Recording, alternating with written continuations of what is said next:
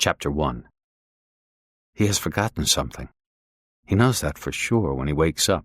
Something he dreamt during the night, something he ought to remember.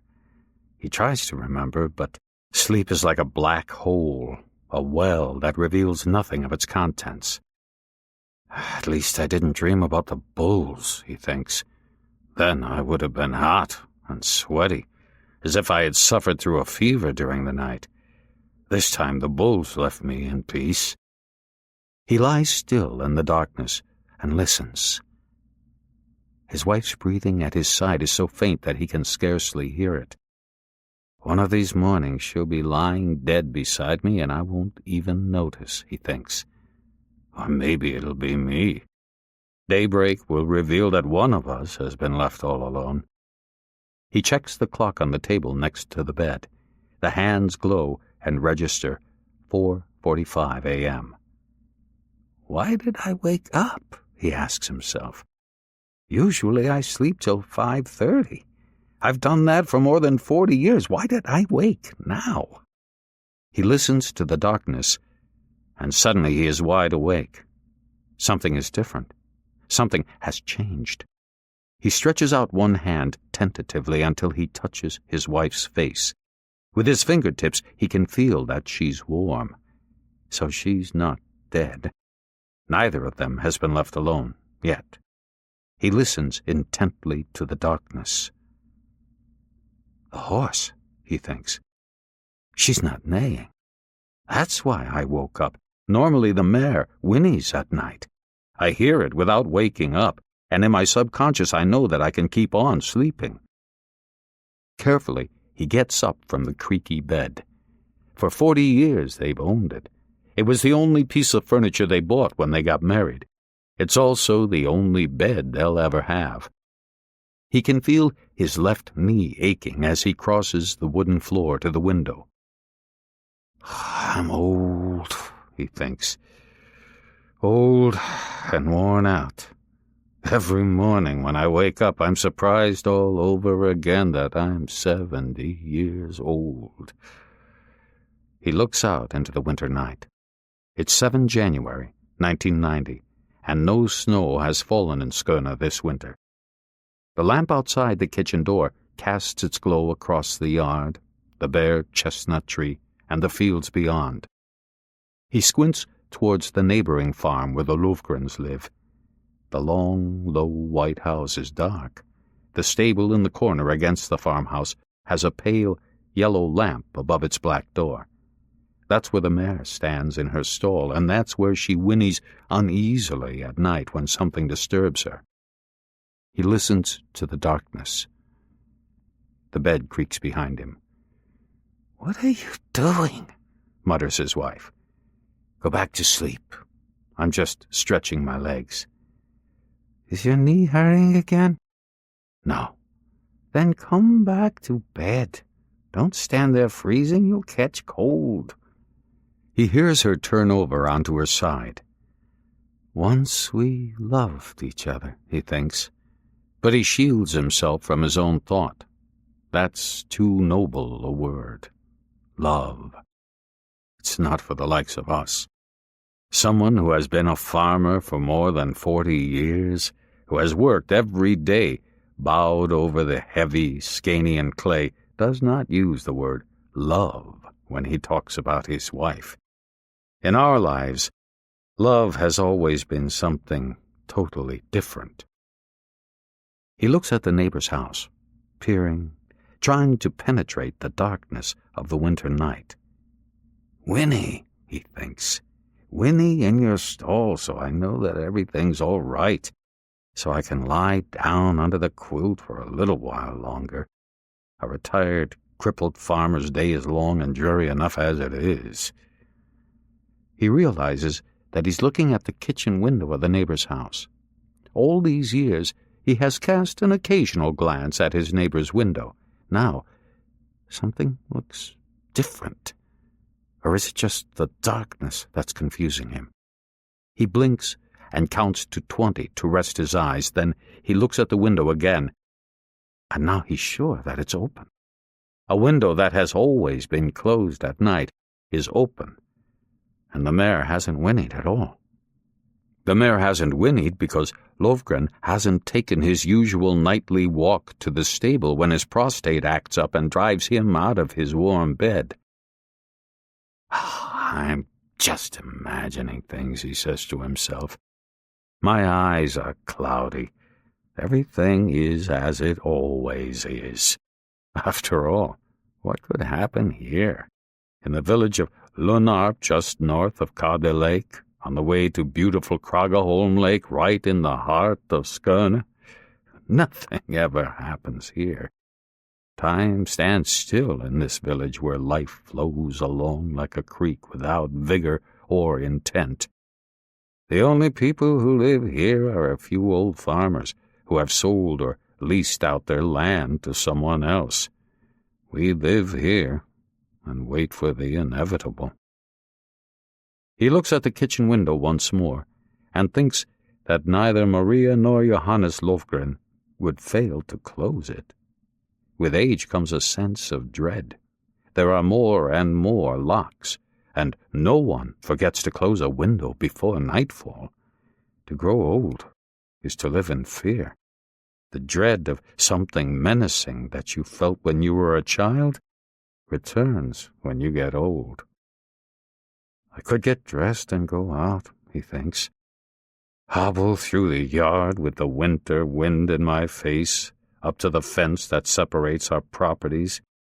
I could see close, too, that I'm just imagining things. But he doesn't move. Soon Johannes will be getting out of bed to make coffee. First, he'll turn on the light in the bathroom, then the light in the kitchen. Everything will be the way it always is. He stands by the window and realizes that he's freezing. He thinks about Maria and Johannes. We've had a marriage with them, too, he thinks, as neighbors and as farmers. We've helped each other, shared the hardships and the bad years. But we've shared the good times, too. Together we've celebrated midsummer and eaten Christmas dinner. Our children ran back and forth between the two farms as if they belonged to both. And now we're sharing the long, drawn-out years of old age. Without knowing why, he opens the window carefully so as not to wake Hannah. He holds on tight to the latch so that the gusty winter wind won't tear it out of his hand. But the night is completely calm, and he recalls that the weather report on the radio had said nothing about a storm approaching over the Scandinavian plain. The starry sky is clear, and it is very cold. He is just about to close the window again when he thinks he hears a sound. He listens and turns with his left ear towards the open window. His good ear, not his right, that was damaged by all the time he spent cooped up in stuffy, rumbling tractors. A bird, he thinks? A night bird calling? Suddenly he is afraid. Out of nowhere, fear appears and seizes him. It sounds like somebody shouting, in despair, trying to be heard, a voice that knows it has to penetrate thick stone walls to catch the attention of the neighbors. I'm imagining things, he thinks. There's nobody shouting. Who would it be? He shuts the window so hard that it makes a flower pot jump, and Hannah wakes up. "What are you doing?" she says, and he can hear that she's annoyed. As he replies, he feels sure. The terror is real. "The mare isn't winning," he says, sitting down on the edge of the bed. "And the Lovgren's kitchen window is wide open, and someone is shouting." She sits up in bed. "What did you say?" He doesn't want to answer, but now he's sure that it wasn't a bird that he heard. It's Johannes or Maria. One of them is calling for help. She gets out of bed and goes over to the window. Big and wide, she stands there in her white nightgown and looks out into the dark. "The kitchen window isn't open," she whispers. "It's smashed." He goes over to her, and now he's so cold that he's shaking. someone shouting for help," she says, and her voice quavers. "What should we do?" "Go over there. Hurry up." "But what if it's dangerous?" "Aren't we going to help our best friends?" He dresses quickly, takes the torch from the kitchen cupboard next to the corks and coffee cans. Outside, the clay is frozen under his feet. When he turns around, he catches a glimpse of Hannah in the window. At the fence, he stops. Everything is quiet. Now he can see that the kitchen window is broken. Cautiously, he climbs over the low fence and approaches the white house, but no voice calls to him.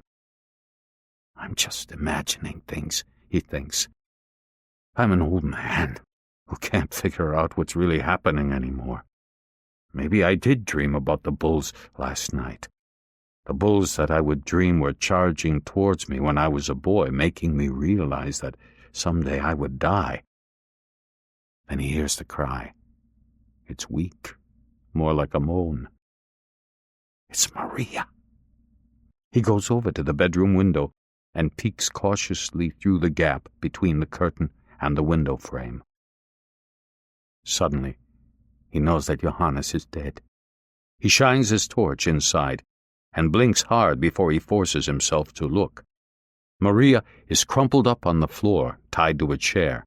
Her face is bloody and her false teeth lie broken on her spattered nightgown. All he can see of Johannes is a foot. The rest of his body is hidden by the curtain. He limps back and climbs over the fence again. His knee aches as he stumbles desperately across the frozen clay. First, he calls the police. Then he takes his crowbar from a closet that smells of mothballs. "Wait here," he tells Hannah. "You don't need to see this." "What happened?" she asks, with tears of fright in her eyes. "I don't know, but I woke up because the mare wasn't neighing in the night. I know that for sure." It is 7 January, 1990. Not yet dawn. Chapter 2. The incoming call was logged by the Estad police at 5:13 a.m. It was taken by an exhausted officer who had been on duty almost without a break since New Year's Eve. He listened to the stammering voice on the phone and thought at first that it was just a deranged senior citizen, but something sparked his attention nevertheless. He started asking questions. When the conversation was over, he hesitated for just a moment before lifting the receiver again and dialing a number he knew by heart. Kurt Wallander was asleep. He had stayed up far too long the night before, listening to recordings of Maria Callas that a good friend had sent him from Bulgaria. Again and again he had played her Traviata, and it was close to 2 a.m. before he finally went to bed. When the telephone roused him, he was deep in an intense, erotic dream.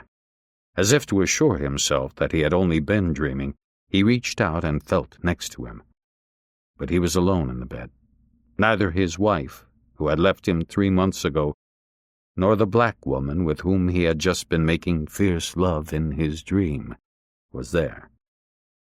He looked at the clock as he reached for the phone. A car crash, he thought instantly. Treacherous ice, and someone driving too fast and then spinning off the E65. Or trouble with refugees arriving from Poland on the morning ferry. He sat up in bed and pressed the receiver to his cheek, feeling the sting of his unshaven skin. "Wallander." "I hope I didn't wake you." "No, damn it, I'm awake." Why do I lie? He thought. Why don't I just tell the truth? That all I want is to go back to sleep and recapture in a fleeting dream the form of a naked woman. "I thought I should call you." "Traffic accident?" "No, not exactly. An elderly farmer called and said his name was Nystrom. Lives in Lunarp. He claimed that the woman next door was tied up on the floor and that someone was dead." Wallander thought rapidly about where Lunarp was. Not so far from Marsvinsholm, in a region that was unusually hilly for Skåne. "It sounded serious. I thought it best to call you at home." "Who have you got at the station right now?" Peters and Noren are out trying to find someone who broke a window at the Continental. Shall I call them? Tell them to drive to the crossroads between Kada Lake and Katzlosa and wait till I get there. Give them the address. When did the call come in? A few minutes ago. Sure it wasn't just some drunk calling? Didn't sound like it. Huh. All right, then. Wallander dressed quickly without showering, poured himself a cup of the lukewarm coffee that was still in the thermos, and looked out the window.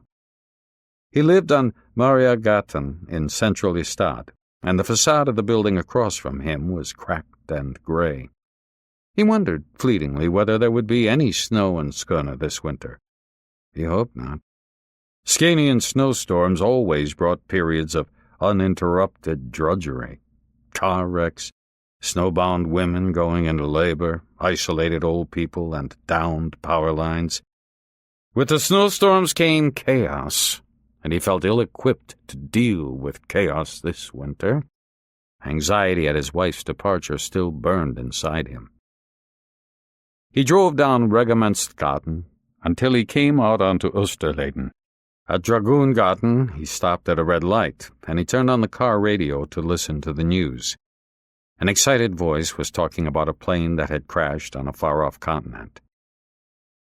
Time to live and a time to die, he thought, as he rubbed the sleep from his eyes. He had adopted this incantation many years ago, when he was a young policeman cruising the streets of Malmö, his hometown. A drunk had pulled out a big butcher's knife as he and his partner were trying to take him away in the squad car from Pildam Park. Wallander was stabbed deep, right next to his heart. A few millimeters were all that saved him from an untimely death. He had been 23 then, suddenly profoundly aware of what it meant to be a policeman. The incantation was his way of fending off the memories. He drove out of the city, passing the newly built furniture warehouse at the edge of town, and caught a glimpse of the sea in the distance. It was gray, but oddly quiet for the middle of the Scandinavian winter. Far off towards the horizon was the silhouette of a ship heading east. The snowstorms are on their way, he thought. Sooner or later, they'll be upon us. He shut off the car radio and tried to concentrate on what was in store for him. What did he actually know? An old woman tied up on the floor? A man who claimed he saw her through a window? Wallander accelerated after he passed the turnoff to Bjera Lake, thinking that it was undoubtedly an old man who was struck by a flare-up of senility. In his many years on the force, he had seen more than once how old, lonely people would call the police as a desperate cry for help. The squad car was waiting for him at the side road towards Kada Lake. Peters had climbed out and was watching a hare bounding back and forth out in a field. When he saw Wallander approaching in his blue Peugeot, he raised his hand in greeting and got in behind the wheel. Wallander followed the police car, the frozen gravel crunching under the tires. They passed the turnoff towards Chornerup and continued up a number of steep hills until they came to Lunnarp. They swung onto a narrow dirt road that was hardly more than a tractor rut. After a kilometer, they were there. 2 farms next to each other. 2 whitewashed farmhouses and neatly tended gardens. An elderly man came hurrying towards them. Wallander saw that he was limping, as if one knee was hurting him. When Wallander got out of the car, he noticed that the wind had started to blow. Maybe snow was on the way after all. As soon as he saw the old man, he knew that something truly unpleasant awaited him. In the man's eyes shone a horror that could not be imaginary. "I broke open the door," he repeated feverishly, over and over. "I broke open the door, because I had to see, but she'll be dead soon, too." They went in through the damaged door frame. Wallander was met by a pungent old man smell. The wallpaper was fusty, and he was forced to squint to be able to see anything in the dim light. "So what happened here?" "In there," replied the old man. Then he started to cry. The 3 policemen looked at each other. Wallander pushed open the door with one foot. It was worse than he had expected. much worse. Later he would say that it was the worst he had ever seen, and he had seen plenty. The couple's bedroom was covered in blood. It had even splashed onto the porcelain lamp hanging from the ceiling. Prostrate across the bed lay an old man with no shirt on and his long underwear pulled down. His face was crushed beyond recognition. It looked as though someone had tried to cut off his nose. His hands were tied behind his back, and his left thigh was shattered.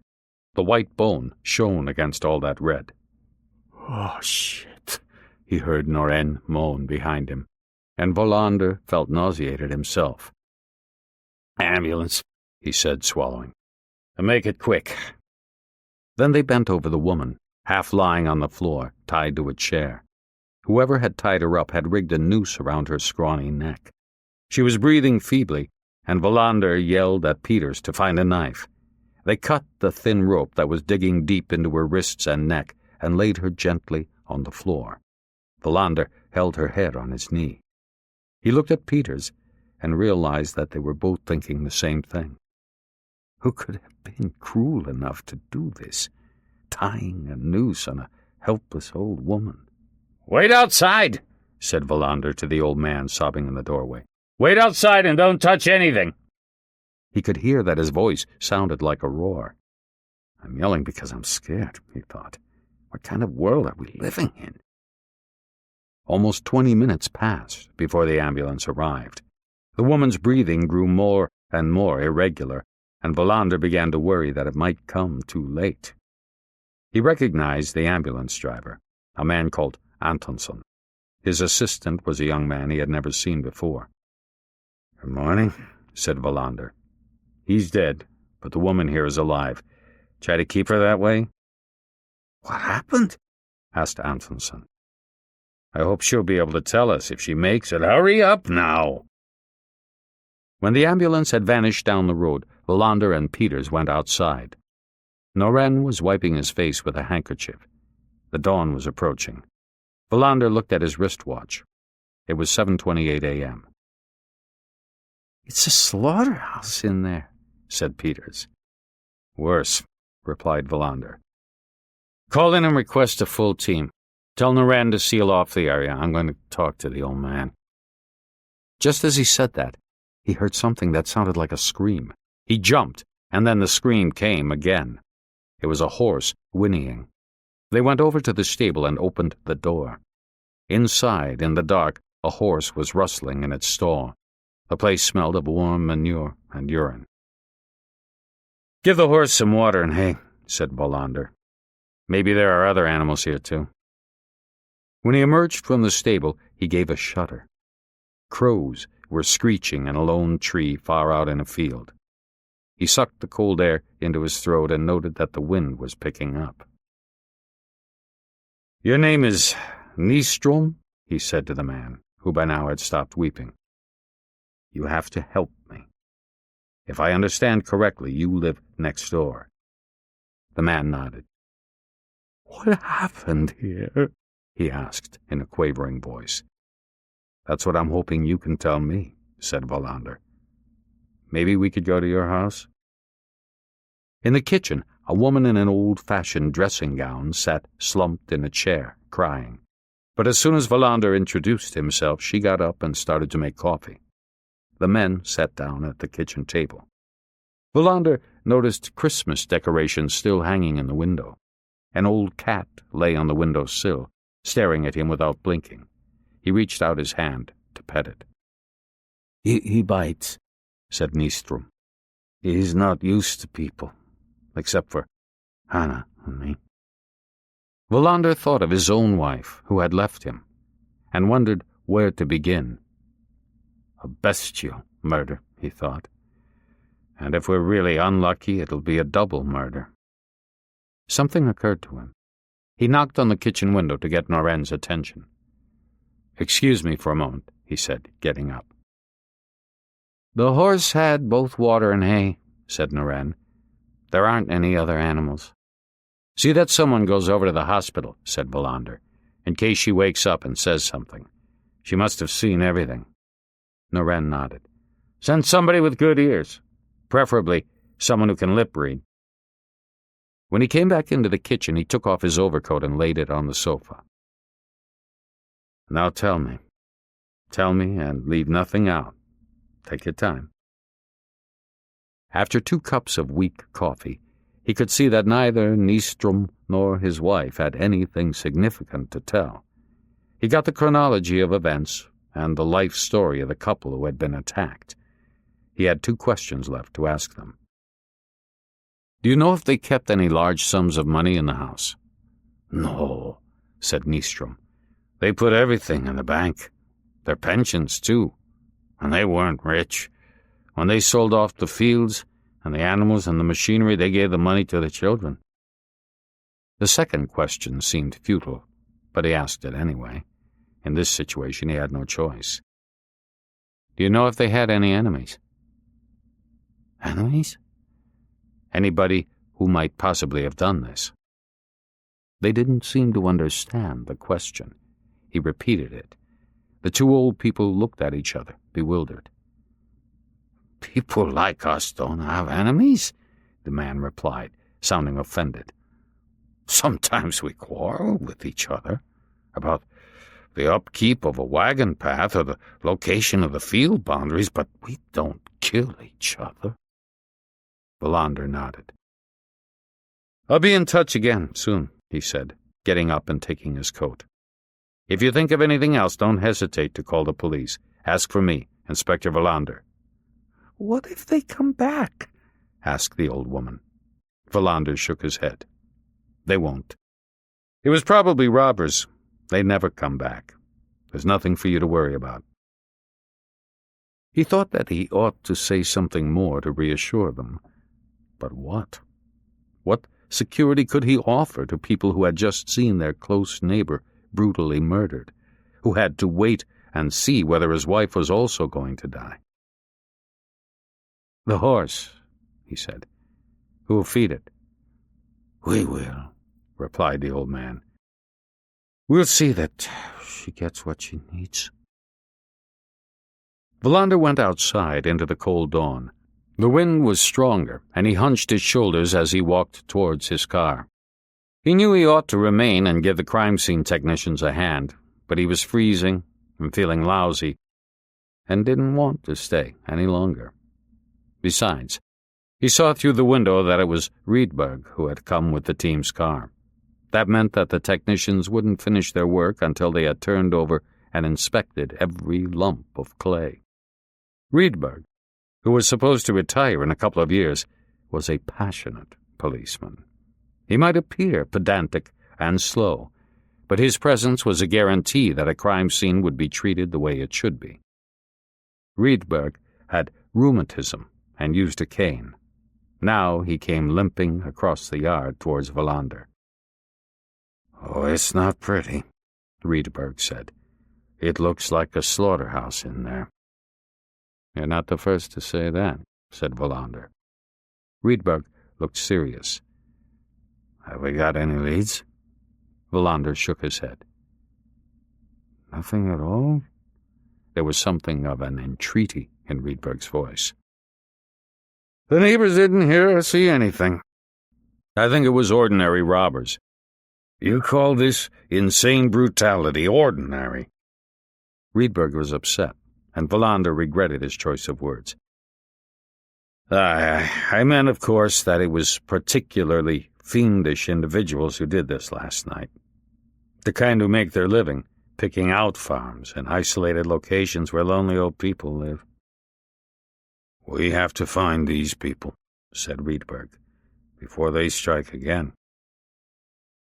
You're right, even if we don't catch anyone else this year. He got into his car and drove off.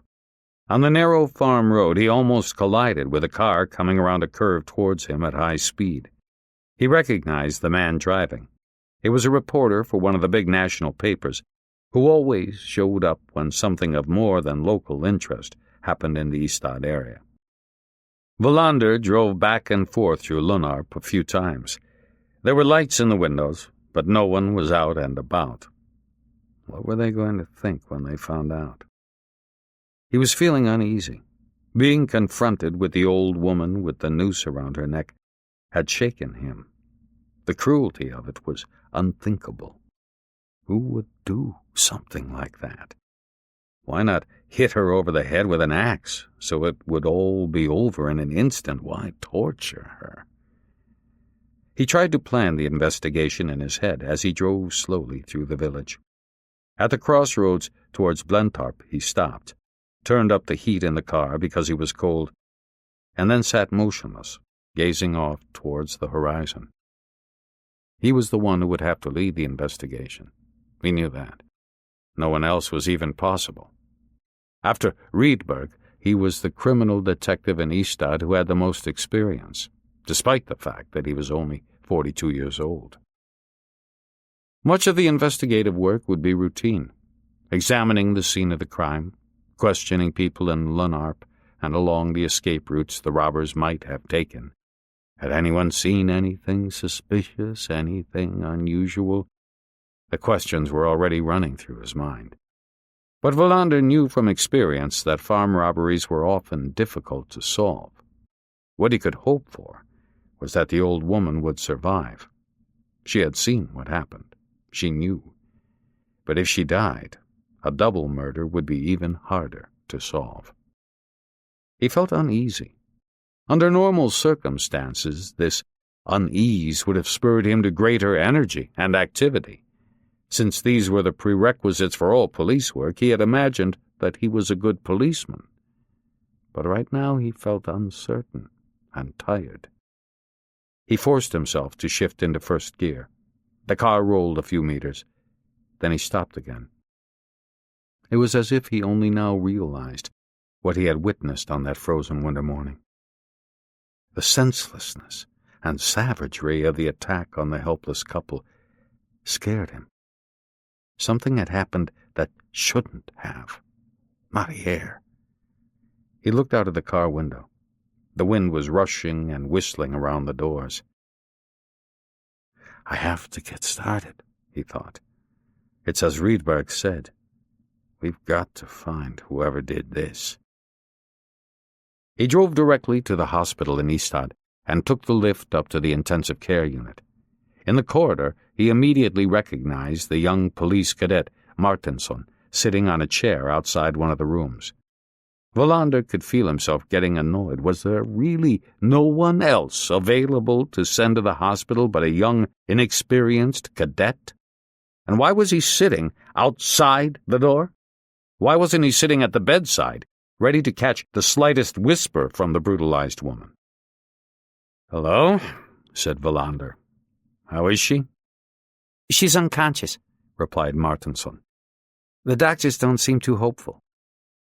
"Why are you sitting out here? Why aren't you in the room?" "They said they'd tell me if anything happened." Wallander noticed that Martinsson was starting to feel unsure of himself. I sound like a grumpy school teacher, he thought. Carefully, he pushed open the door and looked in. Various machines were sucking and pumping in Death's waiting room. Tubes undulated like transparent worms along the walls. A nurse was standing there reading a chart. "You can't come in here," she said sharply. "I'm a police inspector," replied Wallander feebly. "I just wanted to hear how she's doing." "You've been asked to wait outside."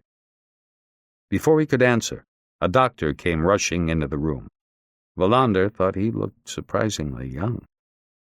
"We would prefer not to have any unauthorized persons in here," said the doctor when he caught sight of Wallander. "I'm leaving, but I just wanted to hear how she's doing. My name is Wallander, and I'm a police inspector. Homicide," he added, not sure whether that made any difference. "I'm heading the investigation into the person or persons who did this. How is she?" "It's amazing that she's still alive," said the doctor, nodding to Wallander to step over to the bed. "We can't tell yet the extent of the internal injury she may have suffered. First, we have to see whether she survives. But her windpipe has been severely traumatized, as if someone had tried to strangle her." "That's exactly what happened," said Wallander, looking at the thin face visible among the sheets and tubes. "She should have died. said the doctor. "I hope she survives. She's the only witness we got." "We hope all our patients survive," replied the doctor sternly, studying a monitor where green lines moved in uninterrupted waves. Wallander left the room after the doctor insisted that he could tell him nothing more. The prognosis was uncertain. Maria Lovgren might die without regaining consciousness. There was no way to know. "Can you lip read?" Wallander asked the cadet. "No," Martinsson replied in surprise. "That's too bad," said Wallander, and left. From the hospital he drove to the brown police station that lay on the road out towards the east end of town. He sat down at his desk and looked out of the window, over at the old red water tower. Maybe the times require another kind of policeman, he thought. Policemen who aren't distressed when they're forced to go into a human slaughterhouse in the Swedish countryside early on a January morning. Policemen who don't suffer from my uncertainty and anguish. His thoughts were interrupted by the telephone. The hospital, he thought at once. They're calling to say that Maria Lovgren is dead. But did she wake up? Did she say anything? He stared at the ringing telephone. Damn, he thought, damn. Anything but that. But when he picked up the receiver, it was his daughter. He gave a start and almost dropped the phone on the floor. "Papa," she said, and he heard the coin dropping into the payphone. "Hello. Where are you calling from?" Just so long as it's not Lima, he thought, or Kathmandu, or Kinshasa. "I'm here in Istad." He felt happy. That meant he'd get to see her. "I came to visit you, but I've changed my plans. I'm at the train station. I'm leaving now. I just wanted to tell you that at least I thought about seeing you." Then the conversation was cut off, and he was left sitting there with the receiver in his hand. It was like holding something dead, something hacked off. That damned kid, he thought. Why does she do things like this?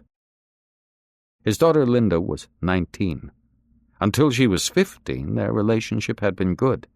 She came to him rather than to her mother when she had a problem, or when there was something she really wanted to do but didn't quite dare.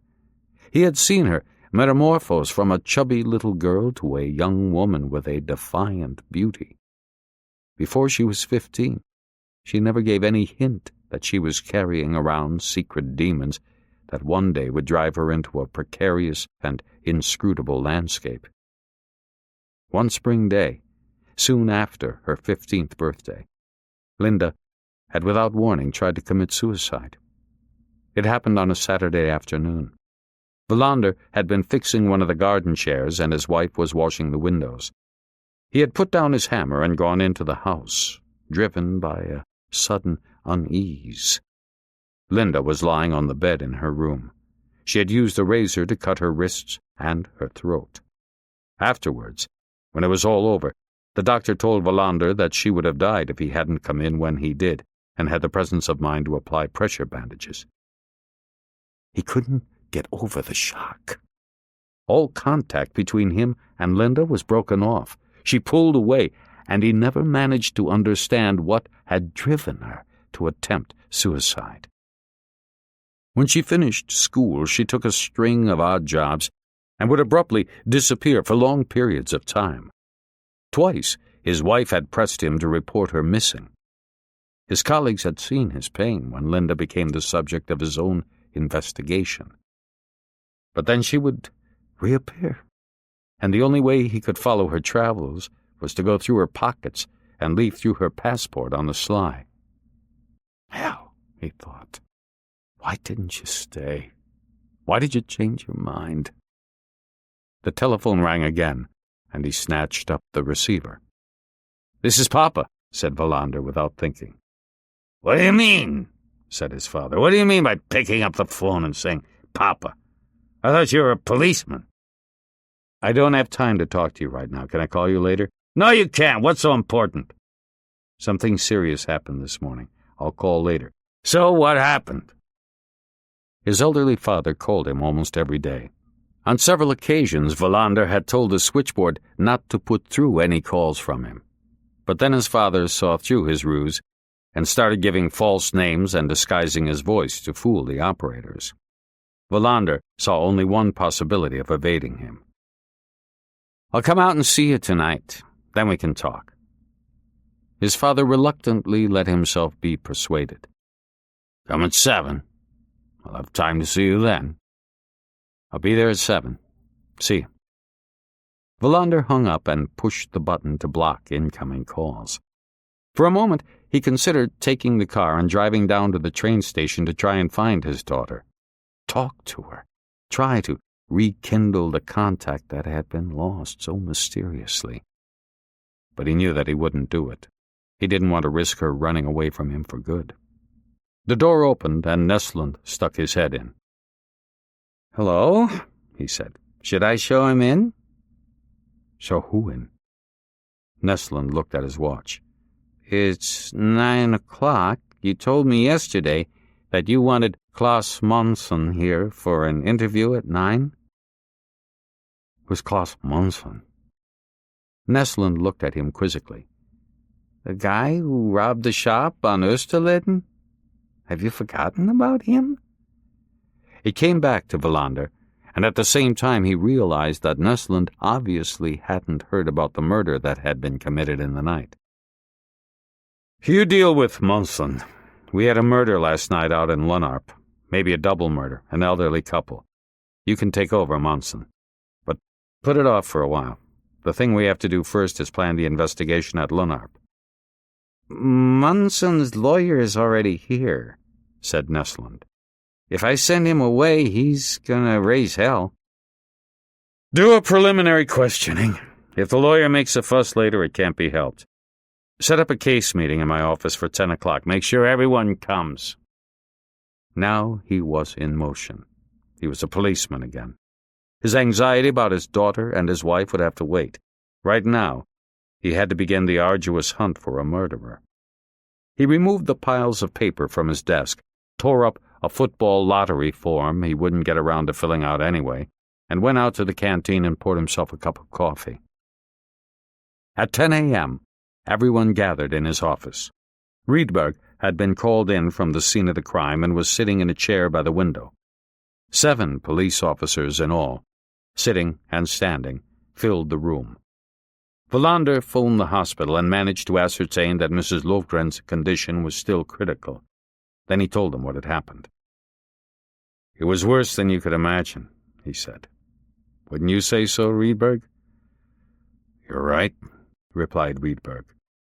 "Like an American movie. It even smelt like blood. That doesn't usually happen." "We have to find whoever did this," said Wallander, concluding his presentation. "We can't leave maniacs like this on the loose." The policeman fell silent. Rydberg was drumming his fingertips on the arm of his chair. A woman could be heard laughing in the corridor outside. Wallander looked around the room. All of them were his colleagues. None of them was his close friend. And yet they were a team. "Well, what are we waiting for? Let's get started." It was 10:40 a.m.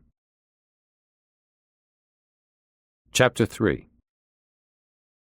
At 4 p.m. that afternoon, Wallander discovered that he was hungry. He hadn't had a chance to eat lunch. After the case meeting in the morning, he had spent his time organizing the hunt for the murderers in Lunarp. He found himself thinking about them in the plural. He had a hard time imagining that one person could have been responsible for that bloodbath. It was dark outside when he sank into the chair behind his desk to try and put together a statement for the press. There was a pile of messages left by one of the women from the switchboard. After searching in vain for his daughter's name among the slips, he placed them all in his in-tray. To escape the unpleasantness of standing in front of the TV cameras of News South and telling them that at present the police had no leads on the criminal or criminals who had carried out the heinous murder of Johannes Lofgren, Wallander had appealed to Rydberg to take on that task. But he had to write and give the press release himself. He took a sheet of paper from a desk drawer. But what would he write? The day's work had involved little more than collecting a large number of questions. It had been a day of waiting. In the intensive care unit, the old woman who had survived the noose was fighting for her life. Would they ever find out what she had witnessed on that appalling night in the lonely farmhouse? Or would she die before she could tell them anything? Wallander looked out of the window, into the darkness. Instead of a press release, he started writing a summary of what had been done that day and what the police actually had to go on. Nothing, he thought, when he was finished. 2 elderly people with no enemies, no hidden cash, were brutally attacked and tortured. The neighbors heard nothing. Not until the attackers were gone had they noticed that a window had been broken and heard the old woman's cry for help. Rydberg had so far found no clues. That was it. Old people in the countryside have always been targets for robbery. They have been bound, beaten, and sometimes killed, but this is different, thought Wallander. The noose tells a gruesome story of viciousness or hate, maybe even revenge. Something about this attack doesn't add up. All they could do now was hope. All day long, police patrols had been talking to the inhabitants of Noir. Perhaps someone had seen something? In crimes of this nature, those responsible had often cased the place in advance. Maybe Rydberg would find some clues at the farmhouse after all. Wallander looked at the clock. How long since he had last called the hospital? 45 minutes? An hour? He decided to wait until after he had written his press release. He popped a cassette of Jussi Björling into his Walkman and put on the headphones. The scratchy sound of the 1930s recording could not detract from the magnificence of the music from Rigoletto. The press release ran to 8 lines. Wallander took it to one of the clerks to type up and make copies. While this was being done, he read through a questionnaire that was to be mailed to everyone living in the area around Noir. Had anyone seen anything out of the ordinary, anything that could be connected to the brutal attack? He didn't have much confidence that the questionnaire would produce anything but inconvenience. The telephones would ring incessantly, and 2 officers would need to be assigned to listen to useless reports. Still, it has to be done, he thought. At least we can satisfy ourselves that no one saw anything. He went back to his office and phoned the hospital. Nothing had changed. Mrs. Lovgren was still fighting for her life. Just as he put down the phone, Nesland came in. I was right. What about? Monson's lawyer hit the roof. Wallander shrugged. We'll just have to live with that. Nesland scratched his forehead and asked how the investigation was going. Not a thing so far. We've started. That's about it. I noticed that the preliminary forensic report came in. Wallander raised an eyebrow. Why didn't I get it? It was in Hansson's office. That's not where it's supposed to be, damn it. Wallander got up and went out into the corridor. Always the same, he thought. Papers never end up where they're supposed to. More and more police work was recorded on computers, but even so, there was a tendency for important papers to get lost. Wallander knocked and went into Hansson's office. Hansson was talking on the phone. He saw that Hansson's desk had strewn all over it, hardly concealed, betting slips and form guides from racetracks around the country. It was common knowledge at the station that he spent the best part of his working day calling various horse trainers begging for tips. Then he spent his evenings figuring out all manner of betting systems that would guarantee him the maximum winnings. It was also rumored that Hansson had hit it big on one occasion, but no one knew this for certain, and Hansson wasn't exactly living the high life. When Wallander came in, Hansson put his hand over the mouthpiece. The forensic report, said Wallander. Have you got it? Hansen pushed aside a form guide from Jägersro.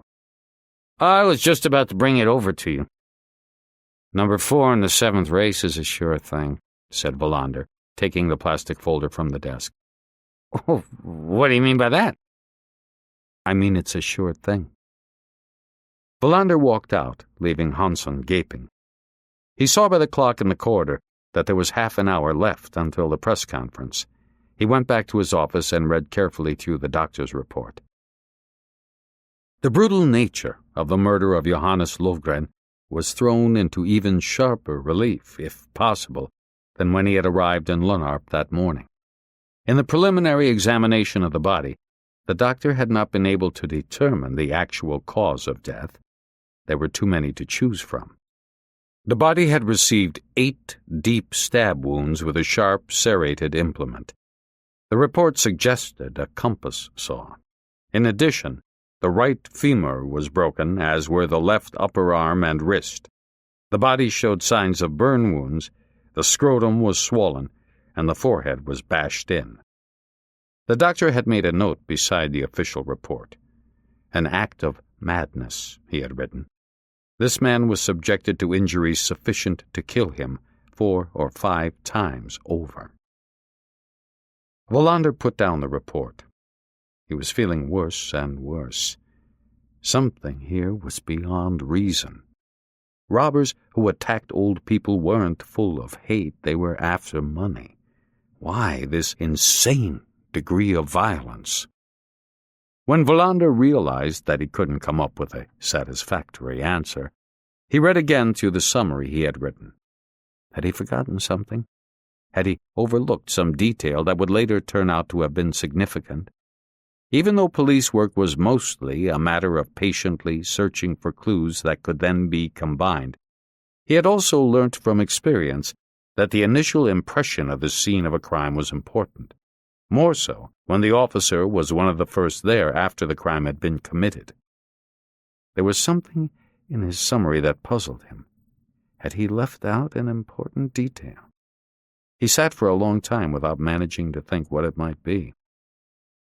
A woman opened the door and handed him the typed press release and the copies. On the way to the press conference, he went to the men's room and looked in the mirror. He saw that he needed a haircut. His brown hair was sticking out round his ears. And he ought to lose some weight, too. In the 3 months since his wife had left him, he had put on 7 kilos. In his apathetic loneliness, he had eaten nothing but takeaways and pizza, greasy hamburgers and pastries. "You flabby piece of shit," he said out loud. "Do you really want to look like a pitiful old man?" He made a decision to change his eating habits at once. If it would help him lose weight, he might even consider taking up smoking again. He wondered why almost every policeman was divorced, why their wives left them. Sometimes, when he read a crime novel, he discovered with a sigh that things were just as bad in fiction. Policemen were divorced. That's all there was to it. The room where the press conference was to be held was full. He recognized most of the reporters, but there were a few unfamiliar faces, too, including a young girl with a pimply face who seemed to be casting amorous glances at him as she adjusted her tape recorder. Wallander passed out the press release and sat down on the little dais at one end of the room. The Stad chief of police should have been there too, but he was on his winter holiday in Spain. If Rydberg managed to finish with the TV cruise, he had promised to attend. But otherwise, Wallander was on his own. "You've received the press release," he began. "I don't have anything to add at present." "Can we ask questions?" said a reporter Wallander recognized as the local stringer for the Worker. "That's why I'm here," replied Wallander. "If you don't mind my saying so, this is an unusually poor press release," said the reporter. "You must be able to tell us more than this." "We have no leads on the offenders," said Wallander. "So there were more than one?" "Possibly." "Why do you think so?" "We think there were, but we don't know." The reporter made a face, and Wallander nodded to another reporter he recognized. "How was Mr. Lovgren killed?" by external force. That can mean a lot of different things. Well, we don't know yet. The doctors haven't finished the forensic examination. It'll take a couple of days. The reporter had more questions, but he was interrupted by the pimply girl with the tape recorder. Wallander could see by the letters on the lid that she was from the local radio station. What did the robbers take? We don't know. We don't even know if it was a robbery. What else could it be? We don't know. Is there anything that encourages you to believe that it wasn't a robbery? No. Wallander could feel that he was sweating in the overheated room. He remembered how, as a young policeman, he had dreamt of holding press conferences, but they had never been stuffy and sweaty in his dreams. "I asked a question," he heard one of the reporters say from the back of the room. "I didn't hear it," said Wallander. "Do the police regard this as an important crime?" asked the reporter. Wallander was surprised at the question. "Naturally it's important that we solve this murder. Why shouldn't it be? Will you be needing extra resources?" "It's too early to comment on that. Of course we're hoping for a quick solution. I don't understand your question." A very young reporter with thick glasses pushed his way forwards. Wallander had never seen him before. "In my opinion, no one in Sweden cares about the elderly these days." "We do. We will do everything we can to ensure that we arrest those responsible.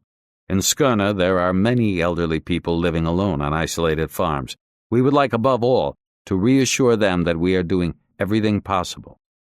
He stood up. "We'll let you know when we have more to report. Thank you for coming."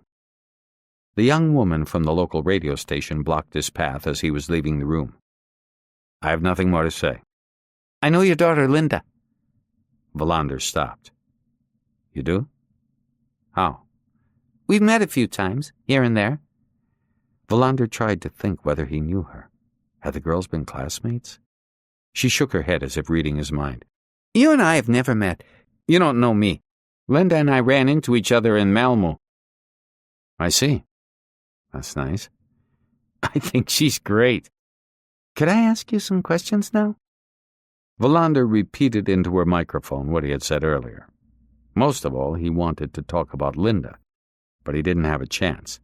"Say hello to her," she said, packing up her tape recorder. "Say hello from Katrin, or Karis." "I will. I promise." When he went back to his office, he could feel a gnawing in his stomach. But was it hunger or anxiety? "I've got to stop this," he thought. "I've got to accept that my wife has left me. I've got to admit that all I can do is wait for Linda to contact me herself. I've got to take life as it comes." Just before 6 p.m., the investigative team gathered for another meeting. There was no news from the hospital. Wallander quickly drew up a roster for the night. "Is that necessary?" wondered Hansen. "Just put a tape recorder in the room. Then any nurse can turn it on if the old lady wakes up." "It is necessary," said Wallander. "I can take midnight to 6 myself. Any volunteers until midnight?" Rydberg nodded. "I can sit at the hospital just as well as anywhere." Wallander looked around. Everyone seemed pale in the glare from the fluorescent lights. "Did we get anywhere?" he asked. "We've checked out Noir," said Peters, who had led the door-to-door inquiry. "Everybody says they didn't see a thing, but it usually takes a few days before people really think. People are pretty scared up there. It's damned unpleasant. Almost everyone is old, except for a terrified young Polish family who are probably here illegally, but I didn't bother them. We'll have to keep trying tomorrow." Wallander nodded and looked at Rydberg. "There are plenty of fingerprints at the scene. Maybe that'll produce something, but I doubt it. It's mostly the knot that interests me." Wallander gave him a searching look. "What knot?" "The knot on the noose." "What about it?" "It's unusual. I've never seen a knot like it." "Have you ever seen a noose before?" interrupted Hansen, who was standing in the doorway, itching to leave. "Yes, I have," replied Rydberg. "We'll see what this knot can tell us." Wallander knew that Rydberg didn't want to say more, but if the knot interested him, it might be important. "I'm driving back out to see the neighbors tomorrow morning," said Wallander. "Has anyone tracked down the Lofgren's children yet, by the way?" "Martinson is working on it," said Hansen. "I thought Martinson was at the hospital," said Wallander, surprised. "He traded with Svedberg. So where the hell is he now?" No one knew where Martinson was. Wallander called the switchboard and found out that he had left an hour earlier. "Call him at home," said Wallander. Then he looked at his watch. "We'll meet again in the morning at 10 o'clock. Thanks for coming. See you then." Everyone else had left by the time the switchboard connected him with Martinson. "Sorry," said Martinson. "I forgot we had a meeting." "How are you getting on with the children?" "Damned if Ricard doesn't have chicken pox." "I mean the Lofgren's children, the 2 daughters." Martinson sounded surprised when he answered. "Didn't you get my message?" "I didn't get any message." "I gave it to one of the girls at the switchboard." "I'll take a look. But tell me first." "One daughter, who's 50, lives in Canada. Winnipeg, wherever that is. I completely forgot that it was the middle of the night over there when I called. She refused to believe what I was saying. It didn't sink in until her husband came to the phone. He's a policeman, by the way, a genuine Canadian Mountie. I'm going to call them back tomorrow, but she's flying over, of course. The other daughter was harder to reach, even though she lives in Sweden. She's 47, the manager of the buffet at the Ruby Hotel in Göteborg. Evidently, she's away coaching a handball team in Skien, in Norway. But they promised that they'd get word to her. I gave the switchboard a list of the Lofgren's other relatives. There are lots of them. Most of them live in Skåne. Some of them will probably call tomorrow when they see the story in the papers." "Good work," said Wallander. "Can you relieve me at the hospital tomorrow morning at 6, if she doesn't die by then?" "I'll be there," said Martinson. "But is it such a good idea for you to take that shift?" "Why not?" "You're the one heading the investigation. You ought to get some sleep." "I can handle it for one night," replied Wallander, and hung up. He sat completely still and stared into space. "Are we going to get to the bottom of this?" he thought. "Or do they already have too much of a head start?" He put on his overcoat, turned off the desk lamp, and left his office. The corridor leading to the reception area was deserted. He stuck his head in the glass cubicle where the operator on duty sat leafing through a magazine. He noticed that it was a form guide. Was everyone playing the horses these days? "Martinson should have left some papers for me," he said. The operator, who was named Ebba and had been with the police department for more than 30 years, gave a friendly nod and pointed at the counter. "We have a girl here from the Youth Employment Bureau," she said, smiling. "Sweet and nice, but completely incompetent. Maybe she forgot to give them to you." Wallander nodded. "I'm leaving now. I'll probably be home in a couple of hours. If anything happens before then, call me at my father's place." "You're thinking of poor Mrs. Lofgren," said Ebba. Wallander nodded. "It's terrible." "Yes, it is. Sometimes I wonder what's happening to this country." When he went out through the glass doors of the police station, the wind hit him in the face. It was cold and biting, and he hunched his shoulders as he hurried to the car park. As long as it doesn't snow, he thought. Not until we catch whoever paid the visit to Lunarp. He clambered into his car and spent a long time looking through the cassettes he kept in the glove compartment. Without really making a decision, he shoved Verdi's Requiem into the tape deck. He had expensive speakers in the car, and the magnificent sounds surged in his ears. He set off, turning right down Dragoonsgatan towards Osterleden. A few leaves whirled across the road, and a cyclist strained against the wind. Hunger gnawed at him again, and he crossed the main road and turned in at O'Kay's cafeteria. I'll change my eating habits tomorrow, he thought.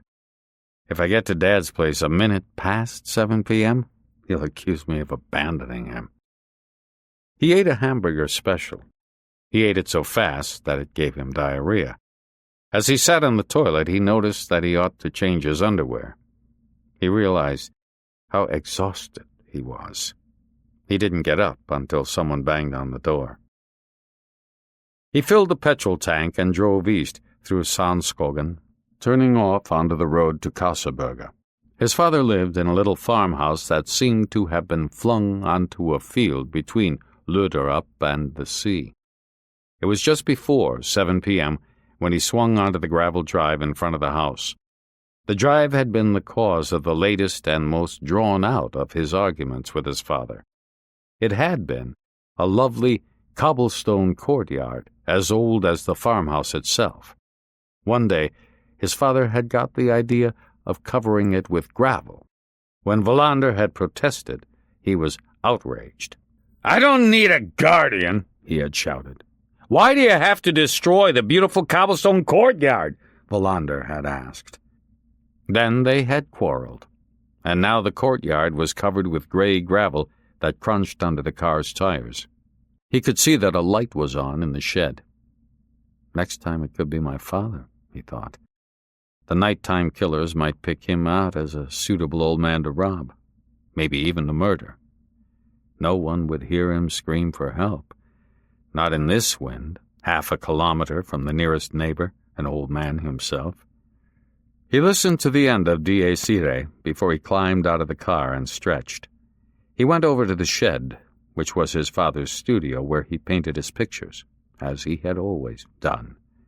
This was one of Wallander's earliest childhood memories, the way his father had smelled of turpentine and oil, and the way he stood in front of his sticky easel in his dark blue overalls and cut-off rubber boots.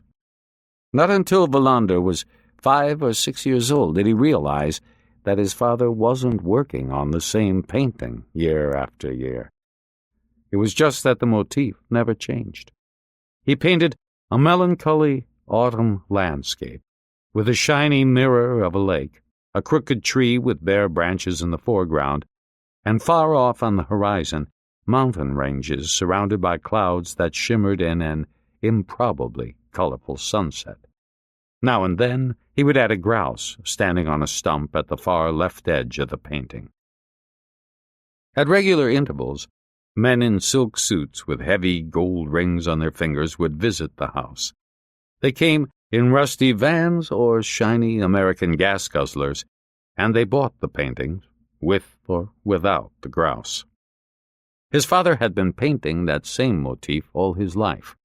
The family had lived off the sale of his paintings, which were sold at fairs and auctions.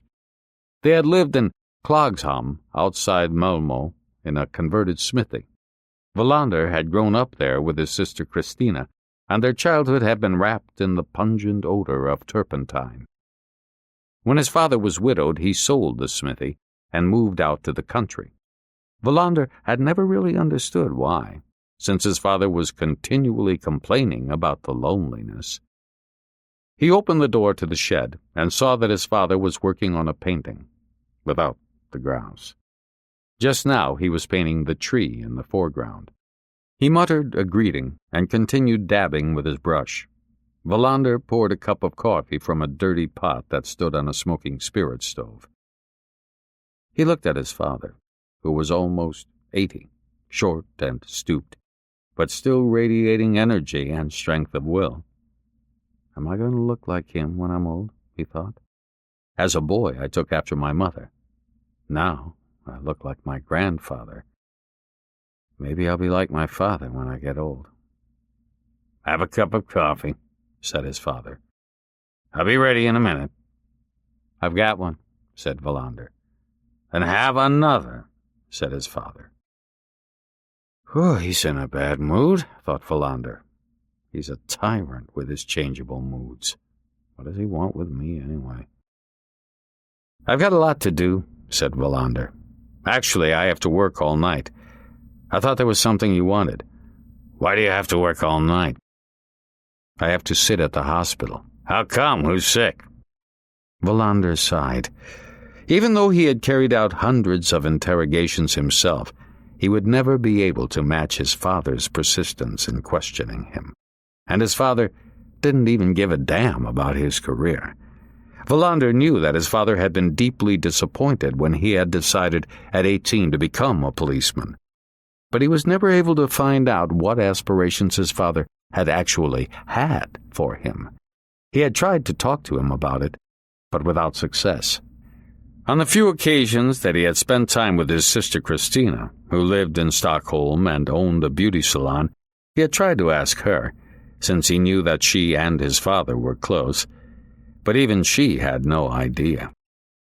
He drank the lukewarm coffee, wondering whether his father had wanted him to take up the brush and continue to paint the same motif for another generation. His father put down his brush and wiped his hands on a dirty rag. When he came over to him and poured a cup of coffee, Wallander could smell the stink of dirty clothes and his father's unwashed body. How do you tell your father that he smells bad? He thought. Maybe he can't take care of himself any longer. And then what do I do? Can't have him at my place. That would never work. We'd murder each other. He watched his father rub his nose with one hand as he slurped his coffee. You haven't come out to see me in a long time, his father said reproachfully. I was here the day before yesterday, wasn't I? For half an hour. Well, I was here anyway. Why don't you want to visit me? I do! It's just that I have a lot to do sometimes. His father sat down on a rickety, ancient toboggan that creaked under his weight. I just wanted to tell you that your daughter came to visit me yesterday. Wallander was astounded. Linda was here? Aren't you listening to what I'm telling you? Why did she come? She wanted a painting. Painting? Unlike you, she actually appreciates what I do. Wallander had a hard time believing what he was hearing. Linda had never shown any interest in her grandfather except when she was very small. What did she want? A painting! I told you you're not listening. I am listening. Where did she come from? Where was she going? How the hell did she get out here? Do I have to drag everything out of you? She came in a car, said his father. A young man with a black face drove her. What do you mean by black? Haven't you heard of Negroes? He was very polite and spoke excellent Swedish. I gave her the painting and then they left. I thought you'd like to know since you have so little contact with each other. Where did they go? How should I know? Wallander realized that neither of them knew where Linda actually lived. Occasionally she slept at her mother's house, but then she would quickly disappear again, off on her own mysterious paths. I've got to talk to Mona, he thought. Separated or not, we have to talk to each other. I can't stand this anymore. You want a drink? His father asked. The last thing Wallander wanted was a drink, but he knew it was useless to say no. Yeah, all right, thanks. A path connected the shed with the house, which was low-ceilinged and sparsely furnished. Wallander noticed at once that it was messy and dirty. He doesn't even see the mess, he thought. And why didn't I notice it before? I've got to talk to Christina about it. He can't keep living alone like this. At that moment, the telephone rang. His father picked it up. It's for you, he said, making no attempt to hide his annoyance. Linda, he thought. It's got to be her. But it was Rydberg calling from the hospital. She's dead, he said. Did she wake up? As a matter of fact, she did. For 10 minutes. The doctors thought the crisis was over. Then she died.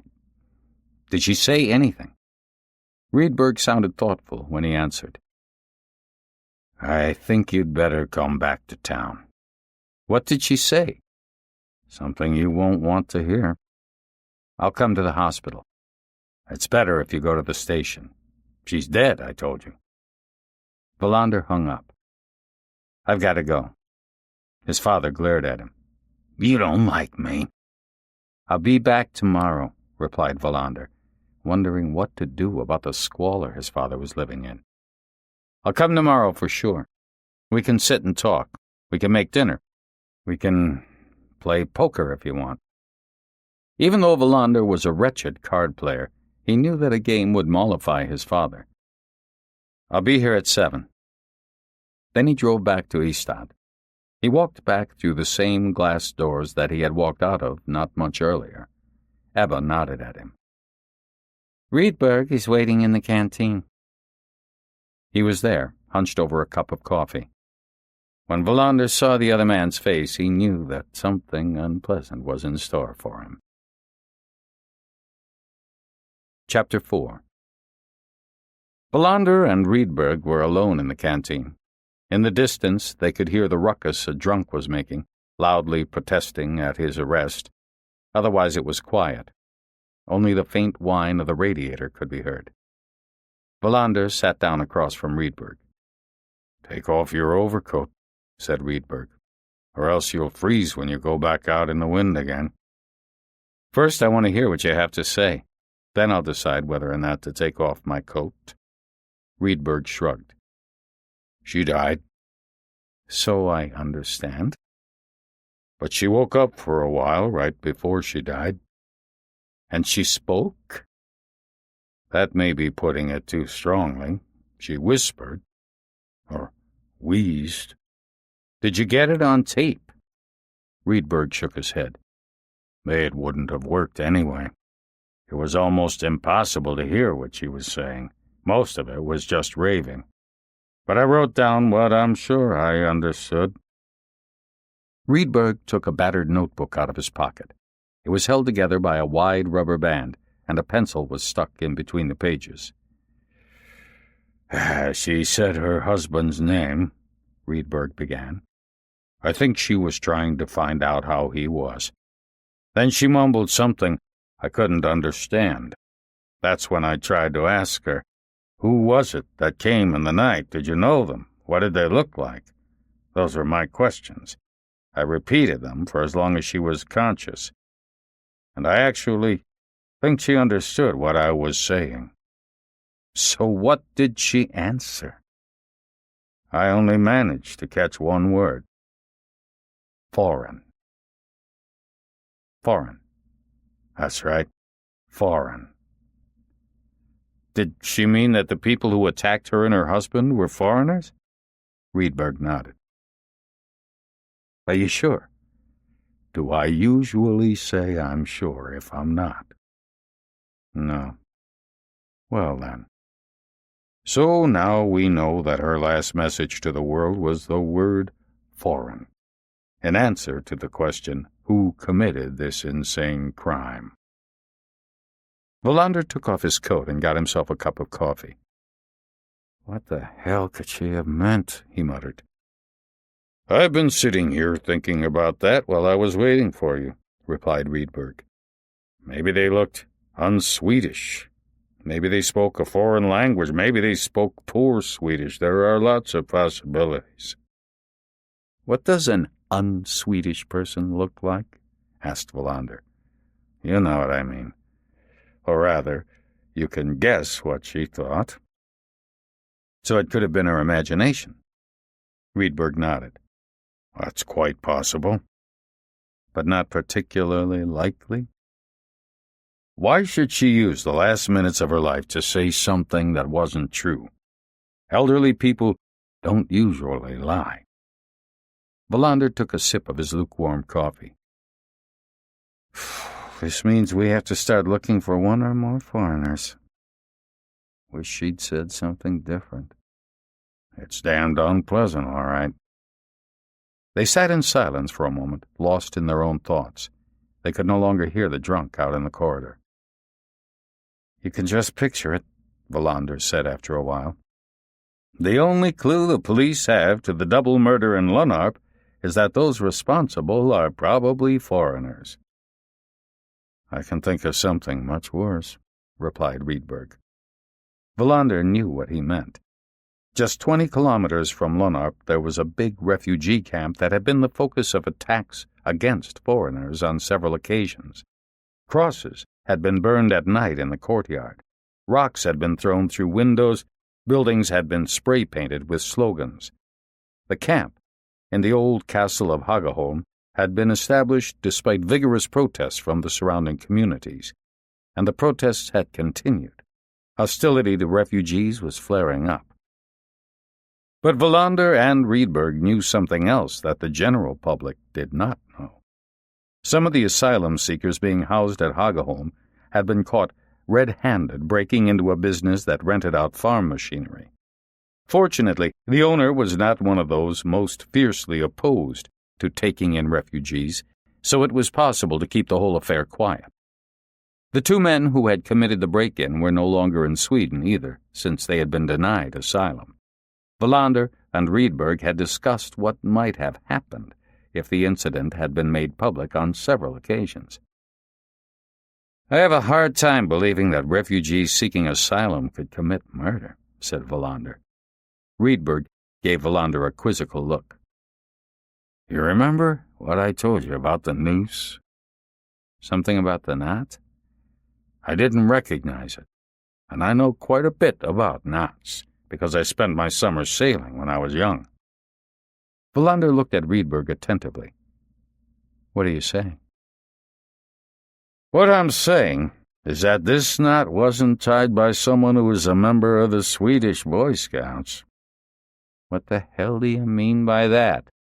"The knot was made by a foreigner." Before Wallander could reply, Ebba came into the canteen to get some coffee. "Go home and get some rest if you can," she said. "By the way, reporters keep calling and saying that they want you to make a statement." "About what?" asked Wallander. "About the weather?" "They seem to have found out that the woman died." Wallander looked at Rydberg, who shook his head. "We're not making a statement tonight. We're waiting till tomorrow." Wallander got up and went over to the window. The wind was blowing hard, but the sky was still cloudless. It was going to be another cold night. "We can hardly avoid mentioning what happened, that she managed to say something before she died. And if we say that much, then we'll have to tell them what she said. And then all hell will break loose." "We could try to keep it internal," said Rydberg, getting up and putting on his hat. "For investigative reasons." Wallander looked at him in surprise.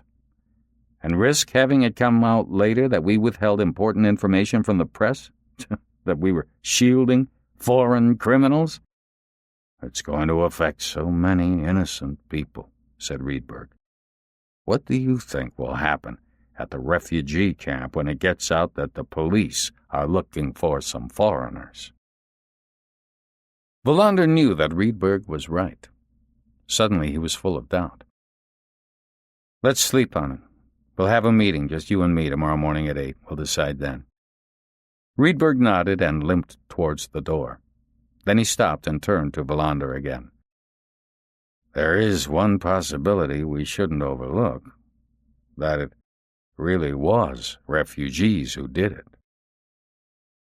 Wallander rinsed out his coffee cup and put it in the dish rack. "Actually, I hope it was," he thought. "I really hope that the killers are at that refugee camp. Then maybe it'll put an end to this arbitrary, lax policy that allows anyone at all, for any reason at all, to cross the border into Sweden." But of course, he couldn't say that to Rydberg. It was an opinion he intended to keep to himself. He fought his way through the strong wind, out to his car. Even though he was tired, he had no desire to drive home. In the evenings, the loneliness hit him. He turned on the ignition and changed the cassette. The overture to Fidelio filled the darkness inside the car. His wife's departure had come as a complete surprise. But deep inside he knew, even though he still had a hard time accepting it, that he should have sensed the danger long before it happened. That he was living in a marriage that was slowly breaking apart because of its own dreariness. They had married when they were very young, and far too late realized that they were growing apart.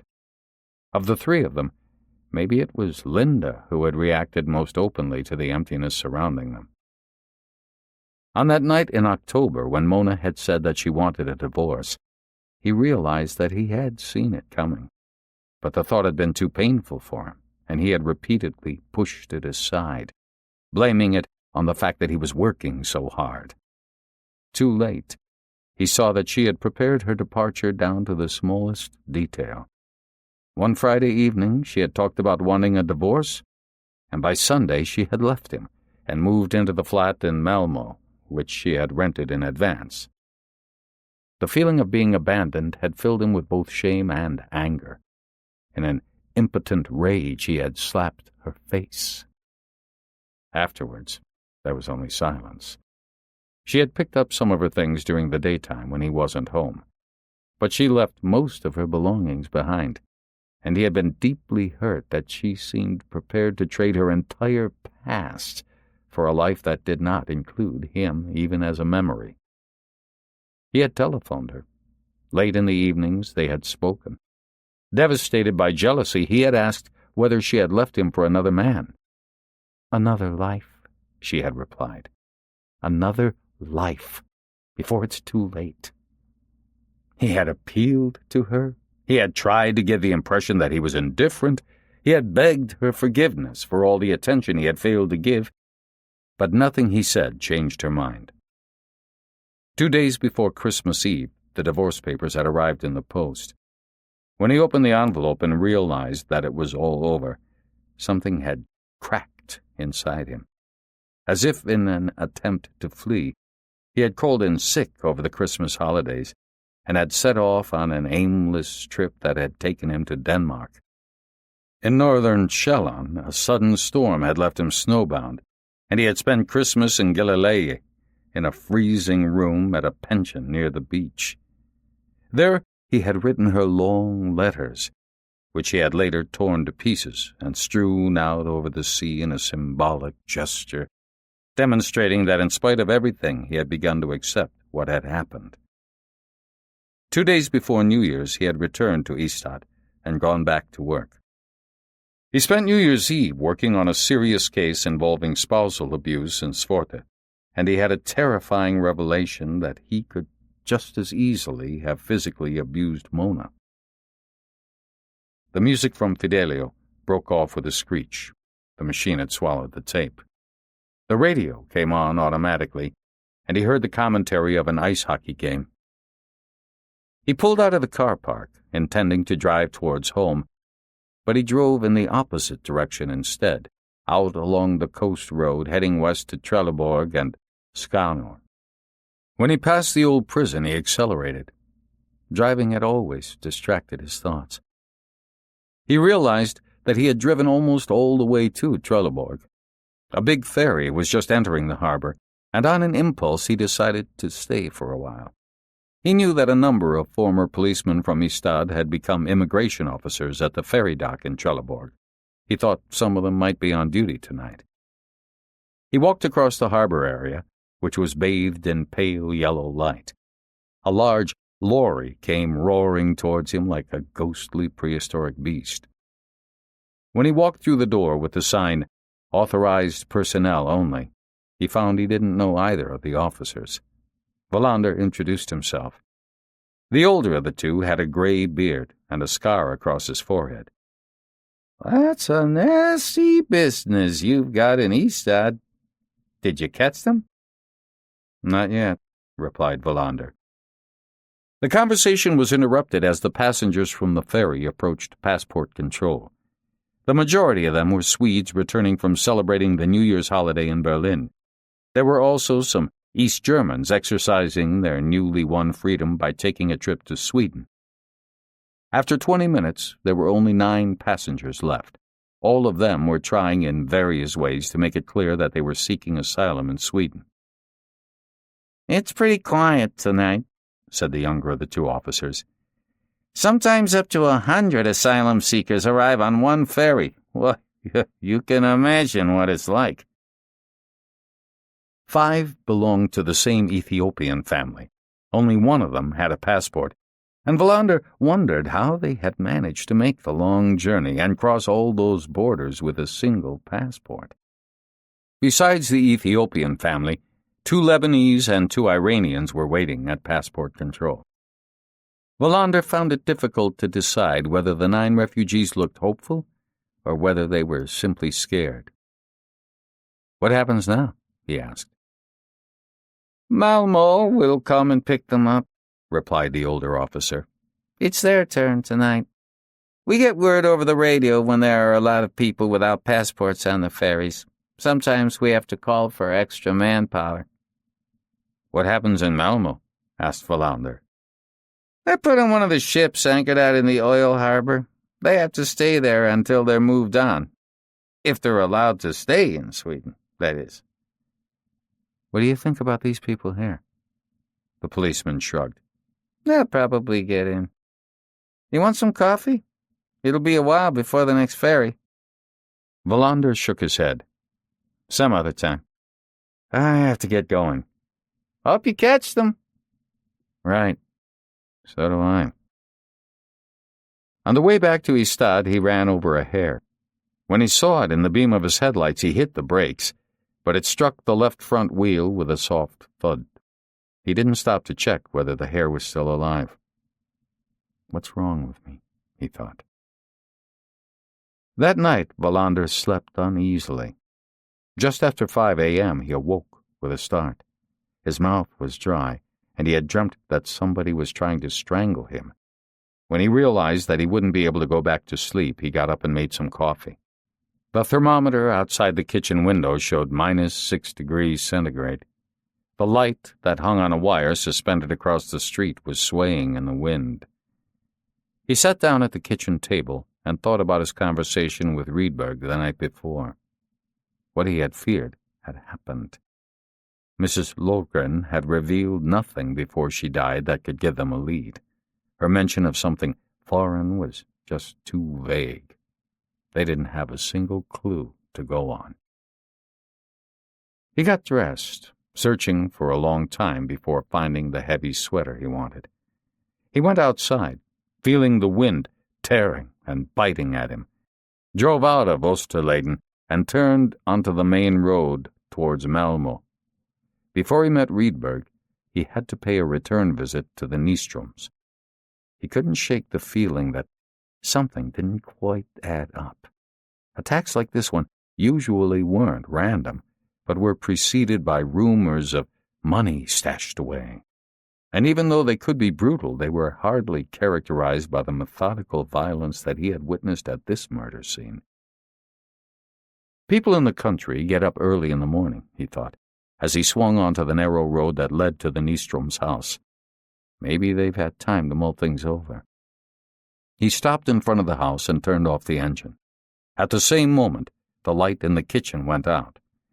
They're scared, he thought. They probably think it's the killers coming back. He left the lights on as he got out of the car and walked across the gravel to the steps. He sensed, rather than saw, the flash coming from a bush beside the house. The ear-splitting noise made him dive for the ground. A pebble slashed his cheek, and for an instant he thought he had been hit. "Police!" he yelled. "Don't shoot, damn it, don't shoot!" A torch shone on his face. The hand holding the torch was shaking, and the beam wobbled back and forth. Nystrom was standing in front of him, an ancient shotgun in his hand. "Is it you?" Wallander got up and brushed off the gravel. "What were you aiming at?" "I shot straight up in the air," said Nystrom. "You have a permit for that gun? Otherwise there could be trouble." "I've been up all night, keeping watch," said Nystrom. Wallander could hear how upset he was. "I have to turn off my lights.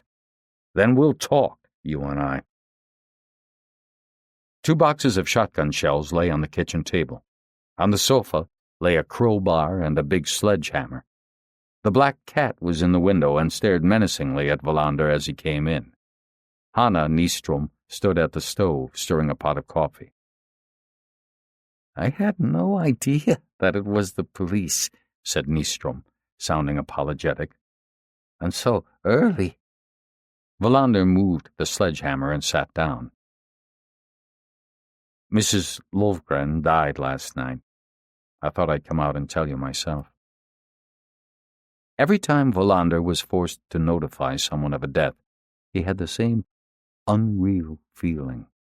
To tell strangers that a child or a relative had died, and to do it with dignity, was impossible. The deaths that the police informed people of were always unexpected, and often violent and gruesome. Somebody drives off to buy something at the shops and dies. A child on a bicycle is run over on the way home from the playground. Someone is abused or robbed, commits suicide, or drowns. When the police are standing in the doorway, people refuse to accept the news. The couple were silent. The woman stirred the coffee with a spoon. The man fidgeted with his shotgun, and Wallander discreetly moved out of the line of fire. "So, Maria is gone," Nystrom said slowly. "The doctors did everything they could." "Maybe it was just as well," said Hanna Nystrom, unexpectedly forceful. "What did she have left to live for after he was dead?" The man put the shotgun down on the kitchen table and stood up. Wallander noticed that he put his weight on one knee. "I'll go out and give the horse some hay," he said, putting on a tattered cap. "Do you mind if I come with you?" asked Wallander. "Why would I mind?" said the man, opening the door. From her stall, the mare whinnied as they entered the stable.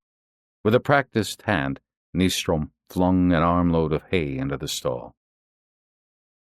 "I'll muck out later," he said, stroking the horse's mane. Why did they keep a horse? Wallander wondered. To a retired dairy farmer, an empty stable is like a morgue, replied Nystrom. The horse was company. Wallander thought that he might just as well start asking his questions here in the stable. You stayed up to keep watch last night. You're scared, and I can understand that. You must have thought to yourself, why were they the ones who were attacked? You must have thought, why them? Why not us?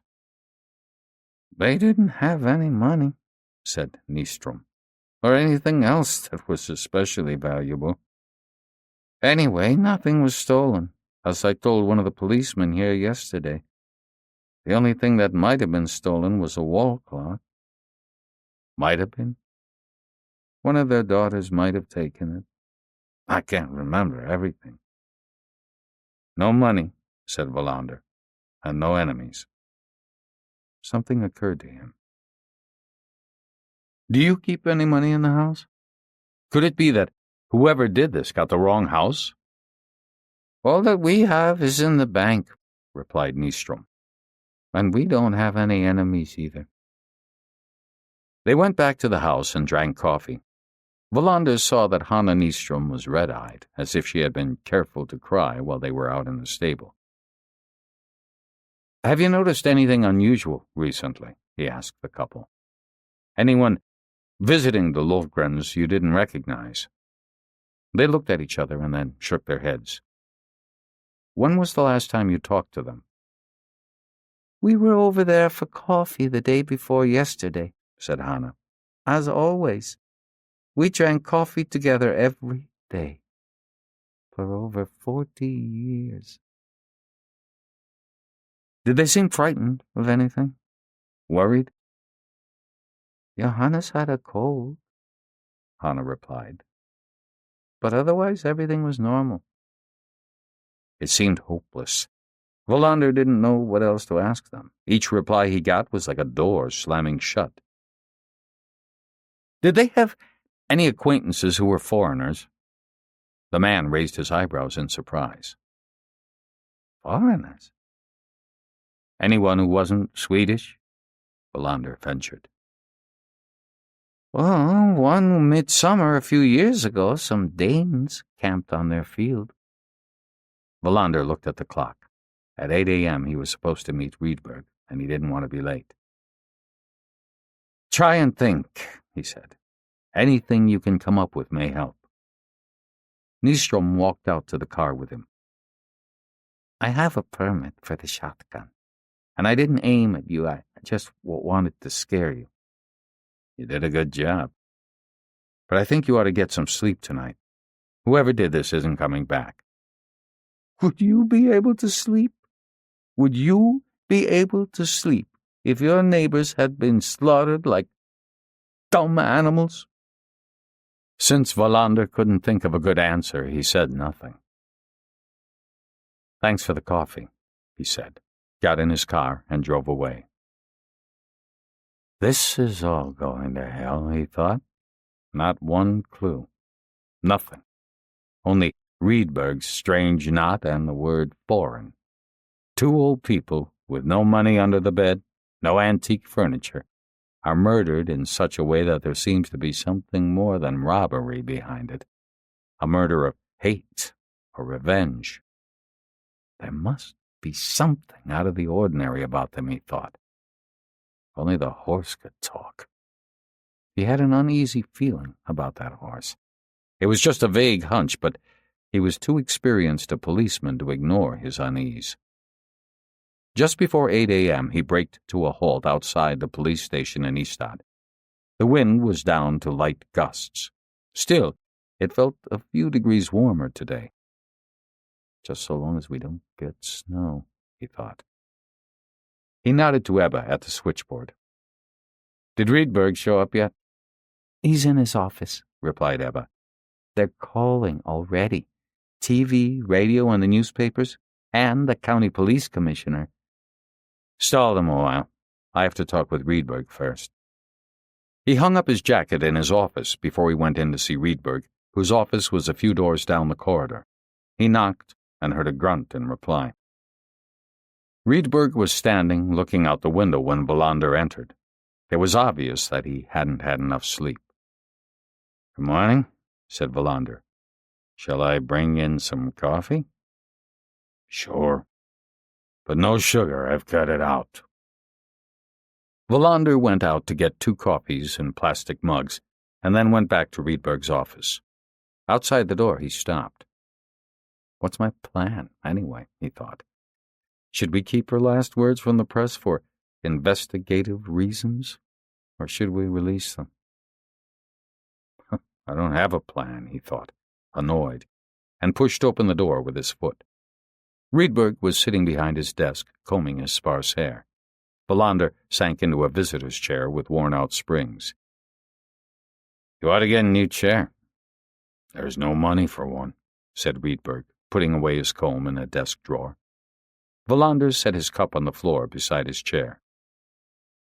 I woke up so damned early this morning, I drove out and talked to the Nystroms. The old man was waiting in a bush and took a shot at me with a shotgun. Riedberg pointed at his cheek. Not from buckshot, said Wallander. I hit the deck. He claimed he had a permit for the gun. Who the hell knows? Did they have anything new to say? Not one thing. Nothing out of the ordinary. No money. Nothing. Provided they're not lying, of course. Why would they be lying? No, why would they? Riedberg took a slurp of coffee and made a face. Did you know that policemen are unusually susceptible to stomach cancer? I didn't know that. If it's true, it's because of all the lousy coffee we drink. But we solve our cases over our mugs of coffee. Like now? Wallander shook his head. What do we really have to go on? Nothing. You're too impatient, Kurt. Riedberg looked at him while he stroked his nose. You'll have to excuse me if I seem like a school teacher. But in this case, I think we have to be patient. They went over the progress of the investigation again. The technicians had taken fingerprints from the scene of the crime and were checking them against the national centralized records. Hansson was busy investigating the location of all known criminals with records of assault on old people to find out whether they were in prison or had alibis. They would continue questioning the residents of Lonarp, and perhaps the questionnaire they sent out would produce something. Both Rydberg and Wallander knew that the police in Ystad carried out their work precisely and methodically. Sooner or later, something would turn up. A trace, a clue. It was just a matter of waiting, of working methodically and waiting. The motive, Wallander persisted. If the motive isn't money, or the rumor of money hidden away, then what is it? The noose? You must have thought the same thing I did. This crime has revenge or hate in it, or both. Let's imagine a pair of suitably desperate robbers, said Rydberg. Let's assume that they were convinced that Lovgren had money squirreled away. Let's assume that they were sufficiently indifferent to human life. Then torture isn't out of the question. Who would be that desperate? You know as well as I do that there are plenty of drugs that create such a dependency that people are ready to do anything. Wallander did know that. He had seen the accelerating violence firsthand, and narcotics trafficking and drug dependency almost always lurked in the background. Even though Ystad's police district was seldom hit by this increasing violence, he harbored no illusions. It was steadily creeping up on them. There were no protected zones anymore. An insignificant little village like Lunarp was confirmation of that fact. He sat up straight in the uncomfortable chair. "What are we going to do?" "You're the boss," replied Rydberg. "I want to hear what you think." Rydberg got up and went over to the window. With one finger he felt the soil in a flower pot. It was dry. "If you want to know what I think, I'll tell you. But you should know that I'm by no means sure that I'm on the right track. I think that no matter what we decide to do, there's going to be a big fuss. But maybe it would be a good idea to keep quiet for a few days anyway. There are plenty of things to investigate." "Like what?" "Did the Lovgrens have any foreign acquaintances?" "I asked about that this morning. They may have known some Danes." "There, you see." "It couldn't have been Danish campers, could it?" "Why not? No matter what, we'll have to check it out. And there are more people than just the neighbors to question. If I understood you correctly yesterday, the Lovgrens had a big family." Wallander realized that Rydberg was right. There were investigative reasons to keep quiet about the fact that the police were searching for a person or persons with foreign connections. What do we know about foreigners who have committed crimes in Sweden? Do the national police have special files on that? "There are files on everything," Rydberg replied. "Put someone in front of a computer and link up to the central criminal database and maybe we'll find something." Wallander stood up. Rydberg looked at him quizzically. "Oh, aren't you going to ask about the noose?" "I forgot." "There's supposed to be an old sailmaker in Limhamn who knows all about knots. I read about him in a newspaper sometime last year. I thought I'd try to track him down. Not because I'm confident anything will come of it, but just in case." "I want you to come to the meeting first. Then you can drive over to Limhamn." At 10 a.m. they were all gathered in Wallander's office. The run-through was very brief. Wallander told them what the woman had said before she died. For the time being, this piece of information was not to be disclosed. No one seemed to have any objections. Martinsson was put on the computer to search for foreign criminals. The officers who were going to continue with the questioning in Lunarp went on their way. Wallander assigned Svedberg to concentrate on the young Polish family, who were presumably in the country illegally. He wanted to know why they were living in Lunarp. Rydberg left for Limhamn to look for the sailmaker.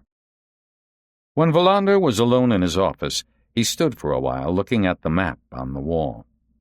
Where had the killers come from? Which way did they go afterwards? He sat down at his desk and asked Ebba to start putting through calls. For more than an hour, he spoke with various reporters, but there was no word from the girl from the local radio station. A while later, Noir knocked on the door. "I thought you were going to Lanark," Wallander said, surprised. "I was," said Noir, "but I just thought of something." Noren sat on the edge of a chair, since he was wet. It had started to rain. The temperature had now risen to 1 degree centigrade. "This might not mean anything. It just crossed my mind." "Most things mean something," said Wallander. "You remember that horse?" "Sure." "You told me to give it some hay." "And water?" "Hay and water. But I never did." Wallander wrinkled his brow. "Why not?" "The horse already had hay. Water, too." Wallander sat in silence for a moment, looking at Noir. "Go on. You're getting at something." Noir shrugged his shoulders. "We had a horse when I was growing up. When the horse was in its stall and was given hay, it would eat all of it. I mean that someone must have given the horse some hay. Maybe just an hour or so before we got there." Wallander reached for the phone.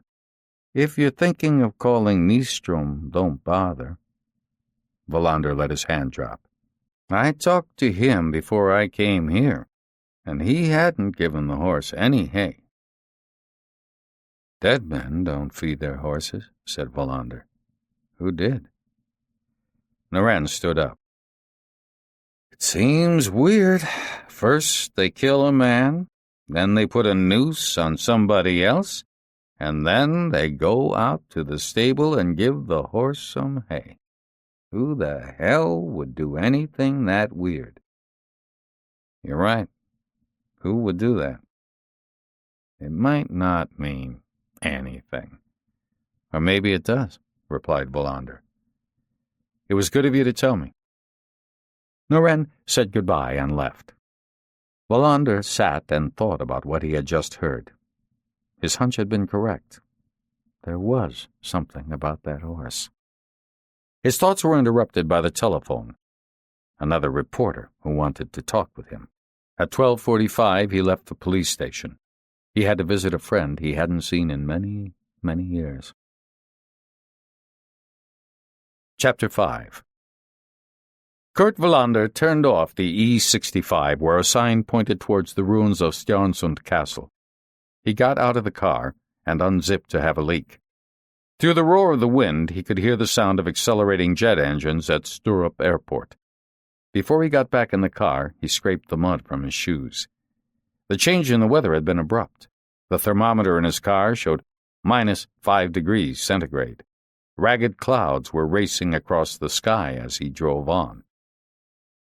Beyond the castle ruin, the gravel road forked, and he kept to the left. He had never come this way before, but he was positive it was the right road.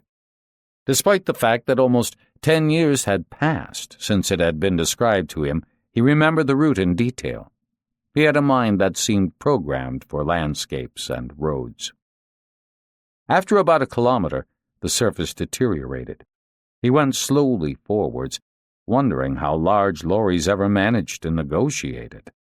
The road sloped sharply downward, and a large farm with long wings of stables lay spread out before him. He drove into the yard and stopped. A flock of crows cawed overhead as he climbed out of the car. The farm seemed oddly deserted. A stable door flapped in the wind. For a moment, he wondered whether he had taken the wrong road after all. What desolation, he thought. The Scandinavian winter with its screeching flocks of crows, the clay that sticks to the soles of your shoes. A young, fair-haired girl emerged from one of the stables. How like Linda she looked, he thought. She had the same blonde hair, the same thin body the same ungainly movements as she walked. He watched her closely. The girl started tugging at a ladder that led to the stable loft. When she caught sight of him, she let go of the ladder and wiped her hands on her gray breeches. "Hello?" said Wallander. "I'm looking for Sten Viden. Is this the right place?" Are you a policeman? "Yes," Wallander replied, surprised. "How could you tell?" I could hear it in your voice," said the girl, once more pulling at the ladder, which seemed to be stuck. "Is he at home?" asked Wallander. "Help me with the ladder," the girl said. He saw that one of the rungs had caught on the cladding of the stable wall. He grabbed hold of the ladder and twisted it until the rung came free. "Thanks. Sten is probably in his office." She pointed to a red brick building a short distance from the stable. "You work here?" asked Wallander. "Yes," said the girl, climbing quickly up the ladder. "Now I'd move away if I were you."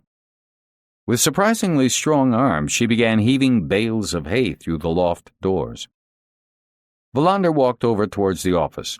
Just as he was about to knock on the heavy door, a man came walking around the end of the building. It was more than 10 years since Wallander had seen Sten Viden, but he didn't seem to have changed. The same tousled hair, the same thin face, the same red eczema near his lower lip.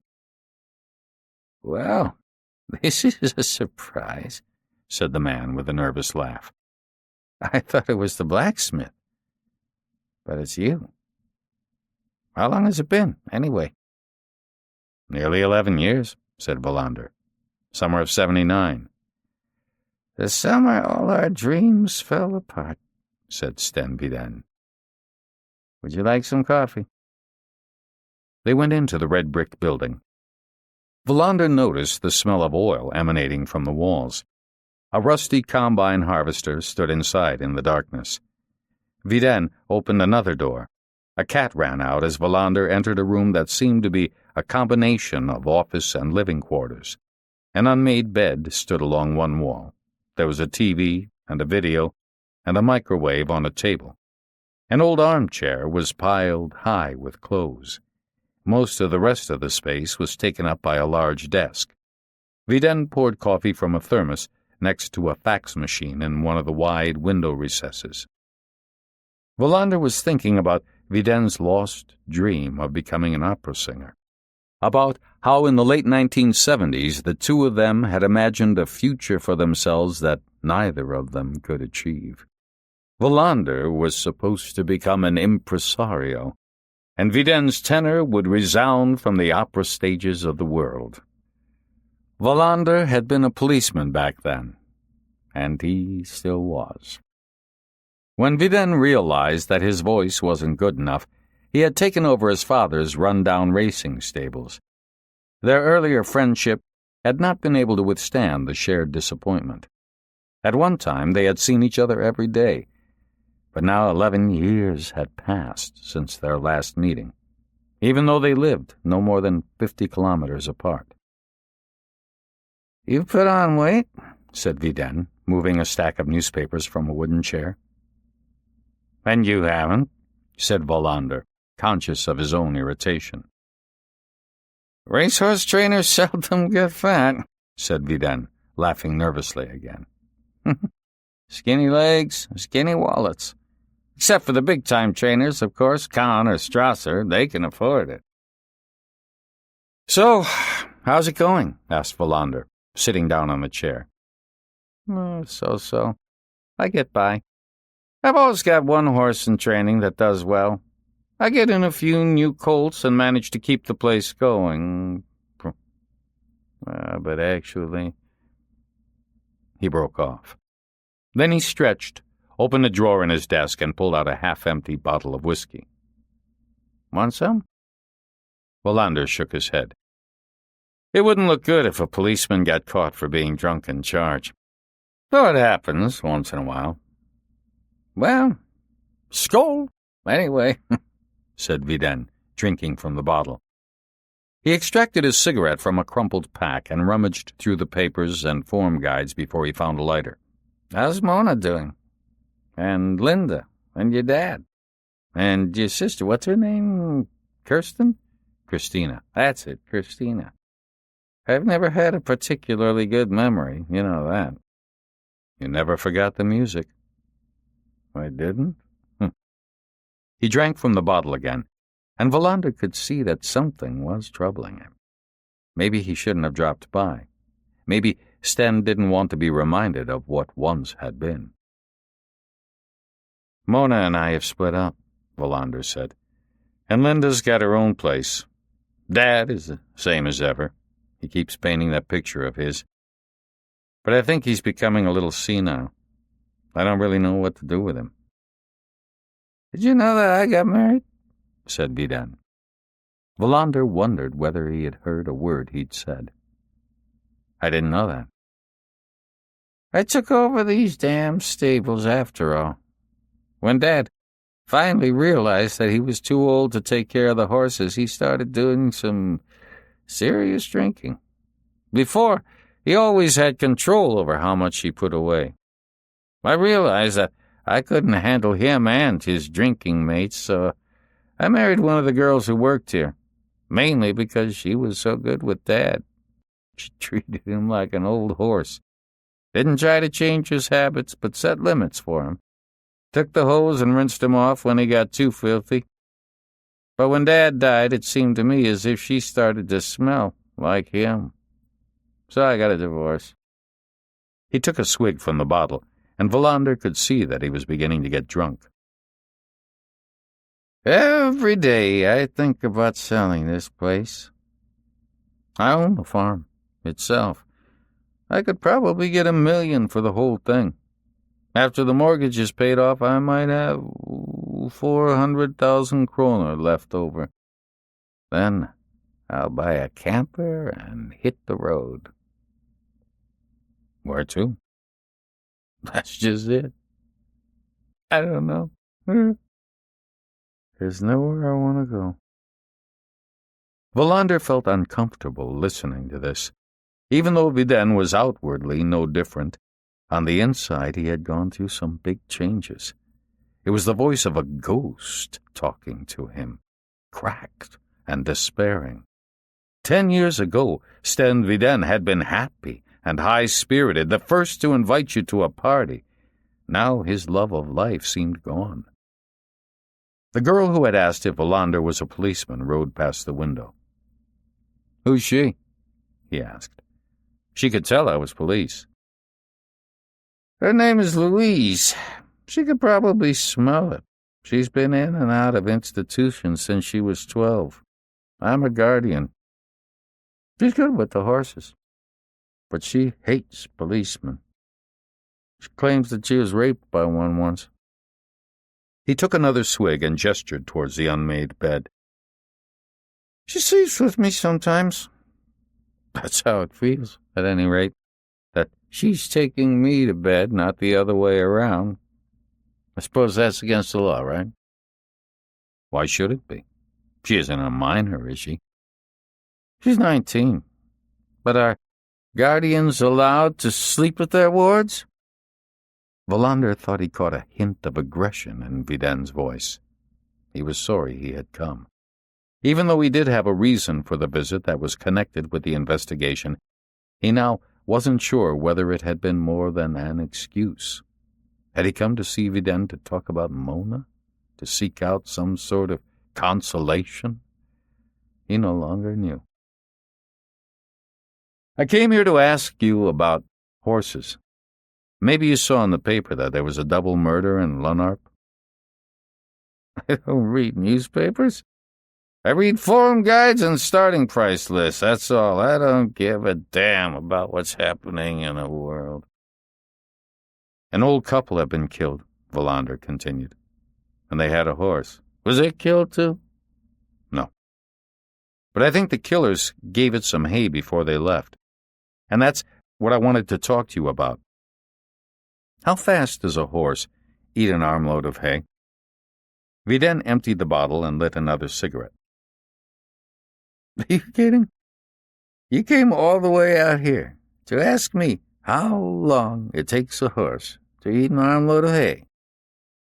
As it happens, I was thinking about asking you to come with me and take a look at the horse, said Wallander, making a quick decision. He could feel himself starting to get angry. I don't have time. The blacksmith is coming today. I got 16 horses that need vitamin jabs. Tomorrow, then? Vidin gave him a glazed look. Is there money involved? You'll be paid. Vidin wrote his telephone number on a dirty scrap of paper. Maybe. Call me in the morning. When they stepped outside, Wallander noticed that the wind had picked up. The girl came riding up on her horse. Nice horse, he said. Masquerade Queen, said Vidin. She'll never win a race in her life. The rich widow of a Trelleborg contractor owns her. I was actually honest enough to suggest that she sell the horse to a riding school, but, she thinks it can win. And I get my training fee, but there's no way in hell this horse will ever win a race. They said goodbye at the car. You know how my dad died? Asked Vidin suddenly. No. He wandered off to the castle ruin one autumn night. He used to sit up there and drink. He stumbled into the moat and drowned. The algae are so thick there that you can't see a thing, but his cap floated to the surface. Live life, the legend said on the cap. It was an ad for a travel bureau that sells sex holidays in Bangkok. It was nice to see you, said Wallander. I'll call you tomorrow. Whatever, said Vidin, and went off towards the stable. Wallander drove away. In the rearview mirror, he could see Vidin talking to the girl on the horse. Why did I come here? He thought again. Once, a long time ago, we were friends. We shared an impossible dream. When the dream evaporated like a phantom, there was nothing left. It may be true that we both loved opera, but perhaps that was just a fantasy, too. He drove fast, as if he were letting his agitation dictate the pressure he put on the accelerator. Just as he braked for the stop sign at the main road, his car phone rang. The connection was so bad he could hardly make out that it was Hansen. You'd better come in, the voice yelled. Can you hear what I'm saying? What happened? Wallander yelled back. There's a farmer from Hagestad here who says he knows who killed them, Hansen shouted. Wallander felt his heart beating quicker. Who? Who? The connection abruptly died. The receiver hissed and squawked. Damn, he said out loud. He drove back into Ystad. Much too fast, he thought. If Noran and Peters had been on traffic duty today, I'd have been in real trouble. Just as he was going down the hill into the center of town, the engine started coughing. He had run out of petrol. The warning light was obviously on the blink. He managed to make it to the petrol station across from the hospital before the engine died completely. Getting out to put some money in the pump, he discovered that he didn't have any cash on him. He went next door to the locksmith in the same building and borrowed 20 kroner from the owner, who recognized him from an investigation of a break-in a few years back. He parked and hurried into the station. Abba tried to tell him something, but he dismissed her with a wave. The door to Hansen's office was ajar, and Wallander went in without knocking. It was empty. In the corridor, he found Martinsson, who was holding a handful of printouts. Just the man I'm looking for, said Martinsson. I dug up some stuff that might be interesting. I'll be damned if some Finns might not be behind this. When we don't have a lead, we usually say it's Finns, said Wallander. I haven't time now. You know where Hansen is? He never leaves his office, you know that. Then we'll have to put out an APB on him because he's not there now. He poked his head into the canteen, but there was only an office clerk there making an omelet. Where the hell is that Hansen? He thought, flinging open the door to his own office. Nobody there, either. He called Ebba at the switchboard. Where's Hansen? If you hadn't been in such a rush, I could have told you when you came in. He told me he had to go down to the Union Bank. What was he going there for? Was anyone with him? Yes, but I don't know who it was. Wallander slammed down the phone. What the hell was he up to? He picked up the phone again. Can you get Hansen on the phone for me? He asked Ebba. At the Union Bank? If that's where he is. He very rarely asked Ebba for help tracking people down. If he needed something done, he did it himself. In the past, he had put it down to his upbringing. Only rich, arrogant people sent others out to do their footwork. Not being able to look up a number in the phone book and pick up a receiver was indefensible laziness. The telephone rang, interrupting his thoughts. It was Hansen, calling from the Union Bank. I thought I'd get back before you did, said Hansen. You're probably wondering what I'm doing here. You could say that. We're taking a look at Lofgren's bank account. Who's we? His name is Herr Dean, but you'd better talk to him yourself. We'll be back in half an hour. Wallander finally met the man called Herr Dean an hour and a half later. He was almost 6'6", thin and wiry, and Wallander felt like he was shaking hands with a giant. It took a while, said Hansen, but we got results. You have to hear what Herr Dean has to say, and what we've discovered. Herr Dean was sitting erect and silent on a wooden chair. Wallander guessed that the man had put on his Sunday best before coming to the police station, even if it was only a worn suit and a shirt with a frayed collar. We'd better start at the beginning, said Wallander, picking up a pad. Herr Dean gave Hansen a bewildered look. Should I start all over again? That would probably be best, said Hansen. It's a long story, Herr Dean began hesitantly. What's your name? Asked Wallander. Let's start with that. Huh? Lars Herr Dean. I have a farm of 40 acres near Hagestad. I'm trying to make ends meet raising livestock, but things are pretty tight. I've got all his personal data, Hansen interrupted, and Wallander guessed that Hansen was in a hurry to get back to his form guides. If I understand correctly, you came here because you think you may have information relating to the murder of Mr. and Mrs. Lofgren, said Wallander, wishing he had expressed himself more simply.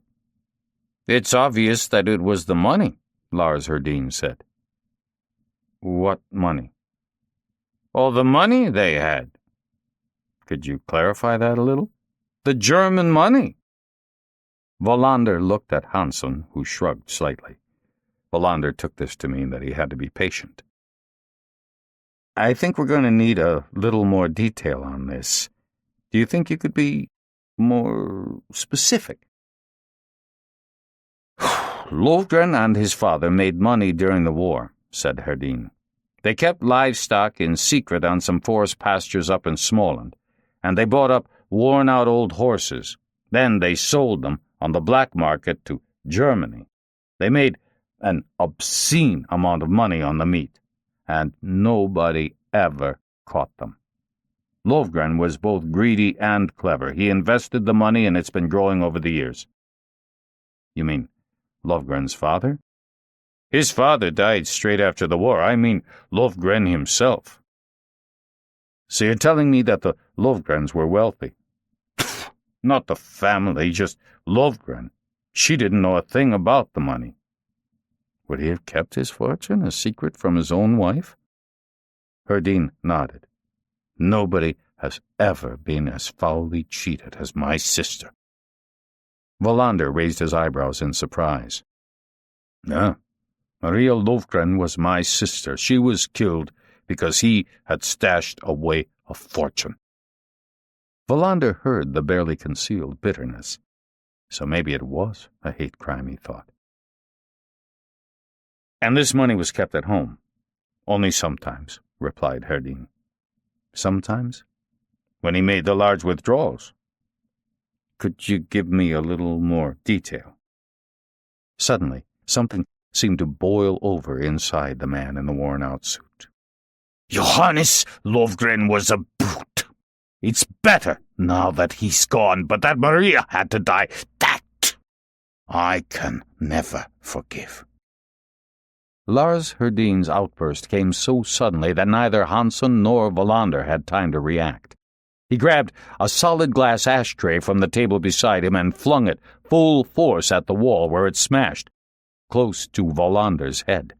Splinters of glass flew in every direction, and Wallander felt a shard strike his upper lip. The silence after the outburst was deafening. Hansson had sprung out of his chair and seemed ready to throw himself at the rangy Herdin, but Wallander raised his hand to stop him, and Hansson sat back down. "I beg your pardon," said Herdin. "If you have a broom and dustpan, I'll clean up the glass. I'll pay for it."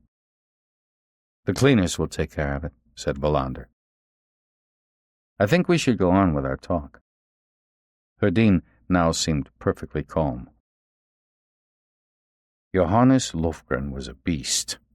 He pretended to be like everybody else, but the only thing he thought about was the money he and his father made from the war. He complained that everything was so expensive and the farmers so poor, but he had his money, and it kept on growing and growing." "And he kept this money in the bank?" Herdin shrugged. "In the bank, in shares and bonds, who knows what else." "Why did he keep the money at home sometimes?" "Lofgren had a mistress. There was a woman in Kristianstad whom he had a son with in the 1950s. Maria knew nothing about that either. Not the woman, not the child. He gave his mistress more money every year than he spent on Maria in her whole life." "How much money are we talking about?" 2 or 3 times a year he gave her 25 or 30,000. He withdrew the money in cash, then he would think up some excuse and go to Kristianstad. Wallander thought for a moment about what he had heard. He tried to decide which questions were the most important. It would take hours to work out all the details. "What did they say at the bank?" he asked Hansson.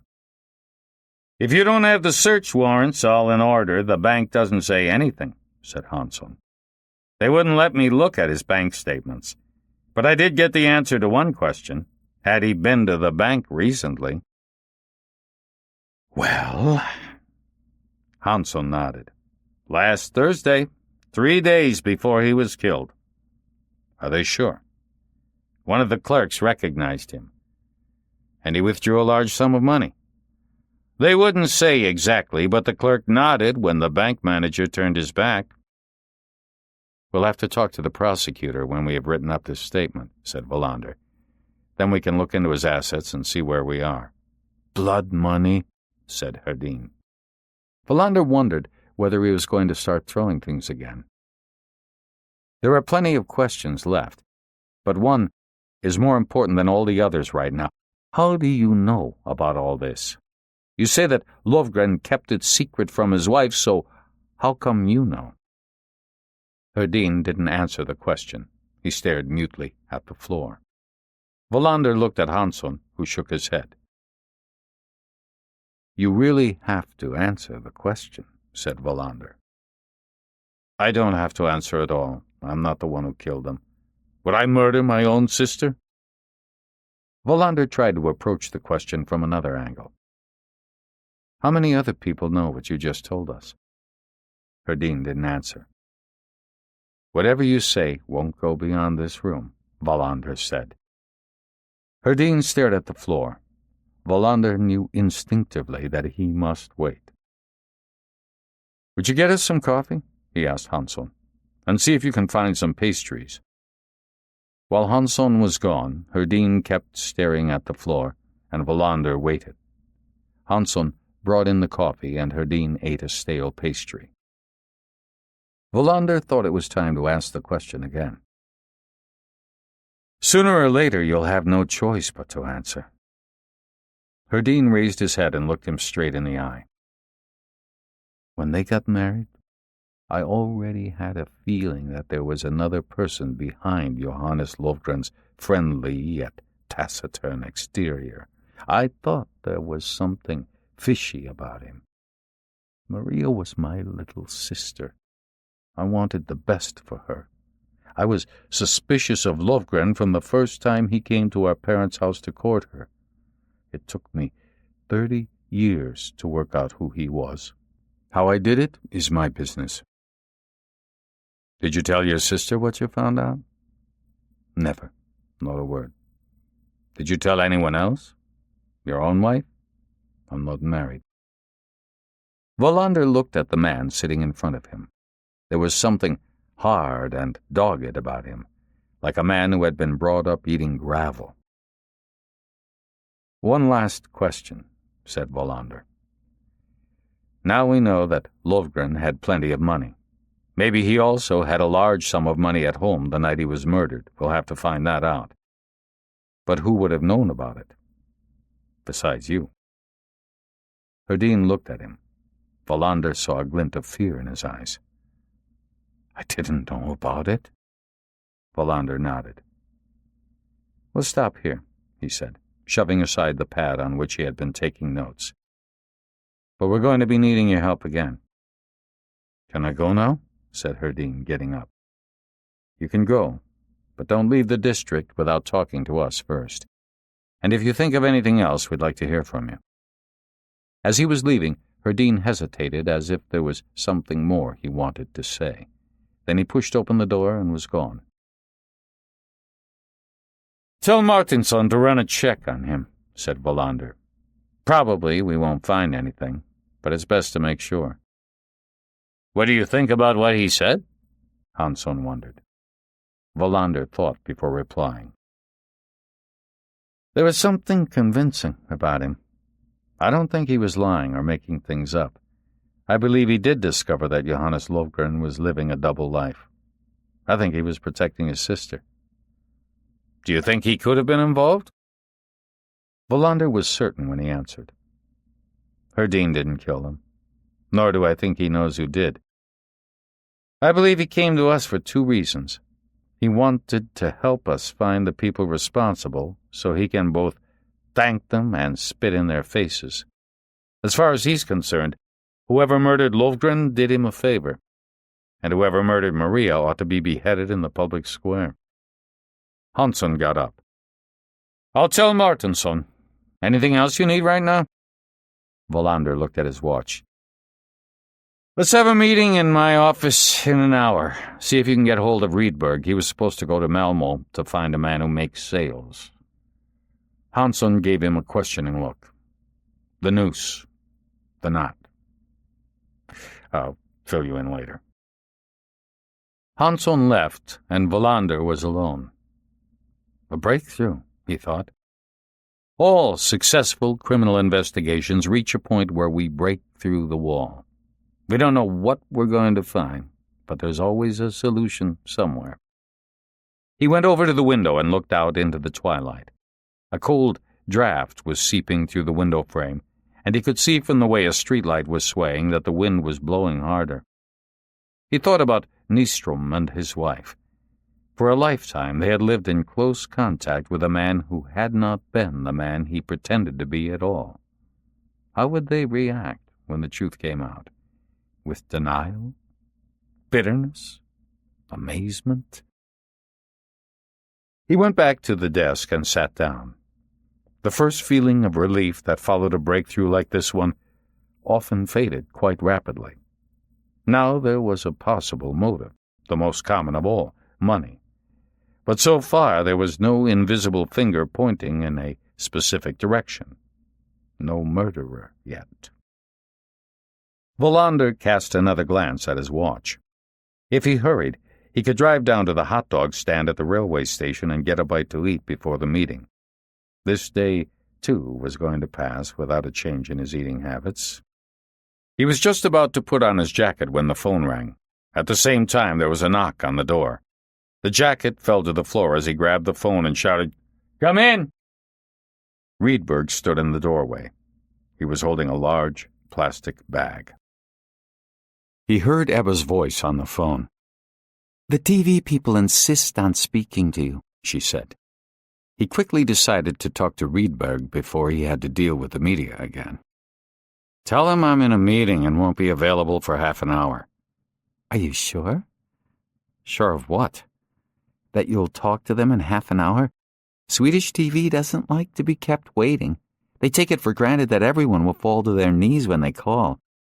That I will not do. But I can talk to them in half an hour. He hung up. Rydberg had sat down on the chair by the window. He was busy drying off his hair with a paper napkin. I've got good news, said Wallander. Rydberg went on drying his hair. I think we've got a motive. Money. And I think we should look for the killers among people who were close to the Lofgrens. Rydberg tossed the wet napkin into the wastebasket. I've had a miserable day, he said. Good news is welcome. Wallander spent 5 minutes recounting the meeting with the farmer, Lars Herdin. Rydberg stared gloomily at the shards of glass on the floor. Strange story, said Rydberg when Wallander was finished. It's strange enough to be true. I'll try to sum it up, Wallander went on. Someone knew that Johannes Lofgren from time to time kept large sums of money at home. This gives us robbery as a motive, and the robbery developed into a murder. If Herdin's description of Lofgren is right, that he was an unusually stingy man, he would naturally have refused to reveal where he had hidden the money. Maria Lofgren, who can't have understood much of what was happening on the last night of her life, was forced to accompany Johannes on his final journey. So the question is, who, besides Herdin, knew about the irregular but substantial cash withdrawals? If we can answer that, we can probably answer everything. Rydberg sat there thinking after Wallander fell silent. Did I leave anything out? Asked Wallander. I'm thinking about what she said before she died, said Rydberg. Foreign. And I'm thinking about what I've got in this plastic bag. He stood up and dumped the contents of the bag onto the desk, a heap of pieces of rope, each one artfully tied in a knot. I've been with an old sailmaker in a flat that smells worse than anything you can imagine, said Rydberg with a grimace. It turns out that this man is almost 90 and practically senile. I wonder whether I shouldn't contact the social services. He was so confused he thought I was his son. Later, one of the neighbors told me that his son has been dead for 30 years. But he certainly knows about knots. When I finally got out of there, it was 4 hours later. These pieces of rope were a present. Did you find out what you wanted to know? The old man looked at the noose and said he thought the knot was ugly. Then it took me 3 hours to get him to tell me something about this ugly knot. In the meantime, he managed to nod off for a while. Rydberg gathered up the bits of rope in his plastic bag as he went on. When he woke up, he started talking about his days at sea, and then he said that he had seen that knot in Argentina. Argentine sailors used that knot for making leads for their dogs. Wallander nodded. So you were right, the knot was foreign. The question now is how this all fits in with Herdin's story. They went out in the corridor. Rydberg went to his office, and Wallander went to see Martinsson and study the printouts. It turned out that there were exhaustive statistics on overseas-born citizens who had either committed or been suspected of committing crimes in Sweden. Martinsson had also managed to run a check on attacks involving old people. At least 4 different individuals or gangs were known to have assaulted old, isolated people in Skåne during the past 12 months. But Martinsson had also found out that every one of them was in prison. He was still waiting for word on whether any of them had been granted leave on the day in question. They held the case meeting in Rydberg's office since one of the office clerks had offered to sweep up the glass from Wallander's floor. Wallander's phone rang almost non-stop, but the clerk didn't pick it up. The meeting was long. Everyone agreed that Lars Herdin's testimony was a breakthrough. Now they had a direction to go in. At the same time, they went over everything that had been gleaned from the interviews with the residents of Lannarp and the people who had telephoned the police or responded to the questionnaire they had sent out. A car that had driven through a village a few kilometers from Lannarp at high speed late on Saturday night attracted special attention. A lorry driver who had set out on a journey to Göteborg at 3 a.m. had almost been hit going around a tight curve. When he heard about the double murder, he called the police. He wasn't sure, but after going through pictures of various cars, he decided it was probably a Nissan. "Don't forget rental cars," said Wallander. "People on the move want to be comfortable these days. Robbers rent cars as often as they steal them." It was already 6 p.m. by the time the meeting was over. Wallander realized that all his colleagues were now on the offensive. There was palpable optimism after Lars Herdin's visit. He went to his office and typed up his notes of the interview with Herdin. He had Hansen's notes of the earlier interviews so he could compare them. He realized at once that Lars Herdin had not been evasive. The information was the same in both. Just after 7 p.m., he put the papers aside. He realized that the TV people hadn't called back. He asked the switchboard whether Ebba had left any message before she went home. The girl who answered was a temp. "There's nothing here," she said. He went to the canteen and switched on the TV on a whim. The local news had just started. He leaned on a table and distractedly watched a report about how short of funds the city of Malmö was.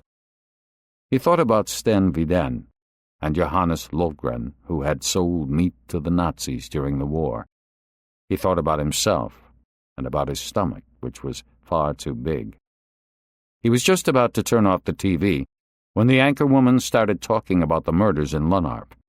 In astonishment, he heard that the police in Ystad were concentrating their search on as yet unidentified foreign citizens. The police were convinced that those responsible were foreigners. It could not be ruled out that they might be refugees seeking asylum. Finally, the reporter talked about Wallander himself. Despite repeated efforts, it had been impossible to get any of the detectives in charge to comment on the information, which had been obtained from anonymous but reliable sources. The reporter was speaking in front of a shot of the Ystad police station. Then she moved straight on to the weather report. A storm was approaching from the west. The wind would increase, but there was no risk of snow. The temperature would continue to stay above freezing level. Wallander turned off the TV. He couldn't make up his mind whether he was upset or merely tired. Or maybe he was just hungry. Someone at the police station had leaked the information. Perhaps nowadays people got paid for passing on confidential information.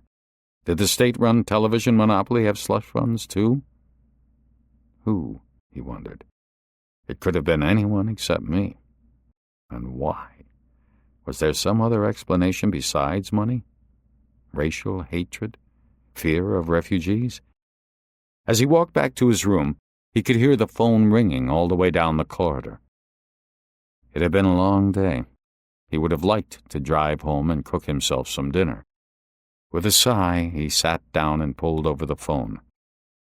I guess I'll have to get started, he thought. Start denying the information on the TV, and hope that nobody burns any wooden crosses in the days to come. Chapter 6. Overnight, a storm moved in across Skåne.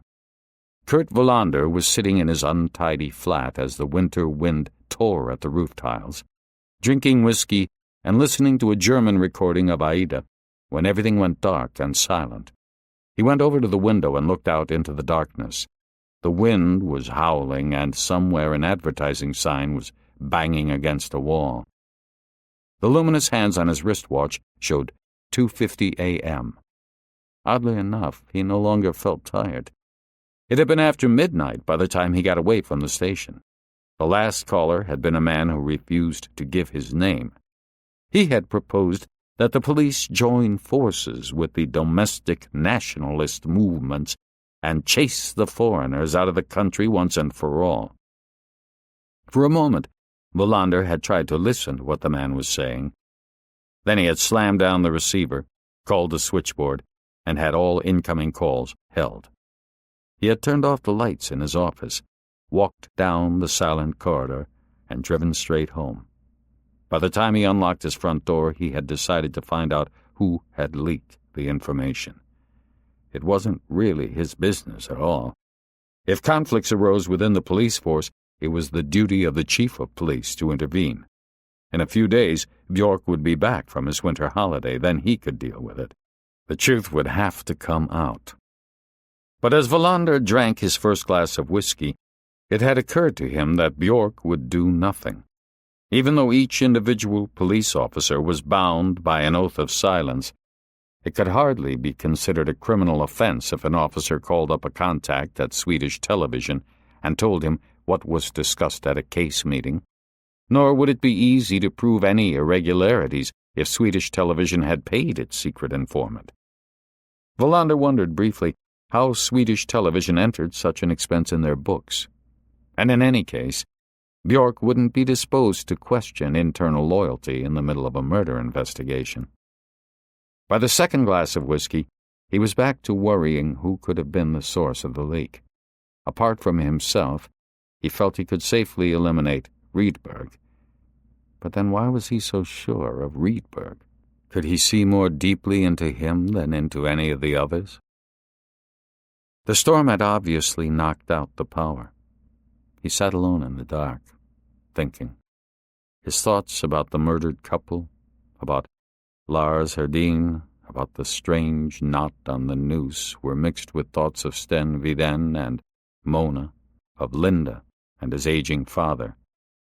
Somewhere in the dark, a vast meaninglessness was beckoning, a sneering face that laughed scornfully at every attempt he made to manage his life.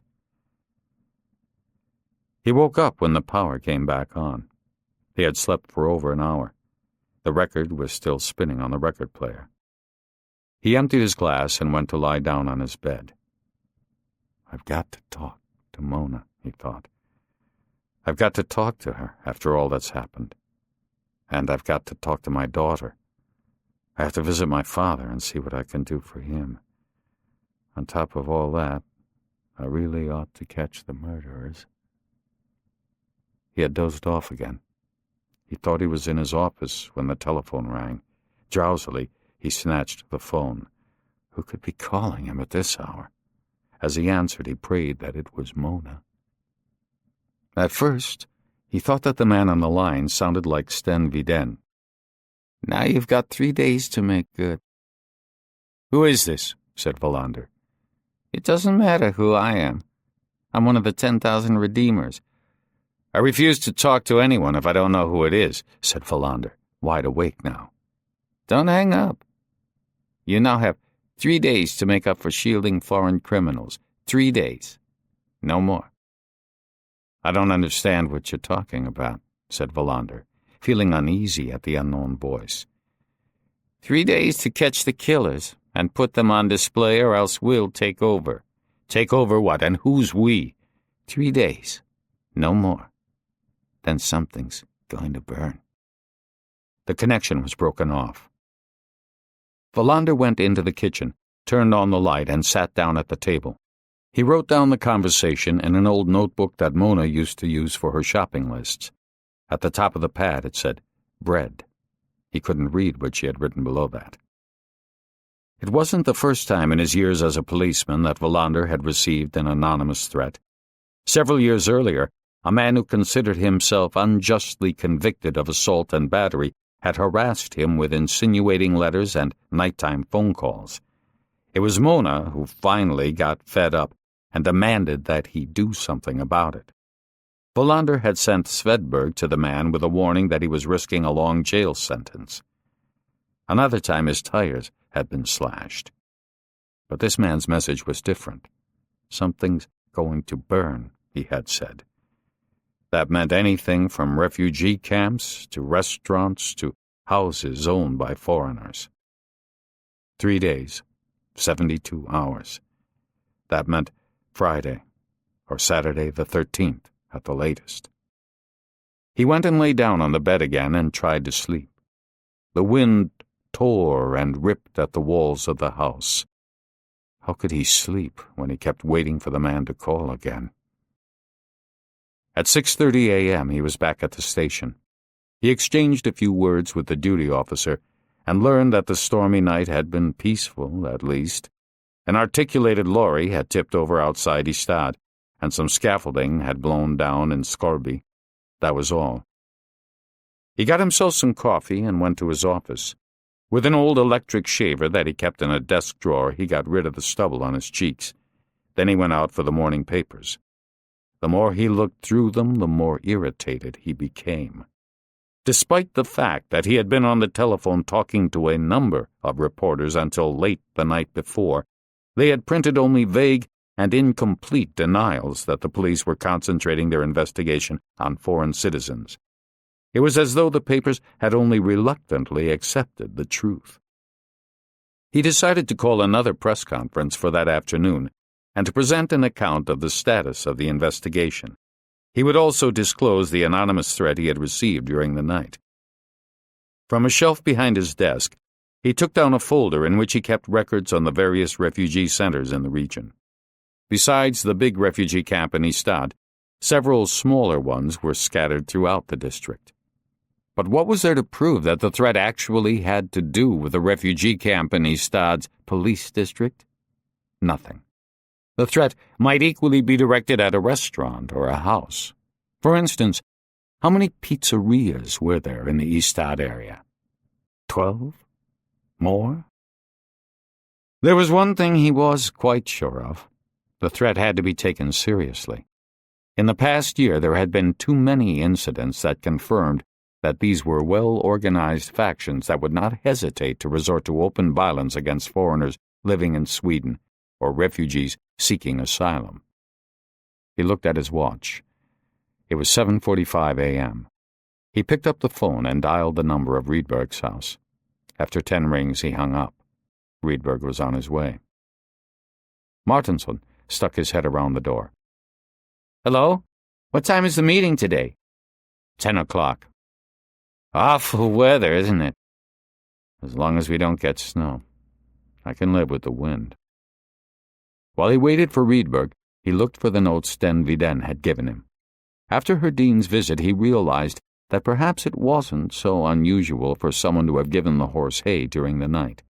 If the killers were among Johannes and Maria Lofgren's acquaintances, or even members of their family, they would naturally know about the horse. Maybe they also knew that Johannes Lofgren made a habit of going out to the stable in the night. Wallander had only a vague idea of what Viden would be able to add. Maybe the real reason he had called him was to avoid losing touch with him. No one answered, even though he let the phone ring for over a minute. He hung up and decided to try again a little later. He also had another phone call he wanted to make before Rydberg arrived. He dialed the number and waited. Public prosecutor's office, a cheerful female voice answered. This is Kurt Wallander. Is Åkesson there? He's on leave of absence. Did you forget? He had forgotten. It had completely slipped his mind that public prosecutor Per Åkesson was taking some university courses, and they had had dinner together as recently as the end of November. I can connect you with his deputy if you'd like. Do that, said Wallander. To his surprise, a woman answered. Annette Broling. I'd like to talk with the prosecutor, said Wallander. Speaking, said the woman. What is this about?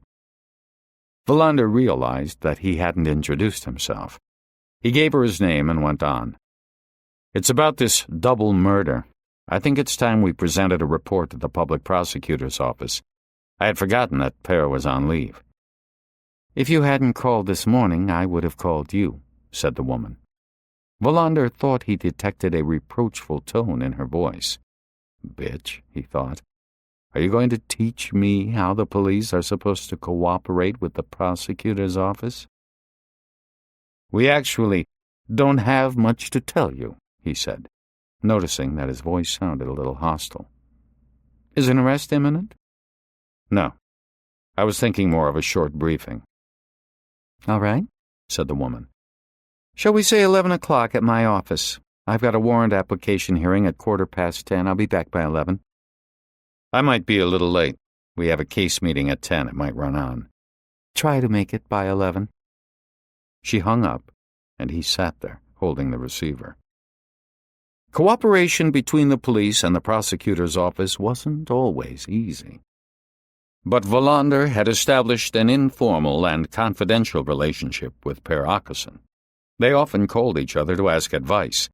They seldom disagreed on when detention or release was justified. "Damn," he said out loud. "Annette Brolin, who the hell is she?" Just then, he heard the unmistakable sound of Rydberg limping by in the corridor. He stuck his head out of the door and asked him to come in. Rydberg was dressed in an outmoded fur jacket and beret. When he sat down, he grimaced. "Bothering you again?" asked Wallander, pointing at his leg. "Rain is okay," said Rydberg, "or snow, or cold. But this damned leg can't stand the wind." "What do you want?" Wallander told him about the call he had received during the night. "What do you think?" he asked when he had finished. "Serious or not?" "Serious. At least we have to proceed as if it is." "I'm thinking about a press conference this afternoon. We'll present the status of the investigation and concentrate on Lars Herdin's story, without mentioning his name, of course. Then I'll speak about the threat and say that all rumors about foreigners being involved are groundless." "But that's actually not true," Rydberg mused. "What do you mean?" "The woman said what she said, and the knot may be Argentine." "How do you intend to make that fit in with a robbery that was presumably committed by someone who knew Lovgren very well?" "I don't know yet. I think it's too soon to draw conclusions, don't you?" "Provisional conclusions," said Wallander. "All police work deals with drawing conclusions which you later discard or keep building on." Rydberg shifted his sore leg. "What are you thinking of doing about the leak?" "I'm thinking of giving them hell at the meeting," said Wallander. "Then Bjork can deal with it when he gets back." "What do you think he'll do?" "Nothing." "Exactly." Wallander threw his arms wide. "We might as well admit it right now. Whoever leaked it to the TV people isn't going to get his nose twisted off. By the way, how much do you think Swedish television pays policemen for leaks?" "Probably far too much," said Rydberg. "That's why they don't have money for any good programs." He got up from his chair. "Don't forget one thing," he said, as he stood with his hand on the doorframe. "A policeman who snitches can snitch again." "What does that mean?" "He can insist that one of our leads does point to foreigners. It's true, after all." "It's not even a lead," said Wallander. "It's the last confused words of a dying woman." Rydberg shrugged. "Do as you like. See you in a while." The case meeting went as badly as it could have. Wallander had decided to start with the leak and its possible consequences. He would describe the anonymous call he had received and then invite suggestions on a plan of action before the deadline. But when he announced angrily that there was someone at the meeting disloyal enough to betray confidential information, possibly for money, he was met by equally furious protests. Several officers said that the leak could have come from the hospital. Hadn't doctors and nurses been present when the old woman uttered those last words? Wallander tried to refute their objections, but they kept protesting. By the time he finally managed to steer the discussion to the investigation itself, a sullen mood had settled over the meeting. Yesterday's optimism had been replaced by a slack, uninspired atmosphere. Wallander had got off on the wrong foot. The effort to identify the car with which the lorry driver had almost collided had yielded no results. An additional man was assigned to concentrate on this. The investigation of Lars Herdin's past was continuing. On the first check, nothing remarkable had come to light. He had no police record and no conspicuous debts. "We're going to run a vacuum cleaner over this man," said Wallander. "We have to know everything there is to know. I'm going to meet the prosecutor in a few minutes. I'll ask for authorization to go into the bank." Peters delivered the biggest news of the day. "Lovgren had 2 safe deposit boxes," he said. One at the Union Bank and one at the Merchants Bank. I went through the keys on his keyring. Good. We'll check them out later today.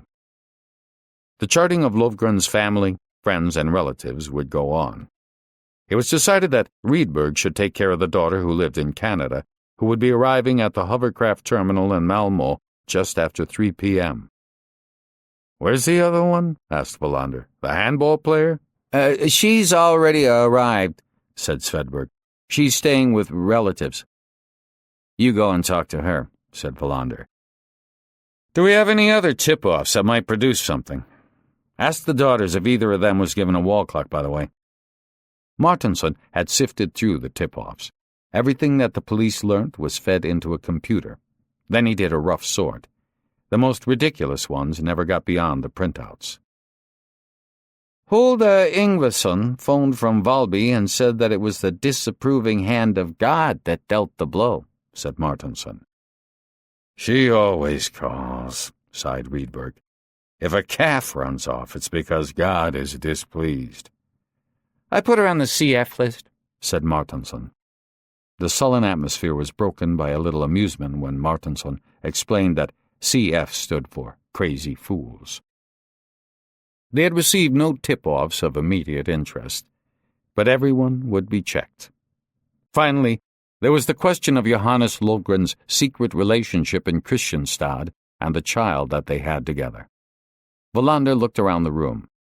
Thomas Nusslund, a 30-year veteran who seldom called attention to himself but who did solid, thorough work, was sitting in a corner, pulling on his lower lip as he listened. "You can come with me," said Wallander. "See if you can do a little footwork first. Ring Herdeen and pump him for everything you can about this woman in Kristianstad. And the child, too, of course." The press conference was fixed for 4 p.m. By then, Wallander and Nusslund hoped to be back from Kristianstad. Rydberg had agreed to preside if they were late. "I'll write the press release," said Wallander. "If no one has anything more, we'll adjourn." It was 11:25 a.m. when he knocked on Per Åkesson's door in another part of the police building. The woman who opened the door was very striking and very young. Wallander stared at her. "Seen enough yet? You're half an hour late, by the way." "I told you the meeting might run over," he replied. He hardly recognized the office. Per Åkesson's Spartan, colorless space had been transformed into a room with pretty curtains and potted plants round the walls. He followed her with his eyes as she sat down behind her desk. She couldn't be more than 30. She was wearing a rust-brown suit that he was sure was of good quality, and no doubt quite expensive. "Have a seat. Maybe we ought to shake hands, by the way. I'll be filling in for Åkesson all the time he's away, so we'll be working together for quite a while." He put out his hand and noticed at the same time that she was wearing a wedding ring. To his surprise, he realized that he felt disappointed. She had dark brown hair, cut short and framing her face. A lock of bleached hair curled down beside one ear. "I'd like to welcome you to Ystad," he said. "I have to admit that I quite forgot that Per was on leave." "I assume we'll be using our first names. Mine is Annette." "Kurt. How do you like Ystad?" She shook off the question brusquely. "I don't really know yet. Stockholmers no doubt have a hard time getting used to the leisurely pace of Skåne." "Leisurely?" "You're half an hour late." Wallander could feel himself getting angry. Was she provoking him? Didn't she understand that a case meeting might run over? Did she regard all Scanians as leisurely? "I don't think Scanians are any lazier than anyone else," he said. "All Stockholmers aren't stuck up, are they?" "I beg your pardon?" "Forget it." She leaned back in her chair. He was having difficulty looking her in the eye. "Perhaps you would give me a summary of the case?"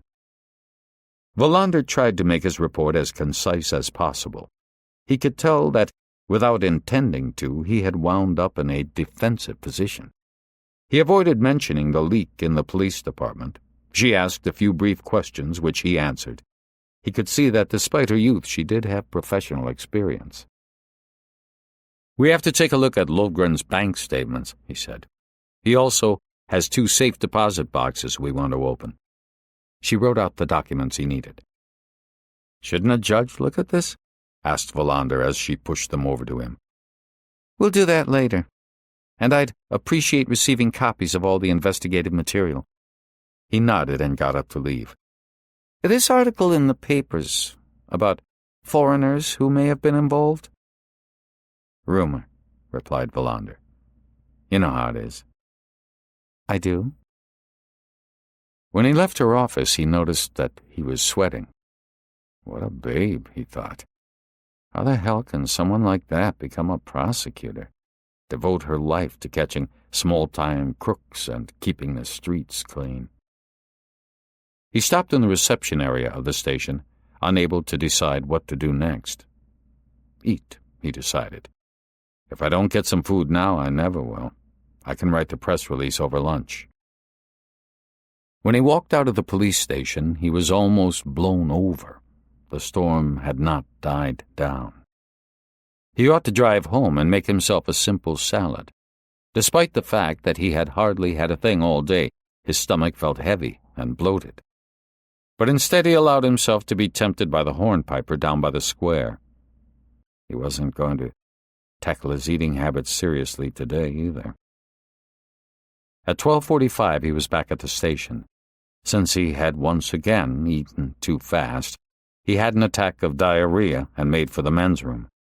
When his stomach had settled somewhat, he handed the press release to one of the office clerks and then headed for Nestland's room. "I can't get a hold of Herding," said Nestland. "He's on some kind of winter hike with a conservation group in Fjelldalen." Then I suppose we'll have to drive out there and look for him," said Wallander. "I thought I might as well do that. Then you can check the safe deposit boxes. If everything was so secret with this woman and their child, maybe there's something locked up there. We'll save time that way, I mean." Wallander nodded. Nestland was right. He was charging like a bull at a gate. "Okay, that's what we'll do. If we don't make it today, we'll go up to Kristianstad tomorrow morning." Before he got into his car to drive down to the bank, he tried once more to get hold of Sten Viden. There was no answer this time either. He gave the number to Ebba at the reception desk. "See if you can get an answer. Check whether this number is right. It's supposed to be in the name of Sten Viden, or a racing stable with a name I don't know." "Hansen probably knows," said Ebba. "I said race horses, not trotters." "He bets on anything that moves," said Ebba with a laugh. "I'll be at the Union Bank, if there's anything urgent," said Wallander. He parked across from the bookshop on the square. The powerful wind almost blew the parking ticket out of his hand after he put the money in the machine. The town seemed abandoned. The winds were keeping people indoors. He stopped at the electrical shop by the square. He was considering buying a video in an attempt to conquer the loneliness of his evenings. He looked at the prices and tried to work out whether he could afford to buy one this month. Or should he invest in a new stereo instead? After all, it was music he turned to when he lay tossing and turning, unable to sleep. He tore himself away from the window and turned down the pedestrian street by the Chinese restaurant. The Union Bank was right next door. He walked in through the glass doors, finding only one customer inside the small lobby. A farmer with a hearing aid, complaining about interest rates in a high, shrill voice. To the left, an office door stood open. Inside, a man sat studying a computer screen. Wallander assumed this was where he was supposed to go. As he appeared in the doorway, the man looked up quickly, as though he might be a bank robber. He walked into the room and introduced himself. "We're not happy about this at all," said the man.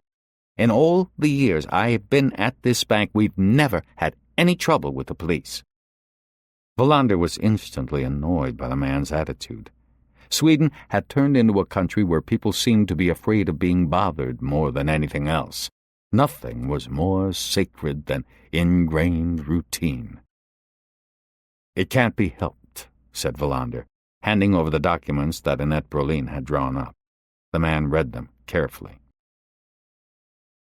"Is this really necessary? The whole point of a safe deposit box is that it's protected from inspection." "Yes, it is necessary," said Wallander, "and I haven't got all day." With a sigh, the man got up from his desk. Wallander could see that he had prepared himself for this visit. They passed through a barred doorway and entered the safe deposit vault. Lovgren's box was at the bottom in one corner. Wallander unlocked it, pulled out the drawer, and put it on the table. He raised the lid and started going through the contents.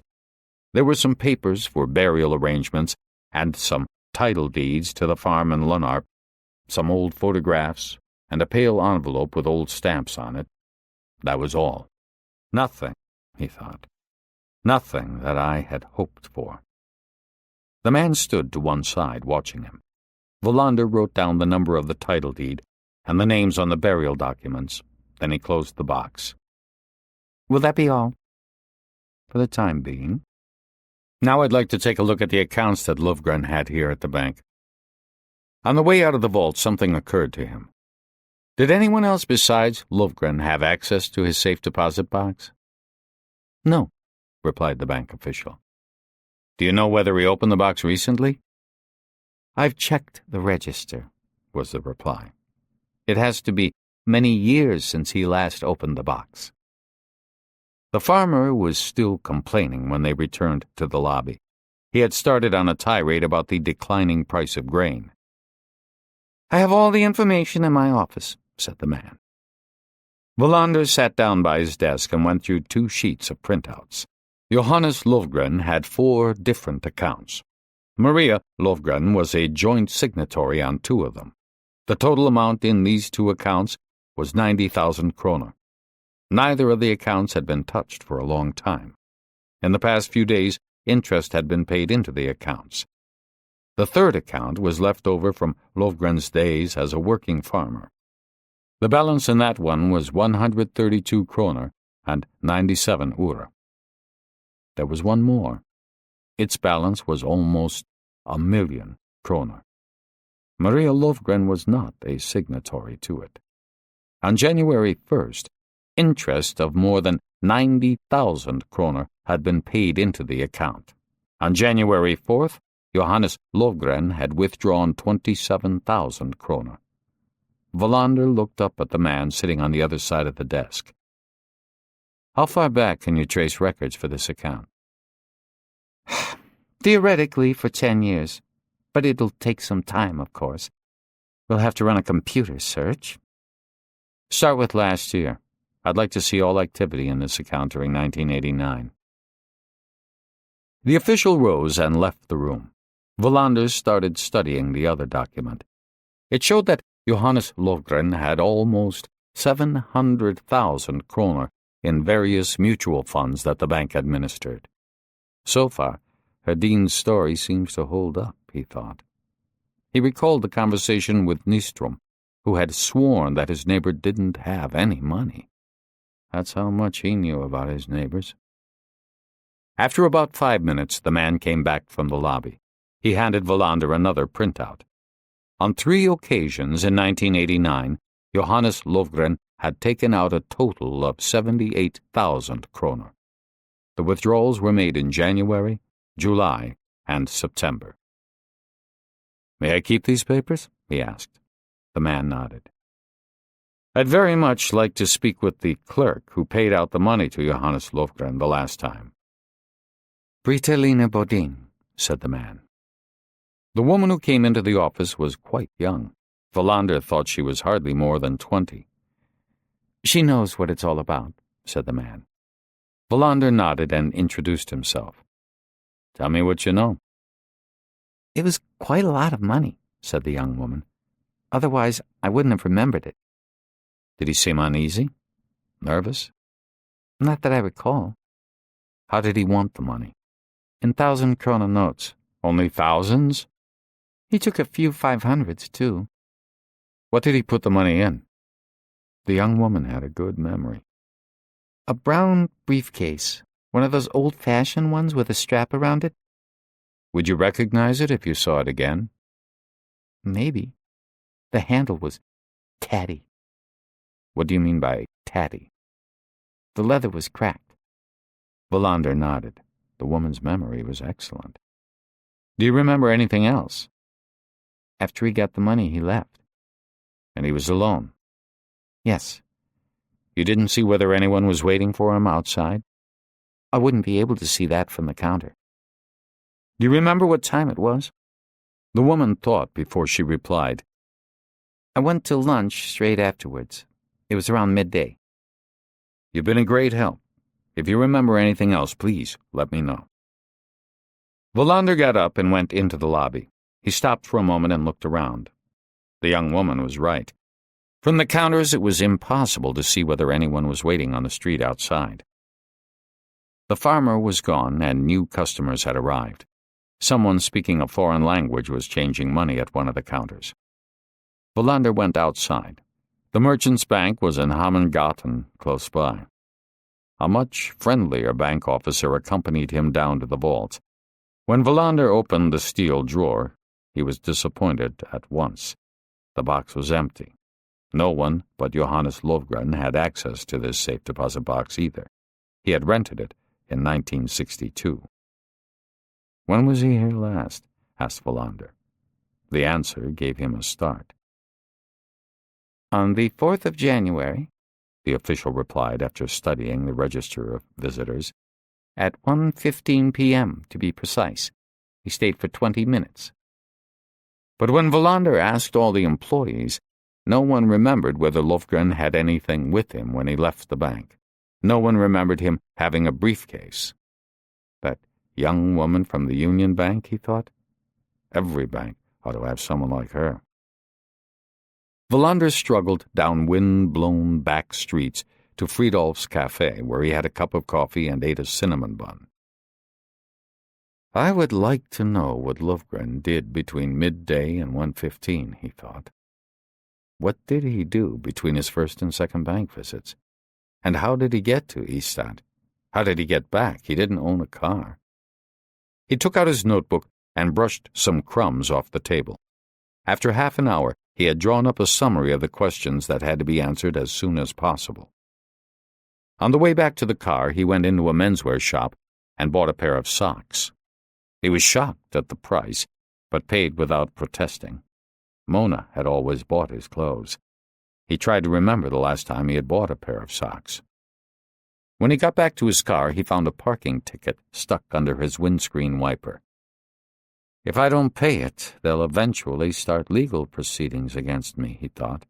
Then, acting public prosecutor Brolin will be forced to stand up in court and take me to task. He tossed the ticket into the glove compartment, thinking again how good-looking she was. Good-looking and charming. Then he remembered the bun he had just eaten. It was 3 p.m. before Nesland rang. By then, Wallander had decided to postpone the trip to Kristianstad.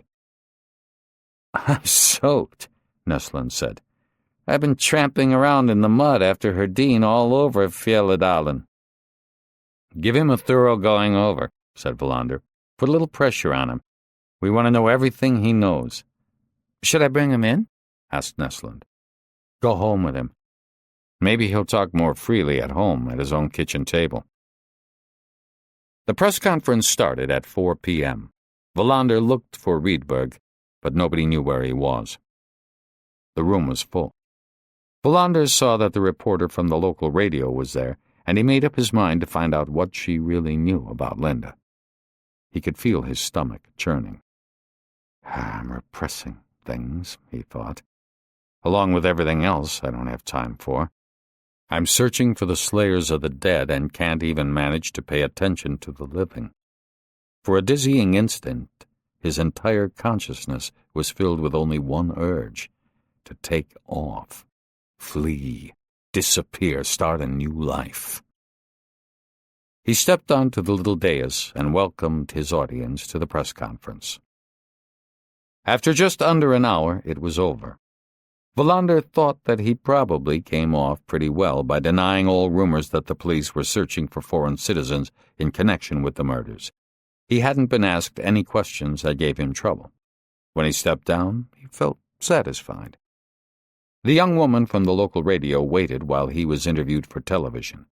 As always, when a TV camera was pointed at his face, he got nervous and stumbled over his words. But the reporter was satisfied and didn't ask for another take. "You'll have to get yourself some better informants," said Wallander when it was all over. "I might have to at that," replied the reporter and laughed. When the TV crew had left, Wallander suggested that the young woman from the local radio station accompany him to his office. He was less nervous with a radio microphone than in front of the camera. When she was finished, she turned off the tape recorder. Wallander was just about to bring up Linda when Rydberg knocked on the door and came in. "We've almost finished," said Wallander. "We have finished," said the young woman, getting up. Crestfallen, Wallander watched her go. He hadn't managed to get in one word about Linda. "More trouble," said Rydberg. "They just called from the refugee processing unit here in Ystad. A car drove into the courtyard and someone threw a bag of rotten turnips at an old man from Lebanon, hitting him in the head." "Damn," said Wallander. "What happened?" "He's at the hospital getting bandaged up, but the director is nervous." "Did they get the registration number?" "It all happened too quickly." Wallander thought for a moment. "Let's not do anything conspicuous just now. In the morning there will be strong denials about the foreigners in all the papers. It'll be on TV tonight. Then we just have to hope that things calm down. We could ask the night patrols to check the camp." "I'll tell them," said Rydberg. "Come back afterwards and we'll do an update," said Wallander. It was 8:30 p.m. when Wallander and Rydberg finished. "What do you think?" asked Wallander as they gathered up their papers.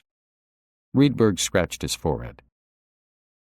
"Well, it's obvious that this Herdeen lead is a good one, as long as we can get hold of that mystery woman and the child, the son.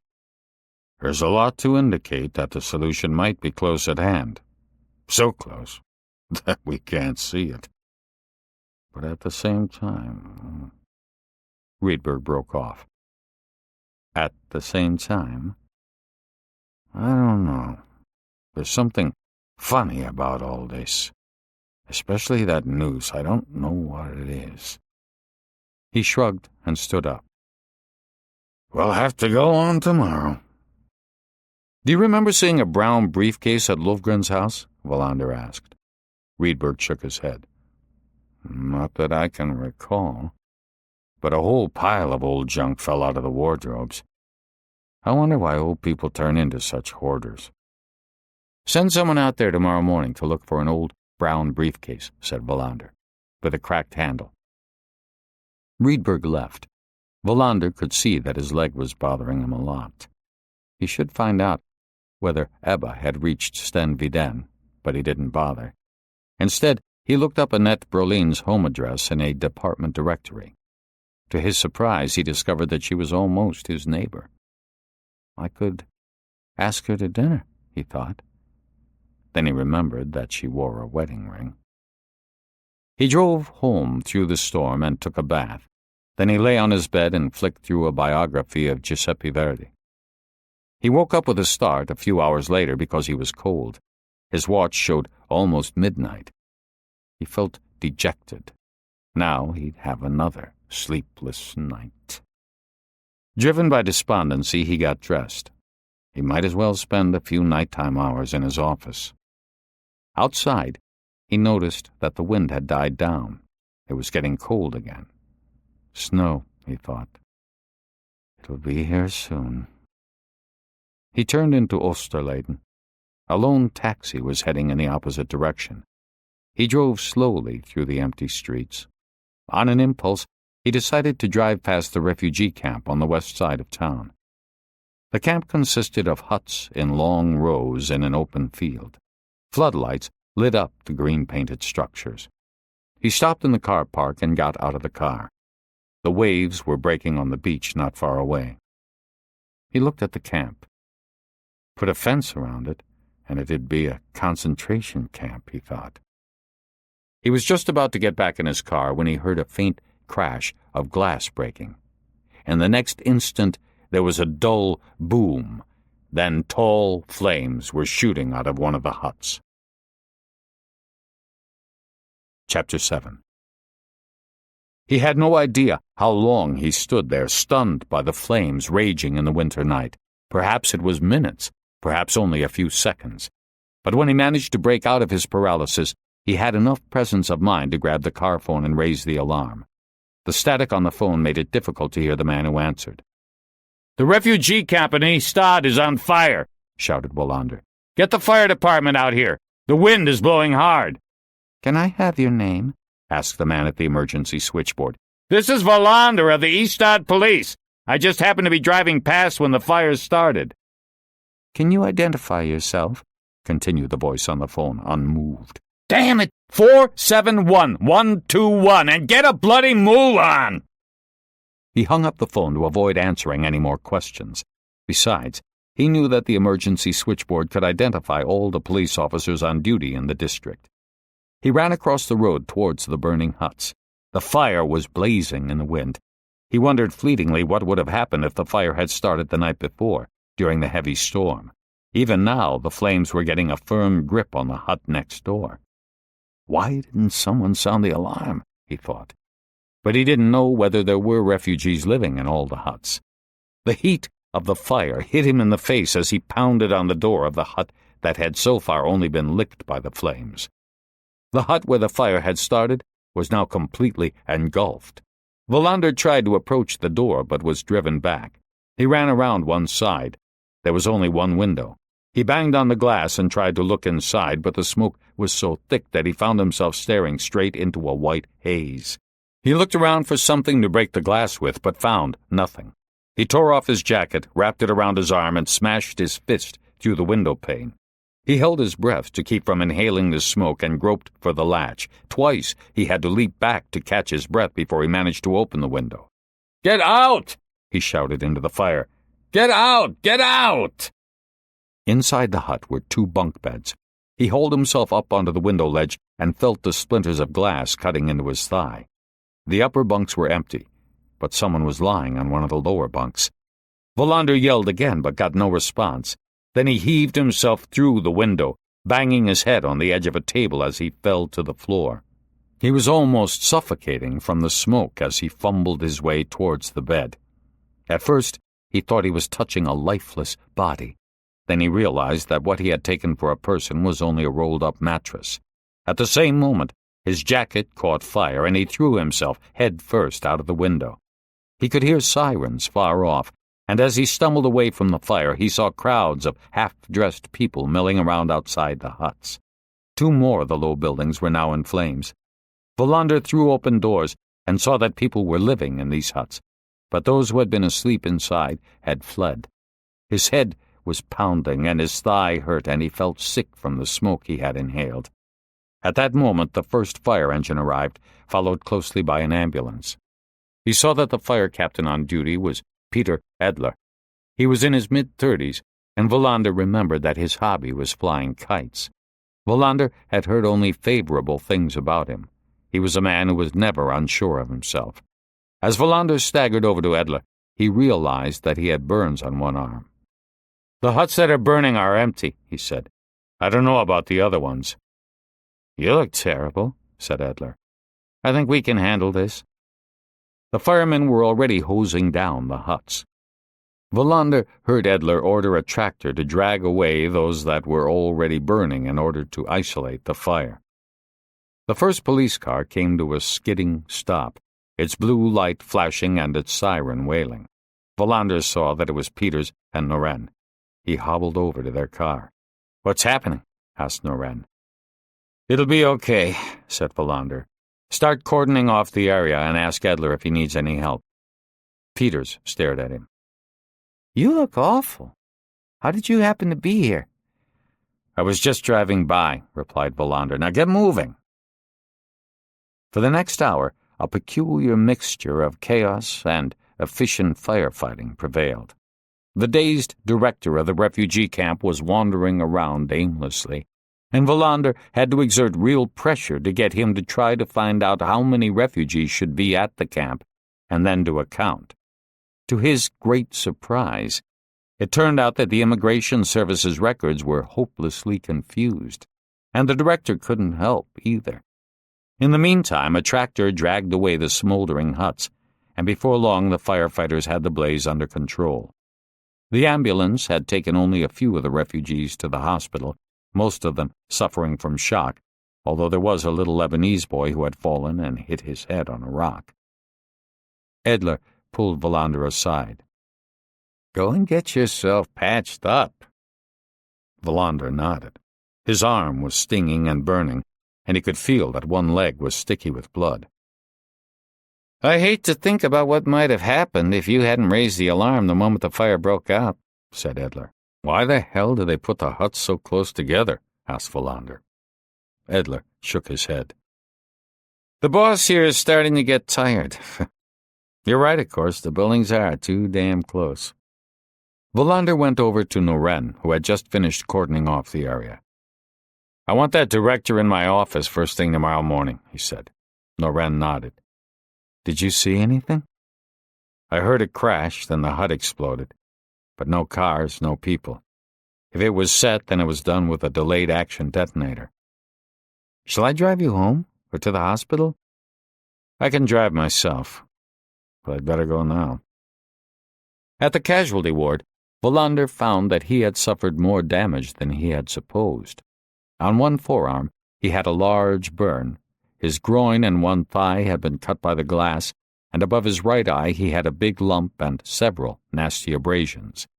He had also bitten his tongue without being aware of it. It was almost 4 a.m. by the time Wallander could leave the hospital. His bandages were too tight, and he still felt sick from the smoke. As he left the hospital, a camera flashed in his face. He recognized the photographer from the biggest morning newspaper in Skåne. He waved his hand to dismiss a reporter who appeared out of the shadows wanting an interview. Then he drove home. To his own great amazement, he was actually feeling sleepy. He undressed and crawled under the bed covers.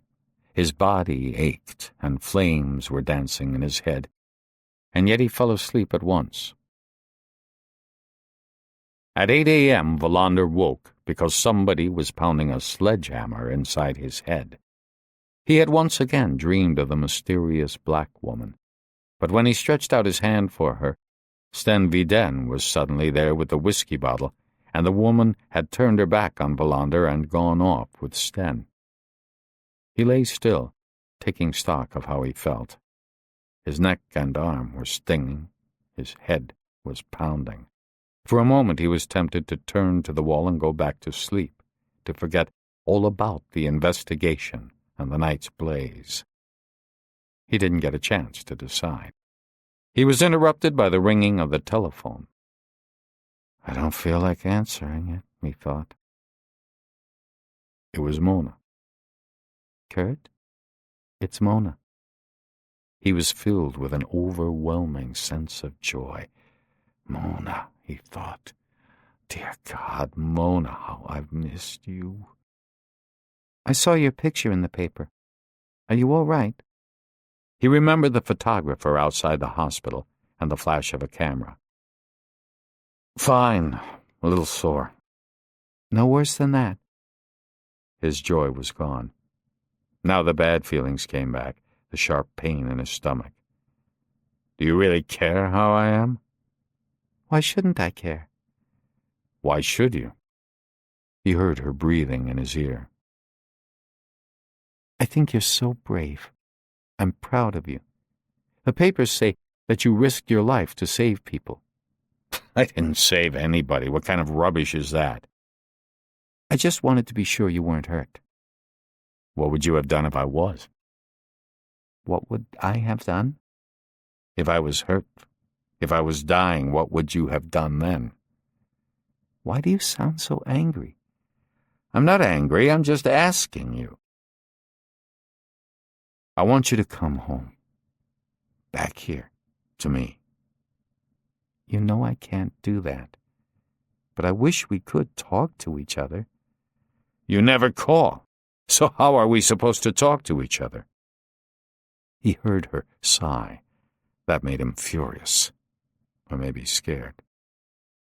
Of course we can meet, but not at my place. Or at yours. He made up his mind swiftly. What he said was not entirely true, but it wasn't really a lie either. There are a lot of things we need to talk about. Practical matters. I can drive over to Malmo if you like. There was a pause before she answered. Not tonight, but I could tomorrow. Where? Shall we have dinner? The only places I know are the Savoy and the Central. The Savoy is expensive. Then how about the Central? What time? 8 o'clock? I'll be there. The conversation was over. He looked at his pummeled face in the hall mirror. Was he looking forward to the meeting? Or did he feel uneasy? He wasn't sure. He felt confused. Instead of picturing his meeting with Mona, he saw himself with Annette Brolin at the Savoy. And although she was still the acting public prosecutor in Ystad, she was transformed into a black woman. Wallander dressed, skipped his morning coffee, and went out to his car. It had turned warmer again. The remnants of a damp fog were drifting from the sea over the town. There was no wind at all. He was greeted with friendly nods and pats on the back when he entered the police station. Ebba gave him a hug and a jar of pear jam. He felt embarrassed, but also a little proud. Björk should have been here, he thought, in Ystad instead of in Spain. This was the kind of thing Björk dreamed of. Heroes on the force. By 9:30 a.m., everything was back to normal. By then, he had already managed to give the director of the refugee camp a tough lecture on the sloppy supervision of the refugees. The director, who was short and plump and who radiated apathy and laziness, nevertheless defended himself vigorously, insisting that he had followed the rules and regulations of the Immigration Service to the letter. "It's the police's job to ensure that the camp is safe," he said, trying to turn Wallander's lecture on its head. "How are we supposed to guarantee anything at all when you have no idea how many people are living in those damned huts or who they are?" The director was red-faced with fury when he left. "I'm going to file a complaint." "Complain to the king," replied Wallander. "Complain to the Prime Minister, complain to the European Court, complain to whoever the hell you like. But from now on, you're going to have accurate lists of how many people there are at your camp, what their names are, and which huts they live in." Just before the case meeting was due to start, Edler called. "How do you feel? The hero of the day?" "Piss off," replied Wallander. "Have you found anything?" "It wasn't hard," replied Edler. "A handy little detonator that ignited some rags soaked in petrol." "Are you sure?" "Damn right I'm sure. You'll have the report in a few hours. We'll have to try and run the arson investigation parallel with the murders. But if anything else happens, I'm going to need reinforcements from Simrishamn or Malmo." "Are there any police left in Simrishamn? I thought the station there was closed down." It was the volunteer firefighters who were disbanded. "In fact, I've heard rumors that we're going to have some new positions opening up down here." Wallander started the meeting by reporting what Edler had told him. A brief discussion followed concerning possible motives for the attack. All were agreed that it was most likely a rather well-organized youthful prank, but no one denied the seriousness of what had happened. "It's important for us to catch those responsible," said Hansson. "Just as important as catching the killers at Lunarp." "Maybe it was the same people who threw the turnips at the old man," said Svedberg. Wallander noticed the contempt in his voice. "Talk to him. Maybe he can give you a description." "I don't speak Arabic," said Svedberg. "We have interpreters, for God's sake. I want to know what he has to say by this afternoon." The meeting was brief. This was one of those days when the police officers were busy trying to establish facts. Conclusions and results were sparse. "We'll skip the afternoon meeting," Wallander decided, "provided nothing out of the ordinary happens. Martinsson will go out to the camp. Svedberg, maybe you could take over whatever Martinsson was doing that can't wait." "I'm searching for the car that the lorry driver saw," said Martinsson. "I'll give you my paperwork." When the meeting was over, Nestlund and Rydberg stayed behind in Wallander's office. "We're starting to go into overtime," said Wallander. "When is Bjork due back?" Neither man knew. "Does he have any idea about what's happened?" Rydberg wondered. "Does he care?" Wallander countered. He called Ebba and got an answer at once. She even knew which airline he would be coming in on. "Saturday night," he told the others. "But since I'm the acting chief, I'm going to authorize all the overtime we need." Rydberg raised his visit to the Lovgren farm. "I've been snooping about. In fact, I've turned the whole place upside down. I've even dug around in the hay bales out in the stable, but there was no brown briefcase." Wallander knew that was that. Rydberg never gave up until he was 100% sure. "So, now we know this much. One brown briefcase containing 27,000 krona is missing." "People have been killed for much less," said Rydberg. They sat in silence for a moment, pondering these words. "I can't understand why it should be so hard to locate that car," said Wallander, touching the tender lump on his forehead. "I gave out its description at the press conference and asked the driver to contact us." "Patience," said Rydberg. "What came out of the interviews with the daughters? If there are any reports, I can read them in the car on the way to Kristianstad. By the way, do either of you think that the attack last night had anything to do with the threat I received?" Both Rydberg and Nestlund shook their heads. "I don't either," said Wallander. "That means that we need to be prepared for something to happen on Friday or Saturday. I thought that you, Rydberg, could think this matter through and come up with some suggestions for action by this afternoon." Rydberg made a face. "Well, I'm not good at things like that." "You're a good policeman. You'll do just fine." Rydberg gave him a skeptical look. Then he stood up to go. He paused at the door. "The daughter that I talked to, the one from Canada, had her husband with her, the Mountie. He wondered why we don't carry guns." "In a few years we probably will," said Wallander. He was just about to brief Nestlund on his conversation with Lars Herdin when the phone rang. Abbott told him that the head of the immigration service was on the line. Wallander was surprised to be speaking to a woman. He assumed that all senior government officials were still elderly gentlemen full of arrogant self-esteem. The woman had a pleasant voice, but what she said annoyed him instantly.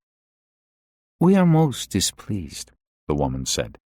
"The police have an obligation to guarantee the safety of our refugees." Just like that damn director, thought Wallander. "We do what we can," he said, trying to conceal his irritation. It occurred to him that it might be a breach of conduct for an acting police chief in a small town to contradict what the high priestess of a government civil service agency had to say. Obviously, that is not sufficient.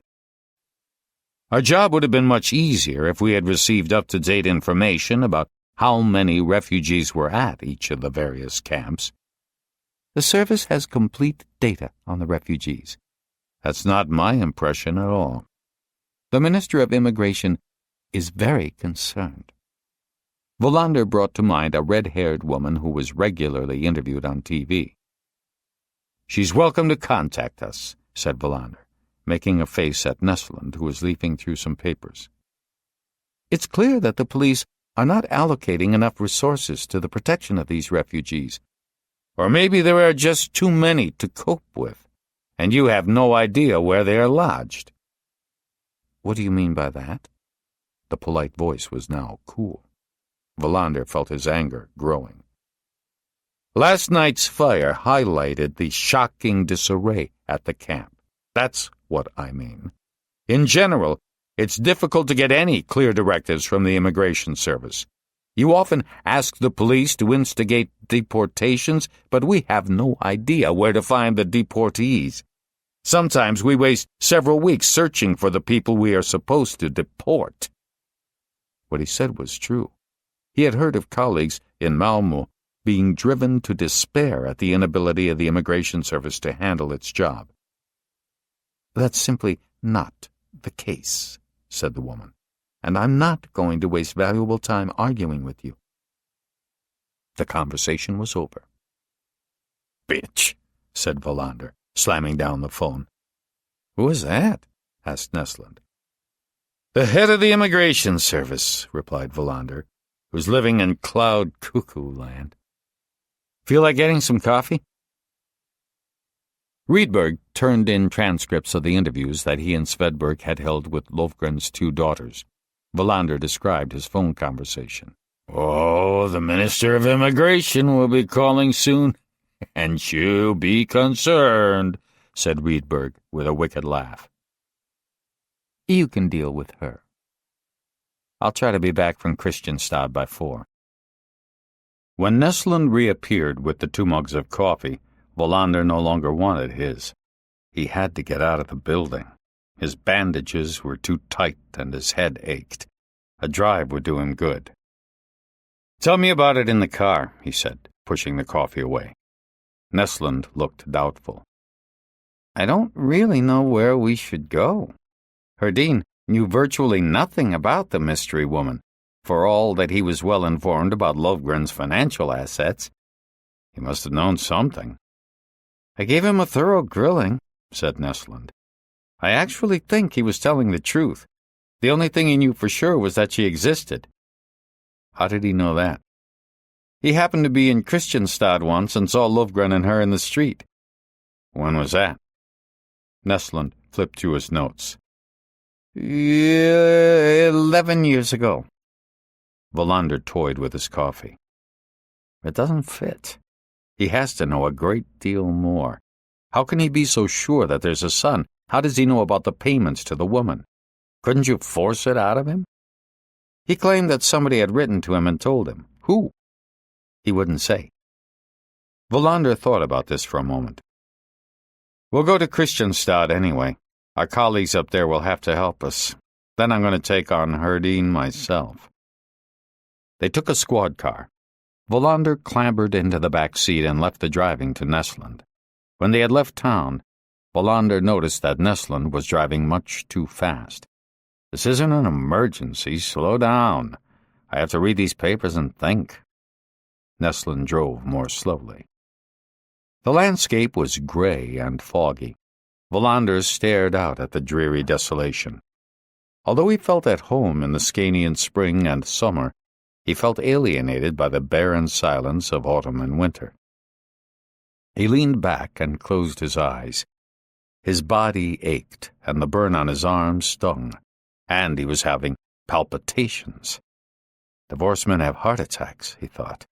We put on weight from eating too much and feel tormented about being abandoned, or else we throw ourselves into new relationships and in the end our hearts just give out. The thought of Mona made him both furious and sad. He opened his eyes and looked out again at the landscape of Skåne. He read through the transcripts of the interviews with Lofgren's daughters. There was nothing there to give them a lead. No enemies, no simmering hostilities, and no money either. Johannes Lofgren had even kept his own daughters in the dark about his vast assets. Wallander tried to imagine this man. How had he operated? What had driven him? What did he suppose would happen to the money after he was gone? He was startled by his train of thought. Somewhere there should be a will. But if it wasn't in one of the safe deposit boxes, then where was it? Did the murdered man have another safe deposit box somewhere else? "How many banks are there in Ystad?" he asked Nesland. Nesland knew everything about the town. 10, I should say. Tomorrow I want you to investigate the ones we haven't visited so far. Did Lovgren have more safe deposit boxes? I also want to know how he got back and forth from Lunarp. Taxi, bus, whatever. Neslin nodded. He could have taken the school bus. Someone would have seen him. They took the Tomalilla route, crossing the main road to Malmö and continuing north. What did the inside of Herdin's house look like? Wallander asked. Old-fashioned, but clean, tidy. Strangely enough, he uses a microwave to do his cooking. He offered me homemade rolls. He has a big parrot in a cage. The farm is well cared for. The whole place looks neat, no broken-down fences. What make of car does he drive? A red Mercedes. A Mercedes? Yes, a Mercedes. I thought he told us it was hard making ends meet. Well, that Mercedes of his would have set him back 300,000 plus. Wallander thought for a moment. We need to know more about Lars Herdin. Even if he says he has no idea who killed him, he could easily know something without realizing it himself. What's that got to do with the Mercedes? Nothing. I've just got a hunch that Herdin is more important to us than he thinks he is. And we might wonder how a farmer today can afford to buy a car for 300,000 krona. Maybe he has a receipt that says he bought a tractor. They drove into Kristianstad and parked outside the police station just as sleet started to fall. Wallander registered the first vague prickles in his throat, warning him that a cold was coming on. Damn, he thought, I can't get sick now. I don't want to meet Mona with a fever and sniffles. The Ystad police and the Kristianstad police had no special relationship with each other beyond cooperating whenever the occasion arose. But Wallander knew several of the officers rather well from various conferences at county level. He was hoping, above all, that Goran Boman would be on duty. He was the same age as Wallander, and they had met over a whiskey at Tylösand. Together they had endured a tedious study day organized by the Educational Department of the National Police. The purpose had been to inspire them to improve and make more effective the staff policies at their respective workplaces. In the evening, they sat and shared half a bottle of whiskey and soon discovered that they had a lot in common. In particular, both their fathers had been extremely reluctant at their decision to go into police work. Wallander and Neslin stepped into the reception. The young woman at the switchboard, who, oddly enough, spoke with a lilting Norland accent, told them that Goran Boman was indeed on duty. "He's in an interview at present," said the woman, "but it probably won't last long." Wallander went out to use the toilet. He gave a start when he caught sight of himself in the mirror. The bruises and abrasions were bright red. He splashed his face with cold water. At that moment, he heard Boman's voice in the corridor. The reunion was a hearty one. Wallander was delighted to see Boman again. They got some coffee and took it to his office. Wallander noted that they had exactly the same kind of desk, but otherwise Boman's office was better furnished. It made his office more pleasant, in the same way that Annette Brolin had transformed the sterile office she had taken over. Boman knew, of course, about the murders in Lunarp, as well as the attack on the refugee camp and Wallander's rescue attempt that had been so exaggerated in the papers. They talked for a while about refugees. Boman had the same impression as Wallander, that people seeking asylum were dealt with in a chaotic and disorganized fashion. The Kristianstad police also had numerous examples of deportation orders that could be executed only with great difficulty. As recently as a few weeks before Christmas, they had been advised that several Bulgarian citizens were to be expelled. According to the Immigration Service, they were living at a camp in Kristianstad. Only after several days' work did the police find out that the Bulgarians were living at a camp in Arjeplog, more than 1,000 kilometers to the north. They switched to the reason for their visit. Wallander gave Boman a detailed rundown. "And you want us to find her for you," said Boman when he was done. "That wouldn't be a bad plan." Nestlund had been sitting in silence. I've got an idea. If Johannes Lovgren had a son by this woman, and we assume that he was born in this town, we should be able to look it up in the town's records. Lovgren must have been listed as the child's father, don't you think? Wallander nodded. Besides, we know approximately when the child was born. We can concentrate on a 10-year period from about 1947 to 1957 if Herdin's story is correct. And I think it is. How many children are born over a 10-year period in Kristianstad? Asked Beaumont. It would have taken an awfully long time to check before we had computers. It's of course possible that the record will state father unknown, said Wallander. But then we just have to go through all of those cases with extra care. Why don't you just put out a public appeal for the woman, asked Beaumont, and ask her to contact you? Because I'm quite sure that she wouldn't do that, said Wallander. It's just a feeling I have. It may not be particularly professional, but I think I'd rather try this route instead. We'll find her, said Beaumont. We live in a society and an age when it's almost impossible to disappear, unless you commit suicide in such an ingenious fashion that your body is completely obliterated. We had a case like that last summer. At least that's what I assume happened. A man who was sick of it all. He was reported missing by his wife. His boat was gone. We never found him. And I don't think we're ever going to either. I think he put out to sea, scuttled the boat, and drowned himself. But if this woman and her son exist, we'll find them. I'll put an officer on it right away. Wallander's throat hurt. He had started to sweat. He would have liked most of all to stay sitting there discussing the case with Beaumont. He had the feeling that Beaumont was a talented policeman. His opinion would be valuable. But Wallander was too tired. They tied up the loose ends, and Beaumont accompanied them out to the car. We'll find her. Let's get together some evening, said Wallander, in peace and quiet, and have some whiskey. Beaumont nodded. Maybe on another pointless study day. The sleet was still coming down. Wallander felt the dampness seeping into his shoes. He crawled again into the back seat and huddled up in the corner. Soon he fell asleep. He didn't wake until Nestlund pulled up in front of the police station in Ystad. He was feverish and miserable. It continued to sleet. He managed to beg a couple of aspirin from Ebba. He knew that he ought to go home to bed, but he couldn't resist getting an update on the day's developments, and he wanted to hear what Rydberg had come up with regarding protection for the refugees. His desk was piled high with phone messages. Annette Brolin was among the many people who had called, and his father, but not Linda or Viden. He shuffled through the messages and then put them aside, except for the ones from Annette Brolin and his father. Then he called Martinsson. "Bingo!" said Martinsson. "I think we found it. A car that fits the description was rented last week by an Avis office in Göteborg. It hasn't been returned. There's just one thing that's strange." "What's that?" "The car was rented by a woman." "What's strange about that?"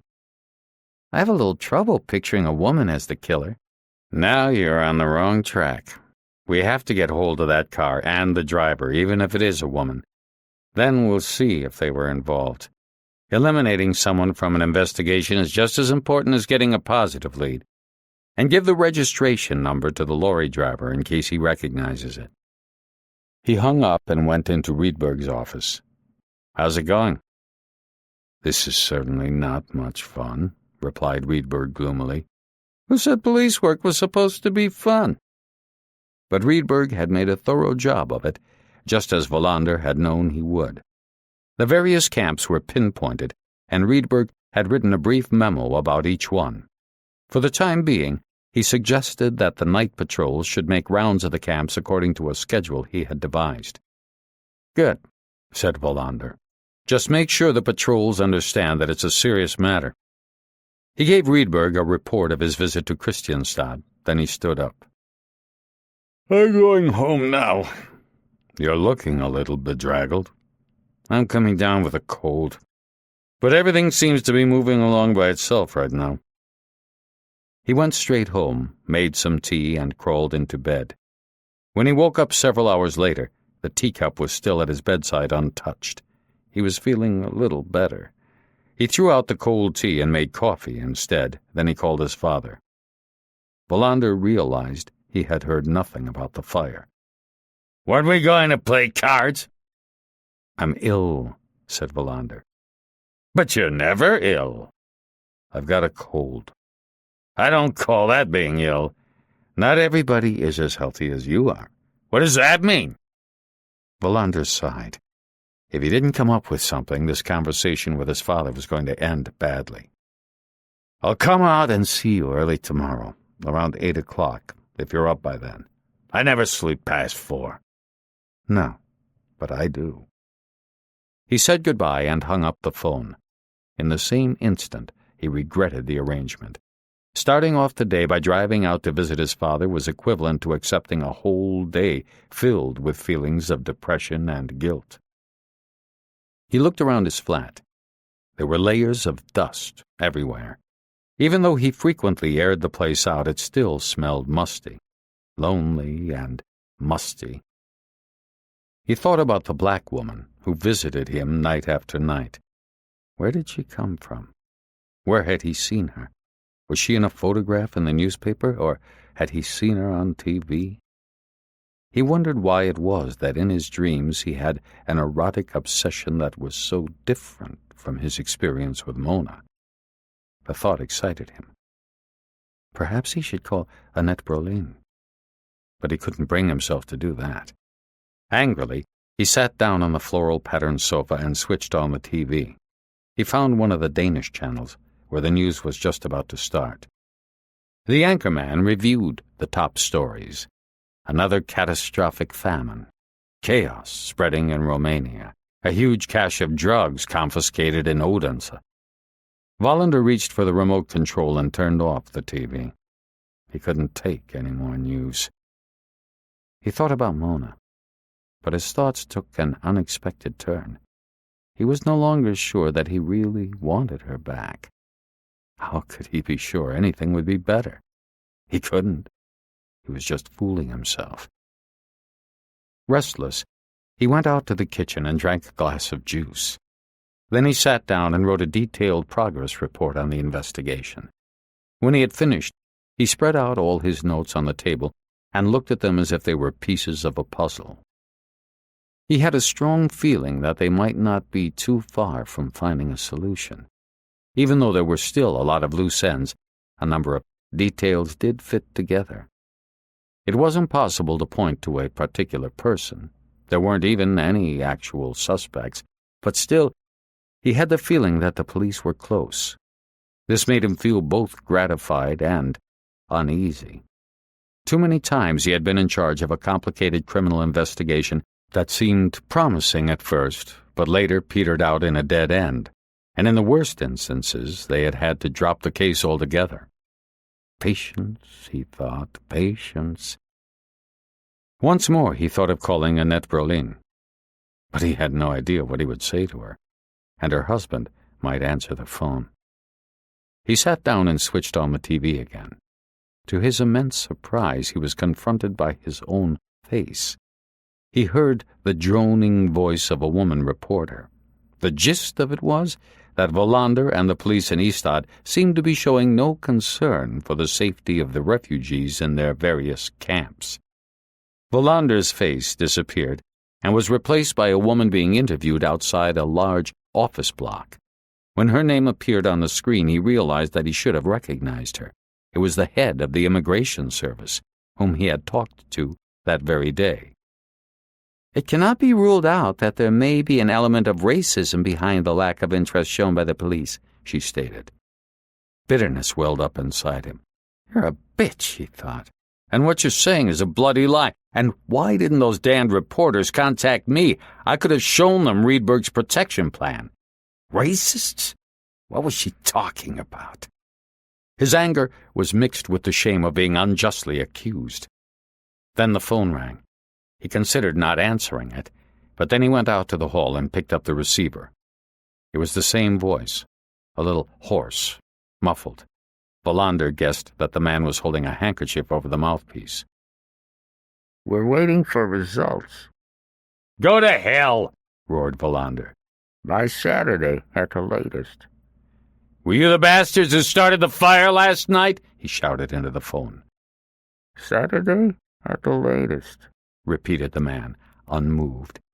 Then the line went dead. Wallander felt sick. He couldn't rid himself of a sense of foreboding. It was like an ache in his body, slowly spreading. "Now you're scared," he thought. "Now Kurt Wallander is scared." He went back to the kitchen and stood at the window, looking out into the street. There was no wind. The streetlight was hanging motionless. Something was going to happen. He was sure of it. But what? And where? Chapter 8. In the morning he got out his best suit. He stared despondently at a spot on a lapel. Ebba, he thought. This is a good project for her. When she hears that I'm going to meet Mona, she'll put her heart into getting rid of this spot. Ebba is a woman who thinks that the level of divorces is a considerably greater threat to the future of our society than the increase in crime and violence. He laid the suit on the back seat and drove off. A thick cloud cover hung over the town. Is this snow? He wondered. Snow that I really don't want. He drove slowly eastwards through Sandskogen, past the abandoned golf course, and turned off towards Kassaberga. For the first time in days he felt that he had had enough sleep. 9 hours straight. The swelling on his forehead had started to go down, and the burn on his arm didn't sting any longer. Methodically, he rehearsed the summary he had written the night before. The vital thing was to find Lovgren's mystery woman and their son. Somewhere, in the circles surrounding these people, those responsible would be found. The murders had to be connected to the missing 27,000 kroner, maybe even to Lovgren's other assets. Someone who knew about the money and who had taken the time to feed the horse before making off. People who were familiar with Johannes Lovgren's routine. The rental car from Göteborg didn't fit the puzzle. Maybe it had nothing at all to do with the case. He looked at his watch. 7:40 a.m., Thursday, 11 January. Instead of driving straight to his father's house, he went a few kilometers past it and turned off on the little gravel road that wound through rolling sand dunes up towards Bakokra, Dag Hammarskjöld's old estate, which the statesman had bequeathed to the Swedish people. Wallander left his car in the car park and walked up the hill. From there he could see the sea stretching out along the strand below him. There was a stone circle there, a stone circle of contemplation erected some years earlier. It was an invitation to solitude and peace of mind. He sat down on a stone and looked out to sea. He had never been particularly inclined to philosophical meditation, never felt a need to delve into himself. Life for him was a matter of juggling practical questions that needed resolution. Whatever lay ahead was inescapable, something he could not change no matter how much he tried to give it meaning. Having a few minutes of solitude was another thing altogether. Not having to think at all, just listen, observe, sit motionless, gave him great peace. There was a boat on its way somewhere. A large seabird glided soundlessly on the breeze. Everything was quiet. After 10 minutes, he stood up and went back to the car. His father was in his studio painting when Wallander walked in. This time it was going to be a canvas with a grouse. His father looked at him crossly. Wallander could see that the old man was filthy, and he smelled terrible. "Why are you here?" "We made a date yesterday." 8 o'clock, you said. "Good grief, I'm only 11 minutes late." "How the hell can you be a policeman if you can't keep track of time?" Wallander didn't answer. Instead, he thought about his sister Christina, Today he would have to make time to call her, ask her whether she was aware of their father's rapid decline. He had always imagined that senility was a slow process. That wasn't the case at all, he realized now. His father was searching for a color with his brush on the palette. His hands were still steady. Then he confidently daubed a hint of pale red on the grouse's plumage. Wallander sat down on the old toboggan to watch. The stench of his father's body was acrid. Wallander was reminded of a foul-smelling man lying on a bench in the Paris metro when he and Mona were on their honeymoon. I have to say something, he thought. Even if my father is on his way back to his childhood, I still have to speak to him as if he's an adult. His father went on painting with great concentration. How many times has he painted that same motif, Wallander wondered. A quick and incomplete reckoning in his head came up with the figure of 7,000. He had painted 7,000 sunsets. He got up and poured coffee from the kettle, steaming on the kerosene stove. "How are you feeling?" he asked. "When you're as old as I am, how you're feeling is how you're feeling," his father replied brusquely. "Have you thought about moving?" "Where would I move to? And why should I move anyway?" The answers were like the cracks of a whip. "To a retirement home." His father pointed his brush at him ferociously, as if it were a weapon. "Do you want me to die?" "Of course not. It would be for your own good." "How do you think I'd survive with a bunch of old fogies? And they certainly wouldn't let me paint in my room." "Nowadays you can have your own flat." "I've already got my own house. Maybe you didn't notice that. Or maybe you're too ill to notice." "I just have a little cold." At that moment he realized that the cold hadn't come to anything. He had been through this a few times before. When he had a lot to do, he refused to permit himself to get ill. But once the investigation was over, he would succumb almost at once. "I'm going to see Mona tonight." Continuing to talk about an old people's home or a flat in sheltered accommodation was pointless. First he had to talk to his sister. "If she left you, she left you. Forget her." "I have absolutely no wish to forget her." His father kept on painting. Now he was working on the pink clouds. The conversation had died. "Is there anything you need?" asked Wallander. His father replied without looking at him. "Are you leaving already?" The reproach was unconcealed. Wallander knew it would do no good to try and stifle the guilt that flared up in him. "I've got a job to do. I'm the acting chief. We're trying to solve a double murder and track down some pyromaniacs." His father snorted and scratched his crotch. "Oh, chief of police! Is that supposed to impress me?" Wallander got up. "I'll be back, Dad. I'm going to help you clean up this mess." The old man flung his brush to the floor and stood in front of his son, shaking his fist. The outburst took Wallander completely by surprise. "You think you can come here and tell me this place is a mess? You think you can come here and meddle in my life? Let me tell you this. I have both a cleaning woman and a housekeeper here. And, by the way, I'm taking a trip to Rimini for my winter holiday. I'm going to have a show there. I'm demanding 25,000 kroner per canvas. And you come here talking about old people's homes, but you're not going to kill me off. I can tell you that." He walked out of the studio, slamming the door behind him. "He's off his perch," thought Wallander. "I've got to put a stop to this. Maybe he really imagines he has a cleaning woman and a housekeeper, that he's going to Italy to open a show." He wasn't sure if he should follow his father inside. He could hear him banging around in the kitchen. It sounded as if he was throwing pots and pans on the floor. Wallander went out to his car. The best thing would be to call his sister. Now, right away. Together, maybe they could persuade their father that he couldn't go on like this. At 9 a.m. he walked into the station and left his suit with Ebba, who promised to have it cleaned and pressed by that afternoon.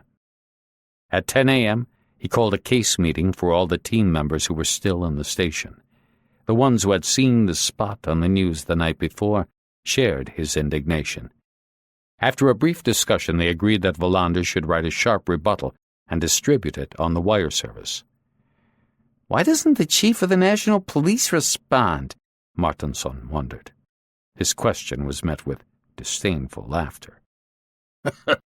"That guy," said Rydberg. "He only responds if he has something to gain from it. He doesn't give a damn about how the police in the provinces are doing." Nothing new had happened that demanded the attention of the investigators. They were still laying the groundwork. Material was collected and gone over. Various tip-offs were checked and entered in the daily log. Everyone agreed that the mystery woman in Kristianstad and her son were the hottest lead. No one had any doubt either that the murder they were trying to solve had robbery as a motive. Wallander asked whether things had been quiet at the various refugee camps. "I checked the nightly report," said Rydberg. "It was calm. The most dramatic thing to happen last night was an elk running about on the E65. "Tomorrow is Friday," said Wallander. "Yesterday I got another anonymous phone call. The same individual. He repeated the threat that something was going to happen tomorrow, or Saturday at the latest." Rydberg suggested that they contact the National Police. Let them decide whether additional manpower should be provided. "Let's do that," said Wallander. "We might as well be on the safe side. In our own district, we'll send out an extra night patrol to concentrate on the refugee camps." "Then you'll have to authorize overtime," said Hansen. "I know," said Wallander. "I want Peters and Noren on this special night detail. And I want someone to call and talk to the directors at all of the camps. Don't scare them, just ask them to be a little more vigilant." After about an hour, the meeting was finished. Wallander was left alone in his office, getting ready to write the response to Swedish television. The telephone rang. It was Goran Boman in Kristianstad. "I saw you on the news last night." "Wasn't that a bugger?" "You're right. You ought to protest." "I'm writing a letter as we speak." "What the hell are those reporters thinking of?" "Not about the truth, that's for sure, but how big a headline they can get." "Well, I've got good news for you." Wallander felt himself go tense. "Did you find her?" "Maybe." "I'm faxing you some papers now. We found 9 possibilities. The Register of Citizens isn't such a silly thing to have. I thought you ought to take a look at what we came up with. Call me and tell me which ones you want us to check first." "Great, Goran. I'll call you." The fax machine was in the reception. A young female temp he hadn't ever seen before was just taking a fax sheet out of the tray. "Which one is Kurt Wallander?" "That's me. Where's Eva?" "She had to go to the dry cleaners," said the woman. Wallander felt ashamed. He was making Ebba run his personal errands. Boman had sent 4 pages in all. Wallander went back to his room and spread them on the desk. He studied one woman after another, their birth dates, when their babies with fathers unknown had been born. It didn't take him long to eliminate 4. That left 5 who had given birth to sons during the 1950s. 2 were still living in Kristianstad, one in Gladsaxe outside Simrishamn.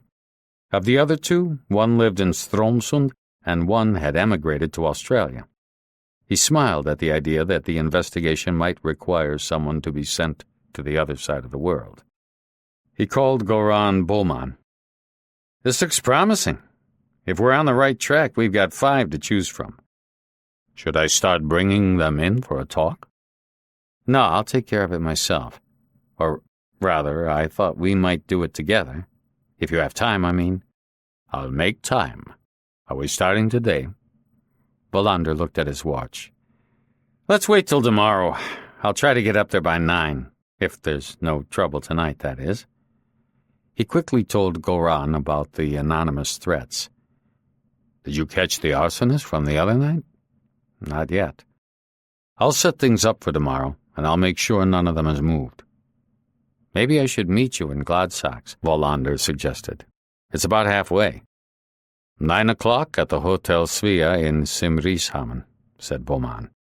"Cup of coffee to start the day with." "Sounds good. See you there, and thanks for your help." "Now, you bastards," thought Wallander after he hung up. "I'm going to let you have it." He wrote the letter to Swedish television. He did not mince words, and he decided to send copies to the Immigration Service, the Immigration Ministry, the County Chief of Police, and the Chief of the National Police. In the corridor, Rydberg read through what he had written. "Good, but don't think they'll do anything about it. Reporters in this country, especially on television, can do no wrong." He dropped the letter off to be typed and went into the canteen to get himself some coffee. He hadn't had time to think about eating yet. It was almost 1 p.m., and he decided to go through all his phone messages before he went out to eat. The night before, he had felt sick to his stomach when he took the anonymous phone call. Now he had cast off all sense of foreboding. If anything happened, the police were ready. He punched in the number for Sten Viden, but before the phone started to ring, he put the receiver down. Viden could wait. There would be time enough later to amuse themselves by measuring how long it took a horse to finish off a ration of hay. Instead, he tried the number of the public prosecutor's office. The woman at the switchboard told him that Annette Brolin was in. He hung up and walked to the other wing of the building. Just as he raised his hand to knock, the door opened. She had her coat on. "I'm just on my way to lunch." "May I join you?" She seemed to think about it for a moment. Then she gave him a quick smile. "Why not?" Wallander suggested the Continental. They got a window table and both ordered salted salmon. "I saw you on the news yesterday," said Annette Brolin. How can they broadcast such inaccurate and biased reports? Wallander, who had braced himself for criticism, relaxed. "Reporters regard the police as fair game. Whether we do too much or too little, we get criticized for it. And they don't understand that sometimes we have to hold back certain information for investigative reasons." He told her about the leak, how furious he had been when information from the case meeting had gone straight to a TV broadcast. He noticed that she was listening, and felt that he had discovered someone human behind the prosecutor's role and the expensive clothes. After lunch, they ordered coffee. "Did your family move here too?" he asked. "My husband is still in Stockholm, and the children aren't going to change schools for a year." Wallander's disappointment was palpable. Somehow, he had hoped that the wedding ring meant nothing. The waiter came with the bill, and he reached out to pay. "We'll split it," she said. They ordered more coffee. "Tell me about this town. I've looked through a number of criminal cases from the last few years. It's a lot different from Stockholm." "That's changing fast. Soon the entire Swedish countryside will be nothing but suburbs of the big cities. There were no narcotics here 20 years ago. 10 years ago, drugs had come to towns like Ystad and Simrishamn, but we still had some control over what was happening. Today, drugs are everywhere. When I drive by one of the beautiful old Scandinavian farms, I sometimes think there might be a huge amphetamine factory hidden in there." "There are fewer violent crimes," she said, "and they're not quite as brutal." "It's coming. Unfortunately, I guess I'm supposed to say. But the differences between the big cities and the countryside have been almost erased. Organized crime is widespread in Malmö.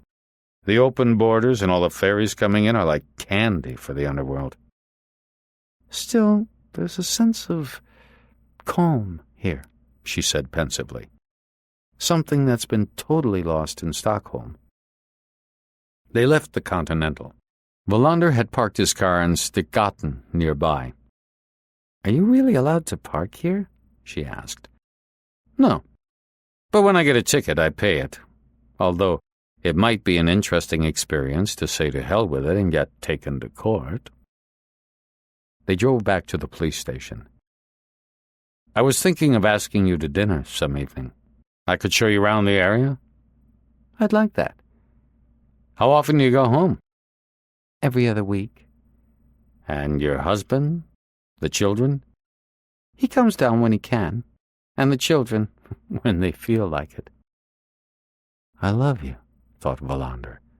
I'm going to see Mona tonight, and I'm going to tell her that I love another woman. They said goodbye in reception. You'll get a briefing on Monday, said Wallander. We're starting to get a few leads. Any closer to an arrest? No. But the searches at the banks produced good results. She nodded. Preferably before 10 on Monday. The rest of the day I have detention hearings and negotiations in the district court. They settled on 9 a.m. Wallander watched her as she disappeared down the corridor. He felt strangely exhilarated when he got back to his office. Annette Brolin, he thought. In a world where everything is said to be possible, anything could happen. He devoted the rest of the day to reading the notes from various interviews that he had only skimmed before. The definitive autopsy report had also arrived. Once again, he was shocked at the degree of violence the old couple had been subjected to. He read the reports of the interviews with the two daughters and the door-to-door canvassing in Lunarp. All the information matched and added up. No one had any idea that Johannes Lofgren was a significantly more complex person than he had appeared. The simple farmer had been hiding a split personality. Once, during the war, in the autumn of 1943, he had been taken to court in a case of assault and battery, but he had been acquitted. Someone had dug up a copy of the report, and Wallander read through it carefully, but he could not see a reasonable motive for revenge. It seemed to have been an ordinary quarrel that led to blows at the community center at Erikslund. Ebba brought in his suit. "You're an angel," he said. "Hope you have a wonderful time tonight," she said with a smile. Wallander felt a lump in his throat. She really meant what she said. He spent the time until 5 p.m. filling in a football lottery form, making an appointment to have his car serviced, and thinking through the important interviews he had the following day. He also wrote a reminder to himself that he had to prepare a memo for Björk for his return. Just after 5 p.m., Thomas Nesland stuck his head round the door. "Are you still here? I thought you'd gone home." "Why would I have done that?" "That's what Ebba said." "Ebba keeps watch over me," he thought with a smile. "Tomorrow I'll bring her some flowers before I leave for Simrishamn." Nesland came into the room. "Do you have time right now?" "Not much." "I'll make it quick. It's about Klaus Mansson." Wallander had to think for a moment before he remembered who that was. "The one who robbed that shop?" "That's the one. We have witnesses who can identify him, even though he had a stocking over his head, a tattoo on his wrist. There's no doubt that he's the one, but this new prosecutor doesn't agree with us." Wallander raised his eyebrows. "What do you mean?" "She thinks the investigation was sloppy." "Was it?" Nesland looked at him in amazement. "It was no sloppier than any other investigation. It's a cut-and-dried case." "So what did she say?"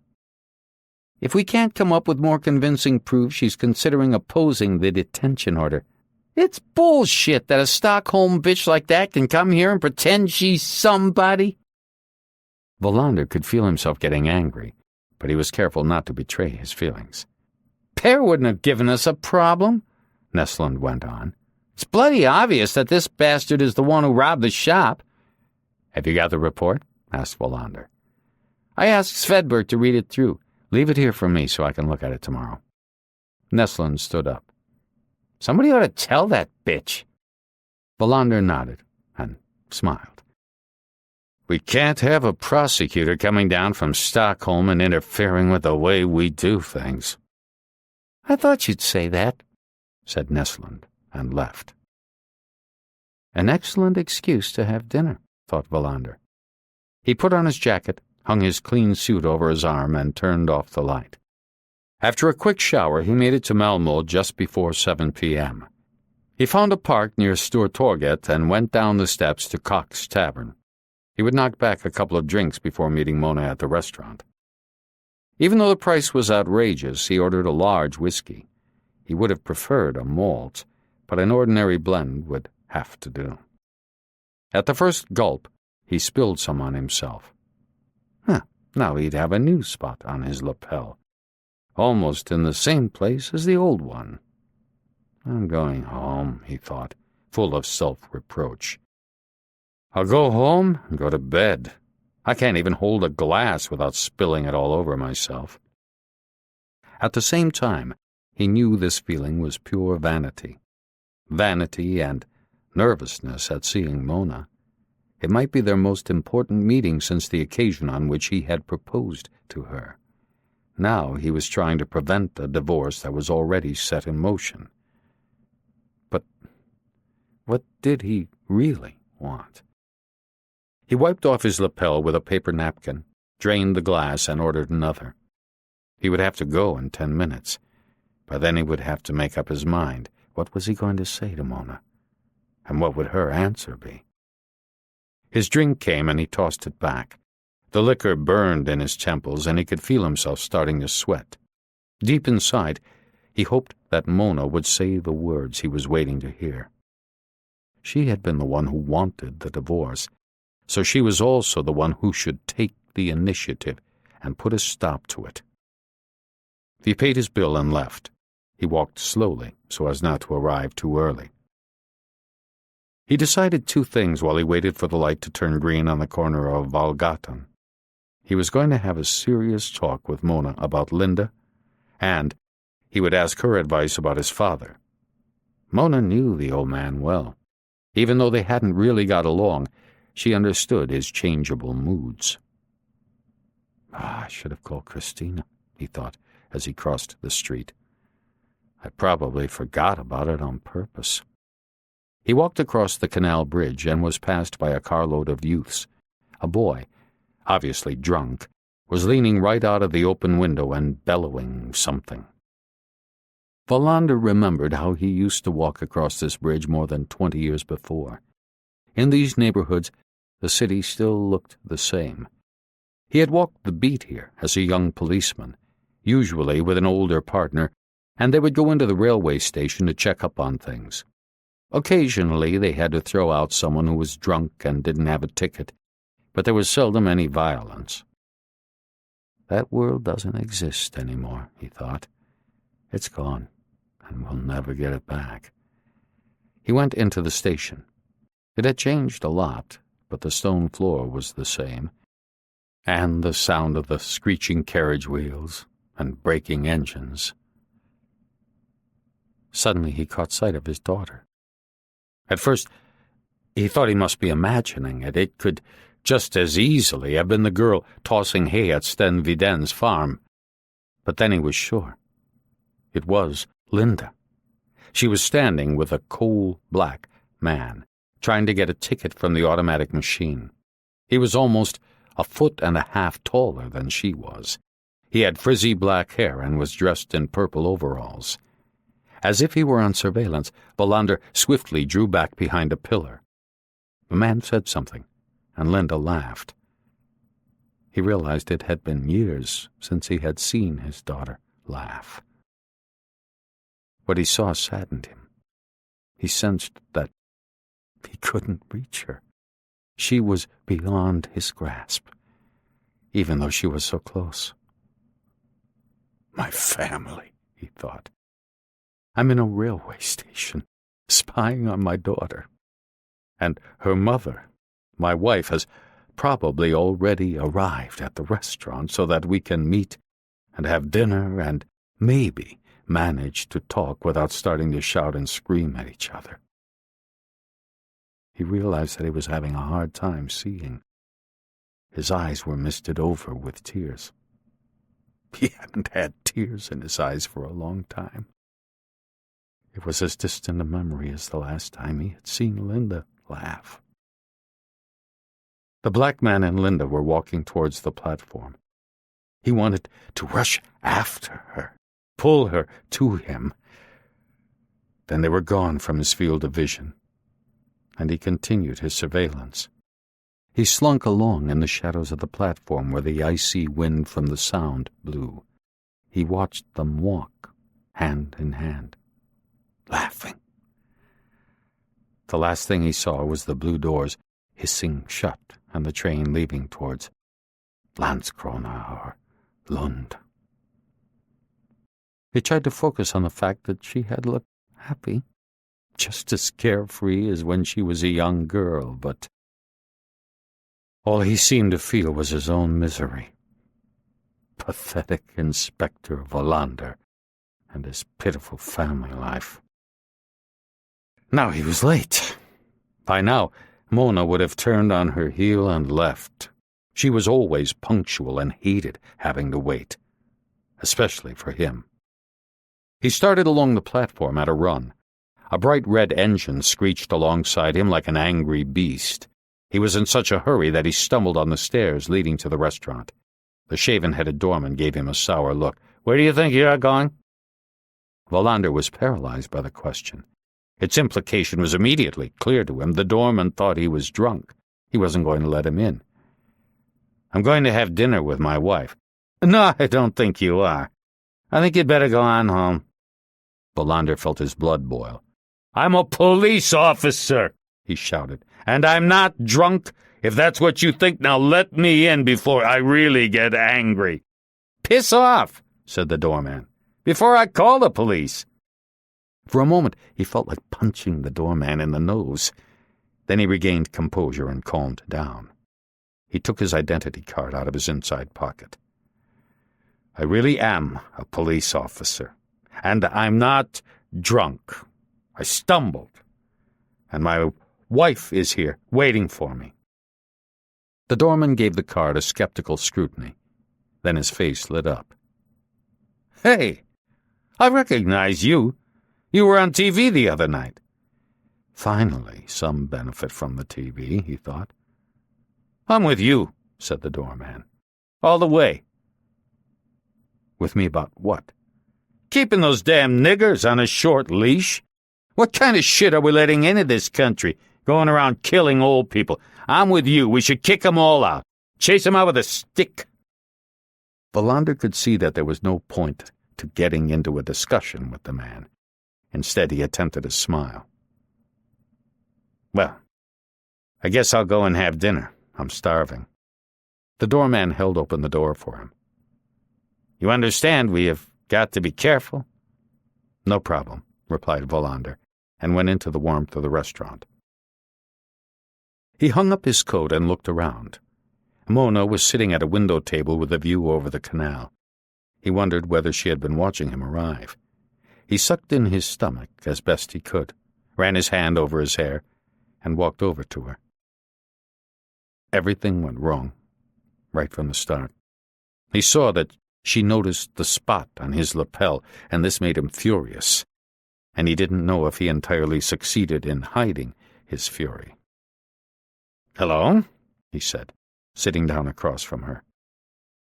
"Late as usual, and you've really put on weight." She had to start off with an insult. Not even a friendly word, no affection. "But you look just the same. You got a lovely tan." "We spent a week in Madeira." Madeira. First Paris, then Madeira. Their honeymoon. The hotel perched way out on the cliffs, the little fish restaurant down by the beach. And now she had been there again. With someone else. "I see. I thought Madeira was our island." "Don't be childish." "I mean it." "Then you are being childish." "Of course I'm childish. What's wrong with that?" The conversation was spinning out of control. When a friendly waitress came to their table, it was like being rescued from a deep hole in the ice. The wine arrived and the mood improved. Wallander sat looking at the woman who had been his wife, and thought that she was extremely beautiful. He tried to avoid thoughts that gave him a sharp stab of jealousy. He did his best to give the impression of being very calm, which he definitely was not. They said "skål" and raised their glasses. "Come back," he begged. "Let's start again." "No. You have to understand that it's finished. All over. I went to the station while I was waiting for you. I saw Linda there." "Linda?" "You seem surprised."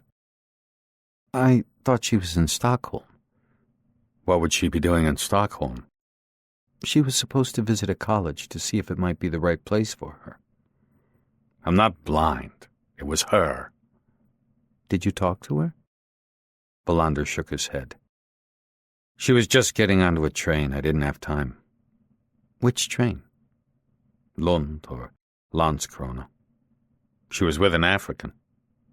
"That's good, at least." "What do you mean by that?" "I mean that Herman is the best thing that's happened to Linda in a long time." "Herman?" "Herman Umboya. He's from Kenya." "He was wearing purple overalls." "He does have an amusing way of dressing sometimes." "What's he doing in Sweden?" "He's in medical school. He'll be a doctor soon." Wallander listened in amazement. Was she pulling his leg? "A doctor?" "Yes, a doctor, a physician, or whatever you call it. He's warm, thoughtful, and has a good sense of humor." "Do they live together?" "He has a student flat in Lund." "I asked you if they were living together." "I think Linda has finally decided." "Decided what?" "To move in with him." "Then how can she go to the college in Stockholm?" "It was Herman who suggested that." The waitress refilled their glasses. Wallander could feel himself starting to get drunk. "She called me one day. She was in Ystad, but she never came to say hello. If you see her, you can tell her that I miss her." "She does what she wants." "All I'm asking is for you to tell her." "I will. Don't shout." "I'm not shouting." Just then the roast beef arrived. They ate in silence. Wallander couldn't taste a thing. He ordered another bottle of wine and wondered how he was going to get home. "You seem to be well." She nodded, firmly and maybe defiantly, too. "And you?" "I'm having a hell of a time. Otherwise, everything's fine." "What was it you wanted to talk to me about?" He had forgotten that he had been supposed to think of an excuse for their meeting. Now he had no idea what to say. The truth, he thought wryly. Why not? Try the truth. "I just wanted to see you. The other stuff was all lies." She smiled. "I'm glad that we could see each other." Suddenly he burst into tears. "I miss you terribly." She reached out her hand and put it on his, but she said nothing, and it was in that instant that Wallander knew that it was over. The divorce wouldn't change anything. Maybe they'd have dinner once in a while, but their lives were irreversibly going in different directions. Her silence told him that. He started thinking about Annette Brolin and the black woman who visited him in his dreams. He had been unprepared for loneliness. Now he would be forced to accept it, and maybe, gradually build a new life. "Tell me one thing. Why did you leave me?" "If I hadn't left you, I would have died. I wish you could understand that it wasn't your fault. I was the one who felt the separation was necessary. I was the one who decided. One day you'll understand what I mean." "I want to understand now." When they were about to leave, she wanted to pay her share, but he insisted he'd pay, and she gave in. "How are you getting home?" "There's a night bus. How are you getting home?" "I'm walking." I'll walk with you part of the way. She shook her head.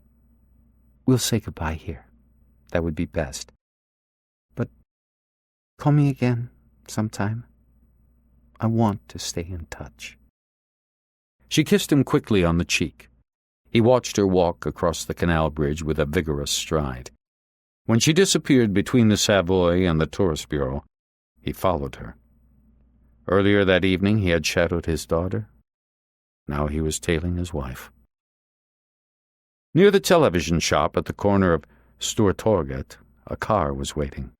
She got into the front seat. Wallander ducked into a stairwell as the car drove past. He had a quick glimpse of the man behind the wheel. He walked to his car. There was no night bus to Ystad. He stopped at a phone box and called Annette Brolin at home. When she answered, he hung up at once. He got back into his car and pushed in the Maria Callas cassette and closed his eyes. He woke up with a start because he was cold. He had slept for almost 2 hours. Even though he wasn't sober, he decided to drive home. He would take the back roads to Svedala and Svaneholm. That way he wouldn't risk running into any police patrols. But he did. He had completely forgotten that the night patrols from Ystad were watching the refugee camps, and he was the one who had given the order. Peters and Noren came upon an erratic driver between Svaneholm and Sliminge after they had checked that everything was quiet at Hagaholm. Normally either of them would have recognized Wallander's car, but it didn't occur to them that he might be out driving around at this time of night. Besides, the license plate was so covered with mud that it was unreadable. Not until they had stopped the car and knocked on the windscreen, and Wallander had rolled down the window, did they recognize their acting chief. None of them said a word. Noren's torch shone into Wallander's bloodshot eyes. "Everything quiet?" Wallander asked finally. Noren and Peters looked at each other. "Yes," said Peters. Everything seems quiet." "That's good," said Wallander, about to roll up the window. Then Noren stepped forward.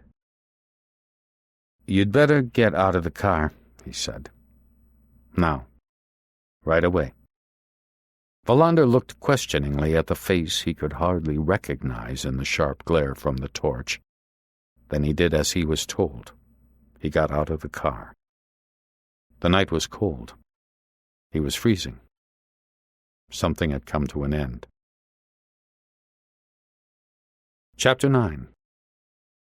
The last thing Wallander felt like was a laughing policeman as he stepped into the Svea Hotel in Simrishamn at 7 a.m. on Friday morning. Almost impenetrable sleet was falling over Skåne, and water had seeped into his shoes on his way from the car to the hotel. Also, he had a headache. He asked the waitress for a couple of aspirin. She came back with a glass of water fizzing with white powder. As he drank his coffee, he noticed that his hand was shaking. He reckoned it was as much from fear as from relief. A few hours earlier, when Noren had ordered him out of his car on the highway road between Svaneholm and Sliminge, he had thought that it was all over. He wouldn't be a policeman anymore. The charge of driving under the influence would mean immediate suspension, and even if someday he were allowed to return to active duty on the force, having served a jail sentence, he would never be able to look his former colleagues in the eye. He had explored the possibility that he might become head of security for some company, or he might slip through the background check of some less choosy guard service. But his 20-year career with the police would be over, and he was a policeman to the core. He didn't even consider trying to bribe Peters and Noren. He knew that was impossible. The only thing he could do was plead, appeal to their team spirit, to their camaraderie, to a friendship which didn't really exist. But he didn't have to do that. "Go with Peters, and I'll drive your car home," Noren had said. Wallander recalled his feeling of relief. but also the unmistakable hint of contempt in Noren's voice. Without a word, he got into the back seat of the patrol car. Peters said not a word the whole way to Mariagatan in Ystad. Noren had followed close behind. He parked the car and handed the keys to Wallander. "Did anyone see you?" asked Noren. "Nobody but you." "You were damned lucky."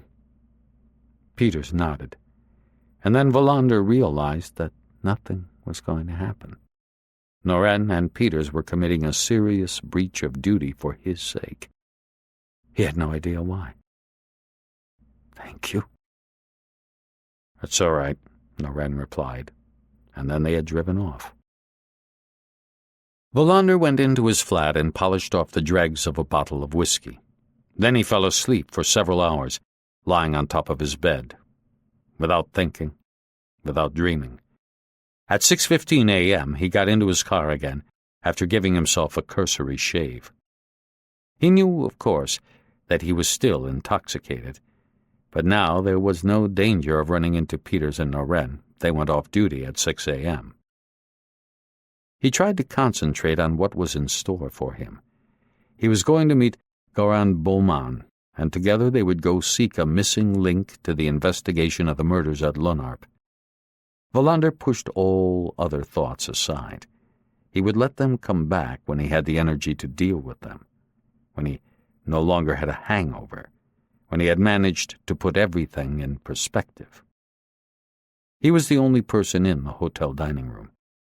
He gazed out at the gray sea, barely visible through the sleet.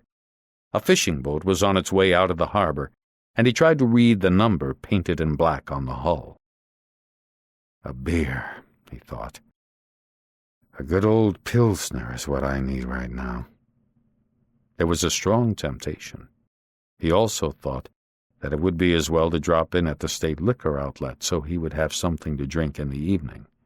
He realized that he wasn't ready to sober up too quickly. A rotten policeman, that's what I am, he thought. A dubious cop. The waitress refilled his coffee cup. He imagined himself going into a hotel room with her.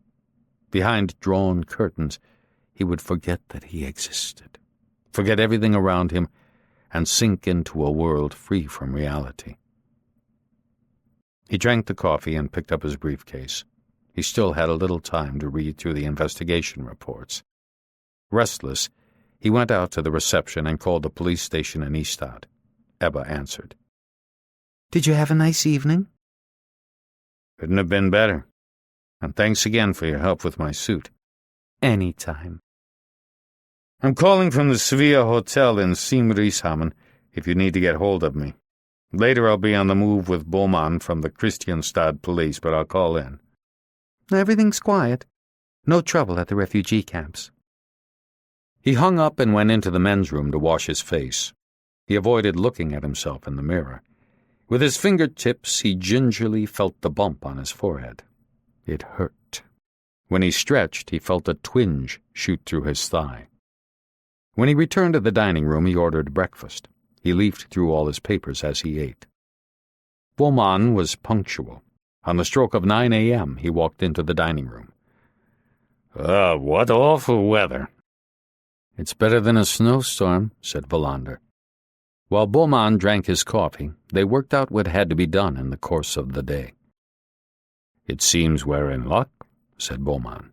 "It's going to be possible to get hold of the woman in Gladsaxe and the two in Kristianstad without much trouble."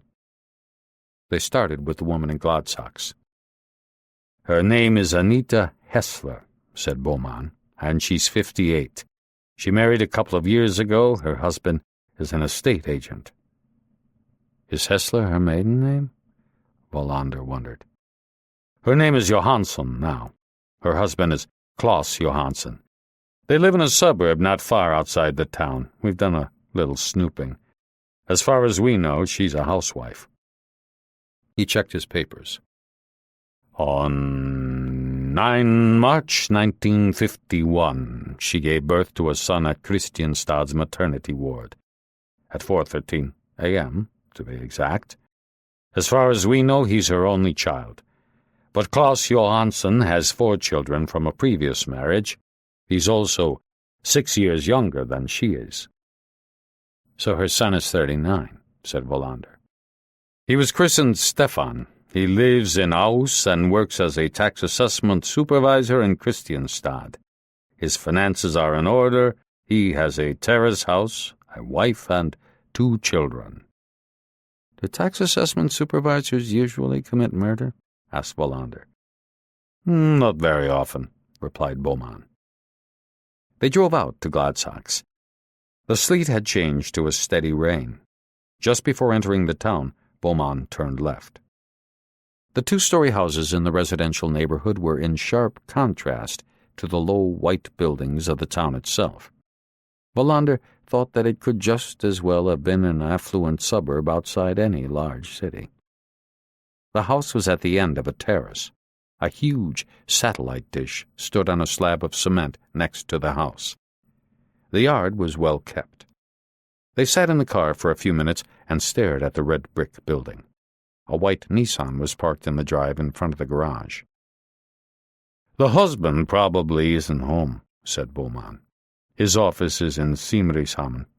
Apparently, he specializes in selling property to well-heeled Germans." "Is that legal?" asked Wallander in surprise. Beaumont shrugged. "They use dummy owners. The Germans pay well and the deeds are placed in Swedish hands.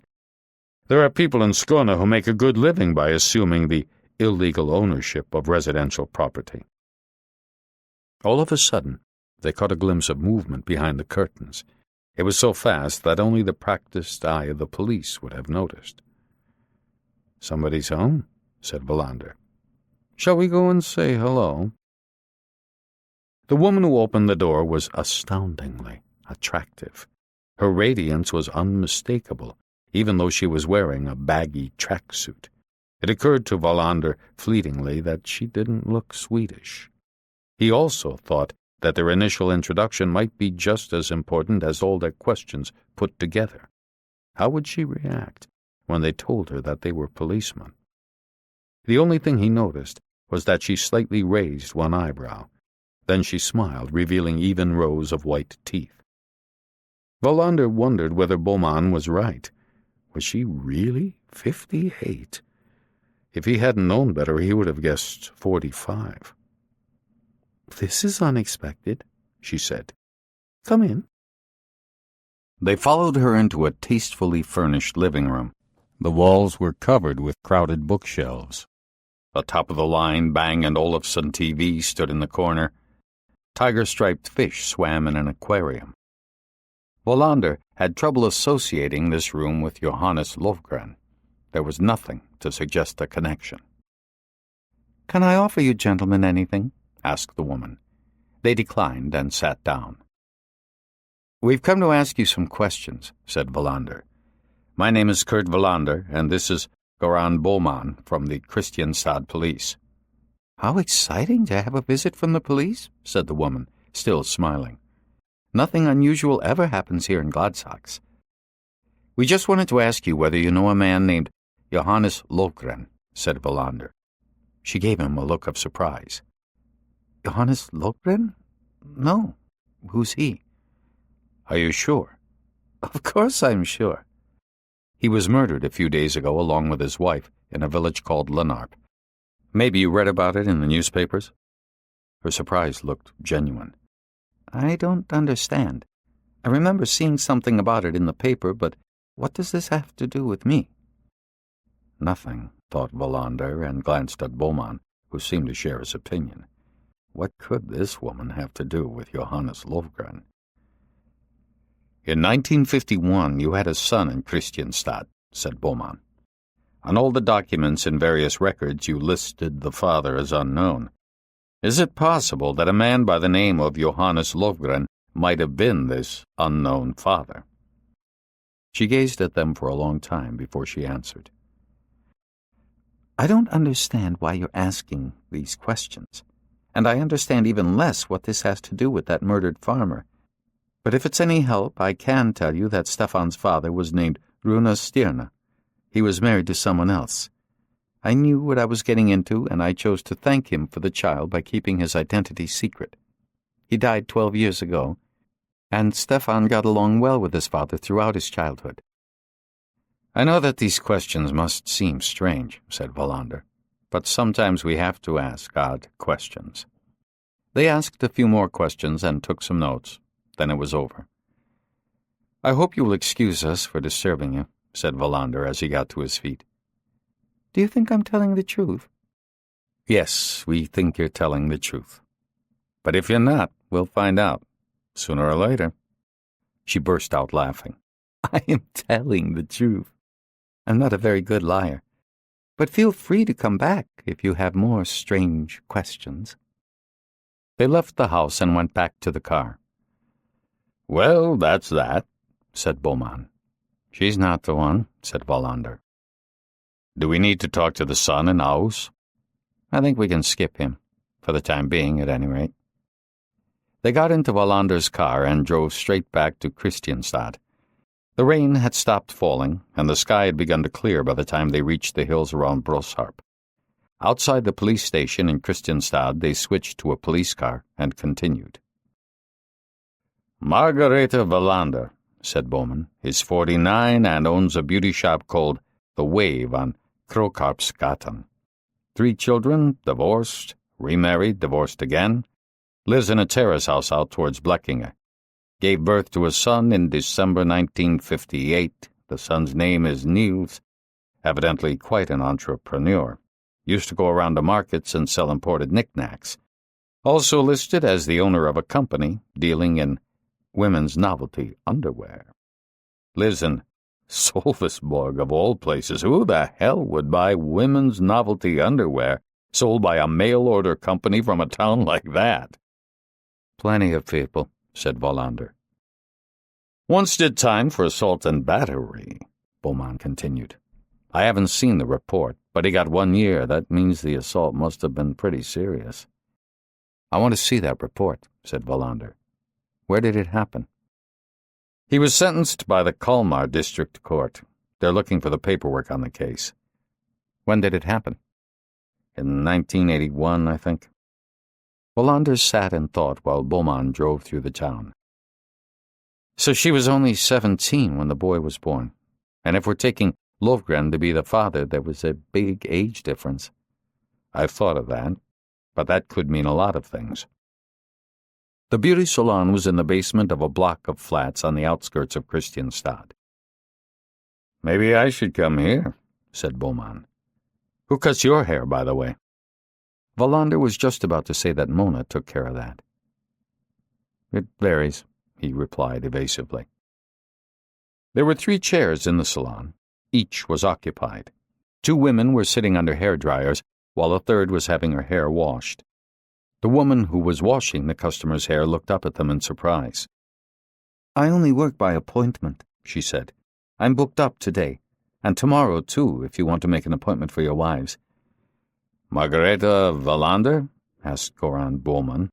He showed her his identity card. We'd like to talk to you. Wallander could see that she was frightened. I can't leave right now. We'd be happy to wait, said Bowman. You can wait in the back room, said Margareta Wallander. I won't be long. It was a very small room. A table covered with oilcloth and a couple of chairs took up practically all the space.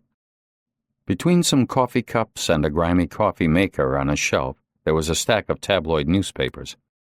Wallander studied a black and white photograph pinned to the wall. It was a blurred and faded image of a young man in a sailor's uniform. Wallander could read the word Holland on the band around the cap. Holland, he said. Was that a cruiser or a destroyer? A destroyer, scrapped ages ago. Margareta Wallander came into the room. She was drying her hands on a towel. I've got a few minutes now. What's it about? We wonder whether you know a man named Johannes Lovgren, began Wallander. Is that so? Would you like some coffee? They both declined, and Wallander was annoyed that she had turned her back to him when he asked the question. Johannes Lovgren, he repeated. A farmer from a village outside of Ystad. Did you know him?" "The man who was murdered?" she asked, looking him straight in the eye. "Yes, the man who was murdered. That's the one." "No," she replied, pouring coffee into a plastic cup. "Why should I know him?" The police officers exchanged glances. There was something about her voice that suggested she felt pressured.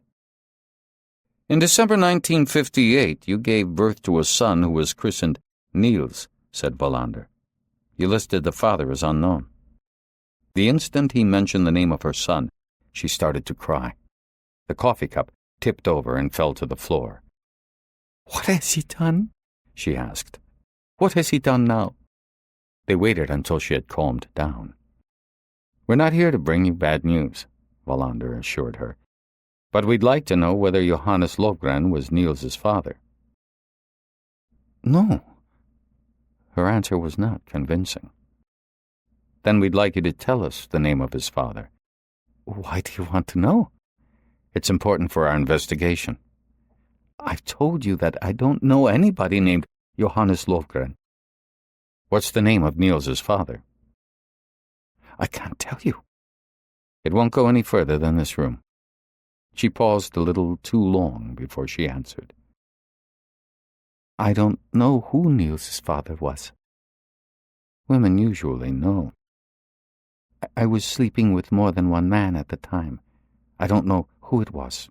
That's why I listed the father as unknown." She stood up quickly. "I've got to get back to work. The old ladies are going to be boiled alive under those dryers." "We can wait." "But I don't have anything else to tell you." She seemed more and more upset. "We have some more questions." 10 minutes later, she was back. She was holding some notes that she stuffed into her purse, which was hanging on the back of a chair. She now seemed composed and ready for an argument.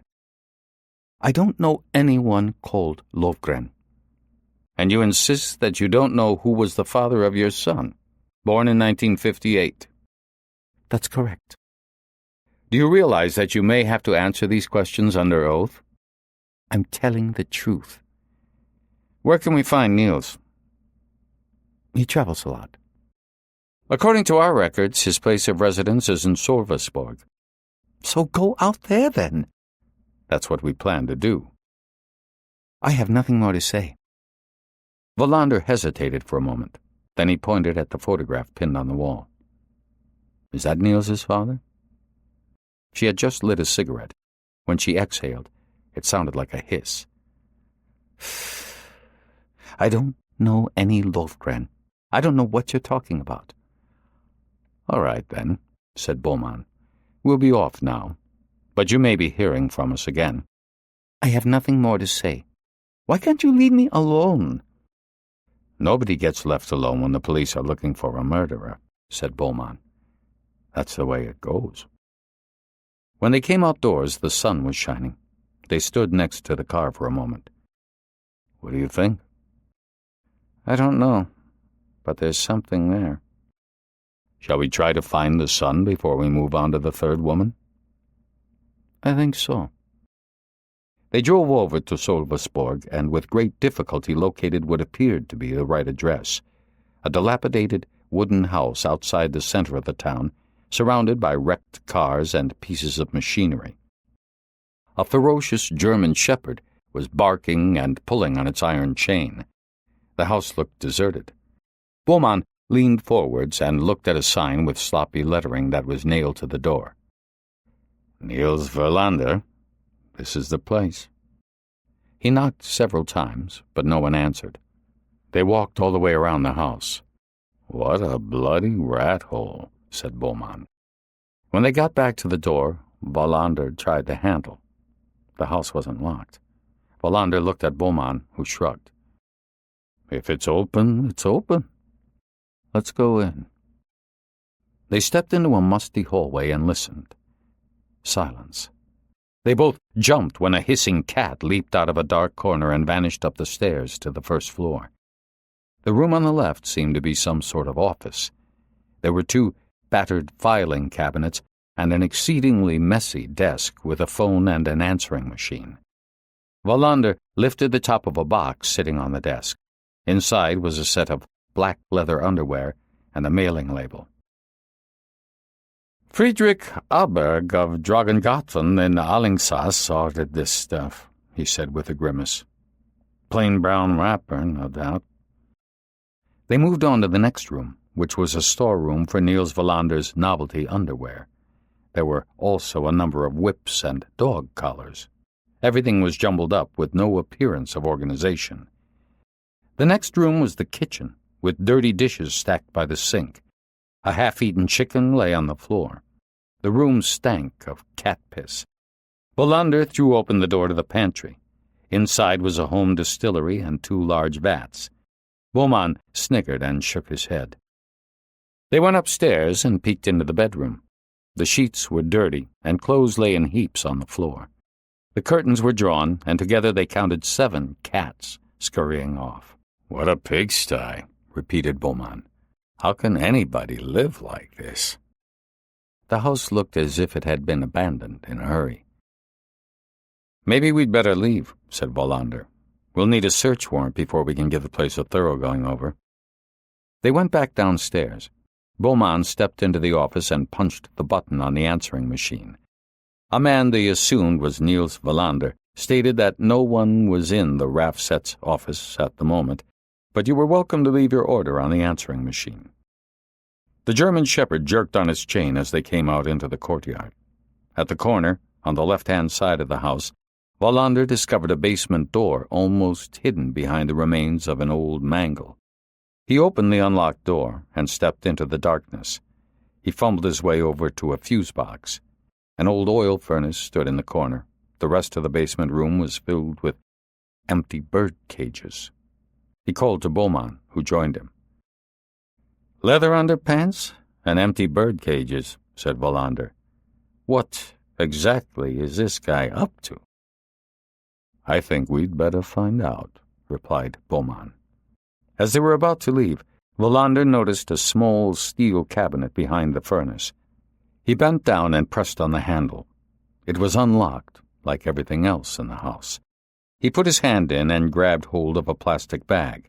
He pulled it out and opened it. Look at this, he said to Beaumont. The plastic bag contained a bundle of 1,000 krona notes. Wallander counted 23. I think we're going to have a talk with this chap, said Beaumont. They stuffed the money back and went outside. The German shepherd was still barking. We'll have to talk to our colleagues here in Solvesborg, said Beaumont. They can check him out for us. At the Solvesborg police station, they found an officer who was quite familiar with Wallander. He's probably mixed up in all kinds of illegal activities, said the policeman. But the only thing we have on him is suspicion of illegally importing caged birds from Thailand and operating a distillery. He was once sentenced for assault and battery, said Beaumont. He doesn't usually get into fights, replied the officer. But I'll try to check up on him for you. You really think he's graduated to murdering people? We don't know, said Wallander, but we need to find him. They set off for Kristianstad. It was raining again. They had formed a good impression of the police officer in Solvesborg and were counting on him to find Wallander for them. But Wallander had doubts. We don't know anything, he said. 1,000 krona notes in a plastic bag aren't proof of anything. But something is going on there, said Beaumont. Wallander agreed. There was something about the owner of the beauty salon and her son. They stopped for lunch at a hotel restaurant. Wallander thought he ought to check in with the station in Ystad, but the payphone he tried was broken. It was 1:30 p.m. by the time they got back to Kristianstad. Before they went to find the third woman on their list, Beaumont wanted to check in at his office. The young woman at the reception desk flagged them down. There was a call from Ystad, she said. They want Inspector Wallander to call back. Let's go to my office, said Beaumont. Full of foreboding, Wallander dialed the number while Beaumont went to get some coffee. Without a word, Ebba connected him to Rydberg. You'd better come back, said Rydberg. Some idiot has shot a Somali refugee at Hagaholm. The hell do you mean by that? Exactly what I said. This Somali was out taking a stroll. Someone blasted him with a shotgun. I've had a hell of a time tracking you down. Where have you been? Is he dead? His head was blown off. Wallander felt sick to his stomach. I'm on my way. He hung up the phone just as Beaumont came in, balancing 2 mugs of coffee. Wallander gave him a rundown of what had happened. I'll get you emergency transport. I'll send your car over later with one of the boys. Everything happened fast. In a few minutes, Wallander was on his way to Ystad in a car with sirens wailing. Rydberg met him at the station, and they drove at once to Hagaholm. Do we have any leads? asked Wallander. None. But the newsroom at Sydsvenskan got a call only a few minutes after the murder.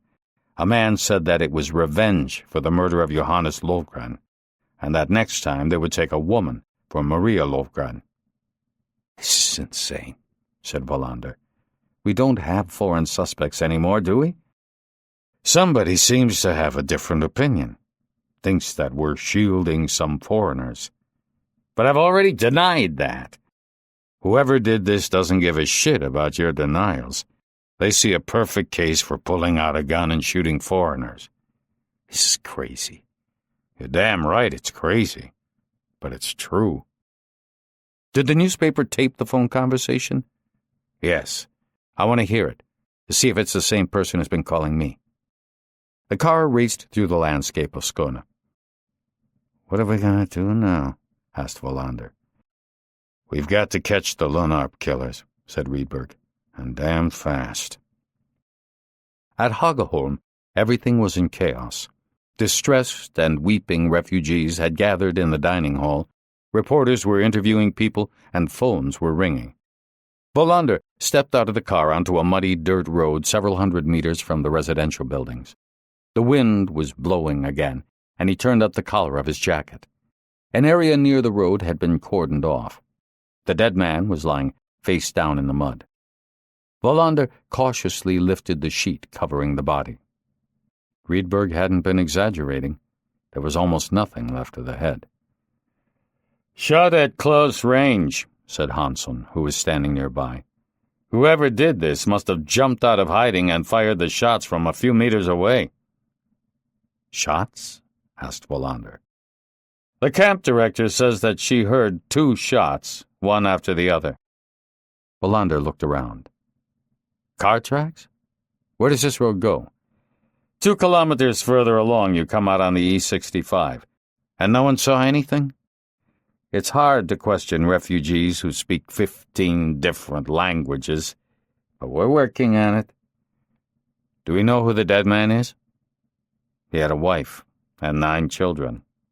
Wallander stared at Hansson in disbelief. 9 children? Just imagine the headlines tomorrow morning, said Hansson. Innocent refugee murdered taking a walk. 9 children left without a father. Svedberg came running from one of the police cars. The police chief is on the phone. Wallander looked surprised. I thought he wasn't due back from Spain until tomorrow. Not him. The chief of the national police.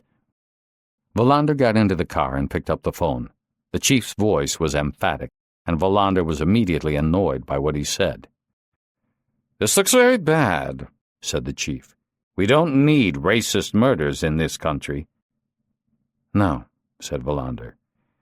This investigation must be given top priority. Yes, but we already have the murders in Lunarp on our hands. Are you making any progress there? I think so, but it takes time. I want you to report to me personally. I'm going to take part in a discussion program on TV tonight, and I need all the information I can get. I'll see to it. He hung up. Wallander remained sitting in the car. Nesland will have to handle this, he thought. He'll have to feed the paperwork to Stockholm. He felt depressed. His hangover was gone, and he remembered what had happened the night before as he saw Peters approaching from a police car that had just arrived. He thought about Mona and the man who had picked her up, and Linda laughing, the black man at her side, his father, painting his everlasting landscape. He thought about himself, too. Time to live and a time to die. Wallander forced himself out of the car to take charge of the criminal investigation. Nothing else had better happen, he thought. We can't handle anything else. It was still raining. Chapter 10. Wallander stood in the driving rain, freezing. It was late afternoon, and the police had rigged floodlights around the murder scene. He watched 2 ambulance attendants squishing through the mud with a stretcher. They were taking away the dead Somali. When he looked at the sea of mud, he wondered whether even as skillful a detective as Rydberg would be able to find any tracks. Still, he felt slightly relieved. Until 10 minutes ago, the officers had been surrounded by an hysterical woman and 9 howling children.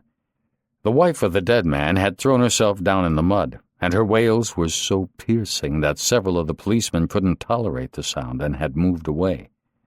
To his surprise, Wallander saw that the only one who was able to handle the grieving woman and the anguished children was Martinsson, the youngest policeman on the force, who so far in his career had never even been forced to notify someone of a relative's death.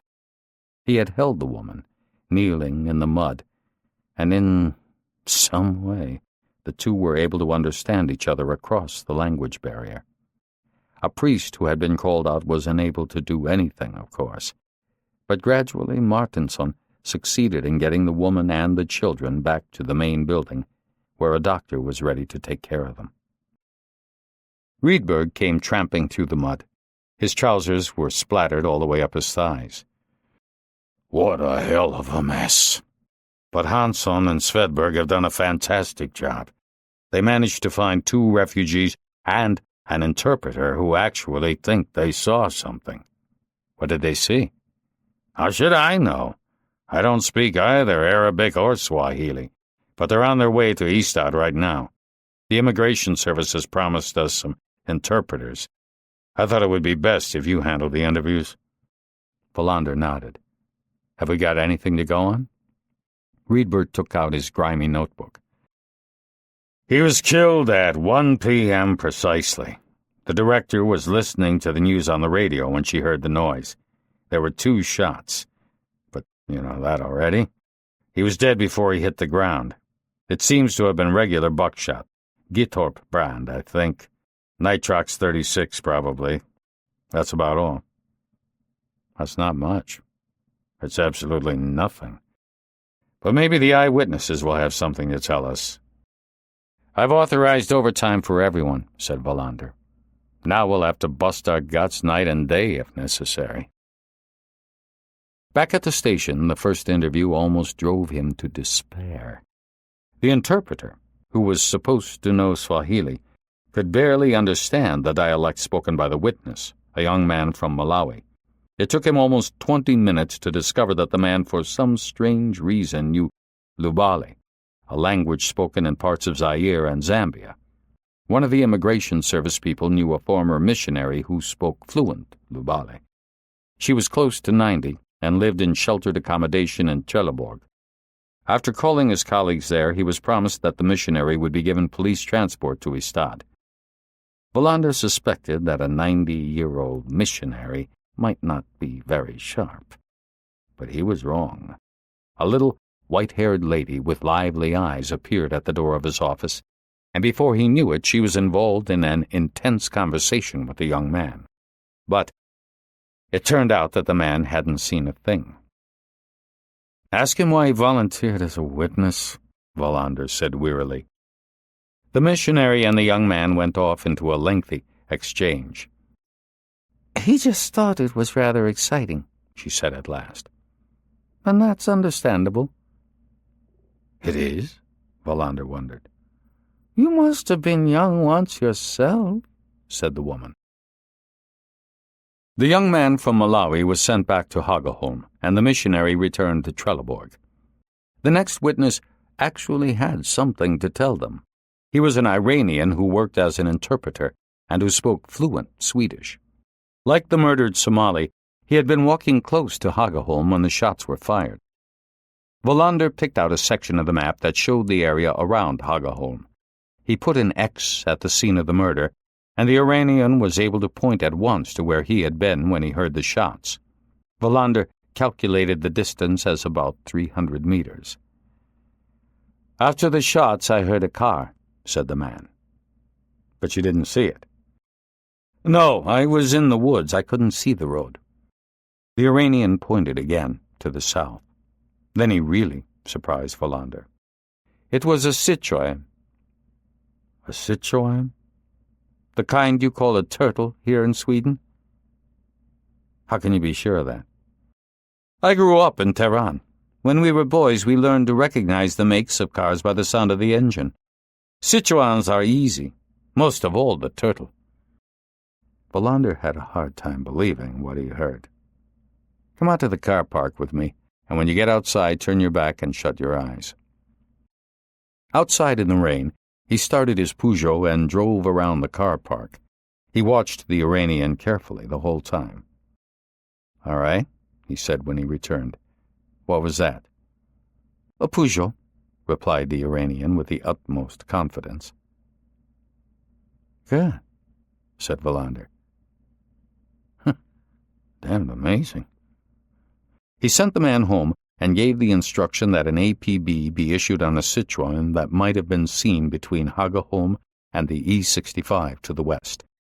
The wire service was also advised that the police were looking for a Citroën that was believed to be linked to the murder. The third witness was a young woman from Romania. She sat in Wallander's office nursing her baby during the interview. Her interpreter spoke poor Swedish, but Wallander still had a good idea of what the woman was saying. She had walked the same way as the Somali, and she had passed him on her way back to the camp. "How long?" asked Wallander. "How long was it from when you passed him to when you heard the shots?" "Maybe 3 minutes." "Did you see anyone else?" The woman nodded, and Wallander leaned over the desk in suspense. "Where?" he asked. "Show me on the map." The interpreter held the baby while the woman searched on the map. "There," she said, pressing the pen to the map. Wallander saw that the spot was very near the scene of the murder. "Tell me about it," he said. "There's no hurry. Think carefully." The woman thought for a while. "A man in blue overalls. He is standing out in the field." "What did he look like?" "He didn't have much hair." "How tall was he?" Normal height. "Am I a man of normal height?" Wallander stood up straight. He was taller. "How old was he?" He wasn't young, not old either. Maybe 45. "Did he see you?" I don't think so.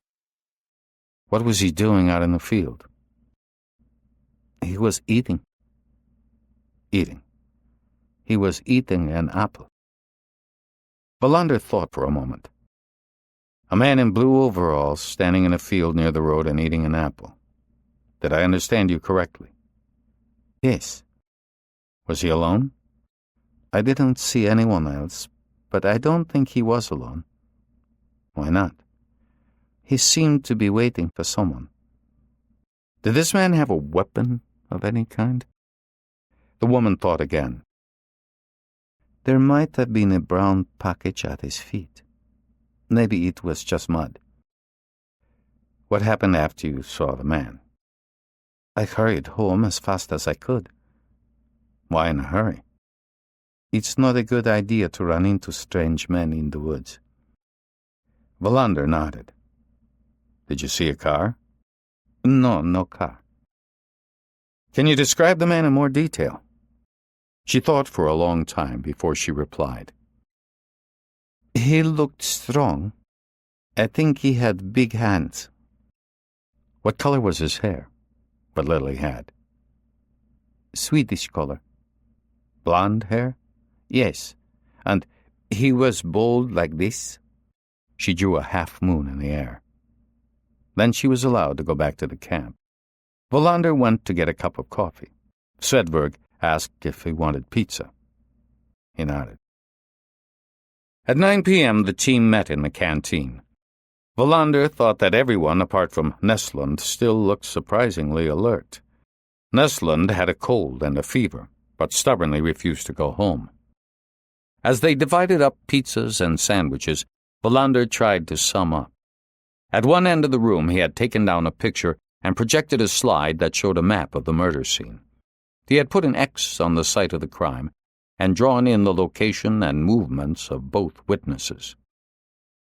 "So we aren't totally out in the cold here," he began. "We've got the time, and we have 2 reliable witnesses. A few minutes before the first shot, the female witness sees a man in blue overalls standing in a field very close to the road. This fits exactly with the time it should have taken the dead man to reach that point. And we know that the killer took off in a Citroën and headed southwest."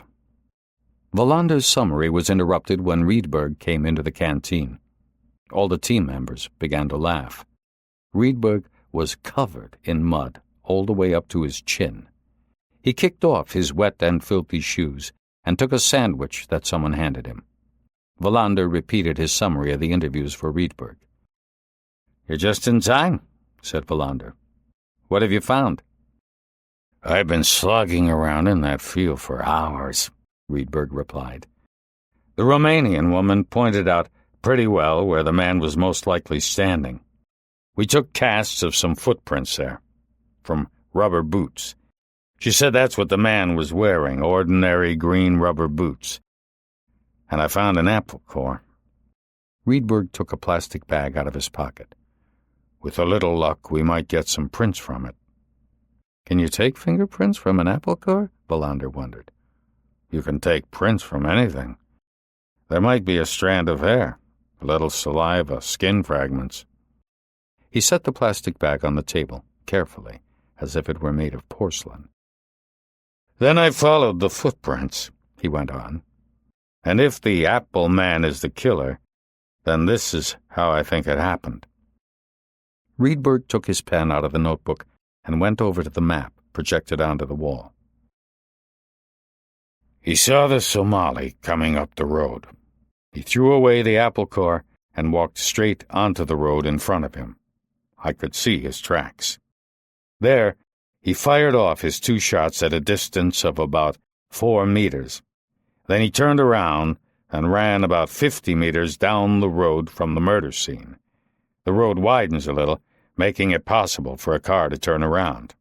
Sure enough, there were tire tracks, and I also found 2 cigarette butts." He took the next plastic bag from his pocket.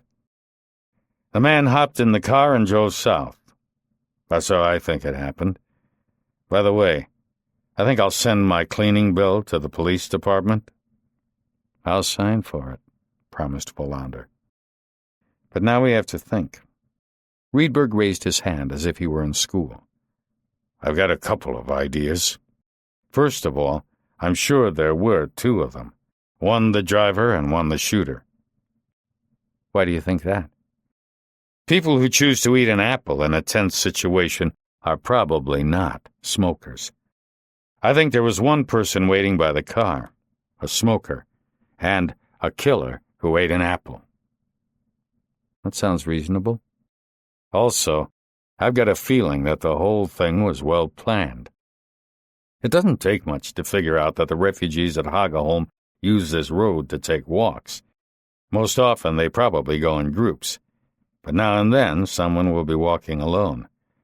If you then dress like a farmer, no one would think it looked suspicious.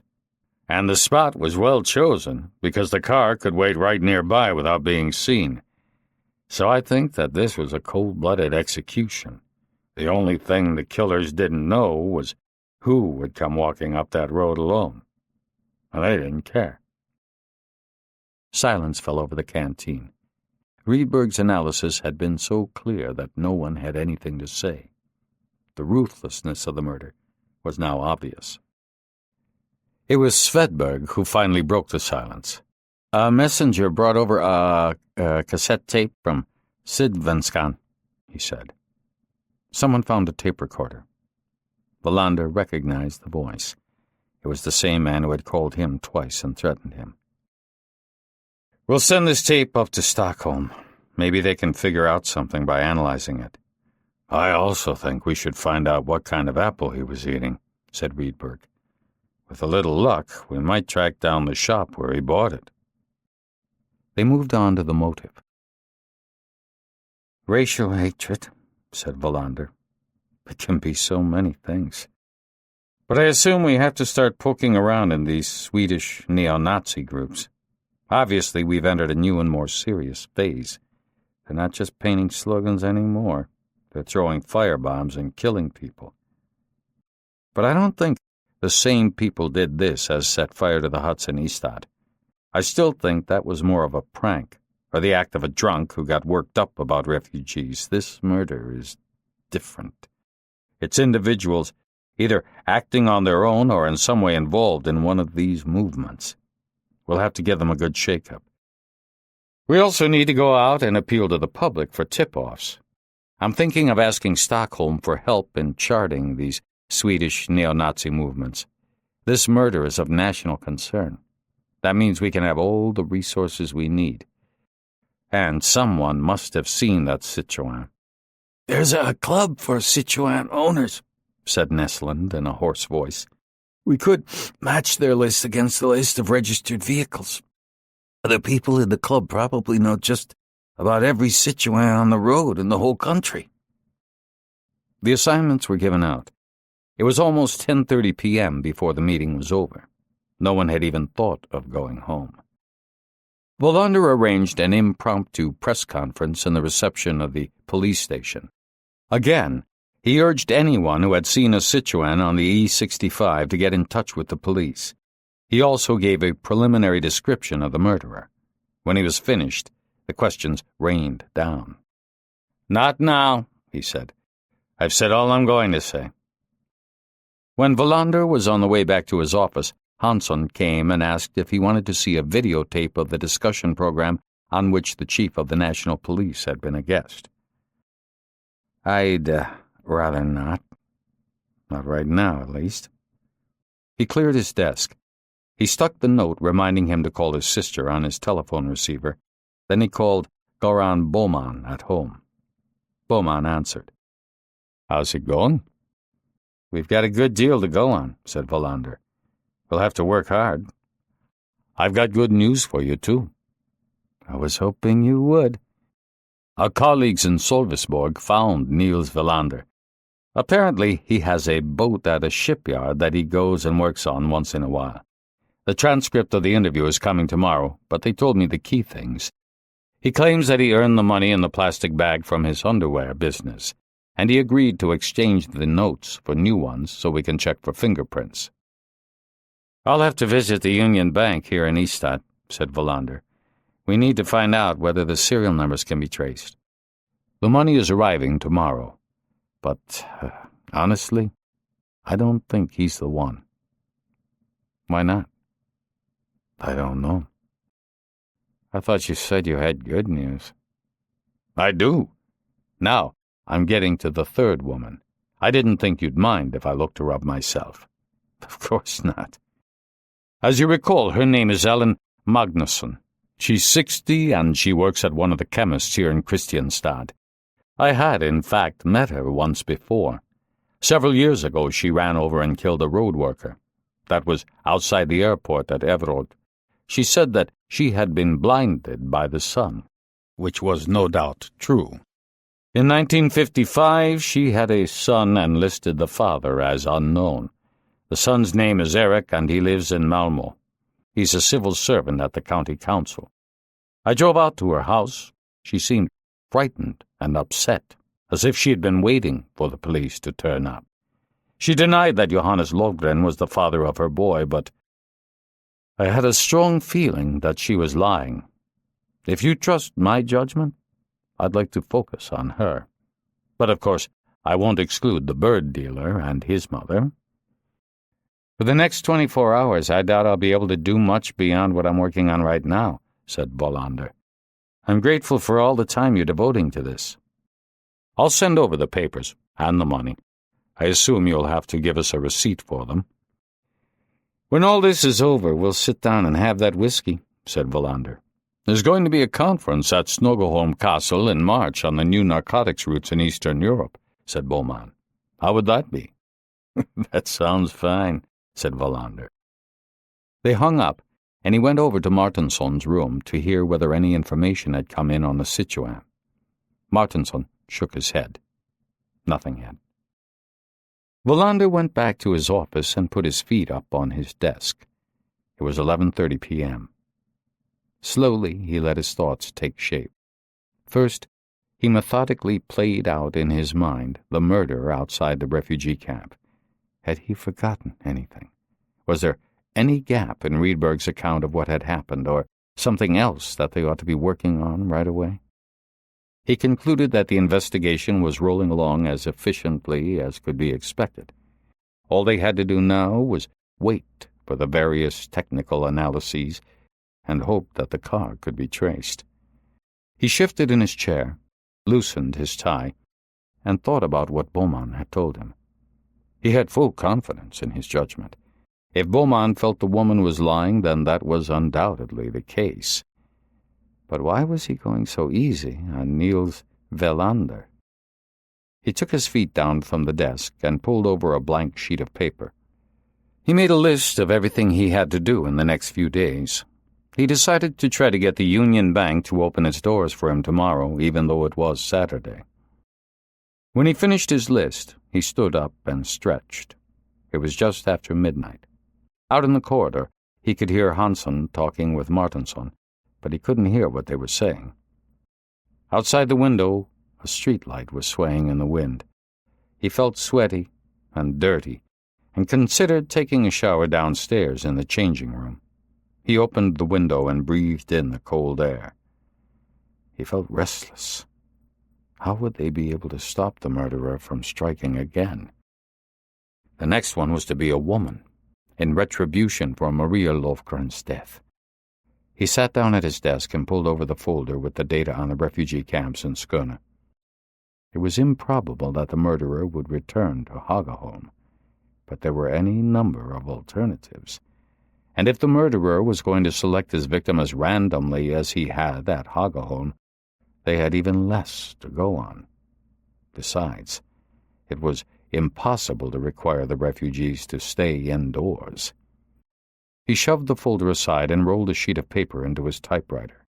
He thought he might as well write his memo to Björk. Just then the door opened, and Svedberg came in. "News?" asked Wallander. "You might call it that," said Svedberg, looking unhappy. "What is it?" I don't quite know how to tell you, but we just got a call from a farmer out by Løderup. Did he see the Citroën? No, but he claimed that your father was walking around out in the fields in his pajamas, with a suitcase in his hand. Wallander was stunned. What the hell are you talking about? The farmer sounds lucid enough. It was you he actually wanted to talk to, but the switchboard put it through to me by mistake. I thought you ought to decide what to do. Wallander sat quite still, his expression blank. Then he stood up. Where? It sounded like your father was walking down by the main highway. I'll handle this myself. I'll be back as soon as I can. Call me if anything happens. Do you want me or somebody else to go along?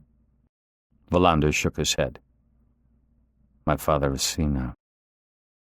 I have to see about getting him into a home somewhere.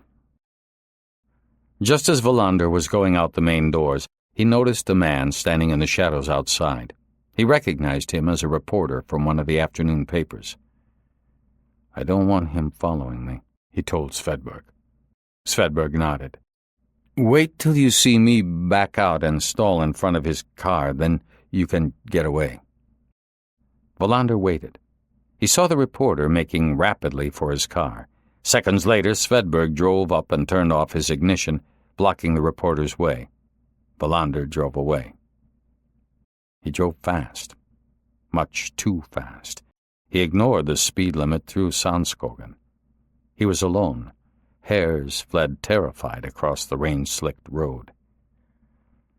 When he reached the village where his father lived, he didn't even have to look for him. He caught the old man in his headlights, in his blue-trimmed pajamas, squishing barefoot through a field. He was wearing his old hat and carrying a big suitcase. When the headlights blinded him, his father held his hand in front of his eyes in annoyance. Then he kept on walking, energetically, as if on his way to some specific destination. Wallander turned off his engine but left the headlights on and walked out into the field. "Dad!" he yelled. "What the hell are you doing?" His father didn't answer but kept going. Wallander followed him. He tripped and fell and got wet up to his waist. "Dad!" he shouted again. "Stop! Where are you going?" No answer. His father seemed to pick up speed. Soon they would be down by the main highway. Wallander ran and stumbled to catch up with him, grabbing him by the arm, but his father pulled away and kept going. Wallander got angry. "Police!" he yelled. "If you don't stop, we'll fire a warning shot." His father stopped and turned around. Wallander saw him blinking in the glare of the headlights. "What did I tell you?" the old man screamed. "You want to kill me!" Then he flung his suitcase at Wallander. The lid flew open and revealed the contents: dirty underwear, tubes of paint, and brushes.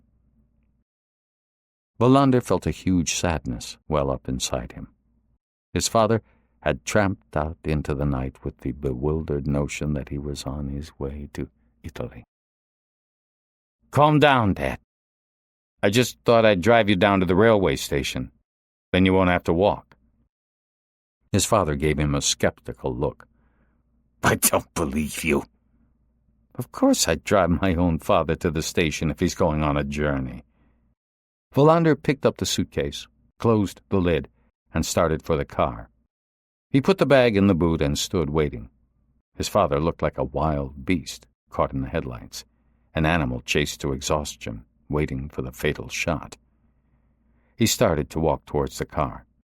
Wallander couldn't decide whether what he saw was an expression of dignity or humiliation. He opened the rear door, and his father crawled in. Wallander had taken a blanket from the boot, and now he wrapped it around his father's shoulders. He gave a start when a man stepped out of the shadows, an old man, dressed in dirty overalls. "I'm the one who telephoned," said the man. "How's it going?" "Everything's fine," replied Wallander. "And thanks for the call." "It was pure chance that I saw him." "I understand. Thanks again." He got behind the wheel. When he turned his head, he could see that his father was so cold he was shaking beneath the blanket. "Now I'll drive you to the station, Dad. It won't take long." He drove straight to the emergency entrance of the hospital. He was lucky enough to run into the young doctor he had met at Maria Lofgren's deathbed. He explained what had happened. "We'll admit him overnight for observation," said the doctor. "He may be suffering from exposure. Tomorrow the social worker will try to find a place for him." "Thank you," said Wallander. "I'll stay with him a while." His father had been dried off and was lying on a stretcher. "Sleeping car to Italy. I'm finally on my way." Wallander sat on a chair next to the stretcher. "That's right. Now you'll get to Italy." It was past 2 a.m. when he left the hospital. He drove the short distance to the station. Everyone except Hansson had gone home. Hansson was watching the taped discussion program with the chief of the National Police. "Anything going on?" asked Wallander. "Not a thing," said Hansson. "A few tip-offs, of course, but nothing earth-shaking. I took the liberty of sending people home to get a few hours' sleep." "That's good. Funny that nobody has called about the car." "I was just thinking that. Maybe he just drove out on the E65 a little way and then took off on one of the back roads. I've looked at the maps. There's a whole maze of little roads in that area, plus a big nature reserve where no one goes in the winter. The patrols that check the camps are running a fine-tooth comb over those roads tonight." Wallander nodded. We'll send in a helicopter when it gets light. The car might be hidden somewhere in that nature reserve. He poured a cup of coffee. Svedberg told me about your father. How did it go? It went all right. The old boy's going senile. He's at the hospital. But it was okay. Go home and sleep for a few hours. You look exhausted. I've got some things to write up. Hansson turned off the video. I'll stretch out on the sofa for a while, he said. Wallander went into his office and sat down at the typewriter. His eyes stung with fatigue, and yet the weariness brought with it an unexpected clarity. A double murder is committed, he thought, and the manhunt triggers another murder, which we have to solve fast so as to prevent more murders. All this has happened in less than a week. He wrote his memo to Bjork, deciding to make sure that it was delivered to him by hand at the airport. He yawned. It was 3:45 a.m. He was too tired to think about his father. He was only afraid that the social worker at the hospital wouldn't be able to come up with a good solution. The note with his sister's name on it was still sticking to the telephone. In a few hours, when it was morning, he would have to call her. He yawned again and sniffed his armpits. He stank. Just then Hansson appeared in the half-open door. Wallander saw at once that something had happened. "We've got something," said Hansson. "What?" "A guy from Malmö just called and said his car has been stolen." "A Citroën?" Hansson nodded. "How come he discovers it at 4 o'clock in the morning?" "He said he was leaving to go to a trade fair in Göteborg." "Did he report this to our colleagues in Malmö?" Hansson nodded. Wallander grabbed the phone. "Then let's get moving." The police in Malmö promised to speed up their interrogation of the man. The registration number of the stolen car, the model, year, and color were already being sent all over the country. "BBM 160, said Hansson. "A dove blue turtle with a white roof. Now, how many of those can there be in this country? 100? If the car isn't buried, we'll find it," said Wallander. "What time is sunrise?" "Around 8 or 9 o'clock. As soon as it gets light, we need a helicopter over the reserve. You take care of that." Hansson nodded. He was just leaving the room when he stopped. "Damn it! There was one more thing." "Yes? The man who called and said that his car was stolen? He was a policeman." Wallander gave Hansson a puzzled look. "A policeman? What do you mean?" "I mean that he was a policeman. Like you and me." Chapter 11. Wallander went into one of the holding cells in the station and lay down for a nap. After a great deal of effort, he managed to set the alarm function on his watch. He was going to allow himself to sleep for 2 hours. When the beeping sound on his wrist woke him up, he had a slight headache. The first thing he thought about was his father. He took a few aspirin out of the first aid kit he found in a cupboard and washed them down with a cup of lukewarm coffee. Then he hesitated, trying to decide whether he should take a shower first or call his sister in Stockholm. Finally, he went down to the changing room and got into the shower. Slowly, his headache evaporated, but he felt weighed down with weariness as he sank into the chair behind his desk. It was 7:15 a.m. His sister was always up early. She picked up the phone almost as soon as it started ringing. As gently as possible, he told her what had happened. "Why didn't you call me before?" she asked indignantly. "You must have noticed what was going on." "I guess I noticed too late," he replied warily. They agreed that she would wait until after he had spoken to the social worker before she decided when to come to Skåne. "How are Mona and Linda?" she asked, as the conversation was drawing to a close. It dawned on him that she didn't know about the separation. "Fine. I'll call you later." He drove to the hospital. The temperature had fallen below freezing again. An icy wind was blowing through the town from the southwest.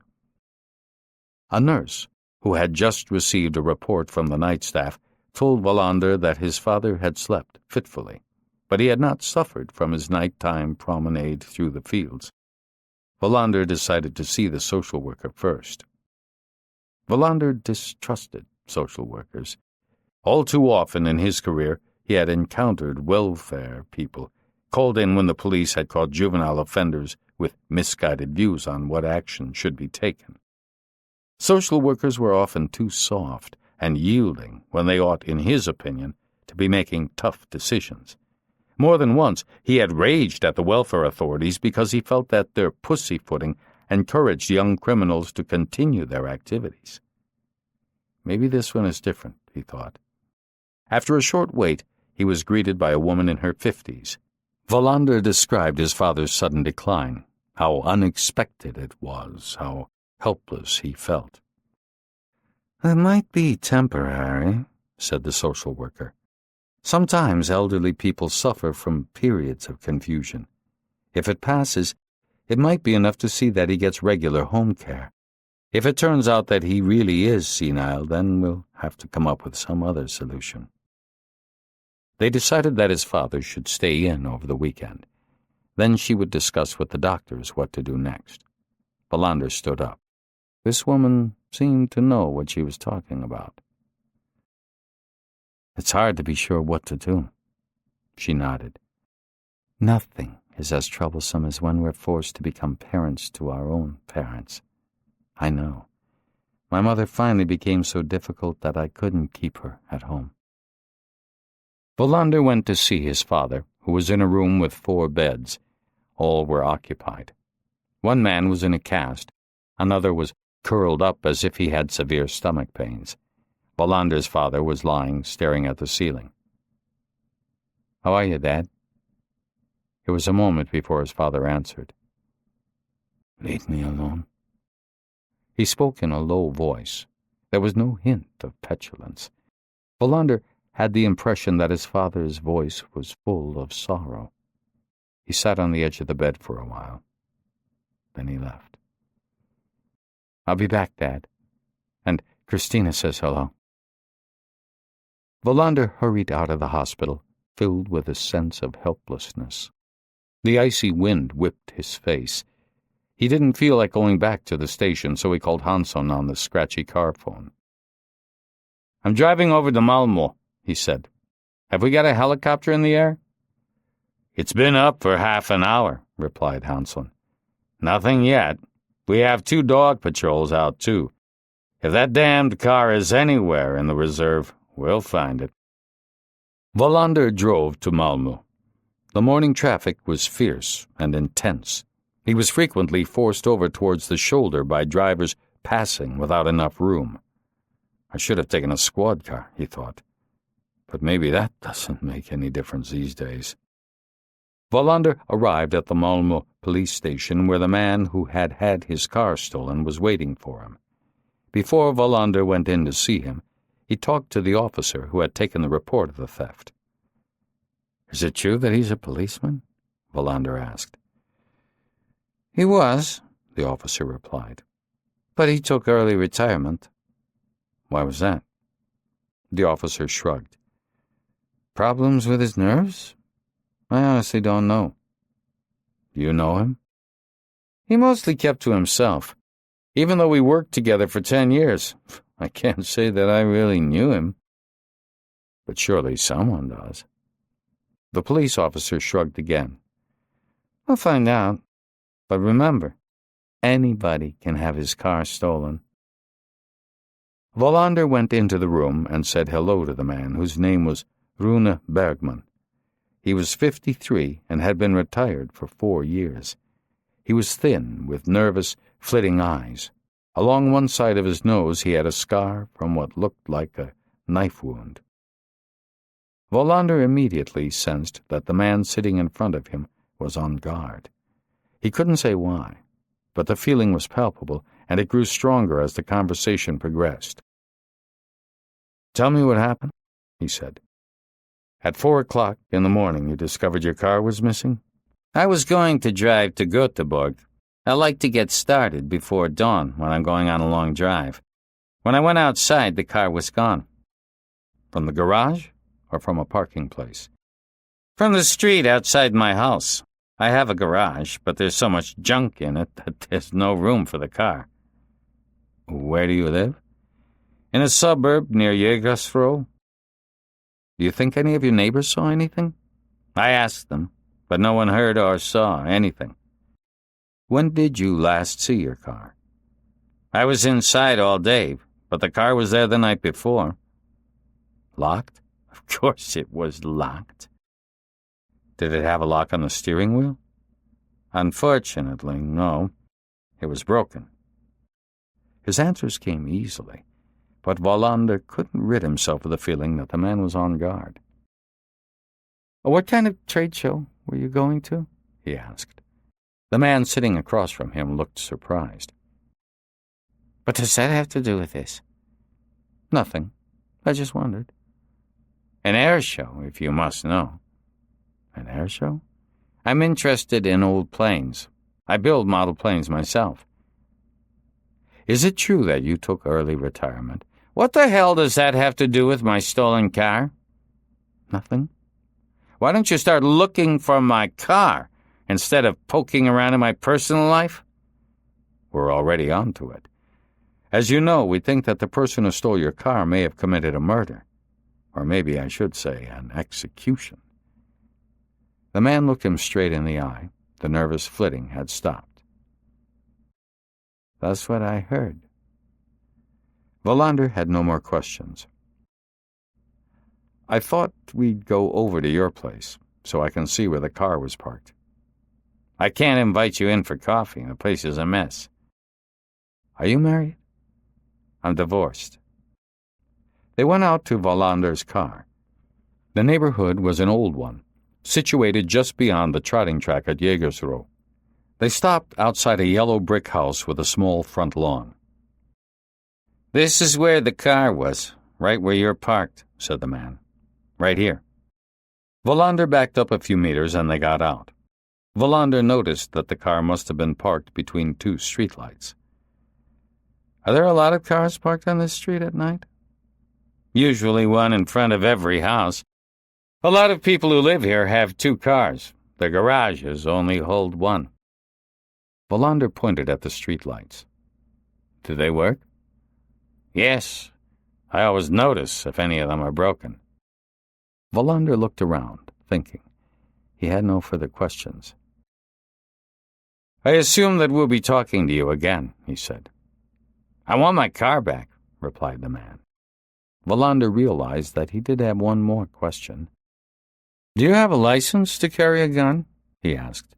"Do you own any guns?" The man stiffened. At that moment, a crazy idea flashed through Wallander's mind. The car theft was pure fiction. The man standing beside him was one of the 2 men who had shot the Somali the day before.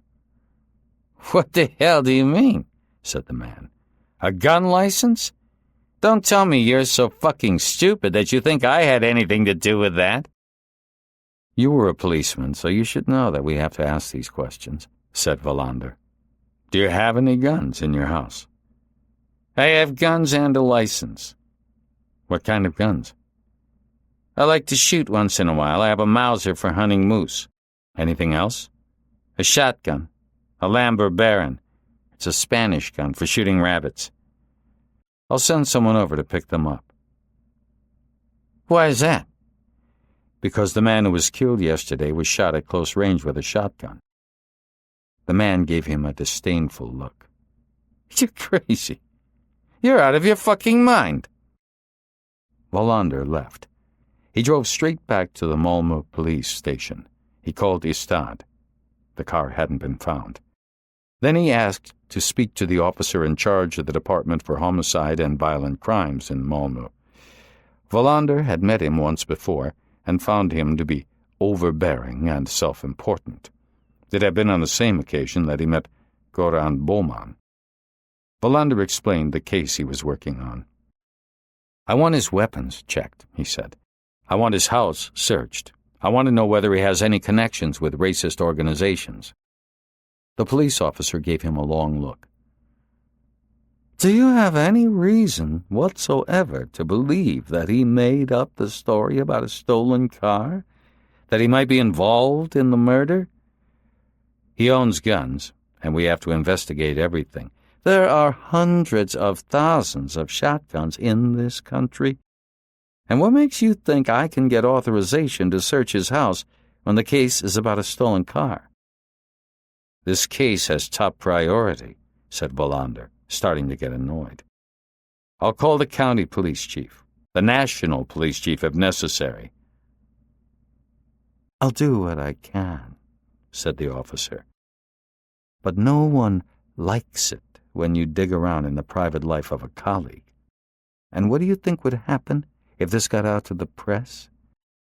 I don't give a shit, said Wallander. I've got 3 murders on my hands, and somebody who has promised me a 4th, which I intend to prevent. On his way to Ystad, Wallander stopped at Hagaholm. The technicians were just wrapping up their investigation. At the scene, he went over Rydberg's theory about how the murder occurred, and he decided he was right. The car had probably been parked at the spot Rydberg had pinpointed. He realized that he hadn't asked the policeman whether he smoked, or whether he ate apples. He continued on to Ystad. On his way in, he ran into a temp who was on her way out to lunch. He asked her to pick up a pizza for him. He looked into Hansson's office. Still no car. Case meeting in my office in 15 minutes, said Wallander. Try to round everybody up. Anyone who isn't here should be reached by phone. Without taking off his overcoat, Wallander sat down and called his sister again. They agreed that he would pick her up at Sturup Airport at 10 a.m. the following morning. He felt the lump on his forehead, which was now changing color, shifting to yellow and black and red. Within 20 minutes, everyone except Martinsson and Svedberg was there. Svedberg is out digging around in a gravel pit, said Rydberg. Somebody called and said they saw a mysterious car out there. Martinsson is trying to track down a man in the Sichuan Club who apparently knows about all the Sichuans on the road in Skåne, a dermatologist from Lund. A dermatologist from Lund? Wallander asked in surprise. There are hookers who collect stamps, said Rydberg. Why shouldn't a dermatologist be into Sichuans? Wallander reported on his meeting with the ex-policeman in Malmö. He could hear how hollow it sounded when he said that he had ordered a thorough investigation of the man. Well, that doesn't sound very likely, said Hansson. A policeman who wants to commit a murder wouldn't be dumb enough to report his own car stolen, would he? Maybe not, said Wallander. But we can't afford to ignore a single lead, no matter how unlikely it seems. The discussion turned to the missing car. We aren't getting tip-offs from the public, said Hansson, which reinforces my belief that the car never left the area. Wallander unfolded a detailed map, and they leaned over it as if preparing for battle. Lakes, said Rydberg. Kragaholm Lake, Svaneholm Lake. Let's assume that they drove out there and ditched the car. There are minor roads all over the place. It still sounds risky, objected Wallander. Somebody could easily have seen them. They decided at any rate to drag the lakes, and to send some men out to search through abandoned barns. A dog patrol from Malmö had been out searching without finding a single trace. The helicopter search had produced no results either. Could your Iranian have been mistaken? Wondered Hansson. Wallander thought about this for a moment. We'll bring him in again. We'll test him on 6 different kinds of cars, including a Sichuan. Hansson was detailed to take care of the witness. They moved on to a summary of the search for the killers in Lonnarp. Here, too, the car that the early morning lorry driver had seen still eluded them. Wallander could see that his colleagues were tired. It was Saturday, and many of them had been working non-stop for a long time. "We'll put Lennarp on hold until Monday morning," he said. "Right now, we're going to concentrate on Hagaholm. Whoever isn't needed at the moment should go home and get some rest. It looks like next week is going to be just as busy as this one." Then he remembered that Bjork would be back at work on Monday. "Bjork will be taking over," he said, "so I want to take this opportunity to thank everyone for their efforts so far." "Did we pass?" asked Hansson sarcastically. "You get the highest marks," replied Wallander. After the meeting, he asked Rydberg to stay behind for a moment. He needed to talk through the situation with somebody in peace and quiet, and Rydberg was, as usual, the one whose opinion he respected most. He told him about Bohman's efforts in Kristianstad. Rydberg nodded thoughtfully. Wallander saw that he was hesitant. "It might be a dud," said Rydberg. "This double murder is puzzling me more and more, the longer I think about it." "In what way?" "I can't get away from what the woman said before she died. I have a feeling that deep inside her tormented and wounded consciousness, she must have realized that her husband was dead, and that she was going to die too. I think it's human instinct to offer a solution to a mystery if there's nothing else left. And she said only one word, foreign. She repeated it 4 or 5 times. It has to mean something. And that noose, the knot, you said it yourself.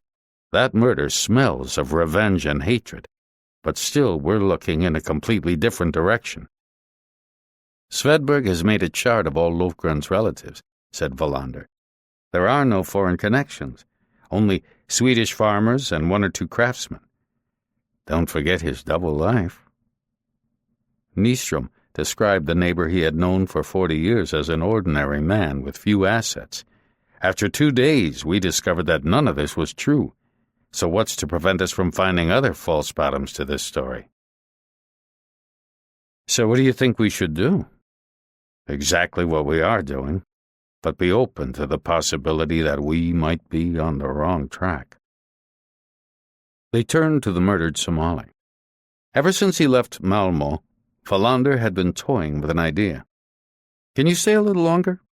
"Sure," replied Rydberg, surprised. "Of course I can." "There was something about that police officer," said Wallander. "I know it's mostly a hunch, an extremely unreliable trait in a policeman, but I thought we ought to keep an eye on that gentleman, you and I, through the weekend in any case. Then we can see whether we should continue and bring in more manpower. But if I'm right that he might be involved, that his car wasn't stolen, then he should be feeling a little uneasy right now." "I agree with Hansson that no policeman would be dim enough to pretend his car had been stolen if he were planning to commit a murder," Rydberg objected. "I think you're both wrong," Wallander replied. "The same way that he was wrong in thinking that just because he had once been a policeman, that alone would steer all suspicion away from him." Rydberg rubbed his aching knee. "We'll do as you say, then. What I believe or don't believe is neither here nor there, if you think it's important." "I want him under surveillance," said Wallander. "We'll split up the shifts until Monday morning. It'll be rough, but we can do it. I can take the night shifts if you like." Rydberg said that he might as well handle the watch until midnight. Wallander gave him the address. The temp came into the office with the pizza he had ordered. "Have you eaten?" Wallander asked. "Yes," replied Rydberg hesitantly. "No, you haven't. Take this one, and I'll get another." Rydberg ate the pizza at Wallander's desk. He wiped his mouth and stood up. "Maybe you're right." "Maybe," replied Wallander. Nothing happened the rest of the day. The car continued to elude them. The fire department dragged the lakes, finding only parts of an old combine. Few tip-offs came in from the public. Reporters from the newspapers, radio, and TV called constantly, wanting updates. Wallander repeated his appeal for information on a missing pale blue Citroën with a white roof. Directors of the various refugee camps called in, anxious and demanding increased police protection. Wallander answered as patiently as he could. An old woman was hit and killed by a car in Bjäresjö. Svedberg, back from the gravel pit, took on that case, even though Wallander had promised him the afternoon off. Nesland called at 5 p.m., and Wallander could tell that he was tipsy. He wanted to know whether anything was happening or whether he could go to a party in Skillinge. Wallander told him to go ahead. He called the hospital twice to ask about his father. Each time they told him that he was tired and uncommunicative. He also called Sten Viden. A familiar voice answered the phone. "I was the one who helped you with the ladder up to the loft," Wallander said. "The man you guessed was a policeman. I'd like to talk to Sten if he's there." "He's in Denmark buying horses," replied Louise. "When is he back?" "Maybe tomorrow." "Would you ask him to call me?" "I'll do that." He hung up. Wallander had the distinct impression that Sten Viden was not in Denmark at all. Maybe he was even standing right next to the young woman, listening. Maybe they were together in the unmade bed when he called. Wallander gave his memo to one of the patrol officers, who promised to hand it to Björk the minute he stepped off the plane at Sturup Airport that evening. He decided to go through his bills, which he had forgotten to pay on the first of the month. He filled out a bunch of giro slips and enclosed a check in the manila envelope. He wasn't going to be able to afford either a video or a stereo this month. Next, he answered an inquiry about a trip to the Royal Opera in Copenhagen at the end of February. He said yes. Wozzeck was an opera he hadn't seen staged. It was 8 p.m. He read through Svedberg's report on the fatal accident in Bjäresjö. He could see at once that there was no question of criminal proceedings. The woman had stepped out into the road, slap in front of a car traveling within the speed limit. The farmer who was driving the car was not at fault. All the eyewitness accounts agreed on that. He made a note to see to it that Annette Brolin read through the report after the autopsy was done. At 8:30 p.m., two men started slugging each other in a block of flats on the outskirts of Ystad. Peters and Noren swiftly separated the combatants. They were two brothers, well known to the police. They got into a fight about 3 times a year. A greyhound was reported lost in Marsvinsholm. The dog had been seen heading west, so the report was passed to the station in Skurup. At 10 p.m., Wallander left the police station. It was cold and the wind was blowing in gusts. The sky was clear and filled with stars. Still no snow. He went home and put on heavy-duty long underwear and a woolen cap. Absent-mindedly, he watered the drooping plants in the kitchen window. Then he drove to Malmö. Noren was duty officer that night. Wallander had promised to call in regularly, but presumably Noren would have his hands full with Björk, who would be coming home to discover that his holiday was definitely over. Wallander stopped at a hotel restaurant in Svedala. He hesitated before deciding on only a salad. He doubted that this was a wise moment to change his eating habits, but he knew that he might fall asleep if he ate too much before an all-night shift. He drank several cups of strong coffee after his meal. An elderly woman came over to his table and tried to sell him The Watchtower. He bought a copy, thinking that it would be sufficiently dull to last all night. Wallander pulled out onto the E65 again and drove the last stretch to Malmö. He began to doubt the value of this assignment. Was he justified in trusting his intuition? Shouldn't Hansson's and Rydberg's objections have been enough for him to drop the idea of this surveillance? He felt unsure of himself, irresolute, and the salad had not been enough. It was 11:35 p.m. when he turned onto a street near the yellow house where Bergman lived. He pulled his cap over his ears as he stepped out into the freezing night. All around him were darkened houses. In the distance, he heard the screech of car tires. He kept to the shadows as far as possible and turned down the street called Rosenallee. Almost at once he caught sight of Rydberg, who was standing under a tall chestnut tree. The trunk was so thick that it nearly hid him entirely. Wallander slipped into the shadow of the huge tree trunk. Rydberg was freezing. He was rubbing his hands together and stamping his feet. "Anything going on?" asked Wallander. "Not much in 12 hours, replied Rydberg. At 4, he went to buy groceries. 2 hours later, he came out to close the gate, which had blown open. But he's definitely on his guard. I think you may be right, after all." Rydberg pointed at the house next door. "That one's empty. From the yard, you can see both the street and his back door. He might take it into his head to slip out that way. There's a bench where you can sit, if your clothes are warm enough." Wallander had noticed a phone box on his way over to Bergman's house. He asked Rydberg to go over and call Noren. If nothing urgent was happening, Rydberg could get in his car and drive home. "I'll be back around 7, said Rydberg. "Don't freeze to death." He vanished without a sound. Wallander stood still for a moment, looking at the yellow house. Lights were on in 2 of the windows, one on the lower floor and one upstairs. The curtains were drawn. He looked at his watch. Just after midnight. Rydberg had not returned, so everything must be quiet at the station in Ystad. He hurried across the street and opened the gate to the yard of the empty house. He fumbled his way in the dark and found the bench that Rydberg had mentioned. From there he had a good view. To keep warm, he started pacing, 5 steps forwards and 5 steps back. The next time he looked at his watch, it was only 12:50. It was going to be a long night. He was already feeling cold. He tried to make the time pass by studying the starry sky. When his neck started to hurt, he resumed his pacing.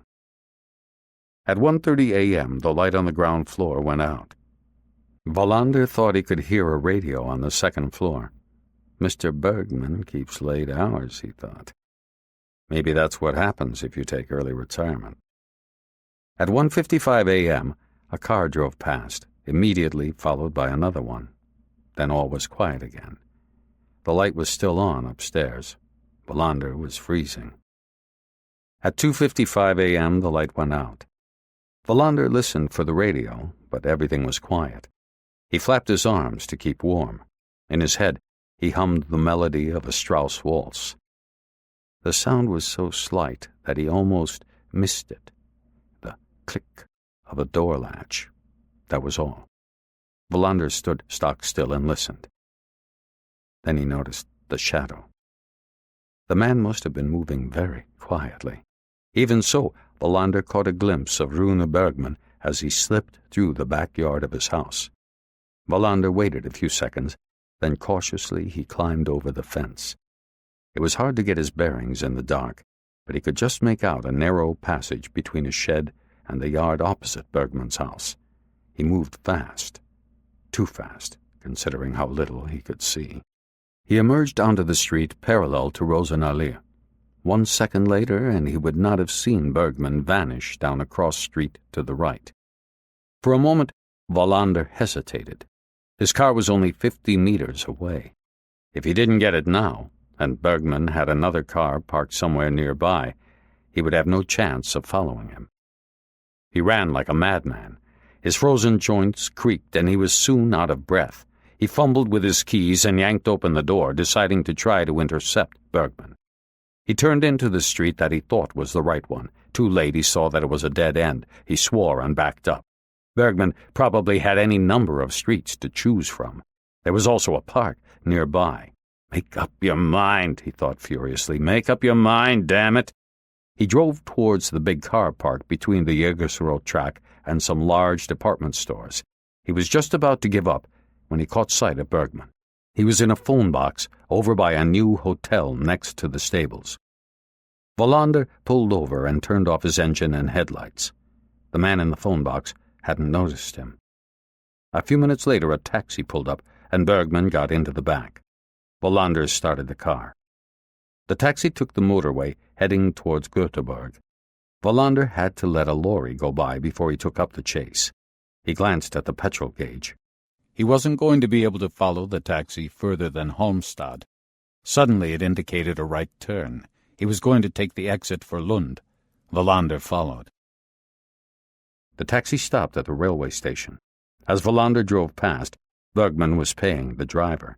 He turned off the main road and parked hurriedly. Bergman was walking, fast. Wallander followed him, hugging the shadows. Rydberg had been right. The man was on his guard. Without warning, he stopped short and looked around. Wallander threw himself headlong into a doorway. He struck his forehead on the edge of a step and could feel the lump above his eye split open. Blood ran down his face. He wiped it off with his glove, counted slowly to 10, and took up his pursuit. The blood over his eye was sticky. Bergman stopped outside a building covered with scaffolding and protective sacking. Again he looked around, and Wallander crouched down behind a parked car. Then he was gone. Wallander waited until he heard a door shut. Soon afterwards, the lights went on in rooms on the 3rd floor. He ran across the street and pushed his way behind the sacking. Without hesitating, he climbed up onto the scaffolding. It creaked and groaned under him. He had to keep wiping away the blood trickling into his eye. He heaved himself up onto the 2nd level. The lit windows were barely a meter above his head. He took out his handkerchief and tied it around his head to stem the blood. Cautiously, he hauled himself up onto the next platform. The effort so exhausted him that he had to remain lying down for over a minute before he could go on. He crept forwards along the freezing planks, which were covered with scraped-off stucco. He dared not think how far above the ground he was, or he would get vertigo at once. He peered over the window ledge into the first lit room. Through the net curtains he could see a woman sleeping in a double bed. The covers next to her had been thrown back as if someone had got out in a hurry. He crawled further along. When he looked over the next window ledge, he saw Bergman talking to a man wearing a dark brown dressing gown. Wallander felt as if he had actually seen him before. That was how well the Romanian woman had described the man standing in the field, eating an apple. He felt his heart pounding. So he had been right, after all. It had to be the same man. They were talking in low voices, too low to hear what they were saying. The man in the dressing gown disappeared through a door, and at the same moment Bergman looked straight at Wallander. Caught, he thought, as he pulled back his head. Those bastards won't hesitate to shoot me. He was paralyzed with fear. I'm going to die, he thought desperately. They're going to blow my head off. But nothing happened. Finally, he got up the nerve to peer inside again. The man in the dressing gown was standing there, eating an apple. Bergman was holding 2 shotguns. He laid one of them on a table, the other one he stuffed under his coat. Wallander realized he had seen more than enough. He turned and crept back the way he had come. How it happened, he would never know. He lost his footing in the dark. When he reached for the scaffolding, his hand grabbed at empty space. He fell. He had no time to think that he was going to die. One of his legs caught between 2 planks. He jerked to a halt, the pain excruciating. He was hanging upside down with his head a meter above the ground. He tried to wriggle loose, but his foot was wedged tight. He was hanging in mid-air, unable to do anything. The blood was pounding in his temples. The pain was so bad that he had tears in his eyes. At that moment he heard the outside door open. Bergman had left the flat. Wallander bit his knuckles to keep from screaming. Through the sacking, he saw the man stop suddenly, right in front of him. He saw a flash. The shot, thought Wallander. Now I'm going to die. He realized that Bergman had lit a cigarette. The footsteps moved away. Wallander was about to pass out. An image of Linda flickered before him. With enormous effort, he swung his body and with one hand managed to grab hold of one of the uprights on the scaffolding. He pulled himself up far enough to get a grip on the planks where his foot was wedged tight. He gathered all his remaining strength, then he tugged hard. His foot broke loose and he lost his grip. He landed on his back in a mound of gravel. He lay perfectly still, trying to feel if anything was broken.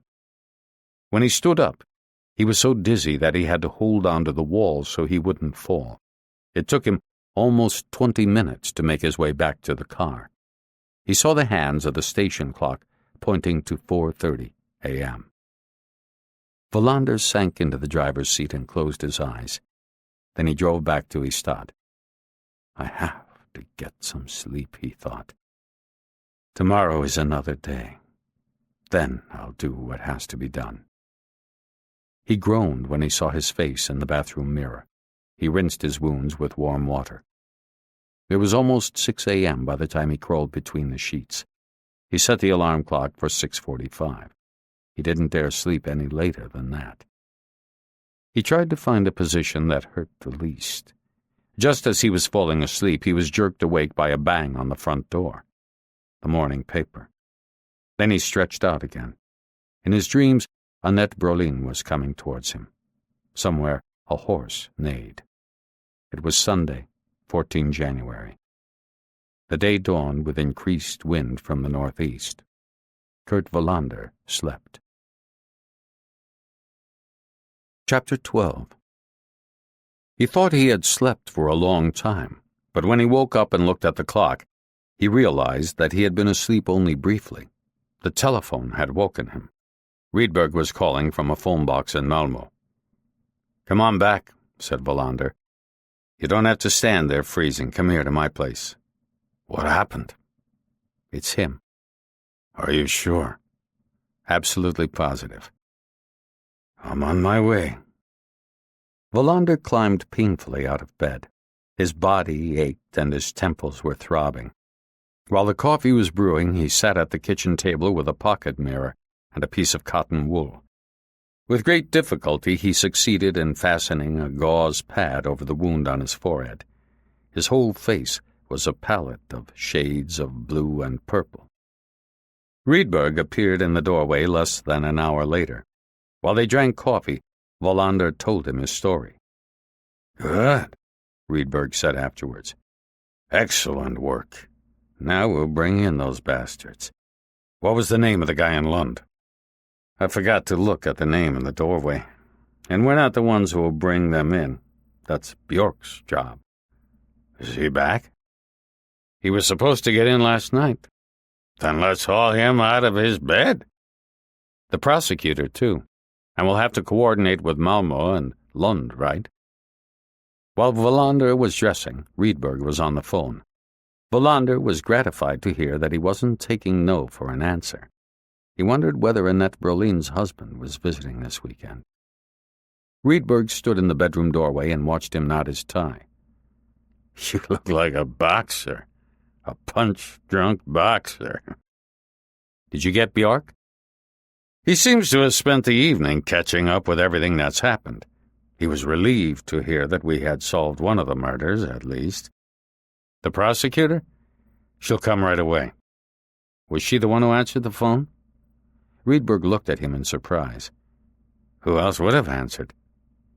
"Her husband, for instance." "What difference would that have made?" Wallander didn't feel like answering. "God, I feel like shit," he said instead. "Let's go." They went out into the early dawn.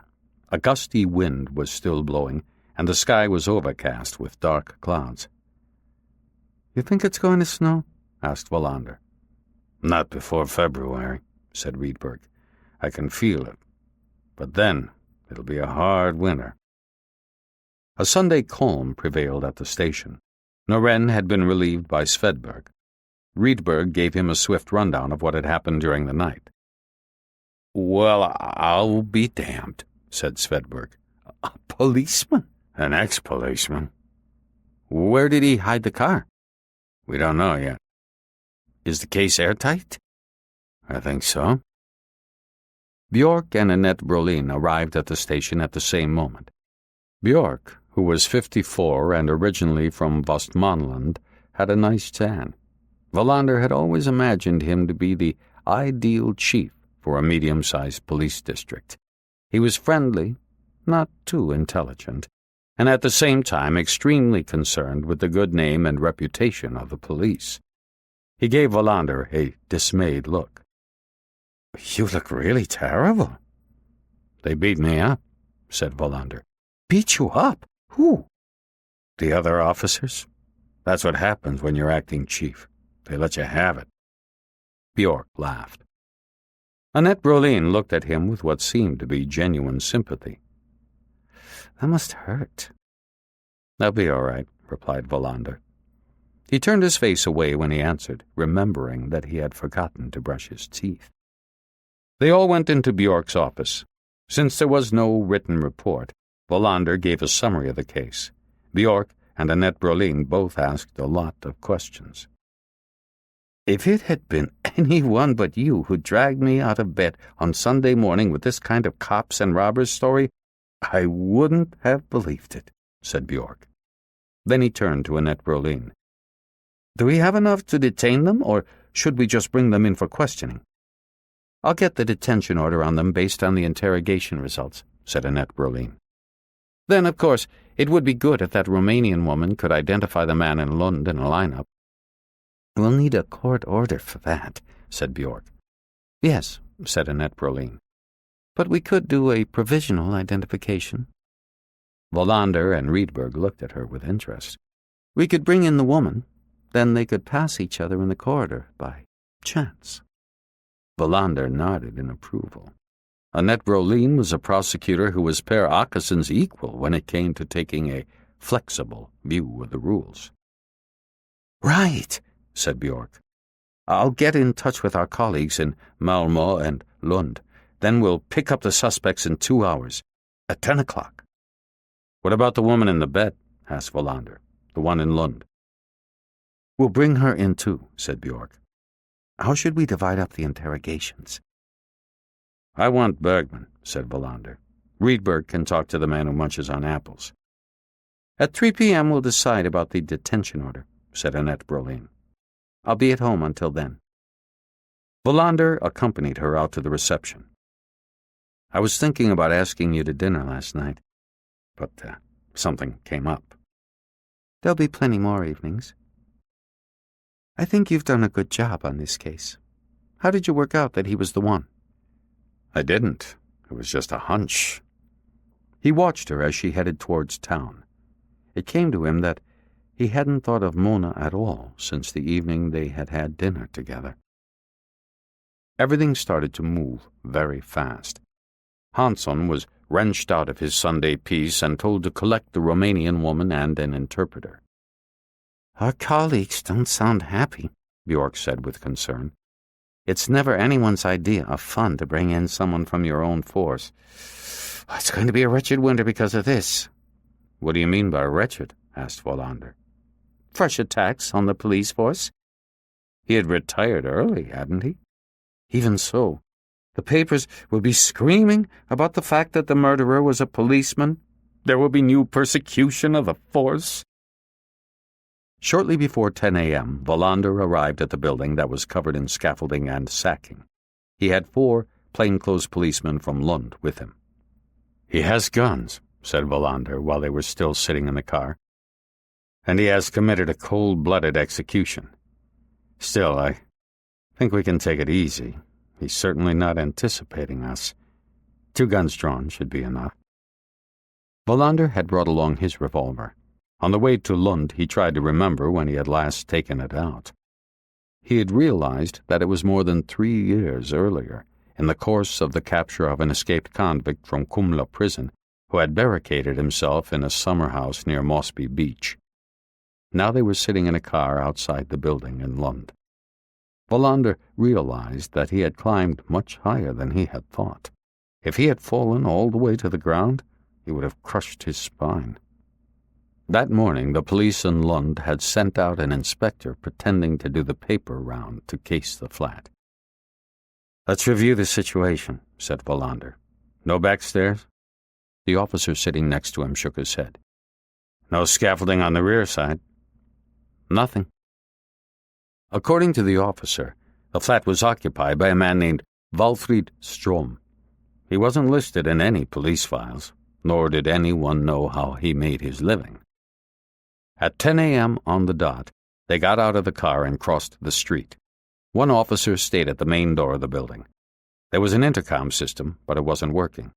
Wallander jimmied the door open with a screwdriver. "One man should stay in the stairwell. You and I will go upstairs. What's your name?" "Enberg." "You've got a first name, haven't you?" "Kalle." "Okay, Kalle. Let's go." They listened in the dark outside the door. Wallander drew his revolver and nodded to Enberg to do the same. Then he rang the doorbell. The door was opened by a woman wearing a dressing gown. Wallander recognized her. It was the same woman who had been asleep in the double bed. He hid his revolver behind his back. "We're with the police," he said. "We're looking for your husband, Valfrid Strom." The woman, who was in her 40s and had a harried expression, looked scared. She stepped aside and let the policeman in. Suddenly, Valfrid Strom was standing in front of them. He was dressed in a green tracksuit. "Police," said Wallander. "We need to ask you to come with us." The man with the half-moon-shaped bald patch looked at him tensely. "Why?" "For questioning." "About what?" "You'll find out at the station." Wallander turned to the woman. "You'd better come along, too. Put on some clothes." The man seemed completely calm. "I'm not going anywhere if you don't tell me why. Perhaps you could start by showing me some identification." When Wallander put his right hand in his inside pocket, he couldn't hide the fact that he was carrying a gun. He switched it over to his left hand and fumbled for his wallet where he kept his identity card. In the same instant, Strom leapt straight at him.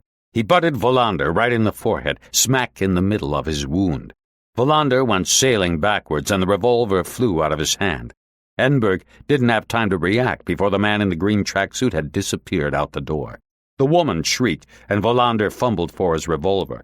He dashed down the stairs after the man, yelling a warning to the two officers posted below.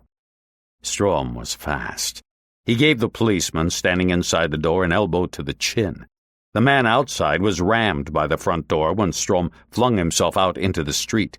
Wallander, who could hardly see for the blood streaming into his eyes, stumbled over the unconscious policeman in the stairwell. He pulled at the safety catch on his revolver, which was stuck. Then he was out on the street. "Which way did he go?" he called to the bewildered policeman who was entangled in the sacking. "Left!" Wallander ran. He caught sight of Strom's tracksuit just as he disappeared into an underpass. He tore off his cap and wiped his face. Several elderly women who looked as though they were on their way to church jumped aside in fright. He ran into the underpass just as a train rumbled overhead. When he reached street level again, he just had time to see Strom stop a car, drag the driver out, and drive off.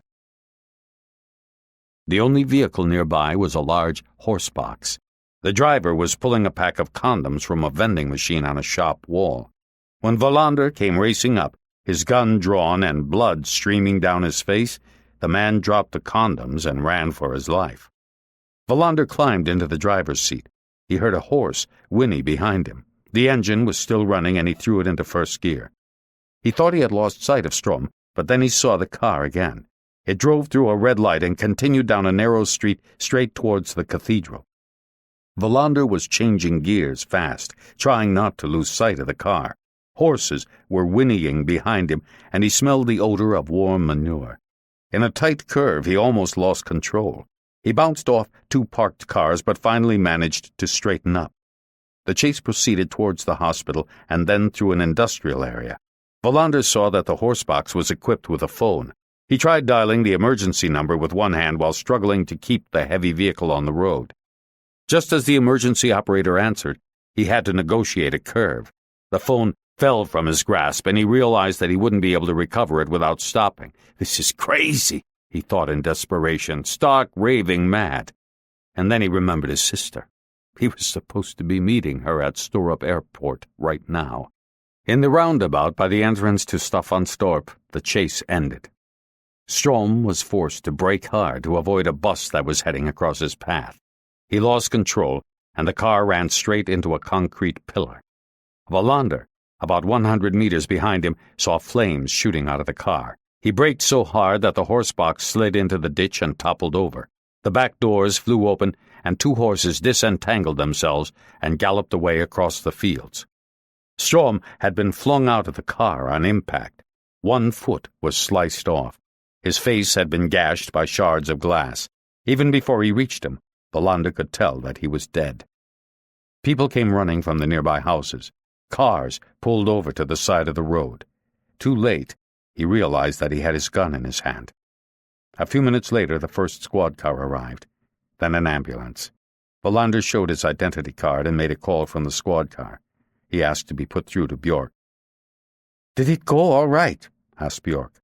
"Bergman has been picked up and is on the way here. Everything went without a hitch, and the Yugoslav woman is waiting here with her interpreter." "Send them over to the morgue at Lund General Hospital," said Wallander. "She'll have to identify a corpse. By the way, she's Romanian." "What the hell do you mean by that?" said Bjork. "Just what I said," replied Wallander, and hung up. At that moment, he saw one of the horses come galloping back across the field. It was a beautiful white stallion. He didn't think he'd ever seen such a beautiful horse. When he got back to Ystad, the news of Strom's death had already made the rounds. The woman who was his wife had collapsed, and a doctor refused to let the police interrogate her. Rydberg told Wallander that Bergman denied everything. He hadn't stolen his own car and then ditched it. He hadn't been at Hagaholm. He hadn't visited Strom the night before. He demanded to be taken back to Malmö at once. "What a damned weasel," said Wallander. "I'll crack him." "Nobody is doing any cracking here," said Bjork. "That ludicrous high-speed chase through Lund has caused enough trouble already. I don't understand why 5 full-grown policemen can't manage to bring in one unarmed man for questioning. By the way, do you know that one of those horses was run over? Its name was Supernova, and its owner put a value of 100,000 kroner on it." Wallander felt anger welling up inside him. Why couldn't Bjork grasp that it was support he needed, not this officious whining? "Now we're going to wait for the Romanian woman's identification," said Bjork. "Nobody talks to the press or the media except me." "Thank heavens for that," said Wallander. He went back to his office with Rydberg and closed the door. "Do you have any idea how you look?" Rydberg asked. "Don't tell me, please." "Your sister called. I asked Martinsson to drive out and collect her from the airport. I assumed that you had forgotten. He said he'd take care of her until you were free." Wallander nodded gratefully. A few minutes later, Bjork barreled in. "The identification is positive. We've got the murderer we were looking for." "She recognized him?" "Not a shadow of a doubt. It was the man who was eating the apple out in the field." "Who was he?" asked Rydberg. "Strom called himself a businessman," replied Bjork. "He was 47, but the security police in Stockholm didn't take long to answer our inquiry. He has been engaged in nationalist movements since the 1960s. First, in something called the Democratic Alliance, later in much more militant factions. But how he ended up a cold-blooded murderer is something Bergman may be able to tell us, or his wife." Wallander stood up. "Now we'll tackle Bergman." All 3 of them went into the room where Bergman sat smoking. Wallander led the interrogation. He went on the offensive at once. "Do you know what I was doing last night?" Bergman gave him a look of contempt. "How would I know that?" "I tailed you to Lund." Wallander thought he caught a fleeting shift in the man's face. "I followed you to Lund," repeated Wallander, "and I climbed up on the scaffolding outside the building where Strom lived. I saw you exchange your shotgun for another one. Now Strom is dead, but a witness has identified him as the murderer at Hagaholm. What do you have to say to all that?" Bergman didn't say anything. He lit another cigarette and stared into space. "Okay, we'll take it from the top. We know how everything happened. There are only 2 things we don't know yet. First, what did you do with your car? Second, why did you shoot the Somali?" Bergman wasn't talking. Just after 3 p.m., he was formally put under arrest and assigned a legal aid lawyer. The charge was murder or accessory to murder. At 4 p.m., Wallander briefly questioned Valfrid Strom's wife. She was still in shock, but she answered his questions. He learned that Strom imported exclusive cars. She told him that Strom was violently opposed to Sweden's policy on refugees. She had been married to him for just a little over a year. Wallander formed the conviction that she would get over her loss rather quickly. After the interrogation, he talked with Rydberg and Björk. Then they released the woman with a warning not to leave Lund, and she was taken home. Wallander and Rydberg made another attempt to get Bergman to talk. The legal aid lawyer was young and ambitious, and he claimed that there were no grounds for submission of evidence and that, in his opinion, the arrest was equivalent to a preliminary miscarriage of justice. They talked some more, and Rydberg had an idea. "Where was Strom trying to escape to?" he asked Wallander. He pointed at a map. "The chase ended at Staffanstorp.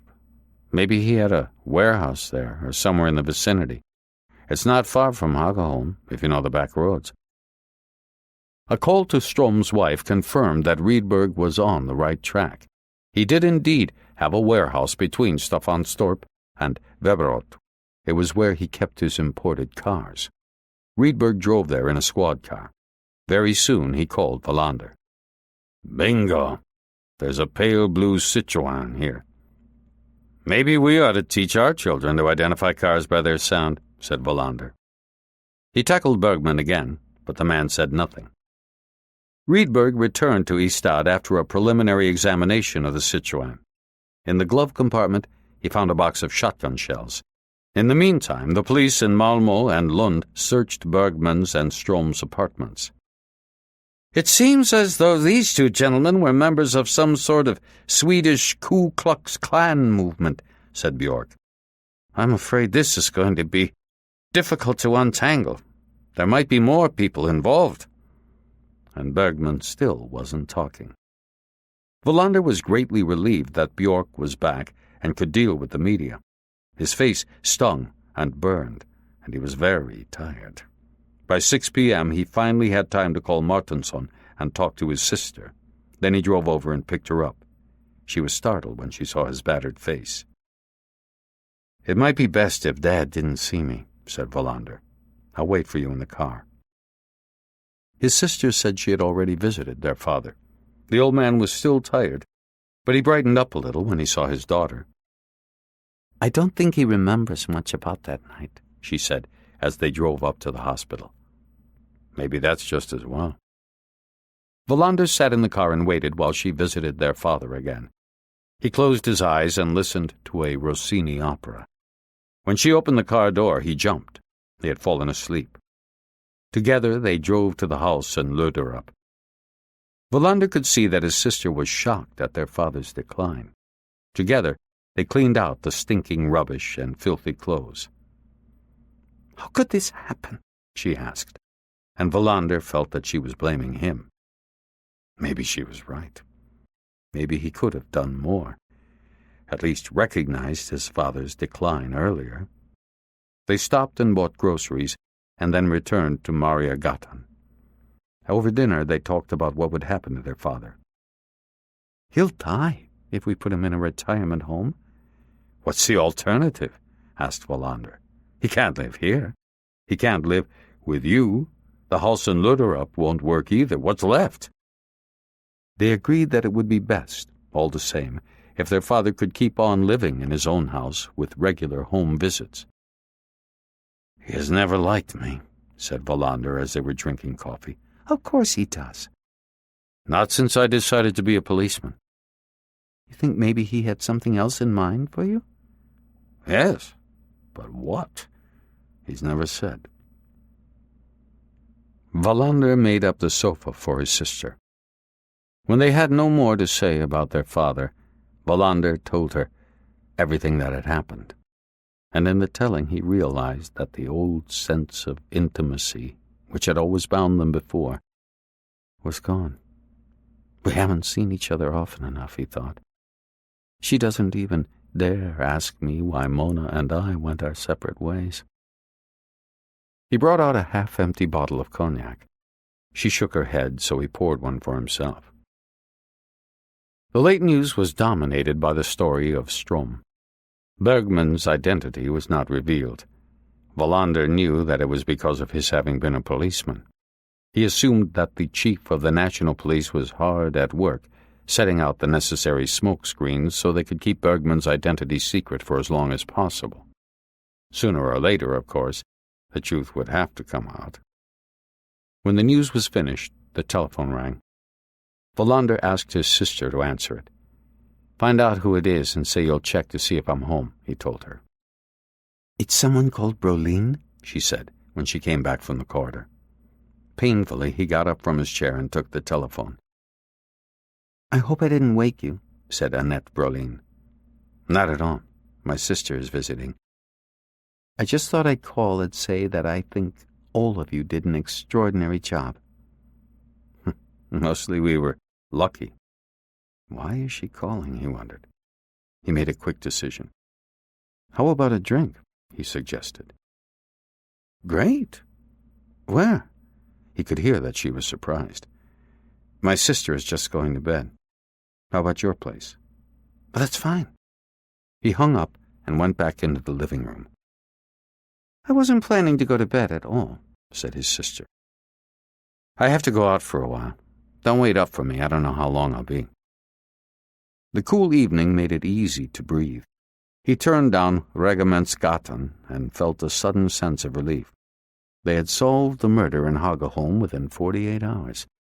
Now they had to turn their attention back to the murders in Lönarp. He knew that he had done a good job. He had trusted his intuition, acted without hesitation, and it had produced results. The thought of the crazy chase with the horsebox gave him the shakes, but the relief was still there. Annette Brolin lived on the 3rd floor of a turn-of-the-century building. He called her on the intercom and she answered. The flat was large but sparsely furnished. Against one wall were several paintings still waiting to be hung up. "Gin and tonic?" she asked. "I'm afraid I don't have much of a selection." "Please. Right now anything is fine, just so long as it's strong." She sat down across from him on a sofa and pulled her legs up under her. He thought she was extremely beautiful. "Do you have any idea how you look?" she asked with a laugh. "A lot of people ask me that." Then he remembered Klaus Monson, the man who robbed the shop, whom Annette Brolin had refused to detain. He really didn't think he should talk about work, but he couldn't help it. "Klaus Monson," he said. "Do you remember that name?" She nodded. "Hanson told me that you thought our investigation was poor, that you didn't intend to apply for Monson's remand in custody to be extended unless it was done more carefully." "The investigation was poor, sloppily written, insufficient evidence, vague testimony. I'd be in dereliction of my duty if I sought further detention based on material like that." "The investigation was no worse than most. Besides, you forgot one important fact." "What was that?" "That Klaus Monson is a guilty man. He's robbed shops before." "Then you'll have to come up with better investigative work." "I don't think there's anything wrong with the report. If we let the man loose, he'll just commit more crimes." "You can't just put people in jail willy-nilly." Wallander shrugged. "Will you hold off releasing him if I rustle up some more exhaustive testimony?" "That depends on what the witness says." "Why are you so stubborn? Monson is guilty. If we just hold him for a while, he'll confess. But if he has the slightest inkling that he can get out, he'll clam up." "Prosecutors have to be stubborn. Otherwise, what do you think would happen to law and order in this country?" Wallander could feel that the gin had made him reckless. "That question can also be asked by an insignificant provincial police detective. Once I believed that being on the force meant that you were involved in protecting the property and safety of ordinary people. Probably I still believe it. But I've seen law and order being eroded away. I've seen young people who commit crimes being almost encouraged to continue.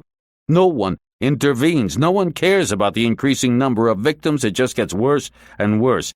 "Now you sound like my father. He's a retired judge, a true old-fashioned reactionary civil servant." "Could be. Maybe I am conservative, but I mean what I say. I actually understand why people sometimes take matters into their own hands." "So you probably also understand how some misguided individuals can fatally shoot an innocent asylum seeker?" Yes and no. The insecurity in this country is enormous. People are afraid, especially in farming communities like this one. You'll soon find out that there's a big hero right now at this end of the country, a man who is applauded behind drawn curtains, the man who saw to it that there was a municipal vote that said no to accepting refugees. So what happens if we put ourselves above the decisions of Parliament? We have a policy for refugees in this country, and it must be adhered to. Wrong. It's precisely the absence of a clear policy on refugees that creates chaos. Right now, we're living in a country where anyone, for any reason, can come across the border in any manner. Control has been eliminated. The customs service is paralyzed. There are plenty of unsupervised airfields where the dope and the illegal immigrants are unloaded every night. He was aware that he was losing his cool. The murder of the Somali was a crime with many layers. Bergman, of course, must be locked up with the most severe punishment. But the Immigration Service and the government have to take their share of the blame. That's nonsense, is it? People who belonged to the fascist secret police in Romania are starting to show up here in Sweden, seeking asylum. Should it be granted to them? The principle has to apply equally. Does it really? Always? Even when it's wrong? She got up from the sofa and refilled her glasses. Wallander was starting to feel depressed. We're too different, he thought. We talk for 10 minutes, and a chasm opens. He felt aggressive, and he looked at her and could feel himself getting aroused. How long was it since the last time he and Mona had made love? A year ago, almost. A whole year with no sex. He groaned at the thought. Are you in pain? He nodded. He wasn't, but he yielded to his desire for sympathy. Maybe it would be best if you went home. That was the last thing he wanted to do. He didn't feel that he even had a home since Mona moved out. He finished his drink and held out his glass for a refill. Now he was so intoxicated that he was starting to shed his inhibitions. One more. I've earned it. Then you have to go. Her voice had suddenly turned cool, but he didn't let it bother him. When she brought his glass, he grabbed her and pulled her down in the chair. Sit here by me, he said, laying his hand on her thigh. She pulled herself free and slapped him. She hit him with the hand with the wedding ring, and he could feel it tear his cheek. Go home now. He put his glass down on the table. You'll do what? Call the police? She didn't answer, but he could see that she was furious. He stumbled when he stood up. Suddenly he realized what he had tried to do. Forgive me. I'm exhausted. We'll forget all about this, but now you have to go home. I don't know what came over me, he said, putting out his hand. She took it. We'll just forget it. Good night. He tried to think of something more to say. Somewhere in his muddled consciousness, the thought gnawed at him that he had done something both unforgivable and dangerous, just as he had driven his car home from the meeting with Mona when he was drunk. He left and heard the door close behind him. I have to stop drinking, he thought angrily. I can't handle it. Down on the street, he sucked the cool air deep into his lungs. How the hell could anyone be so stupid, he thought. No better than a drunken boy who doesn't know a thing about himself, women, or the world. He went home to Maria Gothan. The next day he would have to get back onto the hunt for the Nordic killers. Chapter 13. Early on Monday morning, 15 January, Wallander drove out to the shopping center on the Malmö Road and bought 2 bouquets of flowers.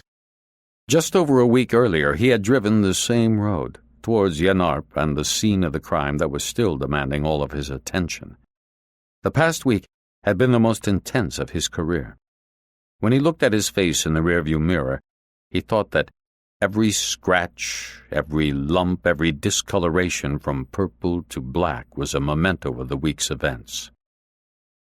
It was -6°C. There was no wind. The white ferry from Poland was making its way into the harbor. When Wallander arrived at the police station a little after 8 a.m., he gave one of the bouquets to Ebba. At first she refused to take it, but he could see that she was pleased. He took the other bouquet with him to his office. He took a card from his desk drawer and pondered a long time what to write to Annette Brolin. Too long. By the time he managed a few lines, he had abandoned all attempts to find the perfect words. He simply apologized for his rash behavior the night before. He blamed his rashness on fatigue. "I'm actually quite shy by nature," he wrote, which was not entirely true. But he thought this might give Annette Brolin the opportunity to turn the other cheek. He was on the point of going over to the prosecutor's office when Björk came in. As usual, he had knocked so softly that Wallander hadn't heard him. "Somebody sent you flowers?" said Björk. "You deserve them, as a matter of fact. I'm impressed how quickly you solved the murder of the Negro." Wallander disliked Björk referring to the Somali as the Negro. A person lying under that tarpaulin was what there had been, but he had no intention of getting into an argument about it. Björk was wearing a flowery shirt that he had bought in Spain. He sat down on the rickety wooden chair near the window. "I thought we ought to go over the murders at Lennarp," he said. "I've looked through the investigation reports. There seem to be a lot of gaps. I've been thinking that Rydberg should take over the primary responsibility for the investigation while you concentrate on getting Bergman to talk. What do you think about that?" Wallander countered with a question. "What does Rydberg say?" "I haven't talked to him yet." "I think we should do it the other way around. Rydberg has a bad leg, and there's still a lot of footwork to be done in that investigation." What Wallander said was true enough, but it wasn't concern for Rydberg's rheumatism that made him suggest reversing the responsibilities. He didn't want to give up the hunt for the Lennarp killers. Police work was a team effort, but he thought of the murderers as belonging to him. "There's a third option," said Björk. "We could let Svedberg and Hansson handle Bergman." Wallander nodded. He'd go along with that. Björk got up from the rickety chair. "We need some new furniture." "We need more manpower," replied Wallander. After Björk had left, Wallander sat down at his typewriter and typed up a comprehensive report on the arrest of Rune Bergman and the death of Valfrid Strom. He made a particular effort to compile something that Annette Brolin would not object to. It took him over 2 hours. Finally, he pulled the last page out of the typewriter, signed it, and took it to Rydberg. Rydberg was sitting at his desk. He looked tired. When Wallander came into his office, he was just putting the telephone down. "I hear that Björk wants to split us up. I'm glad to be spared dealing with Bergman." Wallander put his report on the desk. "Read through it. If you have no quarrel with it, give it to Hansson." "Svedberg had a go at Bergman this morning," said Rydberg, "but he still refuses to talk, even though the cigarettes match. The same brand that was lying in the mud next to where the car must have been." "I wonder what's going to turn up," said Wallander. "What's behind this whole thing? Neo-Nazis? Racists with connections all over Europe? Why would someone commit a crime like this anyway? Jump out into the road and shoot a complete stranger? Just because he happened to be black?" "No way of knowing," said Rydberg.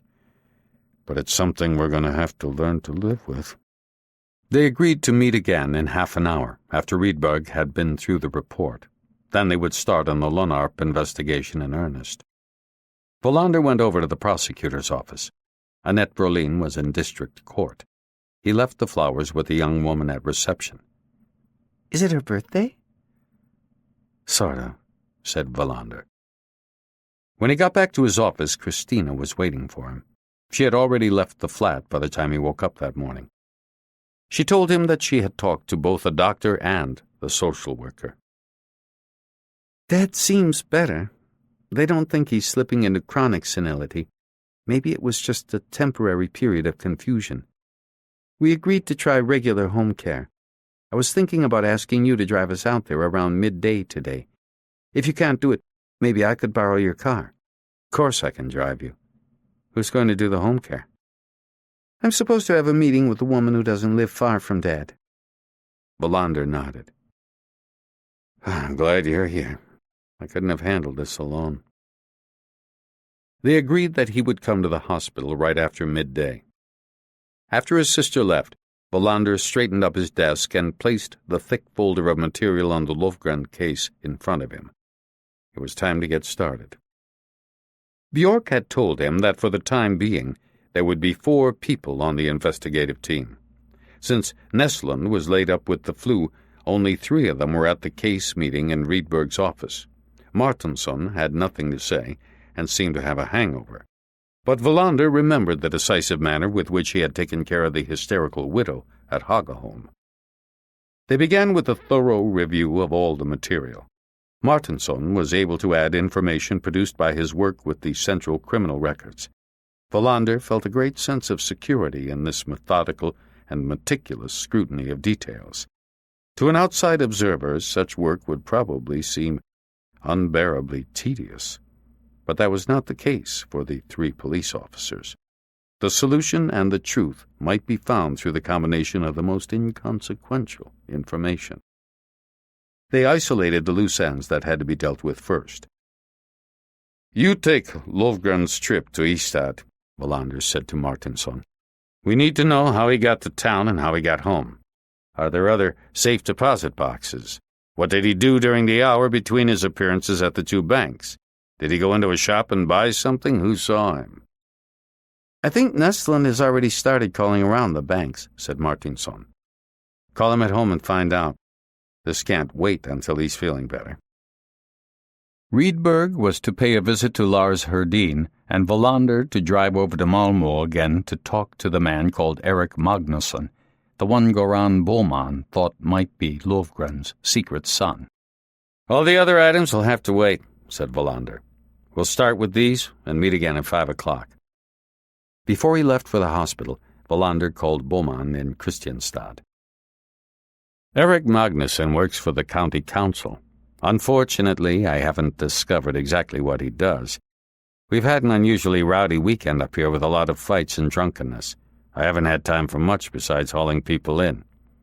No problem. I'll find him, said Wallander. I'll call you tomorrow morning at the latest. Just after midday, he set off for the hospital. His sister was waiting in the reception. They took the lift up to the ward where their father had been moved after the first 24 hours of observation. By the time they arrived, he had already been discharged and was sitting in the corridor, waiting for them. He had his hat on, and the suitcase full of dirty underwear and tubes of paint was by his side. Wallander didn't recognize the suit he was wearing. I bought it for him, his sister said. It must be 30 years since he bought himself a new suit. How are you, Dad? Asked Wallander. His father looked him in the eye. Wallander could see that he had recovered. It'll be nice to get back home, he said curtly, and stood up. Wallander picked up the suitcase as his father leaned on Christina's arm. She sat with him in the back seat on the drive to Luderup. Wallander, who was in a hurry to get to Malmö, promised to come back around 6 p.m. His sister was going to stay the night, and she asked him to buy food for dinner. His father had immediately changed out of his suit and into his painting overalls. He was already at his easel, working on the unfinished painting. Do you think he'll be able to get by with home care? Asked Wallander. We'll have to wait and see, replied his sister. It was almost 2 p.m. when Wallander pulled up in front of the county council's main building in Malmö. He parked his car and went into the large reception. I'm looking for Eric Magnusson, he told the woman who shoved the glass window open. We have at least 3 Eric Magnussons working here. Which one are you looking for? Wallander took out his police identity card and showed it to her. I don't know, but he was born in the late 1950s. The woman behind the glass knew at once who it was. Then it must be Eric Magnusson in Central Supply. The 2 other Eric Magnussons are much older. What did he do? Wallander smiled at her undisguised curiosity. Nothing. I just want to ask him some questions. She told him how to get to Central Supply. He thanked her and returned to his car.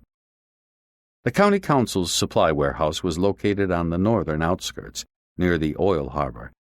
Wallander wandered around for a long time before he found the right place. He went through a door marked Office. Through a big glass window, he could see yellow forklift trucks driving back and forth between long rows of shelves. The office was empty. He went down some stairs and into the enormous warehouse. A young man with hair down to his shoulders was piling up big plastic sacks of toilet paper. Wallander went over to him. "I'm looking for Eric Magnusson," he said. The young man pointed to a yellow forklift which had stopped next to a loading dock where a van was being unloaded. The man in the cab of the yellow forklift had fair hair. It seemed unlikely that Maria Lofgren would have thought about foreigners if this blond man was the one who put the noose around her neck. He pushed the thought away with annoyance. He was getting ahead of himself again. "Eric Magnusson!" he shouted over the engine noise. The man gave him an inquiring look before he turned off the engine and jumped down. "Eric Magnusson?" asked Wallander. "Yes. I'm a policeman. I'd like to have a word with you for a moment." Wallander scrutinized his face. There was nothing unexpected about his reaction. He merely looked surprised. Quite naturally surprised. "Why is that?" Wallander looked around. "Is there somewhere we can sit down?" Magnusson led the way to a corner with a coffee vending machine. There was a dirty wooden table and several makeshift benches. Wallander fed 2 1-krona coins into the machine and got a cup of coffee. Magnusson settled for a pinch of snuff. "I'm from the police in Ystad," he began. "I have a few questions for you regarding a particularly nasty murder in a village called Lunarp. Maybe you read about it in the papers?" "I think so. But what does that have to do with me?" Wallander was beginning to wonder the same thing. The man named Eric Magnusson seemed completely unruffled by a visit from the police at his place of work. "I have to ask you for the name of your father." The man frowned. "My dad? I don't have a dad." "Everybody has one." "Not one that I know about, at any rate." "How can that be?" "Mom wasn't married when I was born." "And she never told you who your father was?" "No." "Did you ever ask her?" "Of course I've asked her. I bugged her about it my whole childhood. Then I gave up." "What did she say when you asked her about it?" Magnusson stood up and pressed the button for a cup of coffee. "Why are you asking about my dad? Does he have something to do with the murder?" "I'll get to that in a minute," said Wallander. "What did your mother say when you asked her about your father?" "It varied." "How do you mean?" "Sometimes she would say that she didn't really know. Sometimes that it was a salesman she never saw again. Sometimes something else." "And you were satisfied with that?" "What the hell was I supposed to do? If she won't tell me, she won't tell me." Wallander thought about the answers he was getting. Was it really possible to be so uninterested in who your father was? "Do you get along well with your mother?" "What do you mean by that?" "Do you see each other often?" "She calls me, now and then. I drive over to Kristianstad once in a while. I got along better with my stepfather." Wallander gave a start. Boman had said nothing about a stepfather. "Is your mother remarried?" "She lived with a man while I was growing up. They probably weren't ever married, but I still called him my dad. Then they split up when I was about 15. I moved to Malmö a year later." "What's his name?" "Was his name. He's dead. He was killed in a car crash." "And you're sure that he wasn't your real father?" "You'd have to look hard to find 2 people as unlike each other as we were." Wallander tried a different tack. "The man who was murdered at Lunarp was named Johannes Lofgren. Is it possible that he might have been your father?" The man sitting across from Wallander gave him a look of surprise. "How the hell would I know? You'll have to ask my mother. We've already done that, but she denies it. So ask her again. I'd like to know who my father is. Murdered or not. Wallander believed him. He wrote down Magnusson's address and personal identity number, and then stood up. You may hear from us again. The man climbed back into the cab of the forklift. That's fine with me. Say hello to my mom if you see her. Wallander returned to Ystad. He parked near the square and headed down the street to buy some gauze bandages at the chemist. The salesman gazed sympathetically at his battered face. He bought food for dinner in the supermarket on the square. On his way back to the car, he changed his mind and retraced his steps to the state liquor outlet. There, he bought a bottle of whiskey. Even though he couldn't really afford it, he chose malt. By late afternoon, Wallander was back at the station. Neither Rydberg nor Martinsson was there. He went over to the prosecutor's office. The girl at the reception desk smiled. She loved the flowers. Is she in her office? She's in district court. Wallander headed back. In the corridor, he ran into Svedberg. How's it going with Bergman? Asked Wallander. He's still not talking, said Svedberg. But he'll soften up eventually. The evidence is piling up. The laboratory technicians think they can connect the weapon to the crime. What else have we got on this? It looks as if Strom and Bergman were both active in a number of nationalist groups, but we don't know whether they were operating on their own or were acting under the instruction of an organization. In other words, everybody is perfectly happy? I'd hardly say that. Bjork was saying how anxious he was to catch the murderer, but then it turned out to be a policeman. I suspect they're going to play down Bergman's importance and dump it all on Strom, who has nothing more to say about it. Personally, I think Bergman was equally up to his neck in the whole thing. I wonder whether Strom was the one who called me at home, said Wallander. I never heard him say enough to tell for sure. Svedberg gave him a searching look. Which means? That in the worst case, there are others who are prepared to take over the killing from Bergman and Strom. I'll tell Bjork that we have to continue our patrols of the camps, said Svedberg. By the way, we have a number of tip-offs indicating that it was a gang of youths who set the fire here in Ystad. Don't forget the old man who got a sack of turnips in the head. How's it going with Lunarp? Wallander hesitated with his answer. I'm not really sure. But we're doing some serious work on it again. At 5:30 p.m., Martinsson and Rydberg were in Wallander's office. He thought that Rydberg still looked tired and worn out. Martinsson was in a bad mood. It's a mystery how Lovgren got to Ystad and back again on Thursday the 4th of January. I talked to the bus driver on that route. He said that Johannes and Maria used to ride with him whenever they went into town, either together or separately. He was absolutely certain that Johannes Lovgren did not ride in his bus any time after New Year's, and no taxi had a fare to Lunarp. According to Nyström, they took the bus whenever they had to go anywhere, and we know that Lovgren was tight-fisted. They always drank coffee together, said Wallander, in the afternoon.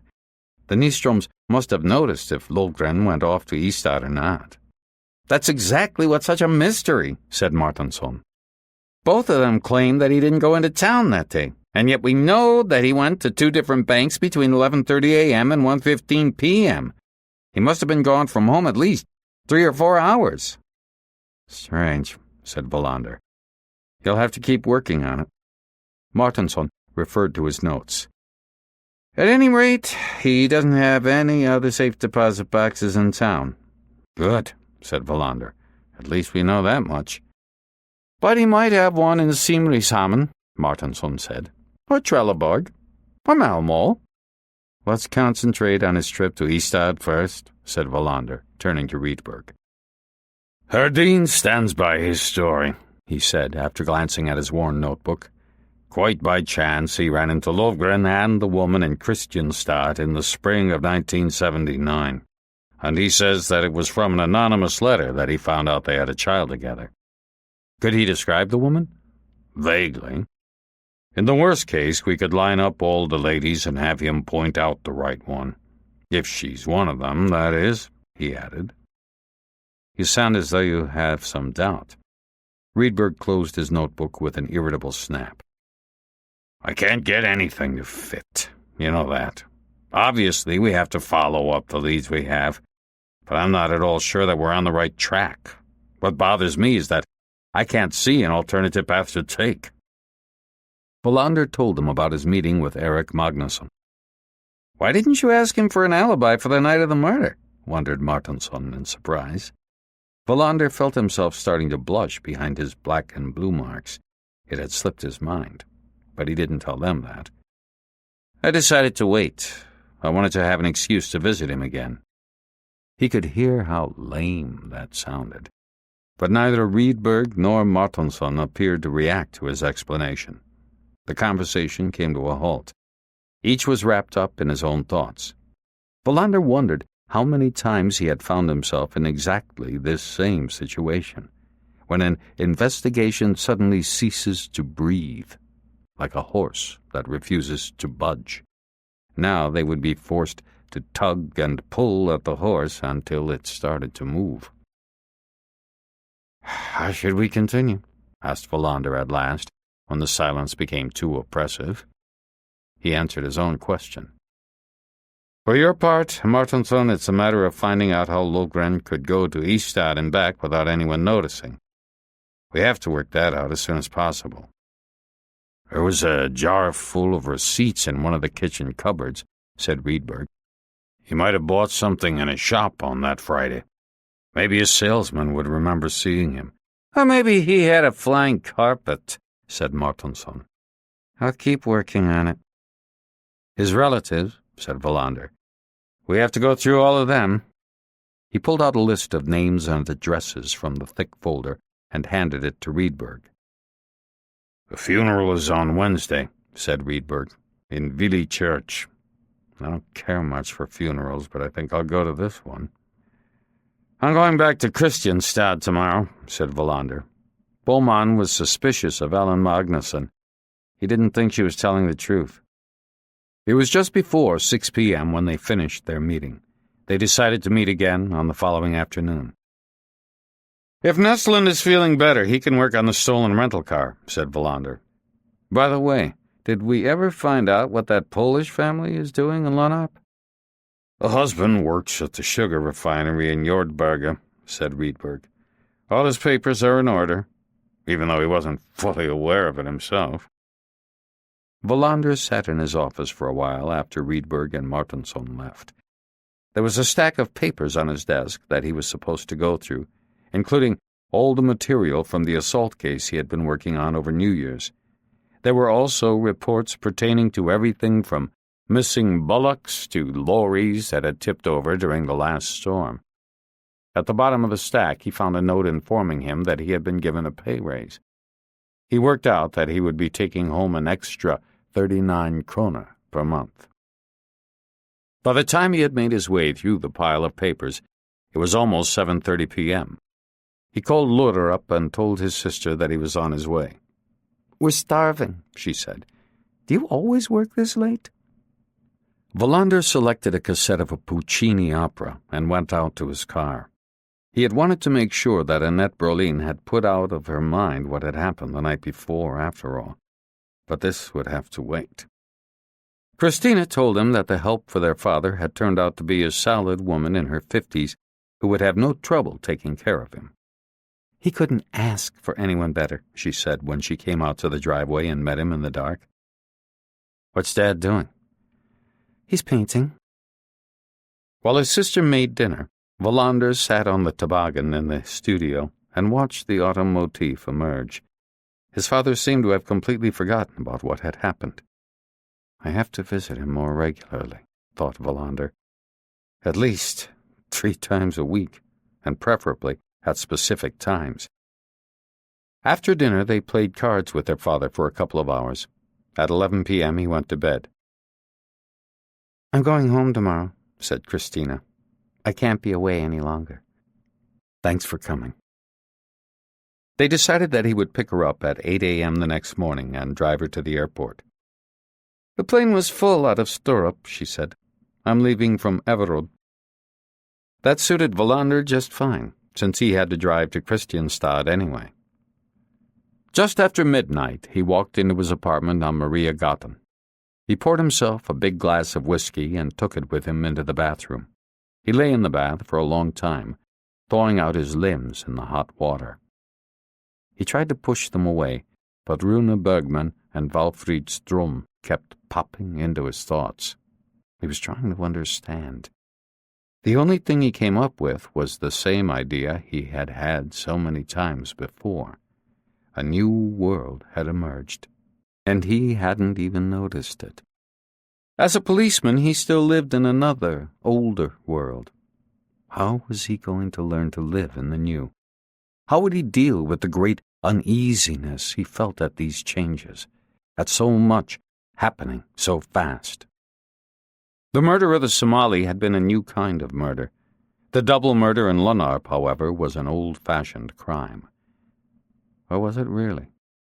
He thought about the savagery and the noose. He wasn't sure.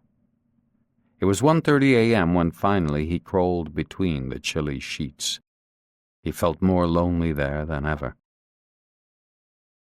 For the next 3 days, nothing happened. Nussland came back to work and succeeded in solving the problem of the stolen car. A man and a woman went on a robbery spree and then left the car in Holmstad. On the night of the murder, they had been staying in a boarding house in Bastad. The owner vouched for their alibi. Goran Bollman talked to Ellen Magnusson. She resolutely denied that Johannes Lovgren was the father of her son. Wallander visited Erik Magnusson again and asked for the alibi he had forgotten to get during their first encounter. He had been with his fiancée. There was no reason to doubt him. Martinsson got nowhere with Lovgren's trip to Ystad. The Nystroms were quite sure about their story, as were the bus drivers and taxi companies. Rydberg went to the funeral and talked to 19 different relatives of the Lovgrens. Nothing gave them any leads. The temperature hovered around freezing point. One day there was no wind, the next day it was gusty. Wallander ran into Annette Brolin in the corridor. She thanked him for the flowers, but he couldn't be certain that she really had decided to forget about what had happened that night. Bergman still refused to talk, even though the evidence against him was overwhelming. Various extreme nationalist movements tried to take credit for the crime. The press and the rest of the media became involved in a violent debate about Sweden's immigration policy. Although all was calm in Skåne, crosses burned in the night outside various refugee camps in other parts of the country. Wallander and his colleagues on the investigative team shielded themselves from all of this. Only rarely were any opinions expressed that were not directly related to the deadlocked investigation. But Wallander realized that he was not alone in his feelings of uncertainty and confusion at the new society that was emerging. We live as if we were in mourning for a lost paradise, he thought. As if we longed for the car thieves and safecrackers of the old days, who doffed their caps and behaved like gentlemen when we came to take them in. But those days have irretrievably vanished, and nor is it certain that they were as idyllic as we remember them. Then on Friday, 19 January, everything happened at once. The day did not start off well for Wallander. At 7:30 a.m. he had his Peugeot checked out and barely managed to avoid having it declared unfit for the road. When he went through the inspection report, he saw that his car needed repairs that would cost thousands of kroner. Despondent, he drove to the police station. He hadn't even taken off his overcoat when Martinsson came storming into his office. "Damn it! I know how Johannes Lovgren got to Ystad and back home again." Wallander forgot all about the car and felt himself instantly seized with excitement.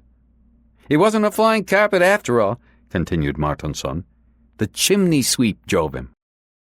Wallander sat down in his desk chair. "What chimney sweep?" "Master chimney sweep Arthur Lundin from Slemminge. out of the blue, Hanna Nystrom has remembered that the chimney sweep had been there that Thursday, January 4th. He cleaned the chimneys at both houses and then left. When she told me that he cleaned the Lofgrens flues second and that he left around 10:30 a.m., bells started going off in my head. I just talked to him. He was cleaning the hospital chimney in Reedsgård. It turned out that he never listens to the radio or watches TV or reads the papers. He cleans chimneys and spends the rest of his time drinking aquavit and looking after pet rabbits. He had no idea that the Lofgrens had been murdered. But he told me that he gave Johannes Lofgren a lift into Ystad.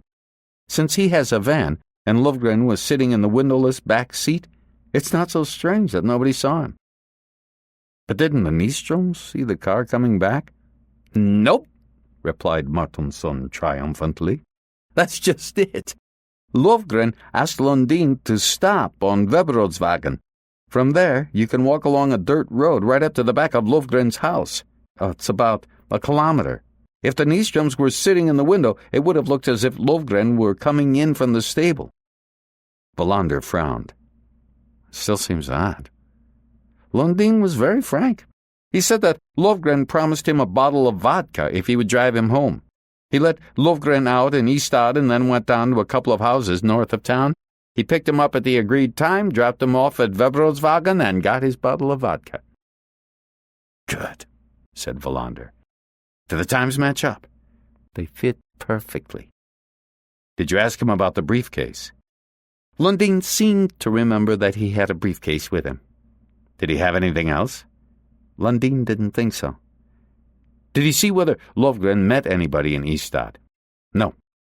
Had Lofgren said anything about what he was going to do in town? No, nothing. And you don't think that this chimney sweep knew about Lofgren having 27,000 krona in his briefcase? Hardly. He seemed the least likely person to be a robber. I think he's just a solitary chimney sweep who lives contentedly with his rabbits and his aquavit. That's all. Wallander thought for a moment. Do you think Lofgren could have arranged a meeting with someone on that dirt road, since the briefcase is gone? Maybe. I was thinking of taking a dog patrol out there. Do it right away. Maybe we're at last getting somewhere. Martinsson left the office. He almost collided with Hansson, who was on his way in. Do you have a minute? He asked. Wallander nodded. How's it going? He's not talking, but he's been linked to the crime. That bitch Brolin is going to remand him today. Wallander didn't feel like commenting on Hansson's contemptuous opinion of Annette Brolin. What do you want? He asked. Hansson sat down on the wooden chair near the window, looking ill at ease. You probably know that I play the horses a bit, he began. By the way, the horse you recommended came last by a street. Who gave you that tip? Wallander vaguely recalled a remark he had made one time in Hansson's office. It was just a joke. Go on. There's a chap named Eric Magnusson who often shows up at Jägersro. He bets big time, loses a bundle, and I happen to know that he works for the county council. Wallander was immediately interested. How old is he? What does he look like? Hansson described him. Wallander knew at once that it was the man he had met.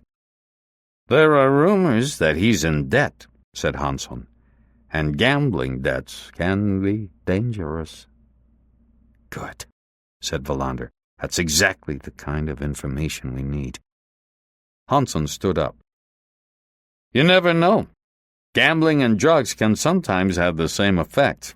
Unless you're like me and just gamble for the fun of it. Wallander thought about something Rydberg had said, about people who, because of a drug dependency, were capable of unlimited brutality. Good, he said to Hansson. Excellent. Hansson left the office. Wallander thought for a moment and then called Bollman in Kristianstad. He was in luck and got hold of him at once. What do you want me to do? He asked after Wallander had given him Hansson's news. Run the vacuum cleaner over him, said Wallander, and keep an eye on her. Boman promised to put Ellen Magnusson under surveillance. Wallander got hold of Hansen just as he was on his way out of the station. Gambling debts. Who would he owe the money to? Hansen knew the answer. There's a man from Tagarp who lends money. If Magnusson owes money to anybody, it would be him. He's a loan shark for a lot of the high rollers at Jägersro. And as far as I know, he's got some really unpleasant types working for him that he sends out with reminders to people who are lax with their payments. Where can I get hold of him? He's got a hardware shop in Tagarp. A short, hefty guy in his 60s. What's his name? Larsson, but people call him the Junk Man. Wallander went back to his office. He tried to find Rydberg. Ebba, who was on the switchboard, knew where he was. He wasn't due in until 10 a.m. because he was at the hospital. Is he ill? Wondered Wallander. It's probably his rheumatism, said Ebba. Haven't you noticed how he's been limping this winter? Wallander decided not to wait for Rydberg. He put on his coat, went out to his car, and drove to Tagarp. The hardware shop was in the middle of the town. It was advertising a sale on wheelbarrows. The man who came out of the back room when the bell rang was indeed short and hefty. Wallander was the only person in the shop. He decided to get right to the point. He took out his identity card. The junk man studied it carefully but seemed totally unaffected. Ystad, he said. What can the police from Ystad want with me? Do you know a man named Eric Magnusson? The man behind the counter was much too experienced to lie. Could be. Why? When did you first meet him? Wrong question, thought Wallander. It gives him the chance to retreat. I don't remember. But you do know him? We have a few common interests. Such as betting on the horses? Well, that's possible. Wallander felt provoked by the man's overbearing self-confidence. Listen, I know that you lend money to people who can't control their gambling. Right now, I'm not thinking of asking about the interest rates you charge on your loans. I don't give a damn about your involvement in an illegal money-lending operation. I want to know about something else entirely. The junk man looked at him with curiosity. I want to know whether Eric Magnusson owes you money, and I want to know how much. Nothing, replied the man. Nothing? Not a single order. Dead end, thought Wallander. Hansen's lead was a dead end. But if you want to know, he did owe me money, said the man. How much? A lot. But he paid up 25,000 krona. When? The man made a swift calculation. A little over a week ago. The Thursday before last. Thursday, 11 January, thought Wallander. They were finally on the right track. How did he pay you? He came over here. In what denominations? Thousands, 500s. Where did he have the money? What do you mean? In a bag? A briefcase? In a plastic grocery bag. From ICA, I think. Was he late paying? A little. What would have happened if he hadn't paid? I would have had to send him a reminder. Do you know how he came up with the money? The junk man shrugged. At that moment, a customer came into the shop. That's none of my business. Will there be anything else? No, thanks. Not at the moment. But you may hear from me again. Wallander went out to his car. The wind had picked up. Okay, he thought. Now we've got him. Who would have thought that something good would come out of Hansen's lousy gambling? Wallander drove back to Ystad, feeling as if he had won the lottery. He was on the scent of an answer. Eric Magnusson, he thought. Here we come. Chapter 14. After intensive work that dragged on until late into the night of Friday, 19 January, Wallander and his colleagues were ready for battle. Bjork had sat in on the long case meeting, and at Wallander's request he had let Hansen put aside work on the murder in Hagaholm so he could join the Lunnarp group, as they now called themselves. Nestlund was off ill again, but he rang in and said he'd be there the next day. In spite of the weekend, the work had to continue with undiminished effort. Martinsson had returned with a dog patrol from a detailed inspection of the dirt road that led from Vaberotsvagen to the back of Lofgren's stable.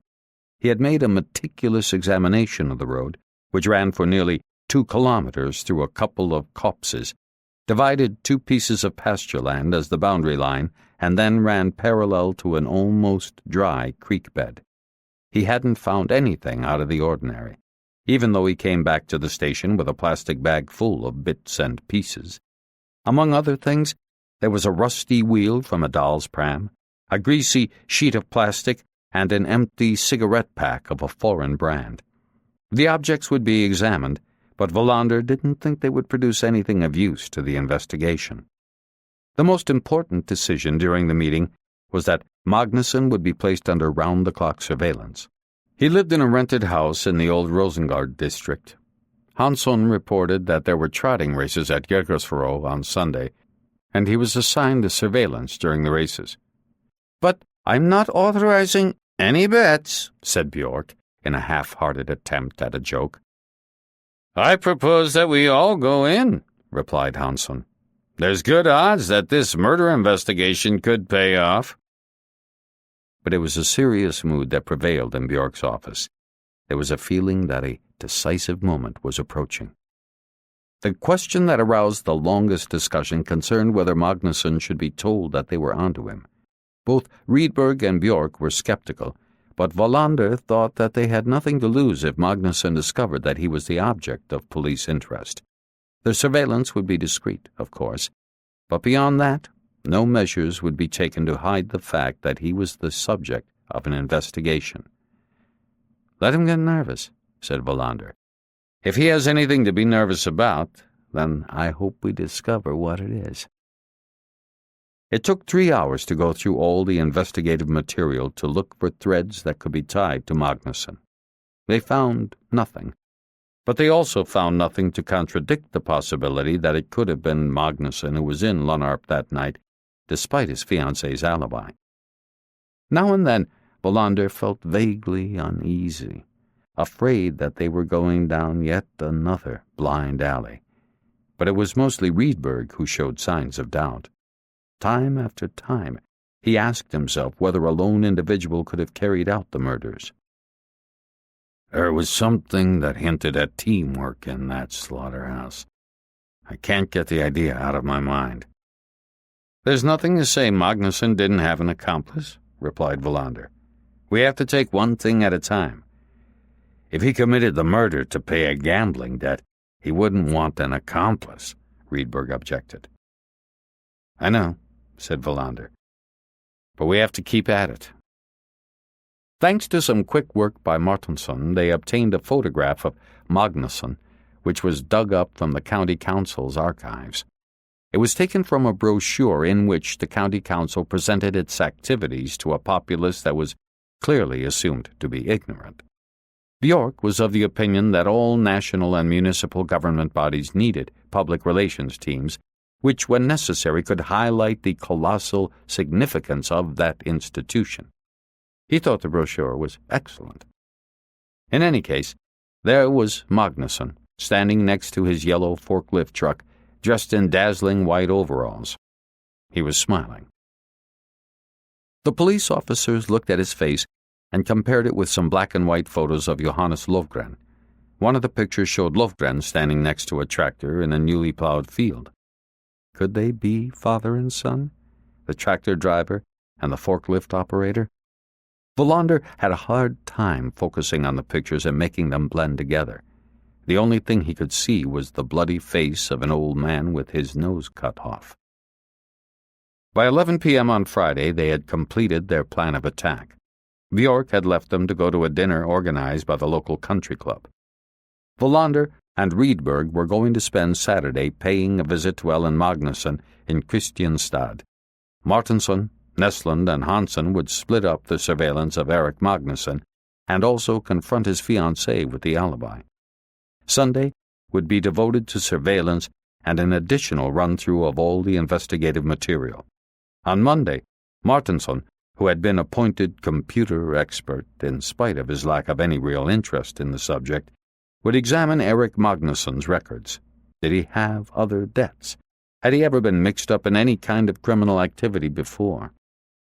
Wallander asked Rydberg to go over all of the material. He wanted Rydberg to do what they called a treasure hunt. He would try to match up events and individuals who appeared to have nothing in common. Were there points of contact that they had previously missed? That was what he would try to discover.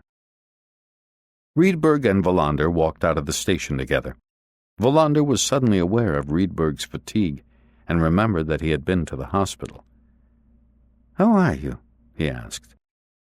Rydberg shrugged his shoulders and mumbled something unintelligible in reply. "How's your leg, said Wallander. "Same old thing," replied Rydberg, obviously not wanting to talk about his ailments. Wallander drove home and poured himself a glass of whiskey, but he left it untouched on the coffee table and went into his bedroom to lie down. His exhaustion got the upper hand. He fell asleep at once and escaped the thoughts that were whirling around in his head. That night he dreamed about Sten Viden. Together they were attending an opera in which the performers were singing in an unfamiliar language. Later, when he awoke, Wallander couldn't remember which opera it had been. As soon as he woke up the next day, he remembered something they had talked about the day before. Johannes Lovgren's will. The missing will. Rydberg had spoken with the estate administrator who had been engaged by the two surviving daughters, a lawyer who was often called on by the farmers' organizations in the area. No will existed. That meant that the two daughters would inherit all of Lovgren's hidden fortune. Could Eric Magnusson have known that Lovgren had huge assets? Or had Lovgren kept this secret from everyone? Wallander got out of bed, intending not to let this day pass before he knew definitively whether Ellen Magnusson had given birth to Johannes Lovgren's son. He ate a hasty breakfast and met Rydberg at the station just after 9 a.m. Martinsson, who had spent the night in a car outside Magnusson's flat in Rosengård, was relieved by Nesland and reported that absolutely nothing had happened during the night. Magnusson was in his flat. All had been quiet. The January day was hazy. Hoarfrost covered the fields. Rydberg sat exhausted and uncommunicative in the front seat next to Wallander. They didn't say a word to each other until they were approaching Christianstad. At 10:30 a.m., they met Boman at the police station and went through the transcript of the initial interview with Ellen Magnusson, which Boman had conducted himself. "We've got nothing on her," said Boman. "We ran the vacuum cleaner over her and the people she knows. Not a thing. Her whole story fits on one sheet of paper. She has worked at the same chemist for 30 years. She belonged to a choral group for a few years but eventually quit. She takes a lot of books out of the library. She spends her holidays with a sister in Vemmenhog, never travels abroad, never buys new clothes. She's a person who, at least on the surface, lives a completely undramatic life. Her habits are regular almost to the point of pedantry. The most surprising thing is that she can stand to live this way." Wallander thanked him for his work. "Now we'll take over." They drove to Ellen Magnusson's flat. When she opened the door, Wallander thought that Eric looked a lot like his mother. He couldn't tell whether she had been expecting them. The look in her eyes was remote, as if she were somewhere else. Wallander looked around the living room. She asked if they wanted a cup of coffee. Rydberg declined, but Wallander said yes. Every time Wallander stepped into someone's home, he felt as though he were looking at the front cover of a book that he had just bought. The flat, the furniture, the pictures on the walls, and the smells were the title. Now he had to start reading. But Ellen Magnusson's flat was odorless, as if uninhabited. He breathed in the smell of hopelessness, resignation. Against the background of pale wallpaper hung colored prints of abstract motifs. The furniture crammed into the room was heavy and old-fashioned. Doilies were decoratively arranged on several mahogany drop-leaf tables. On a little shelf stood a photograph of a child sitting in front of a rosebush. Wallander noticed that the only picture of her son on display was one from his childhood. The grown man was not present at all. Next to the living room was a small dining room. Wallander nudged the half-open door with his foot. To his amazement, one of his father's paintings hung on the wall. It was the autumn landscape without the grouse. He stood looking at it until he heard the rattle of a tray behind him. It was as if he were looking at his father's painting for the first time. Rydberg had sat down in a chair by the window. Someday Wallander would ask him why he always sat by a window. Where do our habits come from, he wondered. What secret factory produces our habits, both good and bad? Alan Magnusson served him coffee. He decided he had better begin. Goran Boman from the Kristianstad police was here and asked you a number of questions. Please don't be surprised if we ask you some of the same ones. Just don't be surprised if you get the same answers, said Ellen Magnusson. At that moment, Wallander realized that the woman sitting across from him was the mystery woman with whom Johannes Lovgren had had a child. Wallander knew it without knowing how. In a rash moment, he decided to lie his way to the truth. If he wasn't mistaken, Alan Magnusson had had very little experience with the police. She would assume that they searched for the truth by being honest themselves. She was the one who would lie, not the police. Mrs. Magnusson, said Wallander, we know that Johannes Lovgren is the father of your son Eric. There's no use denying it. She looked at him, terrified. The absent look in her eyes was suddenly gone. Now she was with them again. That's not true. A lie that begs for mercy, thought Wallander. She's going to break soon. Of course it's true. You and I both know it's true. If Johannes Lovgren hadn't been murdered, we would never have had to worry about asking these questions. But now we have to know. And if we don't find out now, you'll be forced to answer these questions under oath in court. It was easier than he thought. Suddenly, she cracked. Why do you want to know? She shrieked. I haven't done anything. Why can't a person be allowed to keep her secrets? No one is denying that right, said Wallander carefully. But when people are murdered, we have to search for those responsible. This means we have to ask questions. And we have to get answers. Rydberg sat motionless on his chair by the window. His tired eyes watched the woman. Together they listened to her story. Wallander thought it inexpressibly dreary. Her life, as it was laid out before him, was just as hopeless as the frosty landscape he had driven through that morning. She had been born the daughter of an elderly farming couple in Ingsjö. She had torn herself free from the land and had eventually got a job in a chemist. Johannes Lovgren had come into her life as a customer there. She told Wallander and Rydberg that they first met when he was buying bicarbonate of soda. He had returned and started to court her. He had described himself as a lonely farmer. Not until the baby was born did she find out that he was married. Her feelings had been resigned, never angry. He had bought her silence with money which was paid to her several times a year, but she had raised the son alone. He was hers. What did you think when you found out that he had been murdered? Asked Wallander when she fell silent. I believe in God. I believe in righteous vengeance. Vengeance? How many people did Johannes betray? He betrayed me, his son, his wife, and his daughters. He betrayed everyone. And soon she will learn that her son is a murderer, thought Wallander. Will she imagine that he was an archangel who was carrying out a divine decree for vengeance? Will she be able to bear it? He continued asking his questions. Rydberg shifted his position on the chair by the window. A bell went off in the kitchen.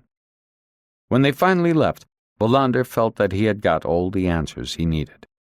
He had discovered who the mystery woman was, the secret son. He knew that she was expecting money from Lovgren, but he had never shown up. One question, however, had an unexpected answer.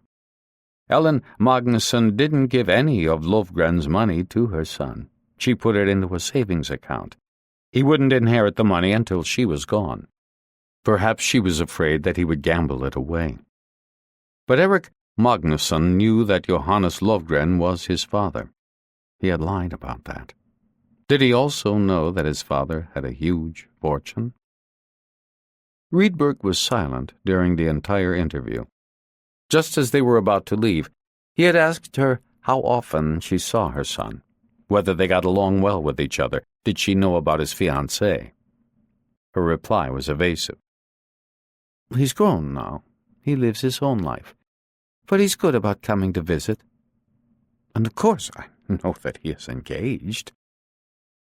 Now she's lying again, thought Wallander. She didn't know. They stopped at an inn at Degeberga and ate. Rydberg seemed to have revived. Your interrogation was perfect. It should be used as a training exercise at the police academy. Still, I did lie, said Wallander. And that's not considered kosher. During the meal, they discussed their strategy. Both of them agreed that they should wait for the report on Eric Magnusson's records to be compiled before they picked him up for questioning. Do you think he's on? Asked Rydberg. Of course he is. Alone or with an accomplice. What do you think? I hope you're right. They arrived back at the police station in Ystad at 3:15 p.m. Nesland was sitting in his office, sneezing. He had been relieved by Hansson at midday. Eric Magnusson had spent the morning buying new shoes and turning in some betting slips at a tobacco shop. Then he had gone home. Does he seem on guard? Asked Wallander. I don't know, said Nesland. Sometimes I think so, but then I think I'm imagining things. Rydberg went home, and Wallander shut himself in his office. He leafed absent-mindedly through a stack of papers that someone had put on his desk. He was having a hard time concentrating. Ellen Magnusson's story had made him uneasy. He imagined that his own life wasn't that different from hers. His own unstable life. I'm going to take some time off when this is over, he thought. With all my overtime, I could probably be gone for a week. I'm going to devote 7 whole days to myself. 7 days, like 7 lean years. Then I'll emerge a new man. He pondered whether he ought to go to one of those health spas where he could get help losing weight, but the thought depressed him. He would rather get in his car and drive south, maybe to Paris or Amsterdam. He knew a policeman in Arnhem whom he had met once at a narcotics seminar. Maybe he could visit him. But first, we have to solve these murders, he thought. We'll do that next week. Then I'll decide where I'm going to go. On Thursday, 25 January, Eric Magnusson was picked up by the police for questioning. Rydberg and Hansson nabbed him right outside the block of flats where he lived, while Wallander sat in the car and watched. Magnusson got into the squad car without protest. They had timed it for morning when he was on his way to work. Since Wallander was anxious for the first interview to take place without notice, he let Magnusson call his work and give a reason for not coming in. Björk, Wallander, and Rydberg were present in the room when Magnusson was interviewed. Björk and Rydberg stayed in the background while Wallander asked the questions. During the days before Magnusson was taken to Ystad, the police had grown even more certain that he was guilty of the murders. The investigations had shown that Magnusson had huge debts. On several occasions he had just avoided being beaten up for not paying his gambling debts. Hansson had watched Magnusson wagering large sums at Jägersro. His financial situation was catastrophic. The year before, he had been the suspect in a bank robbery at Eslöv, but it had not been possible to pin the crime on him. It was also conceivable that Magnusson was mixed up in narcotics smuggling. His fiancée, who was now unemployed, had been convicted of drug-related offenses on several occasions, and in one instance for postal fraud. Eric Magnusson had huge debts, but at times, however, he had enormous sums of money, and his salary from the county council was tiny. Wallander had woken early on Thursday morning, feeling great tension. This day would see the final breakthrough in the investigation. The murders in Lannarp would be solved. The next day, Friday, 26 January, he realized that he was wrong. The assumption that Eric Magnusson was the guilty party, or at least one of them, was completely obliterated. They had indeed gone down a blind alley. On Friday afternoon, they realized that Magnusson was innocent. His alibi for the night of the murder had been corroborated by his fiancée's mother, who was visiting. Her credibility was beyond reproach. She was an elderly lady who suffered from insomnia. Eric Magnusson had snored all night long, the night that Johannes and Maria Lovgren were brutally murdered. The money with which he had paid his debt to the junk man came from the sale of a car. Magnusson was able to produce a receipt for the Chrysler he had sold, and the buyer, a cabinet maker in Lomma, told them that he had paid cash with 1,000 krona and 500 krona notes. Magnusson was also able to give a satisfactory explanation for lying about Johannes Lovgren being his father. He had done it for his mother's sake, since he thought she would want it that way. When Wallander told him that Lovgren was a wealthy man, he had looked truly astonished. In the end, there was nothing left. Bjork asked whether anyone was opposed to sending Eric Magnusson home, dropping him from the case until further notice. No one had any objections. Wallander felt a crushing guilt at having steered the entire investigation in the wrong direction. Only Rydberg seemed unaffected. He was also the one who had been the most skeptical from the beginning. They had run aground. All that was left was a wreck. There was nothing to do but start over again. And then the snow arrived. In the early hours of Saturday, 27 January, a violent snowstorm came in from the southwest. After a few hours, the E65 was closed. The snow fell steadily for 6 hours. The heavy wind made the efforts of the snowplows futile. As fast as they scraped the snow off the roads, it would collect in drifts again. For 24 hours, the police were busy preventing the mess from developing into chaos. Then the storm moved on as quickly as it had come. To Wallander's great delight, his daughter Linda called him a few days later. She was in Malmö and had decided to enroll at a college outside Stockholm. She promised to come and see him before she left. Wallander arranged his schedule so that he could visit his father at least 3 times a week. He wrote a letter to his sister in Stockholm, telling her that the home help had done wonders with their father. The confusion that had driven him out on that desolate nighttime promenade towards Italy had gone. Having the woman come regularly to his house had been his salvation. One evening, Wallander called up Annette Brolin and offered to show her around wintry Skåne. He apologized again for his behavior. She thanked him and said yes. And the following Sunday, 4 February, he took her out to see the ancient stones at Alle Stenar and the medieval castle of Glomingahus. They had dinner in Hammenhög at the inn, and Wallander started to think that she really had decided that he was not the man who had pulled her down onto his knee. The weeks passed with no new breakthrough in their investigation. Martinsson and Nestlund were transferred to new assignments. Wallander and Rydberg, however, were allowed to concentrate exclusively on the murders for the time being. One cold, clear, windless day in the middle of February, Wallander was visited in his office by the Lovgren's daughter, who lived and worked in Göteborg. She had come back to Skåne to oversee the placement of a headstone on her parents' grave in Ville Cemetery. Wallander told her the truth, that the police were still fumbling around for a clue.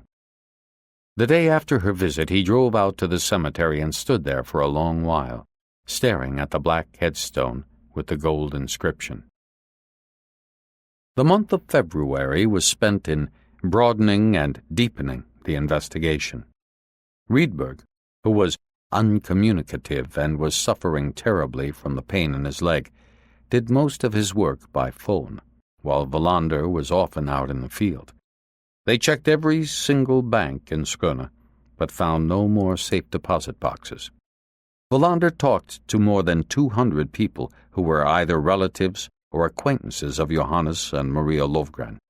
He went over the bulging file of investigative material again and again, went back to points he had covered long ago, and tore apart reports, scrutinizing them anew. But he found no opening.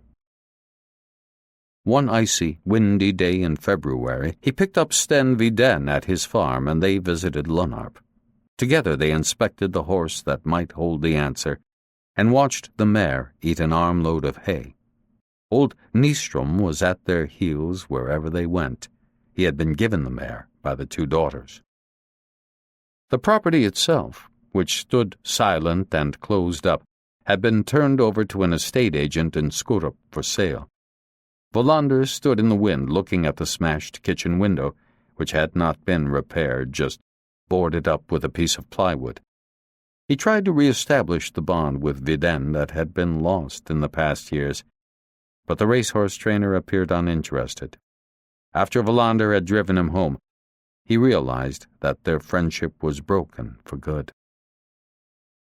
The investigation of the murder of the Somali refugee was concluded, and Rune Bergman was brought before the district court in Ystad. The courtroom was packed with people from the press. By now, it had been established that it was Valfrid Ström who had fired the fatal shots. But Bergman was charged as an accessory to the murder, and the psychiatric evaluation declared him fit to be tried. Wallander testified in court, and on several occasions he sat in and listened to Annette Brolin's submissions and cross-examination. Bergman said as little as possible. The court proceedings revealed a racist underground network in which political views similar to those of the Ku Klux Klan predominated. Bergman and Ström had acted on their own, but were connected to several racist organizations. It again occurred to Wallander that a change was taking place in Sweden. He sympathized with some of the arguments against immigration that arose in conversation and in the press while the trial was in progress. Did the government and the Immigration Service have any real control over which individuals sought asylum? Over who was a refugee and who was an opportunist?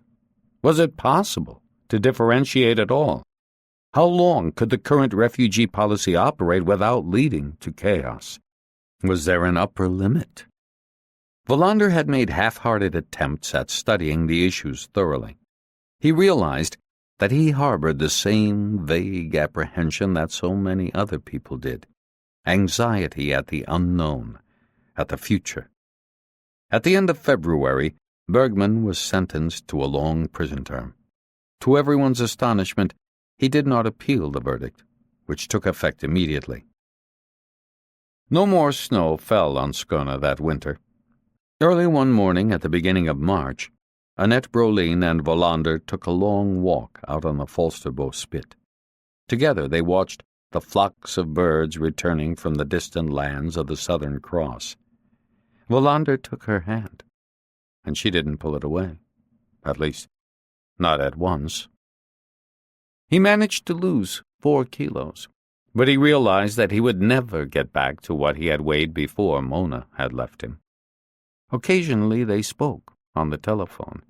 Wallander noticed that his jealousy was gradually fading away, and the black woman no longer visited him in his dreams. March began. Rydberg was admitted to the hospital for 2 weeks. At first, everyone thought it was for his bad leg, but Ebba told Wallander in confidence that Rydberg was suffering from cancer.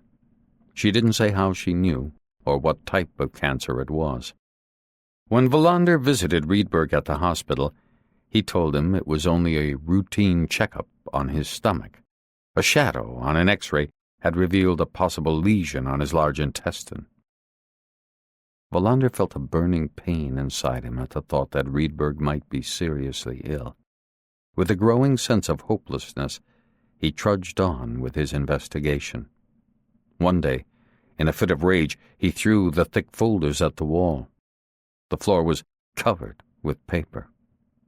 For a long time he sat looking at the havoc. Then he crawled around, sorting the material again, and started from the beginning. Somewhere there's something I'm not seeing, he thought. Connection, a detail, which is exactly the key I have to turn, but should I turn it to the right or the left? He often called Boman in Kristianstad to complain about his plight. On his own authority, Boman had carried out intensive investigations of Niels Wallander and other conceivable suspects. Nowhere did the rock crack. For 2 whole days, Wallander sat with Lars Herdin without advancing an inch, but he still didn't want to believe that the crime would never be solved. In the middle of March, he managed to entice Annette Brolin to go to Copenhagen with him to see an opera. They had spent the night together, but when he told her that he loved her, she shied away. It was what it was, nothing more. On the weekend of March 17th and 18th, his daughter came to visit. She came alone, without the Kenyan medical student, and Wallander met her at the railway station. Ebba had sent a friend of hers over the day before to give his flat in Maria Gatan a good clean. Finally, he felt that he had his daughter back. They took a long walk along the beach by Österleden, ate lunch at Lilla Vik, and then stayed up talking till 5 a.m. They visited Wallander's father, and he surprised them both by telling funny stories about Kurt as a child. On Monday morning he took her to the train. He seemed to have regained her trust a little. He was back in his office, poring over the investigative material when Rydberg came in. He sat down in the wooden chair by the window and told Wallander straight out that he had been diagnosed with prostate cancer. Now he was going in for radiation treatment and chemotherapy, which could last for a long time and might not do any good. He wouldn't allow sympathy. He had merely come to remind Wallander about Maria Lovgren's last words, and the noose. Then he stood up, shook Wallander's hand, and left. Wallander was left alone with his pain and his investigation. Björk thought that for the time being he ought to work alone, since the police were swamped. Nothing happened in March, or in April either. The reports on the status of Rydberg's health varied. Ebba was the unflagging messenger. Early in May, Wallander went into Björk's office and suggested that someone else take over the investigation, but Björk refused. Wallander would have to continue at least until the summer holiday period was over. Then they would reevaluate the situation. Time after time, Wallander started again, retraced, prying and twisting at the material, trying to make it come alive. But the stones he was walking on remained cold. At the beginning of June, he traded in his Peugeot for a Nissan. On 8 June, he went on holiday and drove up to Stockholm to see his daughter. Together, they drove all the way to the North Cape. Herman Mboya was in Kenya but would be coming back in August. On Monday, 9 July, Wallander was back on duty. A memo from Bjork informed him that he was to continue with his investigation until Bjork returned in early August. Then they would decide what to do. He also received a message from Ebba that Rydberg was much better. The doctors might be able to control the cancer, after all. Tuesday, 10 July, was a beautiful day in Ystad. At lunchtime, Wallander went downtown and strolled around. He went into the electrical shop by the square and decided to buy a new stereo. He remembered that he had some Norwegian notes in his wallet that he had forgotten to exchange. He had been carrying them around since the trip to the North Cape. He went down to the Union Bank and stood in line for the only window that was open. He didn't recognize the woman behind the counter. It wasn't Britta Lena Bodin, the young woman with the good memory, or any of the other clerks he had met before. It must be a summer temp, he thought. The man in front of him in line made a large withdrawal. Wallander wondered idly what he was going to use such a large amount of money for. While the man counted up the cash, Wallander absent-mindedly read the name on the driver's license that he had placed on the counter. Then it was his turn, and he exchanged his Norwegian money. Behind him in the line, he heard a tourist speaking Italian or Spanish. As he emerged onto the street, an idea hit him. He stood there motionless, as if he were frozen solid by his inspiration. Then he went back inside the bank. He waited until the tourists had exchanged their money and showed his identity card to the clerk. "Britta Lena Bodin," he said, smiling. "Is she on holiday?" "She's probably with her parents in Simrishamn," said the teller. "She has 2 weeks of holiday left." "Bodin," he said. "Is that her parents' name, too?" "Her father runs a petrol station in Simrishamn. I think it's the one called Statoil nowadays." "Thank you," said Wallander. "I just have some routine questions to ask her." "I remember you," said the clerk. "So you haven't been able to solve that awful crime yet?" "No," said Wallander. "It's terrible, isn't it?" He practically ran back to the station, jumped into his car, and drove to Simrishamn. From Britta Lena Bodin's father he learned that she was spending the day with friends at the beach at Sandhammeren. He searched a long time before he found her, well hidden behind a sand dune. She was playing backgammon with her friends, and all of them gave Wallander an astonished look as he came trudging through the sand. "I wouldn't bother you if it wasn't important," he said. Britta Lena Bodin seemed to grasp his serious mood and got up. She was dressed in a minuscule bathing suit, and Wallander averted his eyes. They sat down a little way from the others so they wouldn't be disturbed. "That day in January," said Wallander. "I want to ask you about it again. I'd like you to think back and try to remember whether there was anyone else in the bank when Johannes Lovgren made his large withdrawal." Her memory was still excellent. "No, he was alone." He knew that what she said was true. "Keep going." Lovgren went out the door. The door closed behind him. What happened then? Her reply was quick and firm. "The door didn't close." "Another customer came in?" "2 of them." "Did you know them?" "No." The next question was crucial. "Because they were foreigners?" She looked at him in astonishment. "Yes. How did you know?" "I didn't until now." "Keep thinking." "There were 2 men, quite young." "What did they want?" "They wanted to change some money." "Do you remember what currency?" "Dollars." "Did they speak English with the Americans?" She shook her head. "Not English. I don't know what language they were speaking." "Then what happened? Try to picture it in your mind." "They came up to the counter." "Both of them?" She thought carefully before she answered. The warm wind was ruffling her hair. "One of them came up and put the money on the counter. I think it was $100. I asked him if he wanted to change it. He nodded.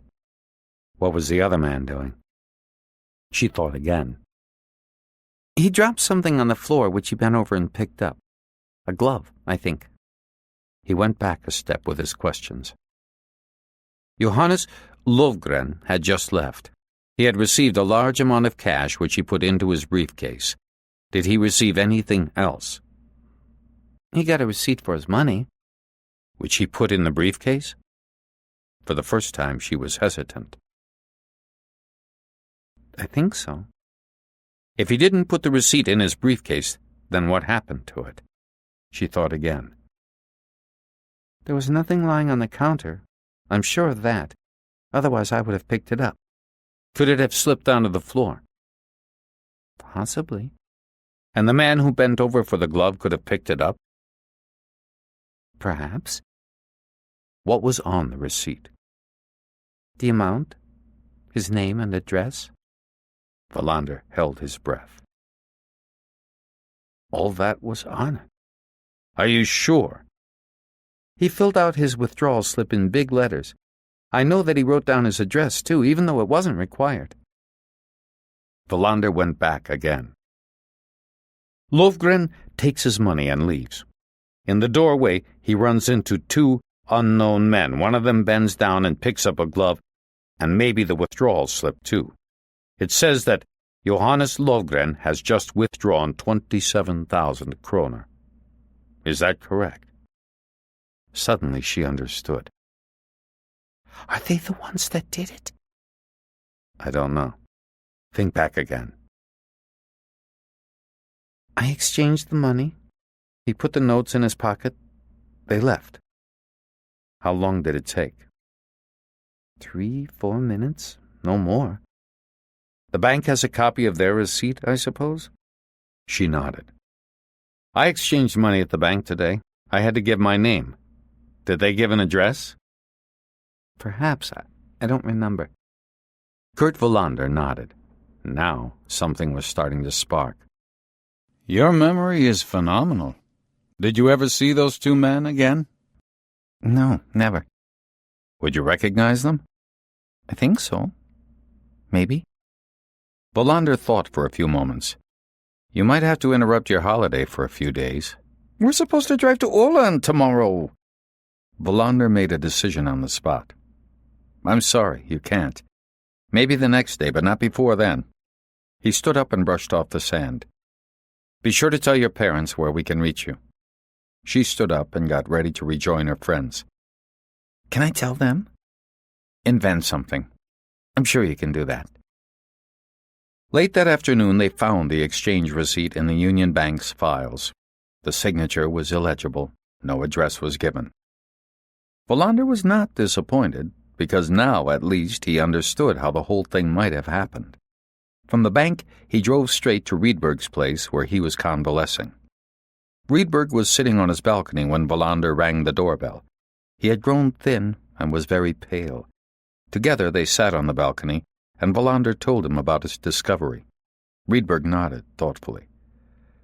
You're probably right, he said when Wallander finished. That's probably how it happened. The question now is how to find them, said Wallander. Some tourists who happened to be visiting Sweden more than 6 months ago? Maybe they're still here. As refugees, asylum seekers, immigrants. Where do I start? I don't know, but you'll figure out something. They sat for a couple of hours on Rydberg's balcony. In the early evening, Wallander went back to his car. The stones under his feet were no longer so cold. Chapter 15. Wallander would always remember the following days as the time when the chart was drawn. He started with what Britta Lena Bodin remembered and an illegible signature. A possible scenario existed, and the last word Maria Lofgren spoke before she died was a piece of the puzzle that had finally fallen into place. He also had the oddly knotted noose to consider. He drew the chart.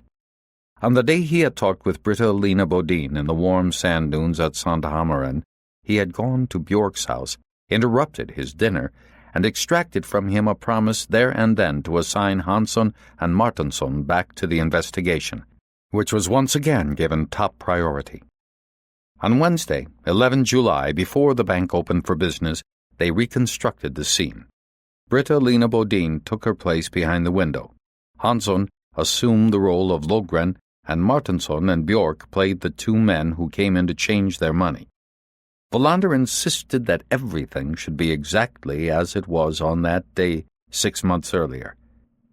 The anxious bank manager eventually agreed to allow Britta Lena Bodin to hand over 27,000 kroner, notes of mixed, large denominations, to Hansson, who had borrowed an old briefcase from Ebba. Wallander stood to one side, watching everything. Twice he ordered them to begin again when Britta Lena Bodin remembered some detail that didn't seem right. Wallander set up this reconstruction in order to trigger her memory. He was hoping that she could open a door to yet another room in her exceptional memory. When it was over, she shook her head. She had told him everything she could remember. There was nothing more she could say. Wallander asked her to postpone her journey to Åland another couple of days, and then left her in an office where she could look through photographs of foreign criminals who, for one reason or another, had been caught in the net of the Swedish police. When this produced no results, she was put on a flight to Norrköping to go through the extensive photo archives at the Immigration Service. After 18 hours spent studying countless pictures, she returned to Sturup, where Wallander himself went to meet her. The results were negative. The next step was to link up with Interpol.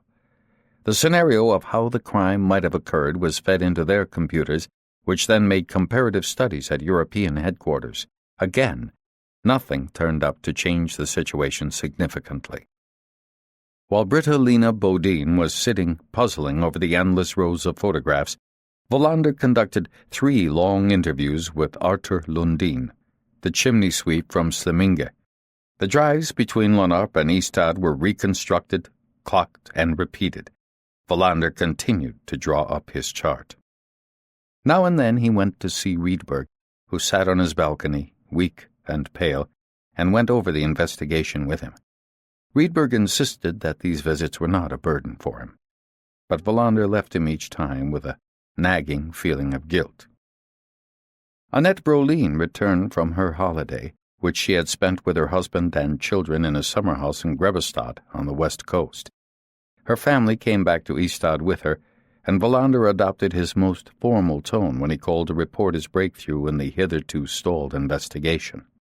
After a week of intensive activity, everything came to a standstill. Wallander stared at his chart. They were stuck again. "We'll just have to wait," said Björk. "Interpol's dough rises slowly." Wallander winced at the strained metaphor, but realized that Björk was right. When Britta Lena Bodin came back from Åland, Wallander asked the bank to give her a few more days off. He took her to the refugee camps around Ystad. They also visited the floating camps on ships in Malmö's oil harbor, but nowhere did she see a face that she recognized. Wallander arranged for a police artist to come down from Stockholm, but after countless sketches, Britta Lena Bodin was not satisfied with any of the faces the artist produced. Wallander began to have doubts. Björk forced him to give up Martinsson and make do with Hansson as his only colleague on the case. On Friday, 20 July, Wallander was once more ready to give up. Late in the evening, he sat down and wrote a memo suggesting that the investigation be put on hold for the time being, because no pertinent material that would move the case forward could be found. He put the paper on his desk and decided to leave the decision to Björk and Annette Brolin on Monday morning. He spent Saturday and Sunday on the Danish island of Bornholm. It was windy and rainy, and something he ate on the ferry made him ill. He spent Sunday night in bed. At regular intervals he had to get up and vomit. When he woke on Monday morning he was feeling better, but he was still undecided about whether to stay in bed or not. At last he got up and left the flat. A few minutes before 9 a.m. he was at the station. Since it was Ebba's birthday, they all had cake in the canteen. It was almost 10 a.m. before Wallander finally had a chance to read through his memo to Björk. He was about to deliver it when the phone rang. It was Britta Lena Bodin. Her voice was barely a whisper. "They've come back. Get here as fast as you can." "Who's come back?" asked Wallander. "The men who changed the money, don't you understand?" In the corridor, he ran into Noren, just come back from traffic duty. "Come with me," shouted Wallander. "What the hell's going on?" said Noren, biting into a sandwich. "Don't ask, just come." When they reached the bank, Noren was still clutching the half-eaten sandwich. On the way over, Wallander had gone through a red light and driven over a flower bed. He left the car right in the middle of some market stalls in the square by the town hall, but still, they got there too late. The two men had disappeared. Britta Lena Bodin had been so shaken to see them again that it hadn't occurred to her to ask anyone to follow them, but she had had the presence of mind to activate the security camera. Wallander studied the signature on the receipt. The name was again illegible, but the signature was the same. No address was given this time either. "Good," said Wallander to Britta Lena Bodin, who was standing in the bank manager's office, shaking. "What did you say when you left to call me?" "That I had to go and get his stamp." "Do you think they suspected anything?" She shook her head. "Good," Wallander repeated. "You did exactly the right thing." "Do you think you'll catch them now?" "Yes," said Wallander. "This time we're going to get them." The videotape from the camera showed two men who did not look particularly Mediterranean. One of them had short blonde hair, the other was balding. The first was at once dubbed Lucia, and the other Skinhead. Britta Lena Bodin listened to samples of recorded languages and finally decided that the men had spoken to each other in Czech or Bulgarian. The $50 note they had exchanged was immediately sent to the laboratory for examination. Björk called a meeting in his office. "After 6 months, they turn up again," said Wallander. "Why did they go back to the same small bank? First, because they live somewhere in the region. Second, they made a lucky catch after their earlier visit. This time they weren't so lucky. The man ahead of them in line was depositing money, not making a withdrawal. But he was an old man like Johannes Lovgren. Maybe they think that old men who look like farmers always make large cash withdrawals." "Czechs?" asked Björk. "Or Bulgarians?" "That's not positively confirmed," said Wallander. "The girl could have been mistaken, but it fits with their appearance." They watched the video 4 times and decided which pictures to copy and enlarge. "Every Eastern European who lives in town and the surrounding area will have to be investigated," said Björk. "It's not going to be pleasant. It will be regarded as discrimination. But we'll have to say, the hell with that. They've got to be here somewhere. I'll talk to the police chiefs in Malmö and Kristianstad and see what they think we should do on the county level." "Show the video to every police officer," said Hansson. "They might turn up on the streets." Wallander had a vision of the slaughterhouse that had been the Lovgrens farm. "After what they did in Lonarp," he said, "we have to treat them as dangerous." "If they were the ones," said Björk. "We don't know that yet." "That's true," said Wallander, "but even so." "We're going to move into high gear now," said Björk. "Kurt is in charge, and will divide up the work as he sees fit. Anything that doesn't have to be done straight away should be put aside. I'll call the prosecutor. She'll be glad to hear that something's happening." But nothing did happen. In spite of massive police effort and the relatively small size of the town, the men had vanished. The next few days passed without result. The 2 county police chiefs gave the go-ahead to implement special measures in their districts. The videotape was distributed. Wallander had doubts as to whether the pictures should be released to the press. He was afraid that the men would make themselves even scarcer. He asked for Rydberg's advice. "You have to drive foxes out into the open, wait a few days, but then publish the pictures." For a long time, he sat staring at the copies that Wallander had brought along.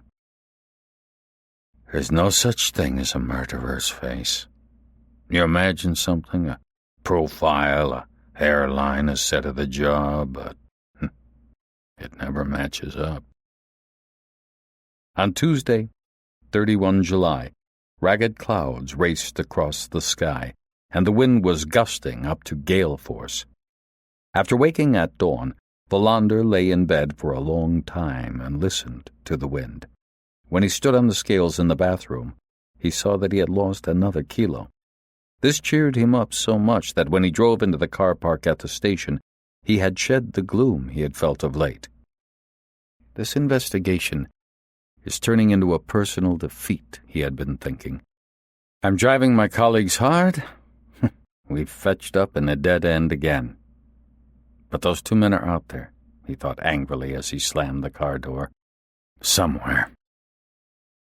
In the reception, he stopped to chat to Ebba. There was an old-fashioned music box next to the switchboard. I haven't seen one of those in ages. Where did you get it? I bought it at a stall in the Sjöbo market, she replied.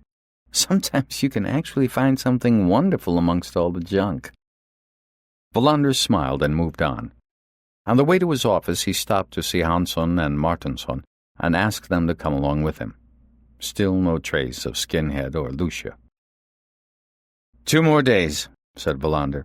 If we don't come up with something by Thursday, we'll call a press conference and release the pictures. We should have done that right away, said Hansson. Wallander said nothing. They went over the chart again. Martinsson would go on organizing the search of camping grounds where the two men might be hiding out.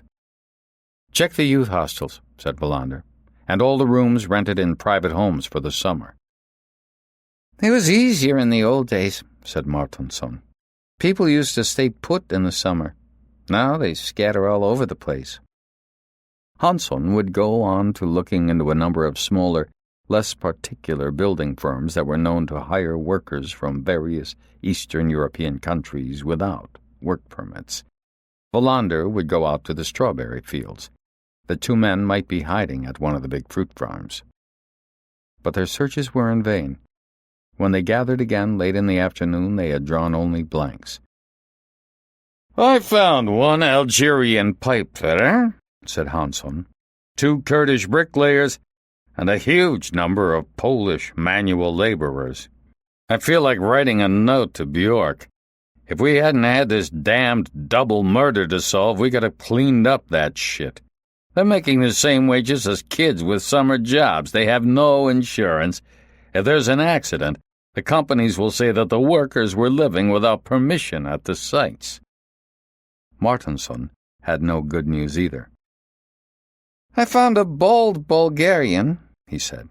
With a little luck, he could have been Skinhead, but he's a doctor at the clinic in Mariestad and would have no trouble producing an alibi.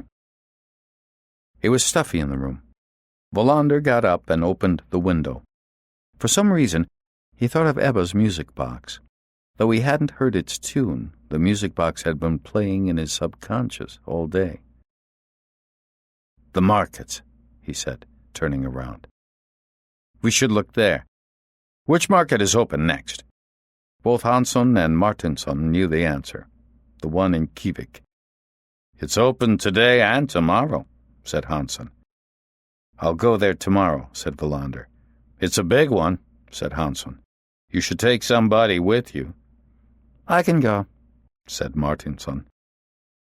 Hansson looked relieved to be spared the assignment. Wallander thought that there probably were races on Wednesday nights. The meeting over, they said goodbye to one another, and Hansson and Martinsson left. Wallander remained at his desk and sorted through a pile of phone messages. He arranged them in order of priority for the following day, and got ready to leave. Then he caught sight of a note that had fallen onto the desk. He bent to pick it up, and saw that it was a message to call the director of a refugee camp. He dialed the number. It rang 10 times, and he was about to hang up when someone answered. This is Wallander at the Ystad Police. I want to speak to Mr. Modine. Speaking. I'm returning your call. I think I have something important to tell you. Wallander held his breath. It's about the 2 men you're looking for. I came back from holiday today. The photographs the police sent were on my desk. I recognize those two men. They lived at this camp for a while." "I'm on my way," said Wallander. "Don't leave your office before I get there."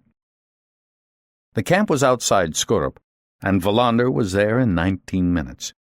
It was housed in an old vicarage and was only used as a temporary shelter when all the permanent camps were full. Modine, the director, was a short man, maybe 60. He was in the drive when Wallander's car skidded to a stop. "The camp is empty at the moment," Modine said, "but we're expecting a number of Romanians next week." They went into his small office. "Start at the beginning," Wallander said. "They were here from December of last year to the middle of February," said Modine, leafing through some papers. "Then they were transferred to, Malmö, to Celsius House, to be exact." Modine pointed to the photo of Skinhead. "That one is Lothar Kravchik. He's a Czech seeking political asylum on the grounds that he was persecuted as a member of an ethnic minority." "Are there minorities in Czechoslovakia?" wondered Wallander. "I think he claims he's a gypsy." "Claims?" Modine shrugged. "I don't believe he is. Refugees who know they don't have a strong enough case to be permitted to stay in Sweden quickly learn that one excellent way to improve their chances is to say that they're gypsies." Modine picked up the photo of Lucia. "Andreas Haas, also a Czech. I don't really know what his grounds for seeking asylum were. The paperwork went with them to Celsius House." "And you're positive that they're the men in the photographs?" "Yes, I'm sure of it." "Okay. Tell me more." "About what?" "What were they like? Did anything unusual happen while they were here? Did they have plenty of money? Anything you can remember?" "I've been trying. By and large, they kept to themselves. You should know that life in a refugee camp is extremely stressful. I do remember that they played chess, day in, day out." "Did they have money?" "Not that I recall." "What were they like?" "They kept to themselves, but they weren't unfriendly." "Anything else?" Wallander noticed that Modine hesitated. "What are you thinking?" "This is a small camp," said Modine. "I'm not here at night, and neither is anyone else. On certain days it was also unstaffed, except for a cook to prepare the meals. Usually we keep a car here. The keys are locked in my office. But sometimes when I got here in the morning, I had the feeling that someone had been in my office, taken the keys, and used the car." "And you suspected these two?" Modine nodded. "I don't know why, it was just a feeling I had." Wallander pondered this. "So at night, no one was here?" "Or on certain days either, is that right?" "Yes." "January the 4th to January the 6th, said Wallander. "That's more than 6 months ago. Is there any way of knowing whether anyone was on duty those days?" Modine paged through his desk calendar. I was at emergency meetings in Malmö," he said. "There was such a backlog of refugees that we had to find more temporary camps." Wallander had goosebumps. The chart had come alive. Now it was speaking to him. "So nobody was here on those days?" "Only the cook. The kitchen is in the back, so she might not have seen if anyone had driven away in the car." "None of the refugees would have said anything?" "Refugees don't get involved. They're scared, even of each other." Wallander stood up. Suddenly he was in a big hurry. "Call your colleague at Celsius House and tell him I'm on my way. But don't say anything about these two men. Just make sure that the director is available." Modine stared at him. "Why are you looking for them?" "They may have committed a crime. A serious crime." "The murders in Lanarp, is that what you mean?" Wallander saw no reason not to tell him. "Yes, I think they're the ones." He reached Celsius House in central Malmö at a few minutes past 7 p.m. He parked on a side street and walked to the main entrance where there was a security guard. After several minutes, a man came to get him. His name was Larsson, a retired seaman, and he smelled of beer. "Haas and Kravchik," said Wallander when they were in Larsson's office. 2 Czech asylum seekers. The chess players? Yes, they live here. Damn it, thought Wallander. We finally got them. Are they here, in the building? Yes. I mean, no. No? They live here, but they're not here. Where the hell are they? I really don't know. But they do live here. They ran away. Ran away. It happens all the time. People running away. But aren't they trying to get asylum? They still run away. What do you do then? We report them, naturally. And then what happens? Nothing, usually. Nothing. People run away who are waiting to hear whether they can stay in this country or whether they're going to be deported, and nobody cares? Well, I guess the police are supposed to look for them. This is bloody ridiculous. When did they disappear? Well, they left in May. Probably they expected that their applications would be turned down. Where do you think they went? Larsson threw his hands wide. If you only knew how many people lived here without residency permits, more than you can imagine. They live together, forge their papers, trade names with each other, work illegally. You can spend a lifetime in Sweden without anyone checking up on you. No one wants to believe it, but that's the way it is. Wallander was speechless. This is crazy. This is fucking crazy. Oh, I agree with you. But that's the way of it. Wallander groaned. I need all the documents you have on these 2 men. I am not at liberty to hand those over. These 2 men have committed murder, Wallander exploded. Double murder. Well, nevertheless, I can't release the papers. Wallander stood up. Tomorrow, you're going to hand over those papers, even if I have to get the chief of the national police to come and get them himself. That's how it is. I can't change the regulations. Wallander drove back to Ystad. At 8:45 p.m., he rang Bjork's doorbell. Quickly, he told him what had happened. Tomorrow, we issue an APB for them, he said. Bjork nodded. I'll call a press conference for 2 p.m. I have a meeting with the police chiefs in the morning, but I'll see to it that we get the papers from Celsius House.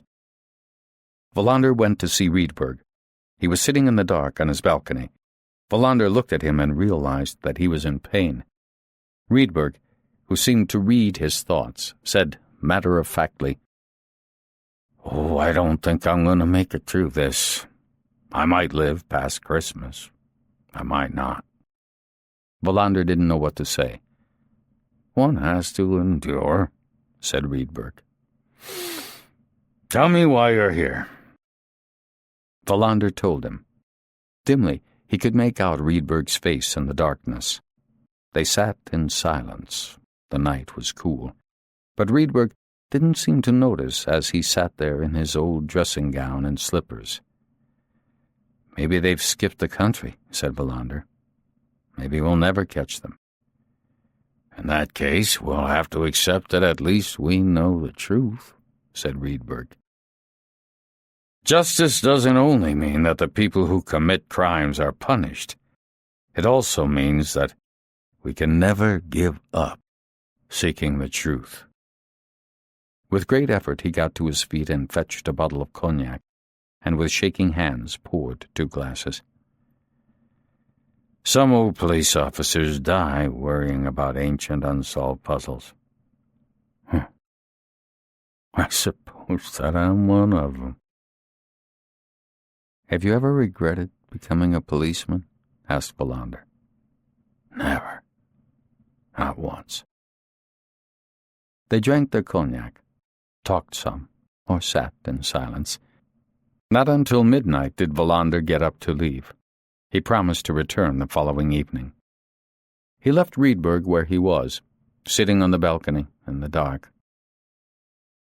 On Wednesday morning, 1 August, Wallander briefed Hansson and Martinsson on what had happened the day before. The press conference would be in the afternoon, so they decided to check the Kivik market in the meantime. Hansson took on the job of writing the press release with Björk.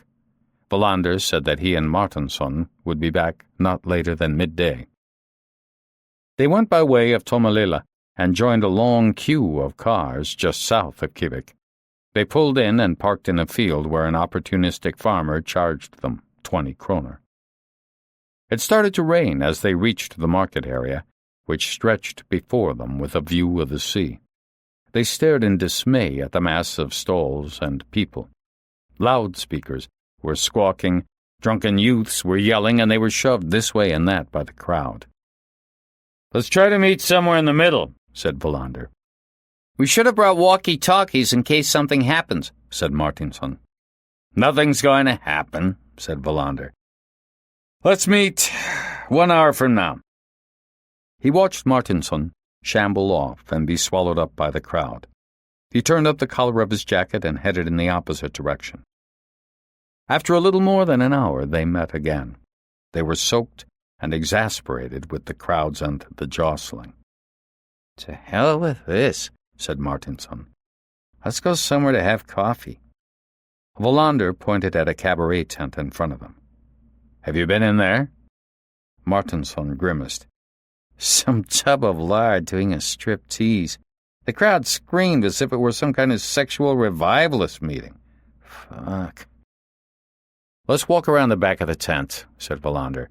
"I think there are a few stalls over there, too. Then we can call it a day." They trudged through the mud, pushing their way between a caravan and rusty tent pegs. The stalls were selling different goods, but each looked the same, their awnings pitched above red-painted metal poles. Wallander and Martinsson saw the men at exactly the same moment. They were inside a stall, its counter covered with leather jackets. One price was displayed for all of them, and Wallander had time to think that the jackets were amazingly cheap. The men behind the counter stared at the two police officers. Much too late, Wallander realized that they had recognized him. His face had appeared so often in the newspapers and on television that it was known all over the country. Everything happened very fast. Lucia stuck his hand under the leather jackets on the counter and pulled out a revolver. Martinsson and Wallander threw themselves to one side. Martinsson got tangled in the guy ropes of the tent. Wallander hit his head on the back end of the caravan. Lucia aimed at Wallander. The shot could hardly be heard above the commotion from the tent where death riders were hurtling around on roaring motorcycles. The bullet struck the caravan inches from Wallander's head. In the next instant, he saw that Martinsson was holding his revolver. Martinsson fired. Wallander watched Lucia fly back and put his hand up to his shoulder. The gun fell from his hand and landed outside the counter. With a bellow, Martinsson yanked himself free of the guy ropes and launched himself at the counter straight at the wounded man. The counter collapsed, and Martinsson landed in a jumble of leather jackets. Wallander lunged forwards and grabbed the gun from the mud. He saw Skinhead dash past him into the crowd. No one seemed to have noticed the shots. The traders in the surrounding stalls had watched in amazement as Martinsson made his ferocious tiger pounce. "Get after him!" Martinsson shouted from the heap of leather jackets. "I'll take care of this bastard!" Wallander ran. Terrified people shrank away as Wallander came running with mud on his face and the gun in his hand. He was afraid that he had lost Skinhead, when suddenly he caught sight of him again, in wild and reckless flight through the market crowds. He shoved aside an elderly woman who stepped in front of him and crashed into a stall selling cakes. Wallander ran through the mess, knocked over a sweet stand, and then took off after him. Again the man disappeared. Wallander swore and fought his way through the ambling crowd. Then he saw him again. He was running to the edge of the market down to the cliff. 2 security guards came running at him, but they leaped aside when he waved the gun and yelled at them to stay away. One fell back into a tent serving beer, while the other one knocked over a candlestick stall. Wallander ran, his heart pounding like a piston. The man vanished over the cliff edge. Wallander was about 30 meters behind him. When he reached the edge himself, he stumbled and fell headlong down the slope. He lost his grip on the gun. For a moment he hesitated, wondering whether he should stop and find it. Then he saw Skinhead running along the beach and set off after him. The chase ended when neither of them had any strength left to keep running. Skinhead leaned against the bottom of a black-tarred rowing boat. Wallander stood 10 meters away, so out of breath that he thought he was going to fall over. Skinhead had drawn a knife and was coming towards him. That's the knife he used to cut off Johannes Lofgren's nose, he thought. That's the knife he used to force Lofgren to tell him where the money was. He looked around for a weapon. A broken oar was all he could see. Skinhead made a lunge with the knife. Wallander parried with the heavy oar. The man jabbed again with the knife, and Wallander swung at him. The oar caught him on the collarbone. Wallander heard the bone crack. Skinhead stumbled, and Wallander dropped the oar and slammed his right fist into his chin. The pain in his knuckles was agonizing, but Skinhead fell. Wallander collapsed onto the wet sand. Seconds later, Martinsson came running. The rain was pouring down. "We got him!" "Yes," said Wallander.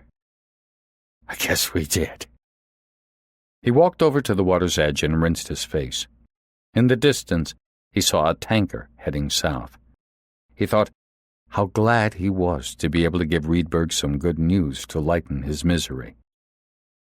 2 days later, the man named Andreas Haas confessed to the murders, but he blamed it all on the other man. When Lothar Kravchik was confronted with the confession, he gave up too. The brutality, he insisted, was all Andreas Haas's doing. It was exactly as Wallander had imagined it. On several occasions, the two men had gone into banks to change money and to look for a customer who was withdrawing a large sum. They had followed Lofgren in the car from the refugee camp when Lundin, the chimney sweep, had driven him home. They had tailed him along the dirt road, and 2 nights later they had returned. "There's one thing that puzzles me," said Wallander, who was leading the interrogation of Lothar Kravchik. "Why did you feed the horse?" The man looked at him in surprise. "The money was hidden in the hay net. Perhaps we threw some hay to the horse when we were looking for the briefcase." Wallander nodded. The solution to the mystery was that simple. "One more thing," said Wallander. "Why the noose?" No answer. Neither man would confess to that insane violence. He repeated his question, but never got an answer. The Czech police sent word that Haas and Kravchik had both done time for assault in Czechoslovakia. When they had abandoned Celsius House, the two men had rented a dilapidated cottage outside of Hur. The jackets they were selling had been stolen from a leather shop in Tranas. The detention hearing was over in a matter of minutes. No one doubted that the case would be airtight, even though the two men were still blaming each other for the violence. Wallander sat in the courtroom and stared at the men he had been hunting for so long. He remembered that early morning in January when he stepped into the farmhouse in Lonarp. The double murder had now been solved, and the criminals would soon be sentenced. Wallander still wasn't happy. Why the noose around Maria Lofgren's neck? Why such violence? He shuddered. He couldn't answer these questions, and that left him feeling unsatisfied. Late on Saturday, 11 August, Wallander took a bottle of whiskey over to Rydberg's. On Sunday, Annette Brolin was going to go with him to visit his father. Wallander thought of the question he had put to her. Would she consider getting a divorce for him? Of course, she had said no, but he knew that she hadn't been offended by his asking. As he was driving to see Rydberg, he listened to Maria Callas on the tape deck. He was taking the next week off, as time off in lieu of the extra hours he had worked. He was going to Lund to meet Herman Mboya, who had come back from Kenya, and then planned to spend the rest of the time repainting his flat. Maybe he would even treat himself to that new stereo. As he parked, he caught a glimpse of the yellow moon overhead. Autumn was on its way. Rydberg was sitting as usual in the dark on his balcony. Wallander poured 2 glasses of whiskey. "Do you remember when we sat around worrying about Mrs. Lofgren's last words?" said Rydberg. "That we would be forced to search for some foreigners. Then, when Eric Magnusson came into the picture, we desperately wanted him to be the murderer. But he wasn't. So we got a pair of foreigners after all. And the wretched Somali died for no good reason. You knew all along, said Wallander. Didn't you? You were sure that it was foreigners. I wasn't positive, but I thought so. Slowly they went over the investigation, as if it were already a distant memory. We made lots of mistakes, said Wallander thoughtfully. I made lots of mistakes. You're a good policeman, said Rydberg emphatically. Maybe I never told you that, but I think you're a damned fine policeman. I made too many mistakes, replied Wallander. You kept at it. You never gave up. You wanted to catch whoever committed those murders in Lonarp. That's the important thing. The conversation gradually petered out. I'm sitting here with a dying man, thought Wallander in despair. I don't think I ever took in that Rydberg is actually going to die. He remembered the time he was stabbed. He also thought about the fact that a little less than 6 months ago he had driven his car while drunk. He should have been dismissed from the force. Why don't I tell Rydberg about that? He wondered. Why don't I say anything? Or perhaps he already knows? The incantation flashed through his mind. A time to live, a time to die. How are you? He asked cautiously. Rydberg's face was unreadable in the darkness. At the moment, I don't have any pain. But tomorrow it'll be back. Or the next day. It was almost 2 a.m. when Wallander left Rydberg sitting on his balcony. Wallander left his car where it was and walked home. The moon had disappeared behind a cloud. Now and then he skipped. The voice of Maria Callas resounded in his head. Before he went to sleep, he lay in bed for a while in the darkness of his apartment with his eyes open. Again, he thought about the violence, the new era, which demanded a different kind of policeman. We're living in the age of the noose, he thought. Fear will be on the rise. He forced himself to push these thoughts aside and sought out the black woman of his dreams. The investigation was over.